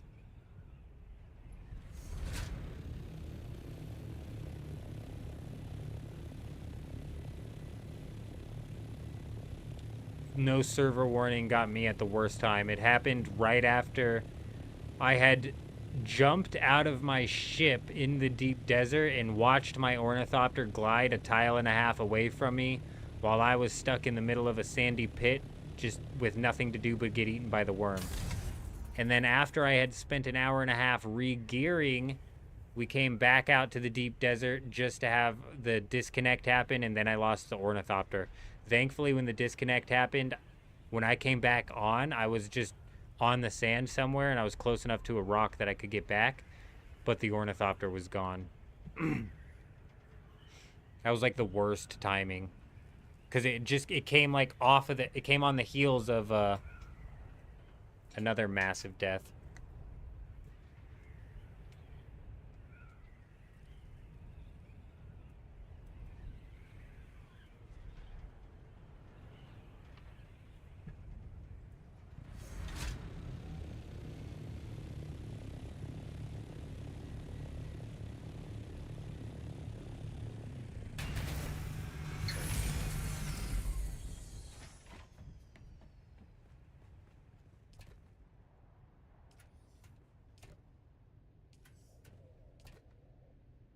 We've lost the plot with storage over here somehow as well.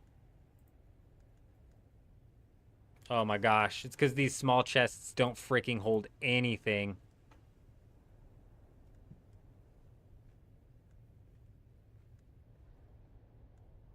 So Stravidium mass we can hold more of than we can hold titanium. It might be worth splitting up these two ores in the times that we harvest them. I gotta stand up, dude. My neck is fucking killing me.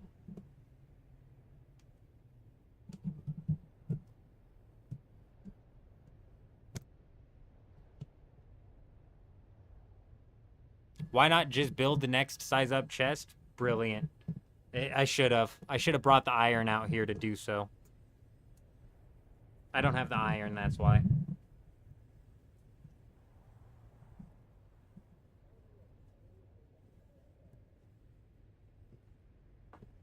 Did I just disconnect the mic? Are we getting the static? How's it sounding? We all right?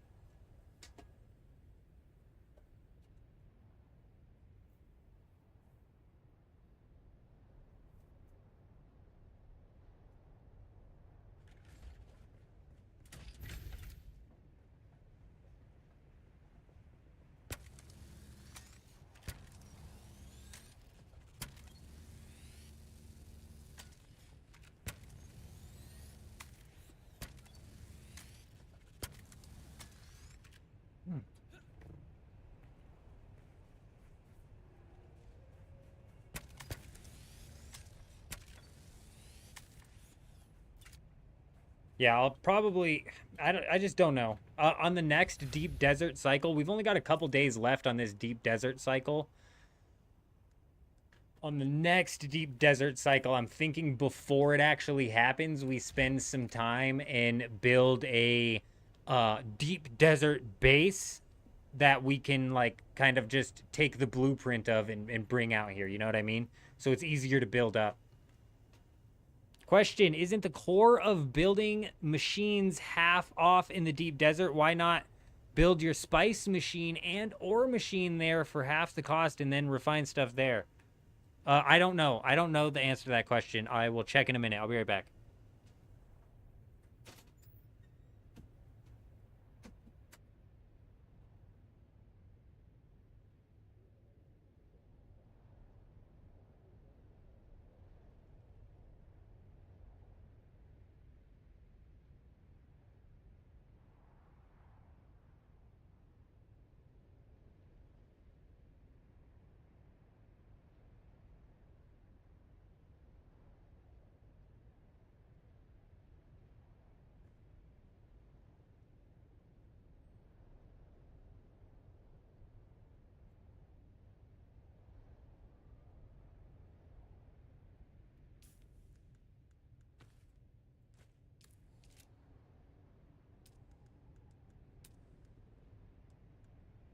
It's not halved. So this still costs 285. So the... Oh, wait. It is halved. Holy shit.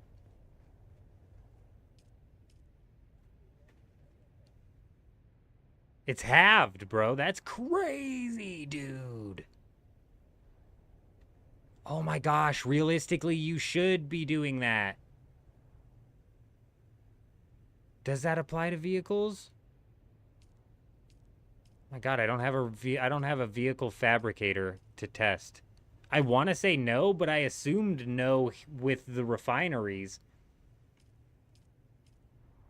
The vehicle fabricator isn't something that you build, it's something that you fabricate. So it fabricates things. I don't think the stuff you fabricate is half off.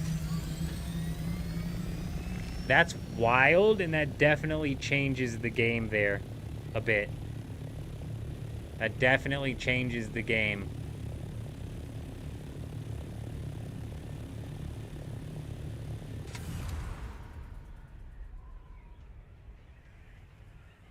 Because that would technically be the best use of your materials.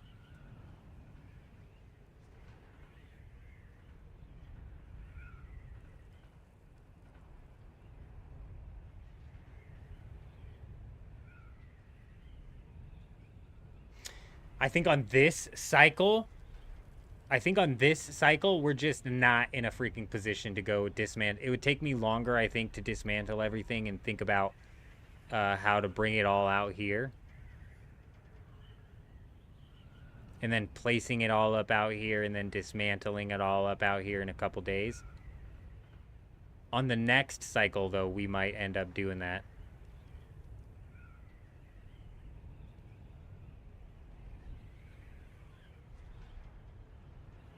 It would be great if it did, and it would make losing ornithopters a little bit less hurtful. But 300 duraluminum ore after you get your buggy going and after you kind of get your cycles going isn't that big of a deal. To at least getting a MK5. If you're talking about losing an MK6, yeah, that would suck.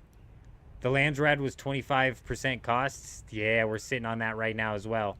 That's why we're going to be putting in a lot of grinding for the rest of this week here, because I need to literally craft up as much spice melange as I possibly can.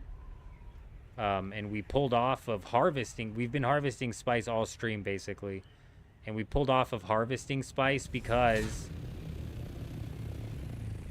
I don't want to turn any more spice into spice melange until we get the medium spice refinery down. Sorry, yeah, the medium spice refinery down.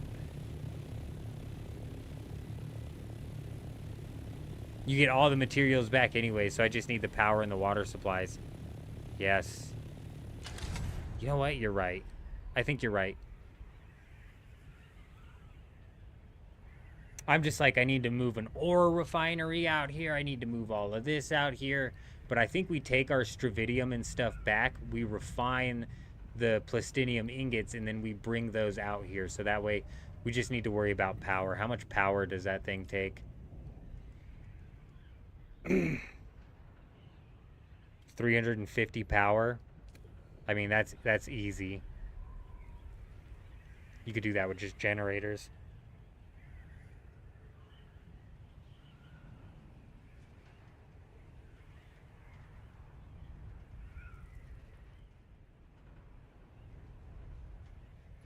God, dude, I really hate to do this in the middle of the freaking deep desert, but something just banged out in my living room. It's probably the cats just flying around.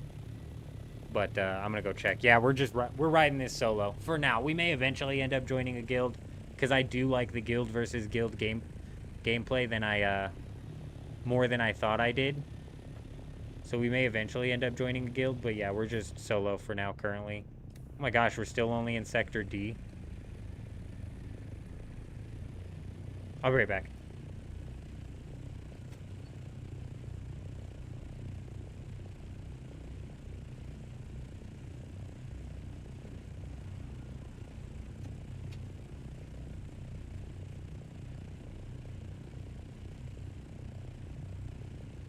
Must have just been the cats.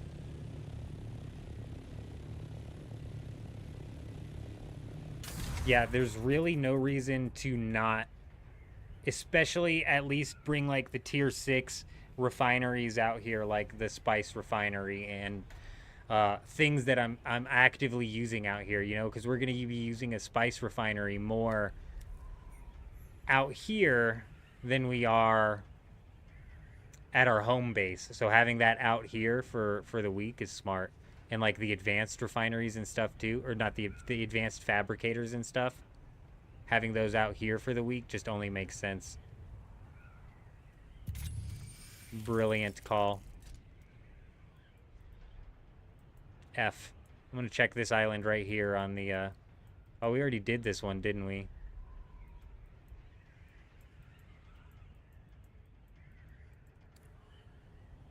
We need to start traveling northeast.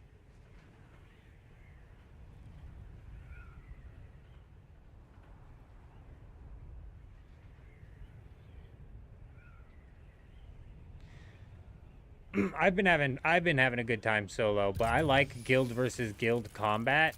Like I said, I didn't think I'd like guild versus guild combat, but then I actually jumped in and played Throne and Liberty, and I had dude, this might be actually one of the islands with a bunch of the ores. There's a shitload of ores out here.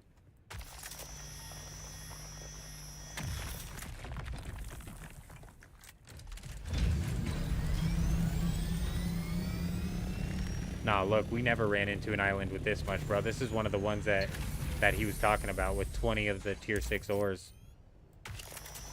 This is an island that we need to pin for sure. What's cool is it's like straight out from our base too, which is far on the side, so we're probably never gonna run into somebody out here.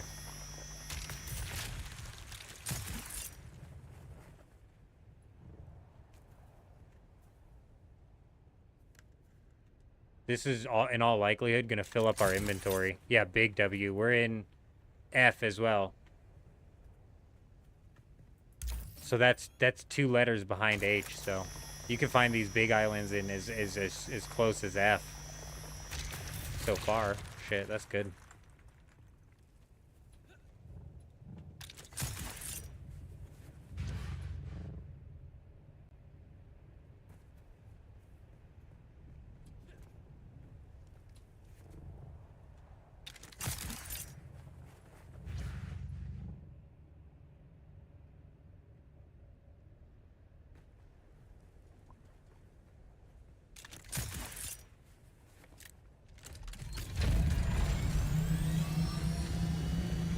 Yeah, we're gonna be putting this island on our list here.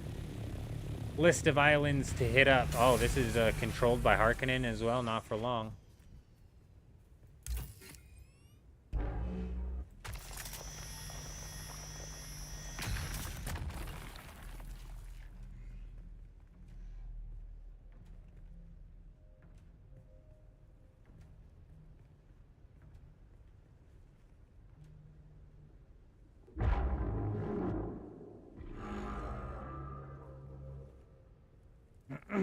Beautiful.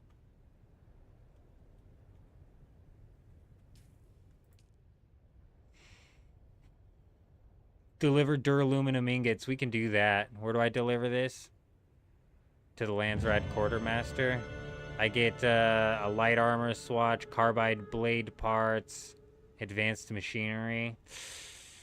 Nothing crazy. 100 advanced machinery is kind of nice shit. Is it worth that much duraluminum, though? I don't know. We'll do the math on how much we'd have to turn in order to get all the rewards here in a bit.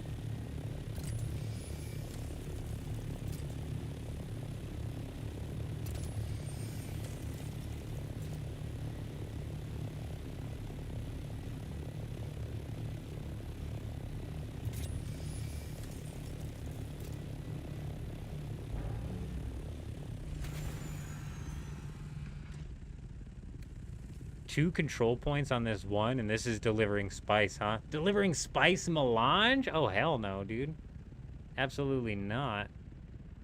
How much do you get per spice melange? Does it tell you? You actually haven't been able to get the control points to do anything? It's, so once you have a control point, you can see here that we own the control point. We're getting 10 points per minute. I don't know how long we'd have to hold it in order to complete it. Only 6 per spice. That's crazy bad. Oh, really? My God, 6 per spice melange? That is really bad. It's getting dark.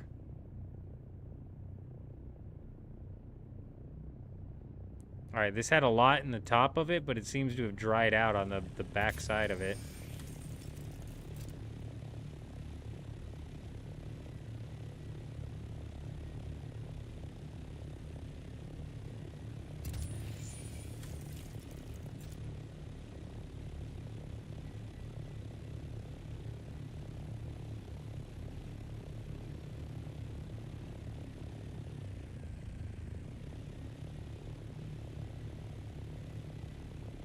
Alright, we got a decent amount from there. It didn't fill us up entirely, but it was decent.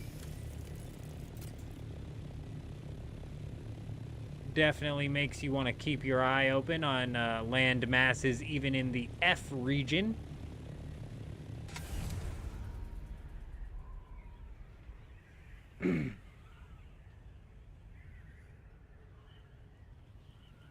Seen any quicksand out? So I find quicksand in the deep desert, but it shows up in like strips. Am I heading southeast? Oh, I am. Shit. Southwest. It's the opposite direction I wanted to go. Flying back in a way I came. That's not what I want to do. The only quicksand I see is in like strips. Let me see if I can fly up high. You can typically see these strips from a ways away. I haven't run into one in a while now that you mention it. But I have run into one tonight. Yeah. That's where you find the majority of the buried treasure. We put a video out talking about the buried treasure. It's a really good way for a solo to nab some easy tier 6 materials.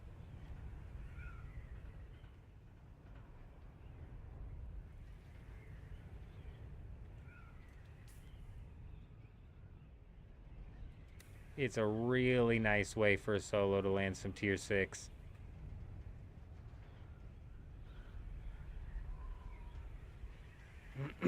And typically the quicksand is where I start my journey looking for the buried treasure.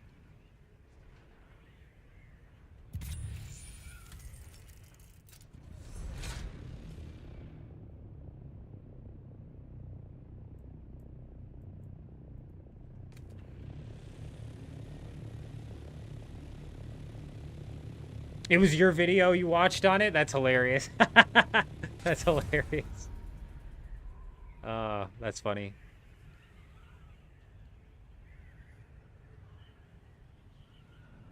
Yeah, when I noticed I was getting tier 6 from the buried treasure and the buried treasure was everywhere, I was like, dude, This just got real.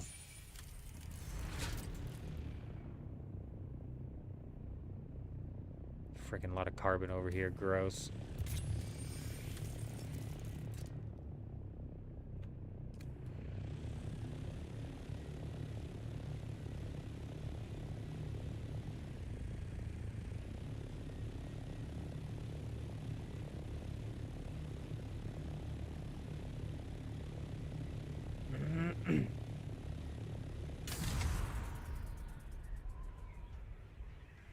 Yeah, the quicksand's where I find all the buried treasure to begin with, but then it kind of trails you off of it, typically.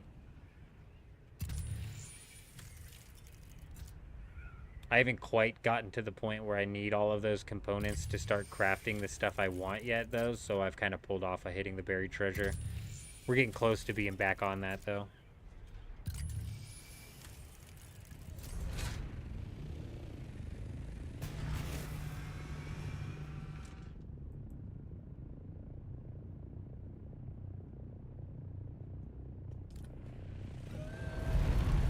Gross iron ore out here. Who the hell wants iron ore in the deep desert? It's nasty.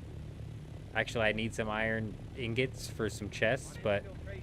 Hey, Philip4216 coming in with the follow over on Twitch. Welcome. Good to see you. I hope you're doing well.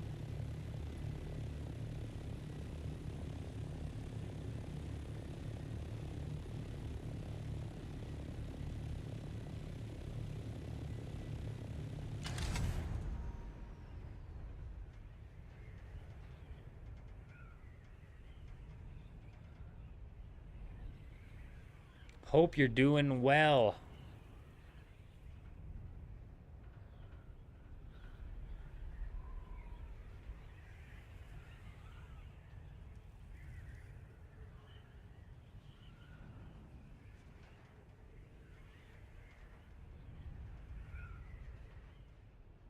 There's a quicksand belt right there.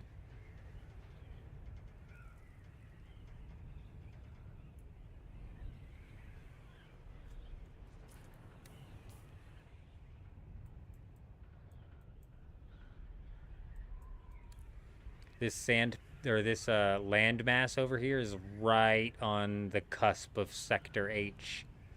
Hopefully we find a decent chunk of materials here. Where are we at on the inventory? Not even halfway. Okay, maybe getting close to halfway.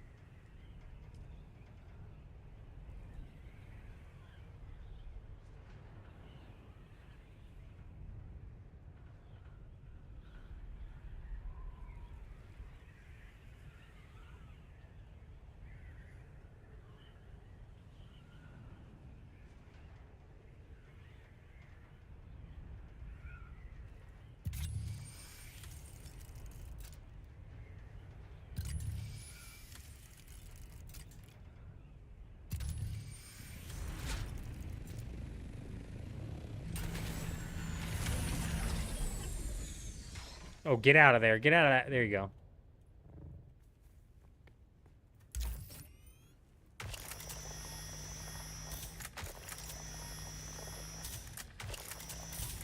Dude, come on. It's so bugged sometimes. The angle at which you shoot this thing not work. Oh, we just got a bugged rock here, don't we? This is the second bugged rock I've run into in my playthrough.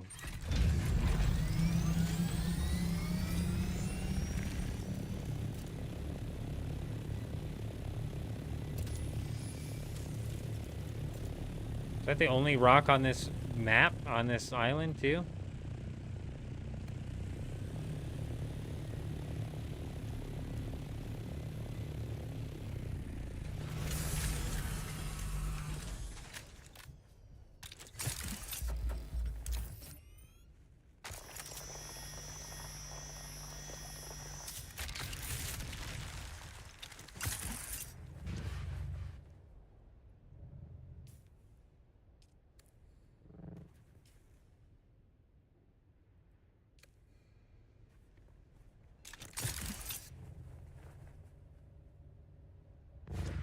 Nah, no reason to leave this thing all the way over here.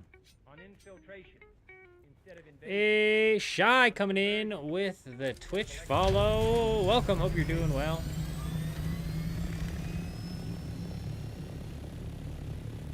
If I had to guess, this is the same exact Shy that we're seeing over on YouTube, but that is just a guess. I suppose there could be two people with the same name on two different platforms.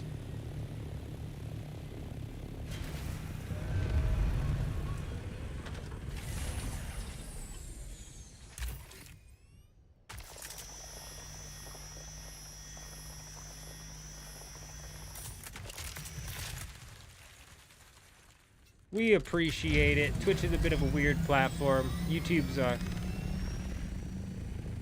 This is the base, bro. This is the base. Huh? This is some shit you want to raid. Huh? Okay. We'll have to remember that. Yeah, we'll have to remember that for sure, for sure. I see you, buddy. I see you, bud. Yeah, I see you. This is the base you want to raid. If he's triangled in like that, honeycombed in already, homeboy's got the honeycomb down. He got something in there. I don't know how hard it is to break through walls. But from what I understand, currently with the way the exploits and the bugs are working, it's not that hard.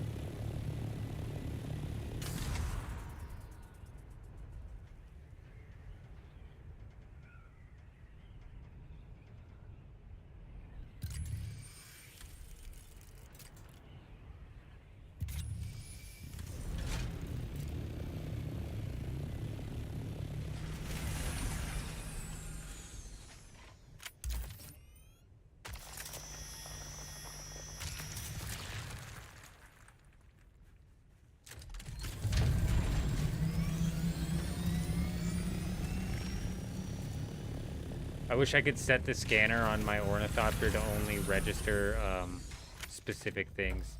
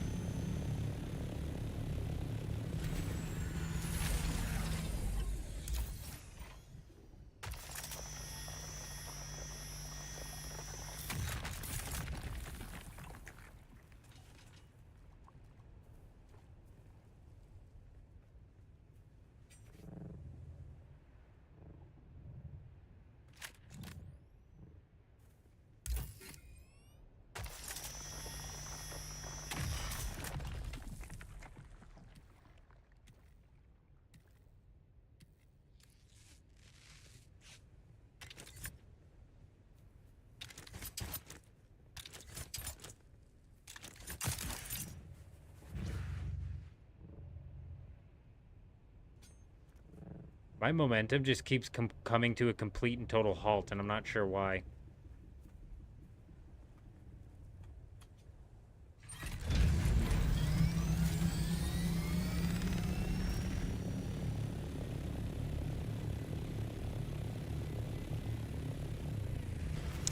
Rain, I think you're right. Once you get into Sector H, it looks like you're no longer dealing with any of the low-level ingots. It's all just high tier. Sector H and beyond. That's a Rust player if I ever... Oh, yeah, for sure. That guy with the triangle base, he's for sure a Rust player.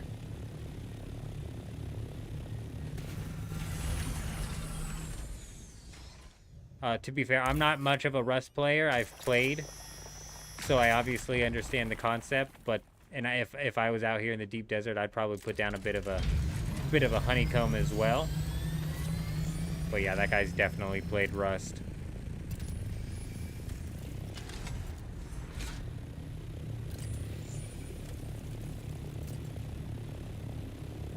He was tucked really well into the rock too, which was kind of my plan for any sort of deep desert base that I might have put. Okay, come on, there you go.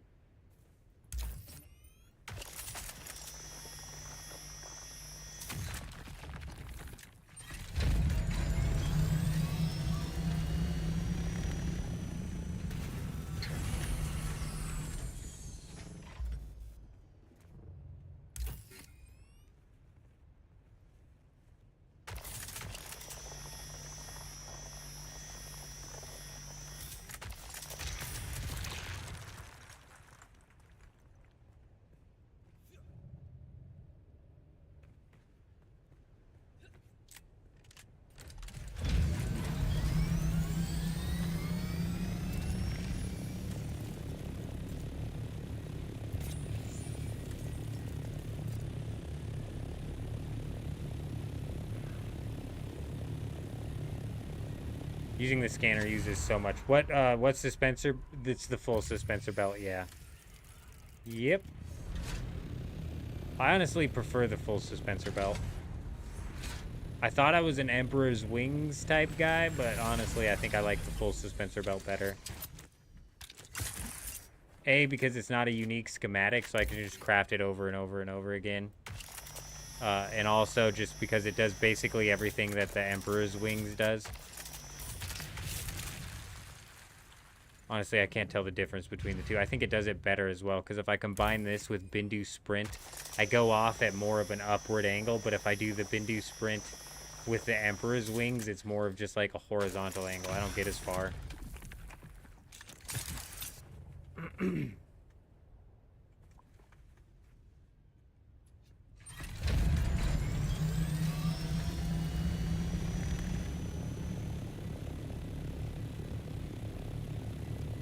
Your favorite one so far is the Leap one. I hear a lot of people talking the Leap one up. I just haven't picked it up yet. Oh, and I haven't. It's like one of the ones that come out first. And I just never given it a shot. I think it's going to be kind of overkill to fly over to these islands over here, but let's go ahead and do it.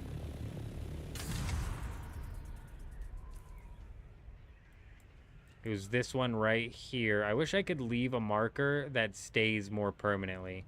This island right on the sector of G3 where that rust base is at.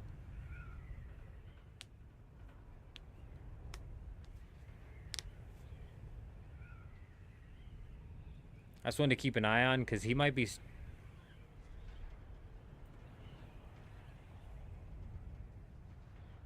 I don't know why I stopped talking when I see an ornithopter. Like, for some reason, that's going to help them not see me. He might be storing a lot. Because he thinks he's safe with his, like, honeycomb. I think it's easier to take down walls than that. To where the honeycomb's, like, really not even going to make that much of a difference. I'd imagine that within the 6 minutes, you'd still be able to get it pretty deep. You go deep in something like that. But honestly, I don't know how long it takes to cut open a door with the cutter ray or what.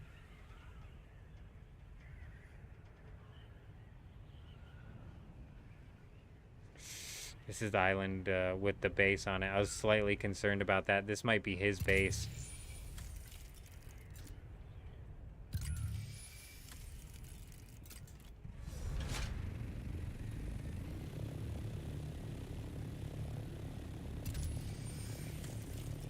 Let's hit up a couple quick ores. Let's hit up a couple quick ores. We're about full.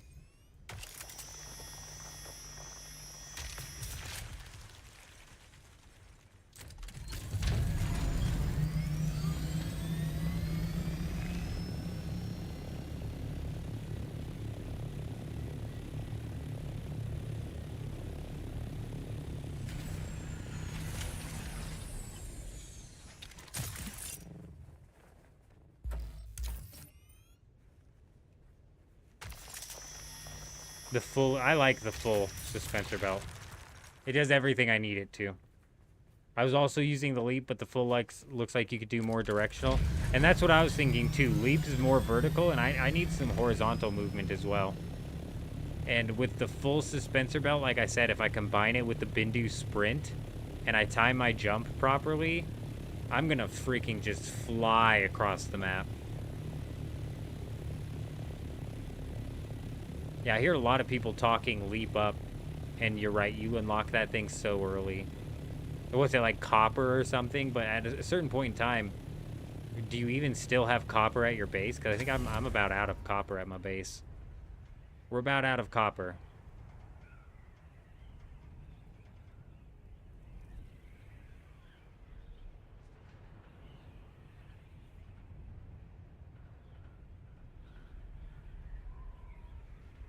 Troy Wheatley, you heard that the scouts equipped with rockets will be slower, and scouts with boosts will be able to boost above max speed even while gliding. Huge for solos, absolutely. They're coming in and doing a bit of a rework to the rockets. That's not the only thing they're doing. They're also making it to where the rockets are going to cause more heat buildup on these scout ornithopters, which should make it to where they can't spam as often. So yeah, you'll have the glide, speed boost with the thrusters, which should help stay away from the, which should help you get away from the ornithopters with the rockets. But honestly, it kind of seems like the scout ornithopters are still going to sit in the meta position where I feel like assault ornithopters really should be what's filling that role of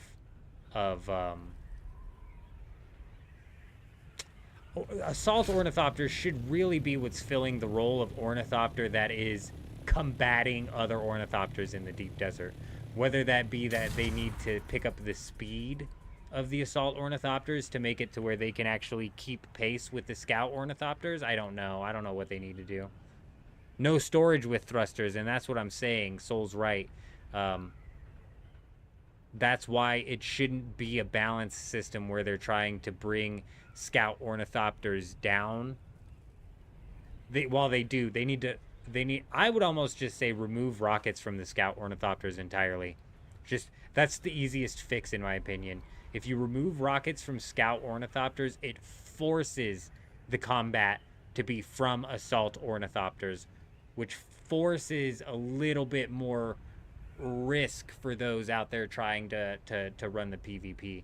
I know that kind of like removes any counter that you could have against an assault ornithopter, but that's where you kind of have the scout ornithopter's speed come into play. You know what I'm saying? If you have a scout ornithopter that has a slight speed advantage on a assault ornithopter, you should be able to have at least the possibility to outmaneuver it. Whereas in right now, why the hell would you bring an assault ornithopter out? Because you're going to get bullied by 4 scout ornithopters with rockets. It just doesn't make sense.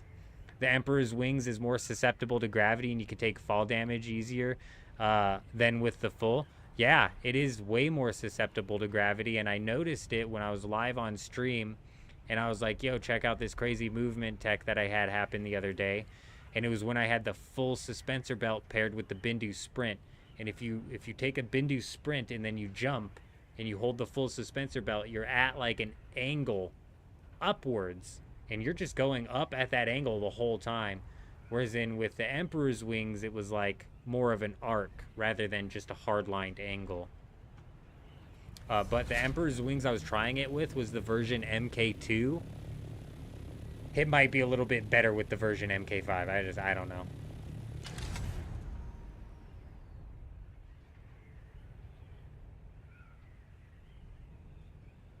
I'm more sold on the full suspensor belt now.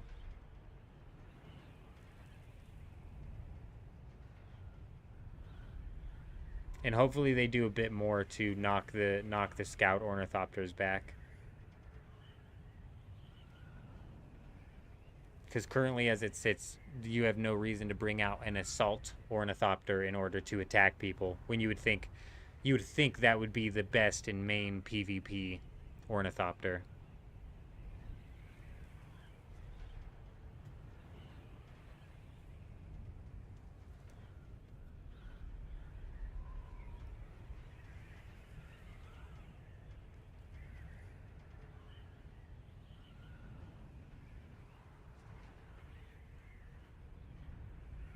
Assault can have rockets and booster. Yeah, you're right. But even a tier 5 assault ornithopter with the booster is still slower than the tier 5 scout ornithopter with no booster. You know what I'm saying? Like I can glide at 170, and even with the booster, my assault ornithopter is going 150. After watching the movement you had while going on building your base, you're probably going to switch to full as well. You like the leap, but directional control. Oh, yeah. The directional control here is big. It is big, especially if you pair it with... Where did I get that? What skill was it? Yeah, it was, no, it wasn't Bene Gesserit.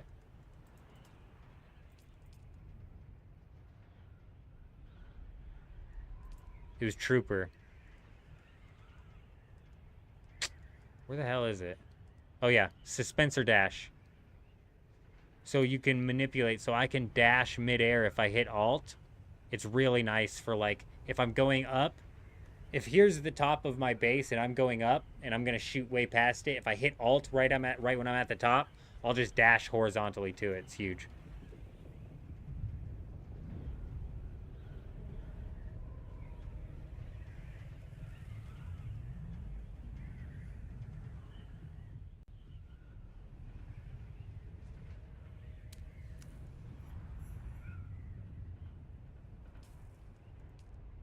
Oh, cool. They finally finished this one. So I have some spare ship manifests. I'm curious is if I turn these in, if I still get personal contribution. So you can see here, we've personally contributed 1,352, but the Landsrad's over. Can I still personally contribute to this and get the rewards for it? I have no idea.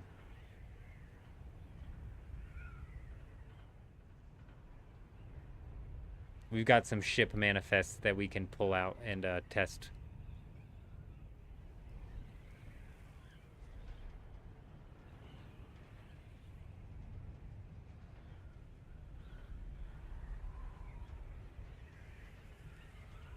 Is it gonna make it? Just barely didn't make it.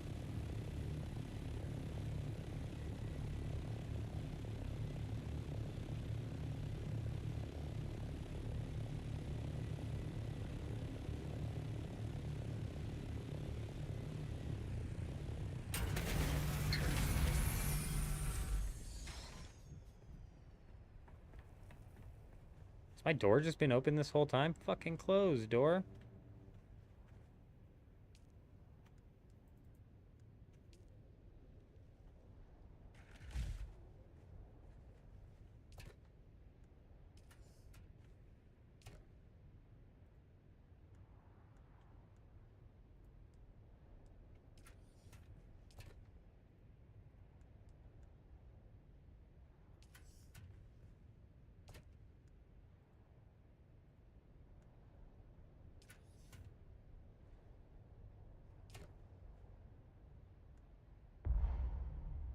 Okay, realistically, what do I need out here in order to craft these materials? I need the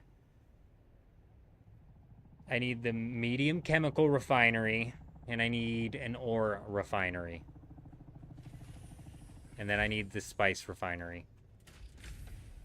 But I'm going to put the big spice refinery down here.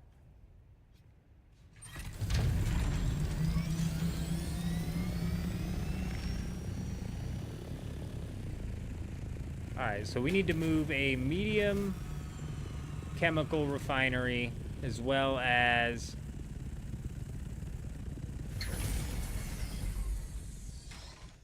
the just regular ore refinery, medium ore refinery out here so we can get the titanium, the plastinium ingots crafting. Then we can put up the spice thing and get as much melange crafting as we possibly can. Because we got 2 days and 12 hours left on this Landsrad term. And we need to take full advantage of crafting as much. Oh, yeah. I'm glad you brought that up. Let's do that. Because the ship manifests are in here somewhere, I'm pretty sure.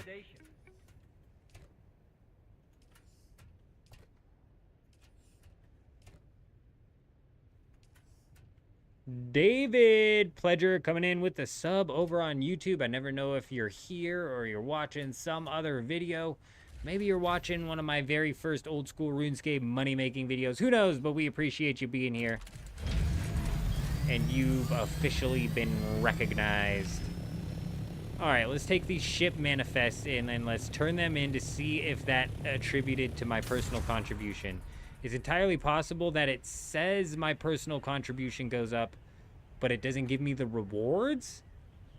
I don't know. We'll see. We shall see. Also...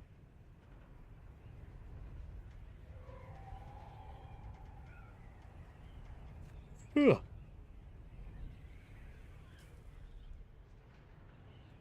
We're going to go back and pull out everything that we need to move over here to kind of get the ball rolling on getting this stuff moving. Getting this stuff working proper.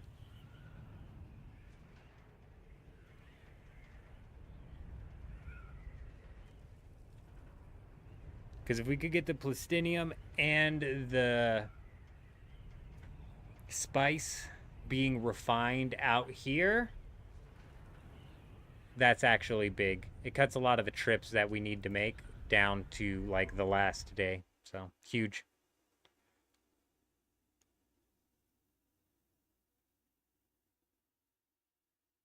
It's actually crazy that it only requires half the amount of materials to drop down a refinery out in the deep desert as well. I'm, like, surprised that that's the case.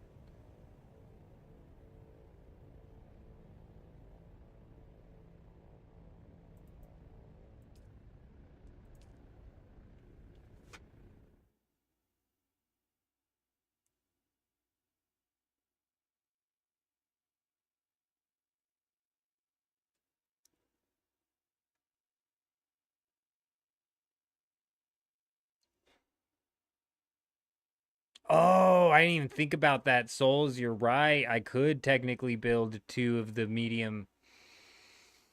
That's good. Or even if, say, for example, for some reason I only get half of the materials back, I'll still be able to build the medium chemical refinery out in the deep desert. That's big. Sector weather alert. A large sandstorm is approaching. Unreal. What is my freaking luck? This will be the second time we've come back into the Haga Basin straight into a sandstorm.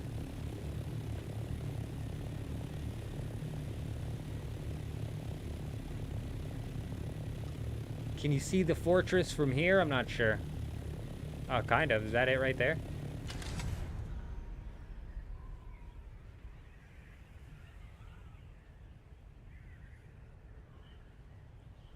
Oh, shit. It's right there.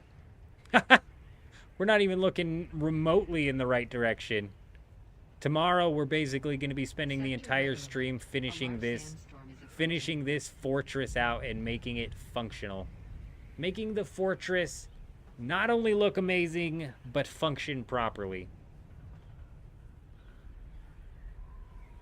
We're going to have to do a lot of off-stream grinding to fill out our basalt and plastone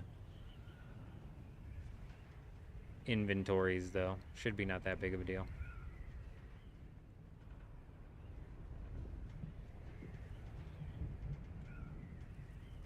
Ugh.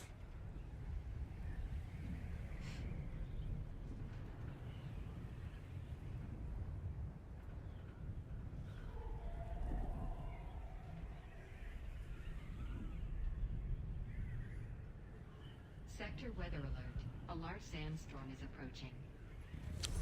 Lost all speed there at the end.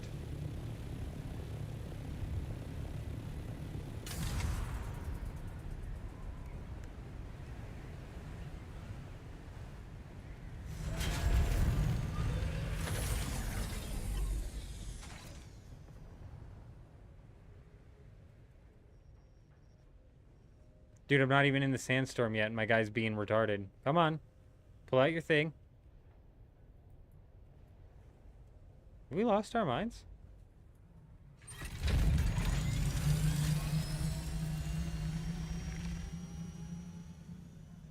Okay, whatever. I guess that's taking damage. No big deal. In the name of the Red Dew. Excellent. So it doesn't even let me deliver anything anymore. So no, the answer is no. After the Landsrad has been completed, you can no longer gain any personal contribution towards the Landsrad tile. This kind of sucks.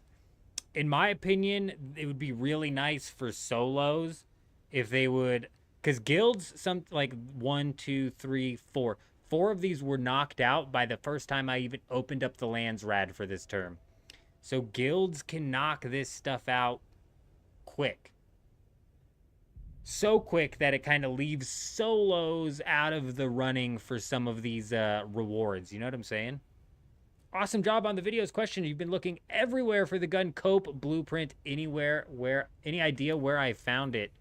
Appreciate you stopping by. Yes, I do have an idea where I found it. Unfortunately, the answer is inside of the deep desert PvE zone. So you don't have to go into the PvP zone because it's a, if we take a look at it here, it's a duraluminum unique schematic, I believe.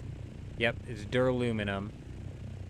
And all of the duraluminum unique schematics are located inside of the PvE zone of the deep desert. So that bottom section there of the deep desert where you're safe from PvP, you're going to want to go through the labs located in there. And unfortunately, I think all of this, or a lot of this duraluminum unique schematic, is thrown into that loot pool.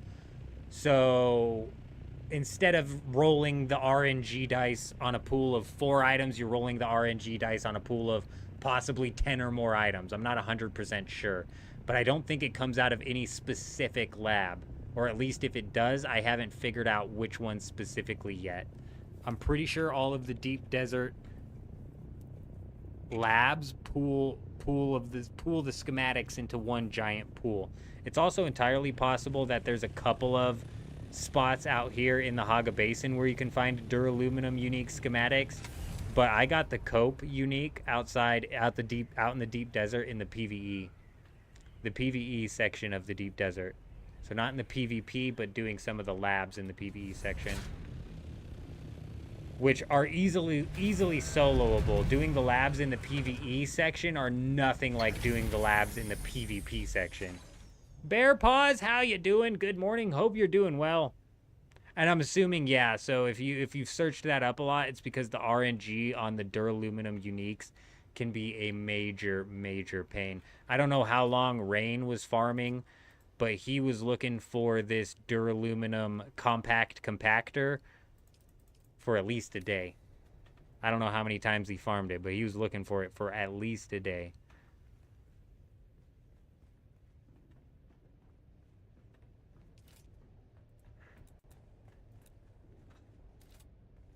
Hope you're doing well, Bear Paw. Let's jump on in here.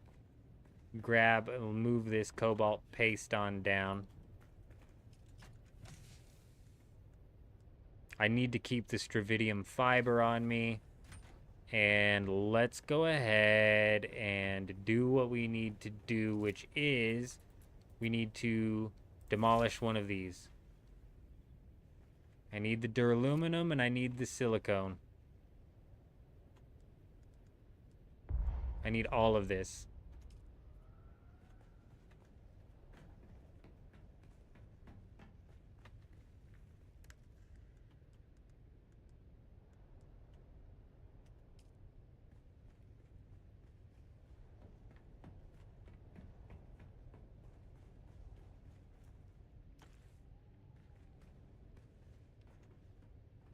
You're good. Oh, you know. Could always be worse is what I like to say, but we're doing good around here.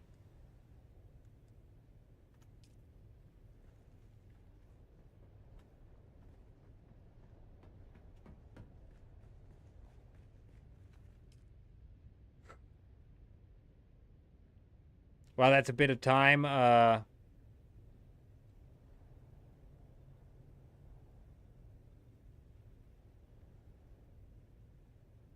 That's a bit of time to him finding it. Oh, I got what you're saying now. Yeah, the RNG pool out there is a pain, especially if it works how I think it works. I'm not 100% sure that that's how it works. But if that is, it's a pain for sure. And we need one of these refineries as well.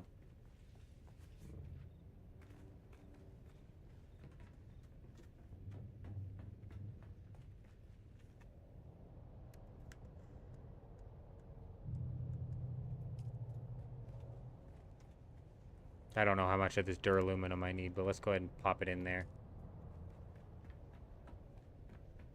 I'm pretty sure that came out of the thing that I broke, but whatever.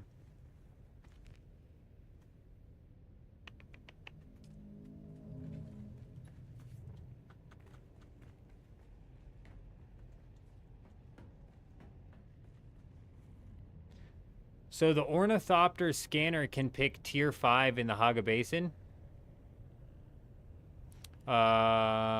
Yes. I'm a little bit confused as to what you're asking. Are you asking if the Ornithopter... I'm not sure what you're asking, actually. The scanner is... There's one tier of scanner that goes on every single Ornithopter.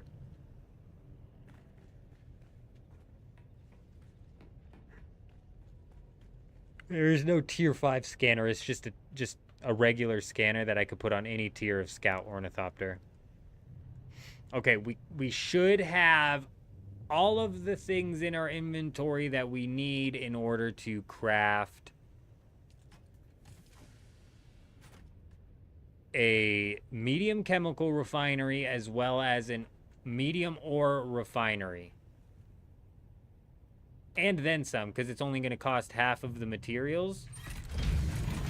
But we should be able to craft at least those two things, which is going to be big. I'm going to need to put down some generators. When you pulse the sand and find the loot. So the ornithopter scanner can pick the tier 5 in the Haga Basin. No, you need the compactor.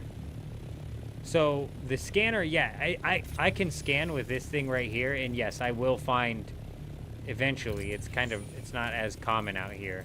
But yes, there is buried treasure inside of the Haga Basin that you can scan and find. I don't know where the best spots for it are.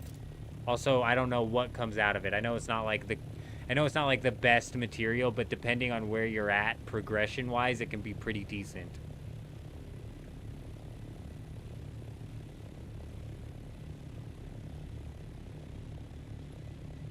But yeah, there's buried treasure out in the Haga Basin as well. It's not as good as in the deep desert, but it's here.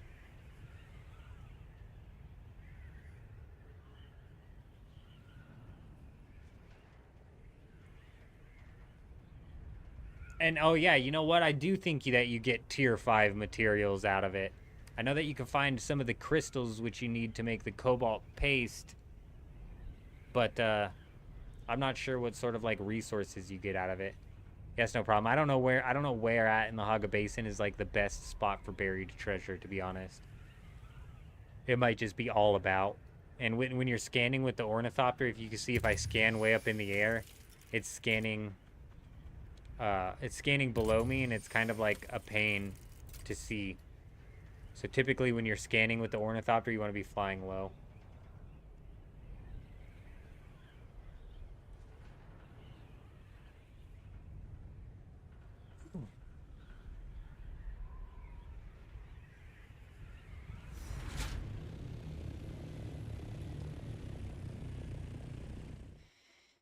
Soul, were you the one asking me what time we typically start the streams?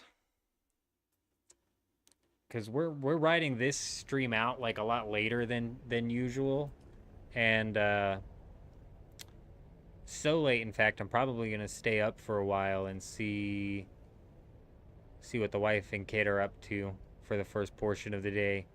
So I might not be live until slightly later than usual. Since you're on the East Coast, that's kind of unfortunate.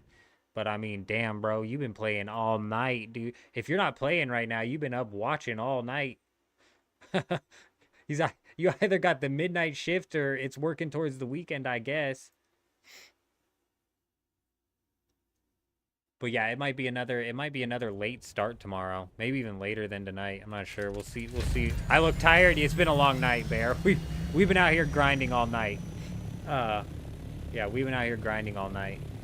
I'm like battling a bit of a sickness too. We're about at the end here. I want to get the deep desert base set up into a spot where I'm like comfortable with it, and I'm like, all right, cool. All right, cool. Gotcha. Looks like me and you ride on the same boat there, souls. I'm a bit of a...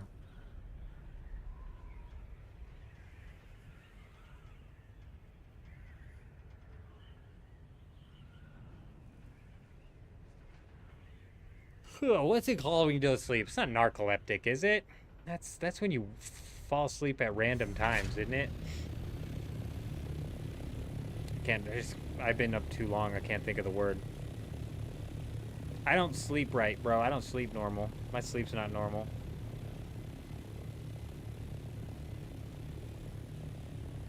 Bear paws.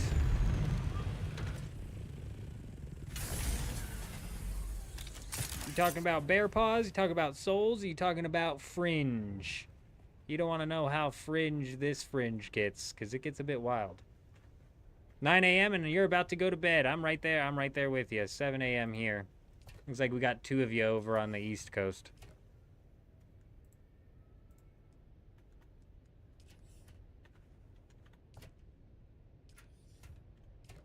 Surely one of them is empty, right?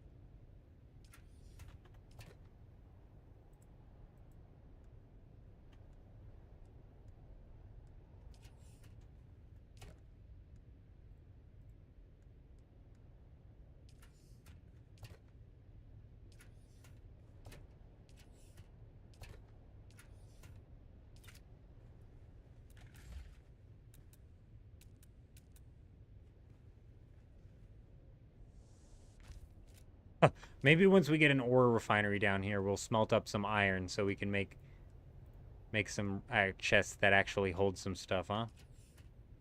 Okay, now we should be able to come in. First, let's go get some power cells, bro. I need to go farm some power cells real quick. These should be all over the damn place.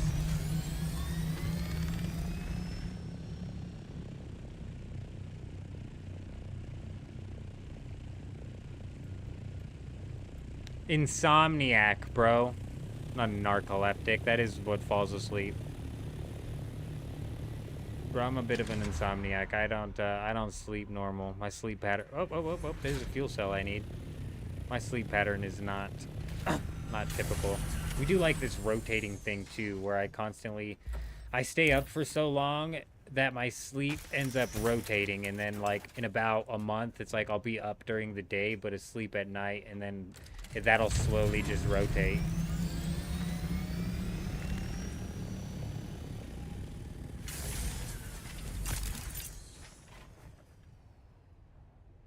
Okay.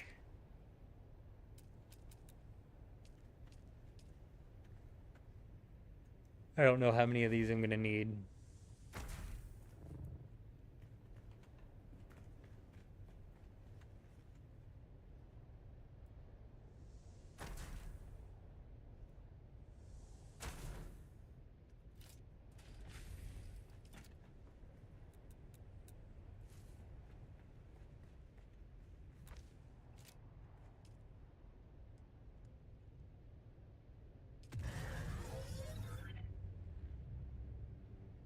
Man, that's brutal. That is absolutely brutal, souls.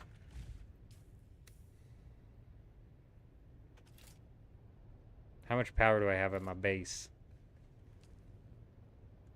Yeah, surgery's no joke, especially like a neck surgery. That's crazy.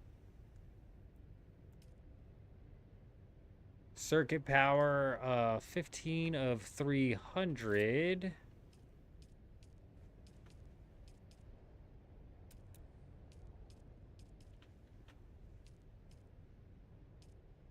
This uses 350. And this uses 45. So I need a few more of these.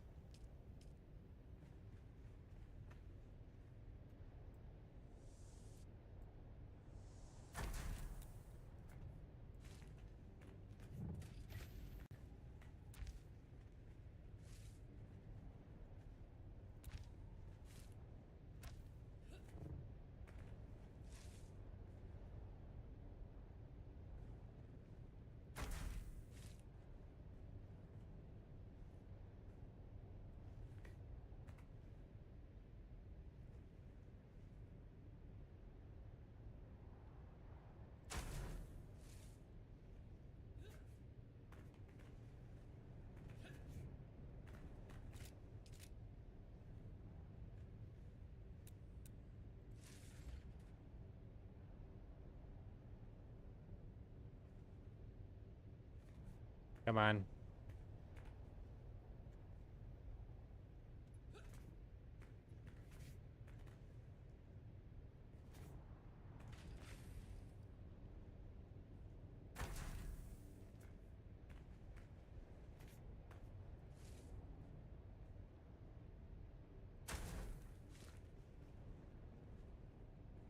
I really have to squeeze these things in.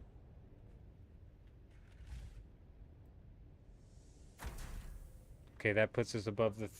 What is that, bro? What is that? I just had a bug on me I've never seen in my life.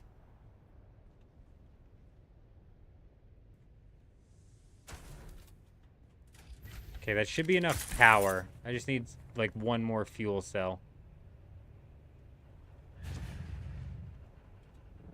Man, both you guys right in that neck surgery. That's crazy. See, I hurt my lower back when I was working at UPS, which is why I said earlier, never, ever, ever, never break your back for a company, bro. Companies don't give a shit about you. When you're hurting in 10 years, they ain't gonna give two dams about your back pain.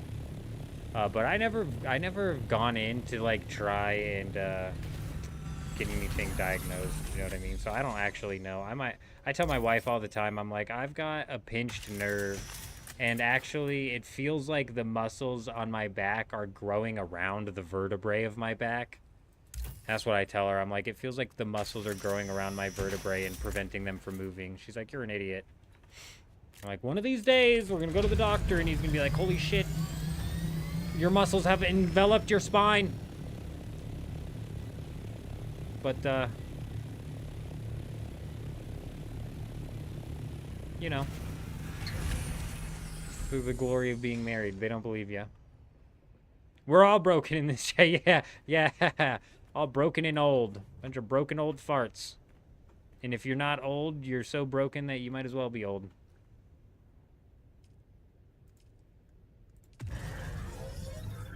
Okay, I believe that powers all of them up, so I should be able to build... Yes!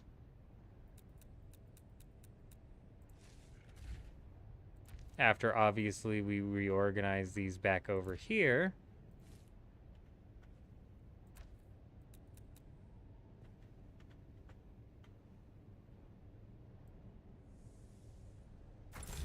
Big. And...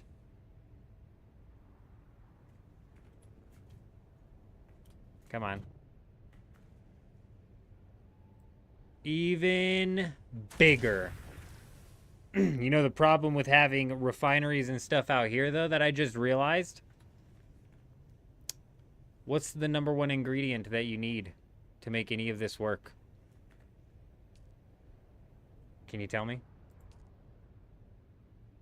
Water. It's water. And we have no water that we can get out here. So this is kind of like half the price of building this stuff, which is fantastic. Also, we needed to move this out here. Like, we're going to have to figure out the water problem anyways, because we needed to move this out here because moving over the titanium and the stravidium mass is just going to take so many trips. It's ridiculous. So if I can turn it into the stravidium ore and then turn it into the plastinium ingots, or at least turn it into... fuck. If I could at least turn the stravidium into the fiber. Water. You need the water, bear paws. 75 water per.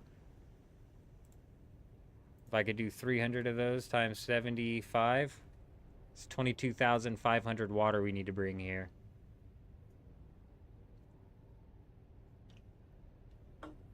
That's easy. You can carry like 10 liter johns.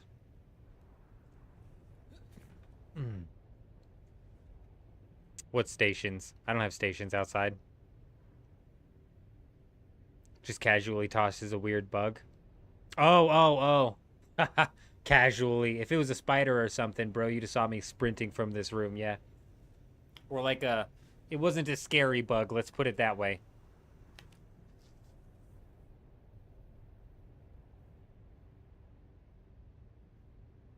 Just make the tanks and then dew harvest. There's no dew harvesting out here. There's no dew out here. Oh, I'm definitely gonna have to rework the base to get it to work. Yeah, there's 0 dew out in the deep desert.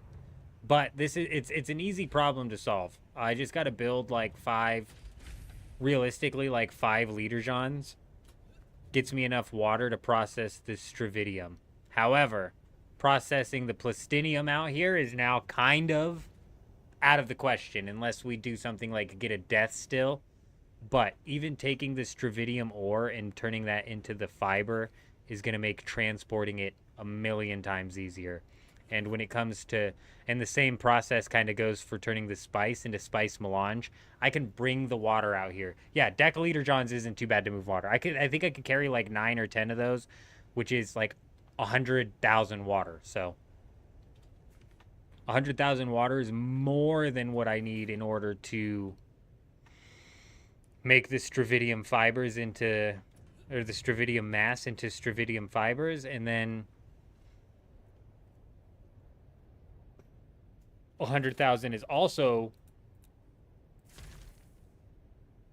just about exactly what I'll need in order to make all of the spice melange.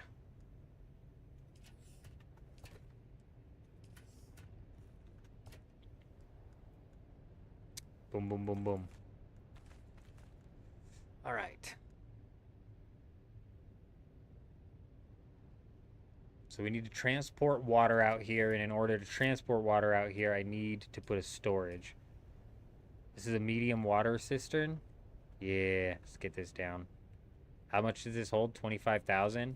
And I have 125 steel ingots? How? I can put 2 of these down? Big. All right, so we can hold 50,000 water out here now, right? Yeah, big. So 50,000 water, more than enough.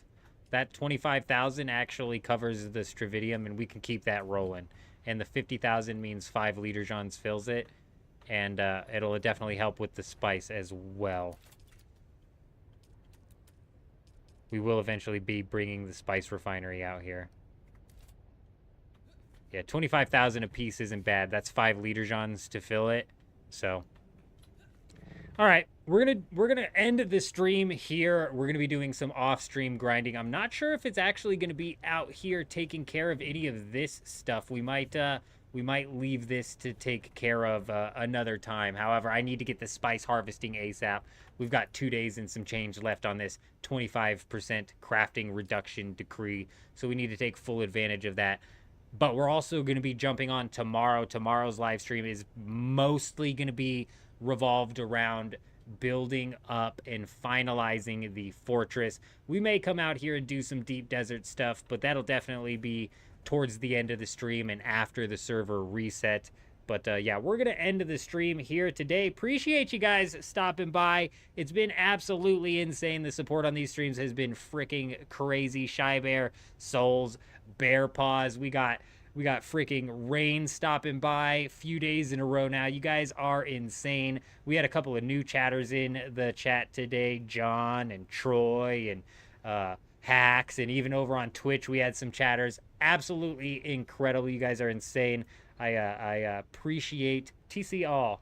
What does that mean? Tool chest, tool chest. Did I not tool chest everything?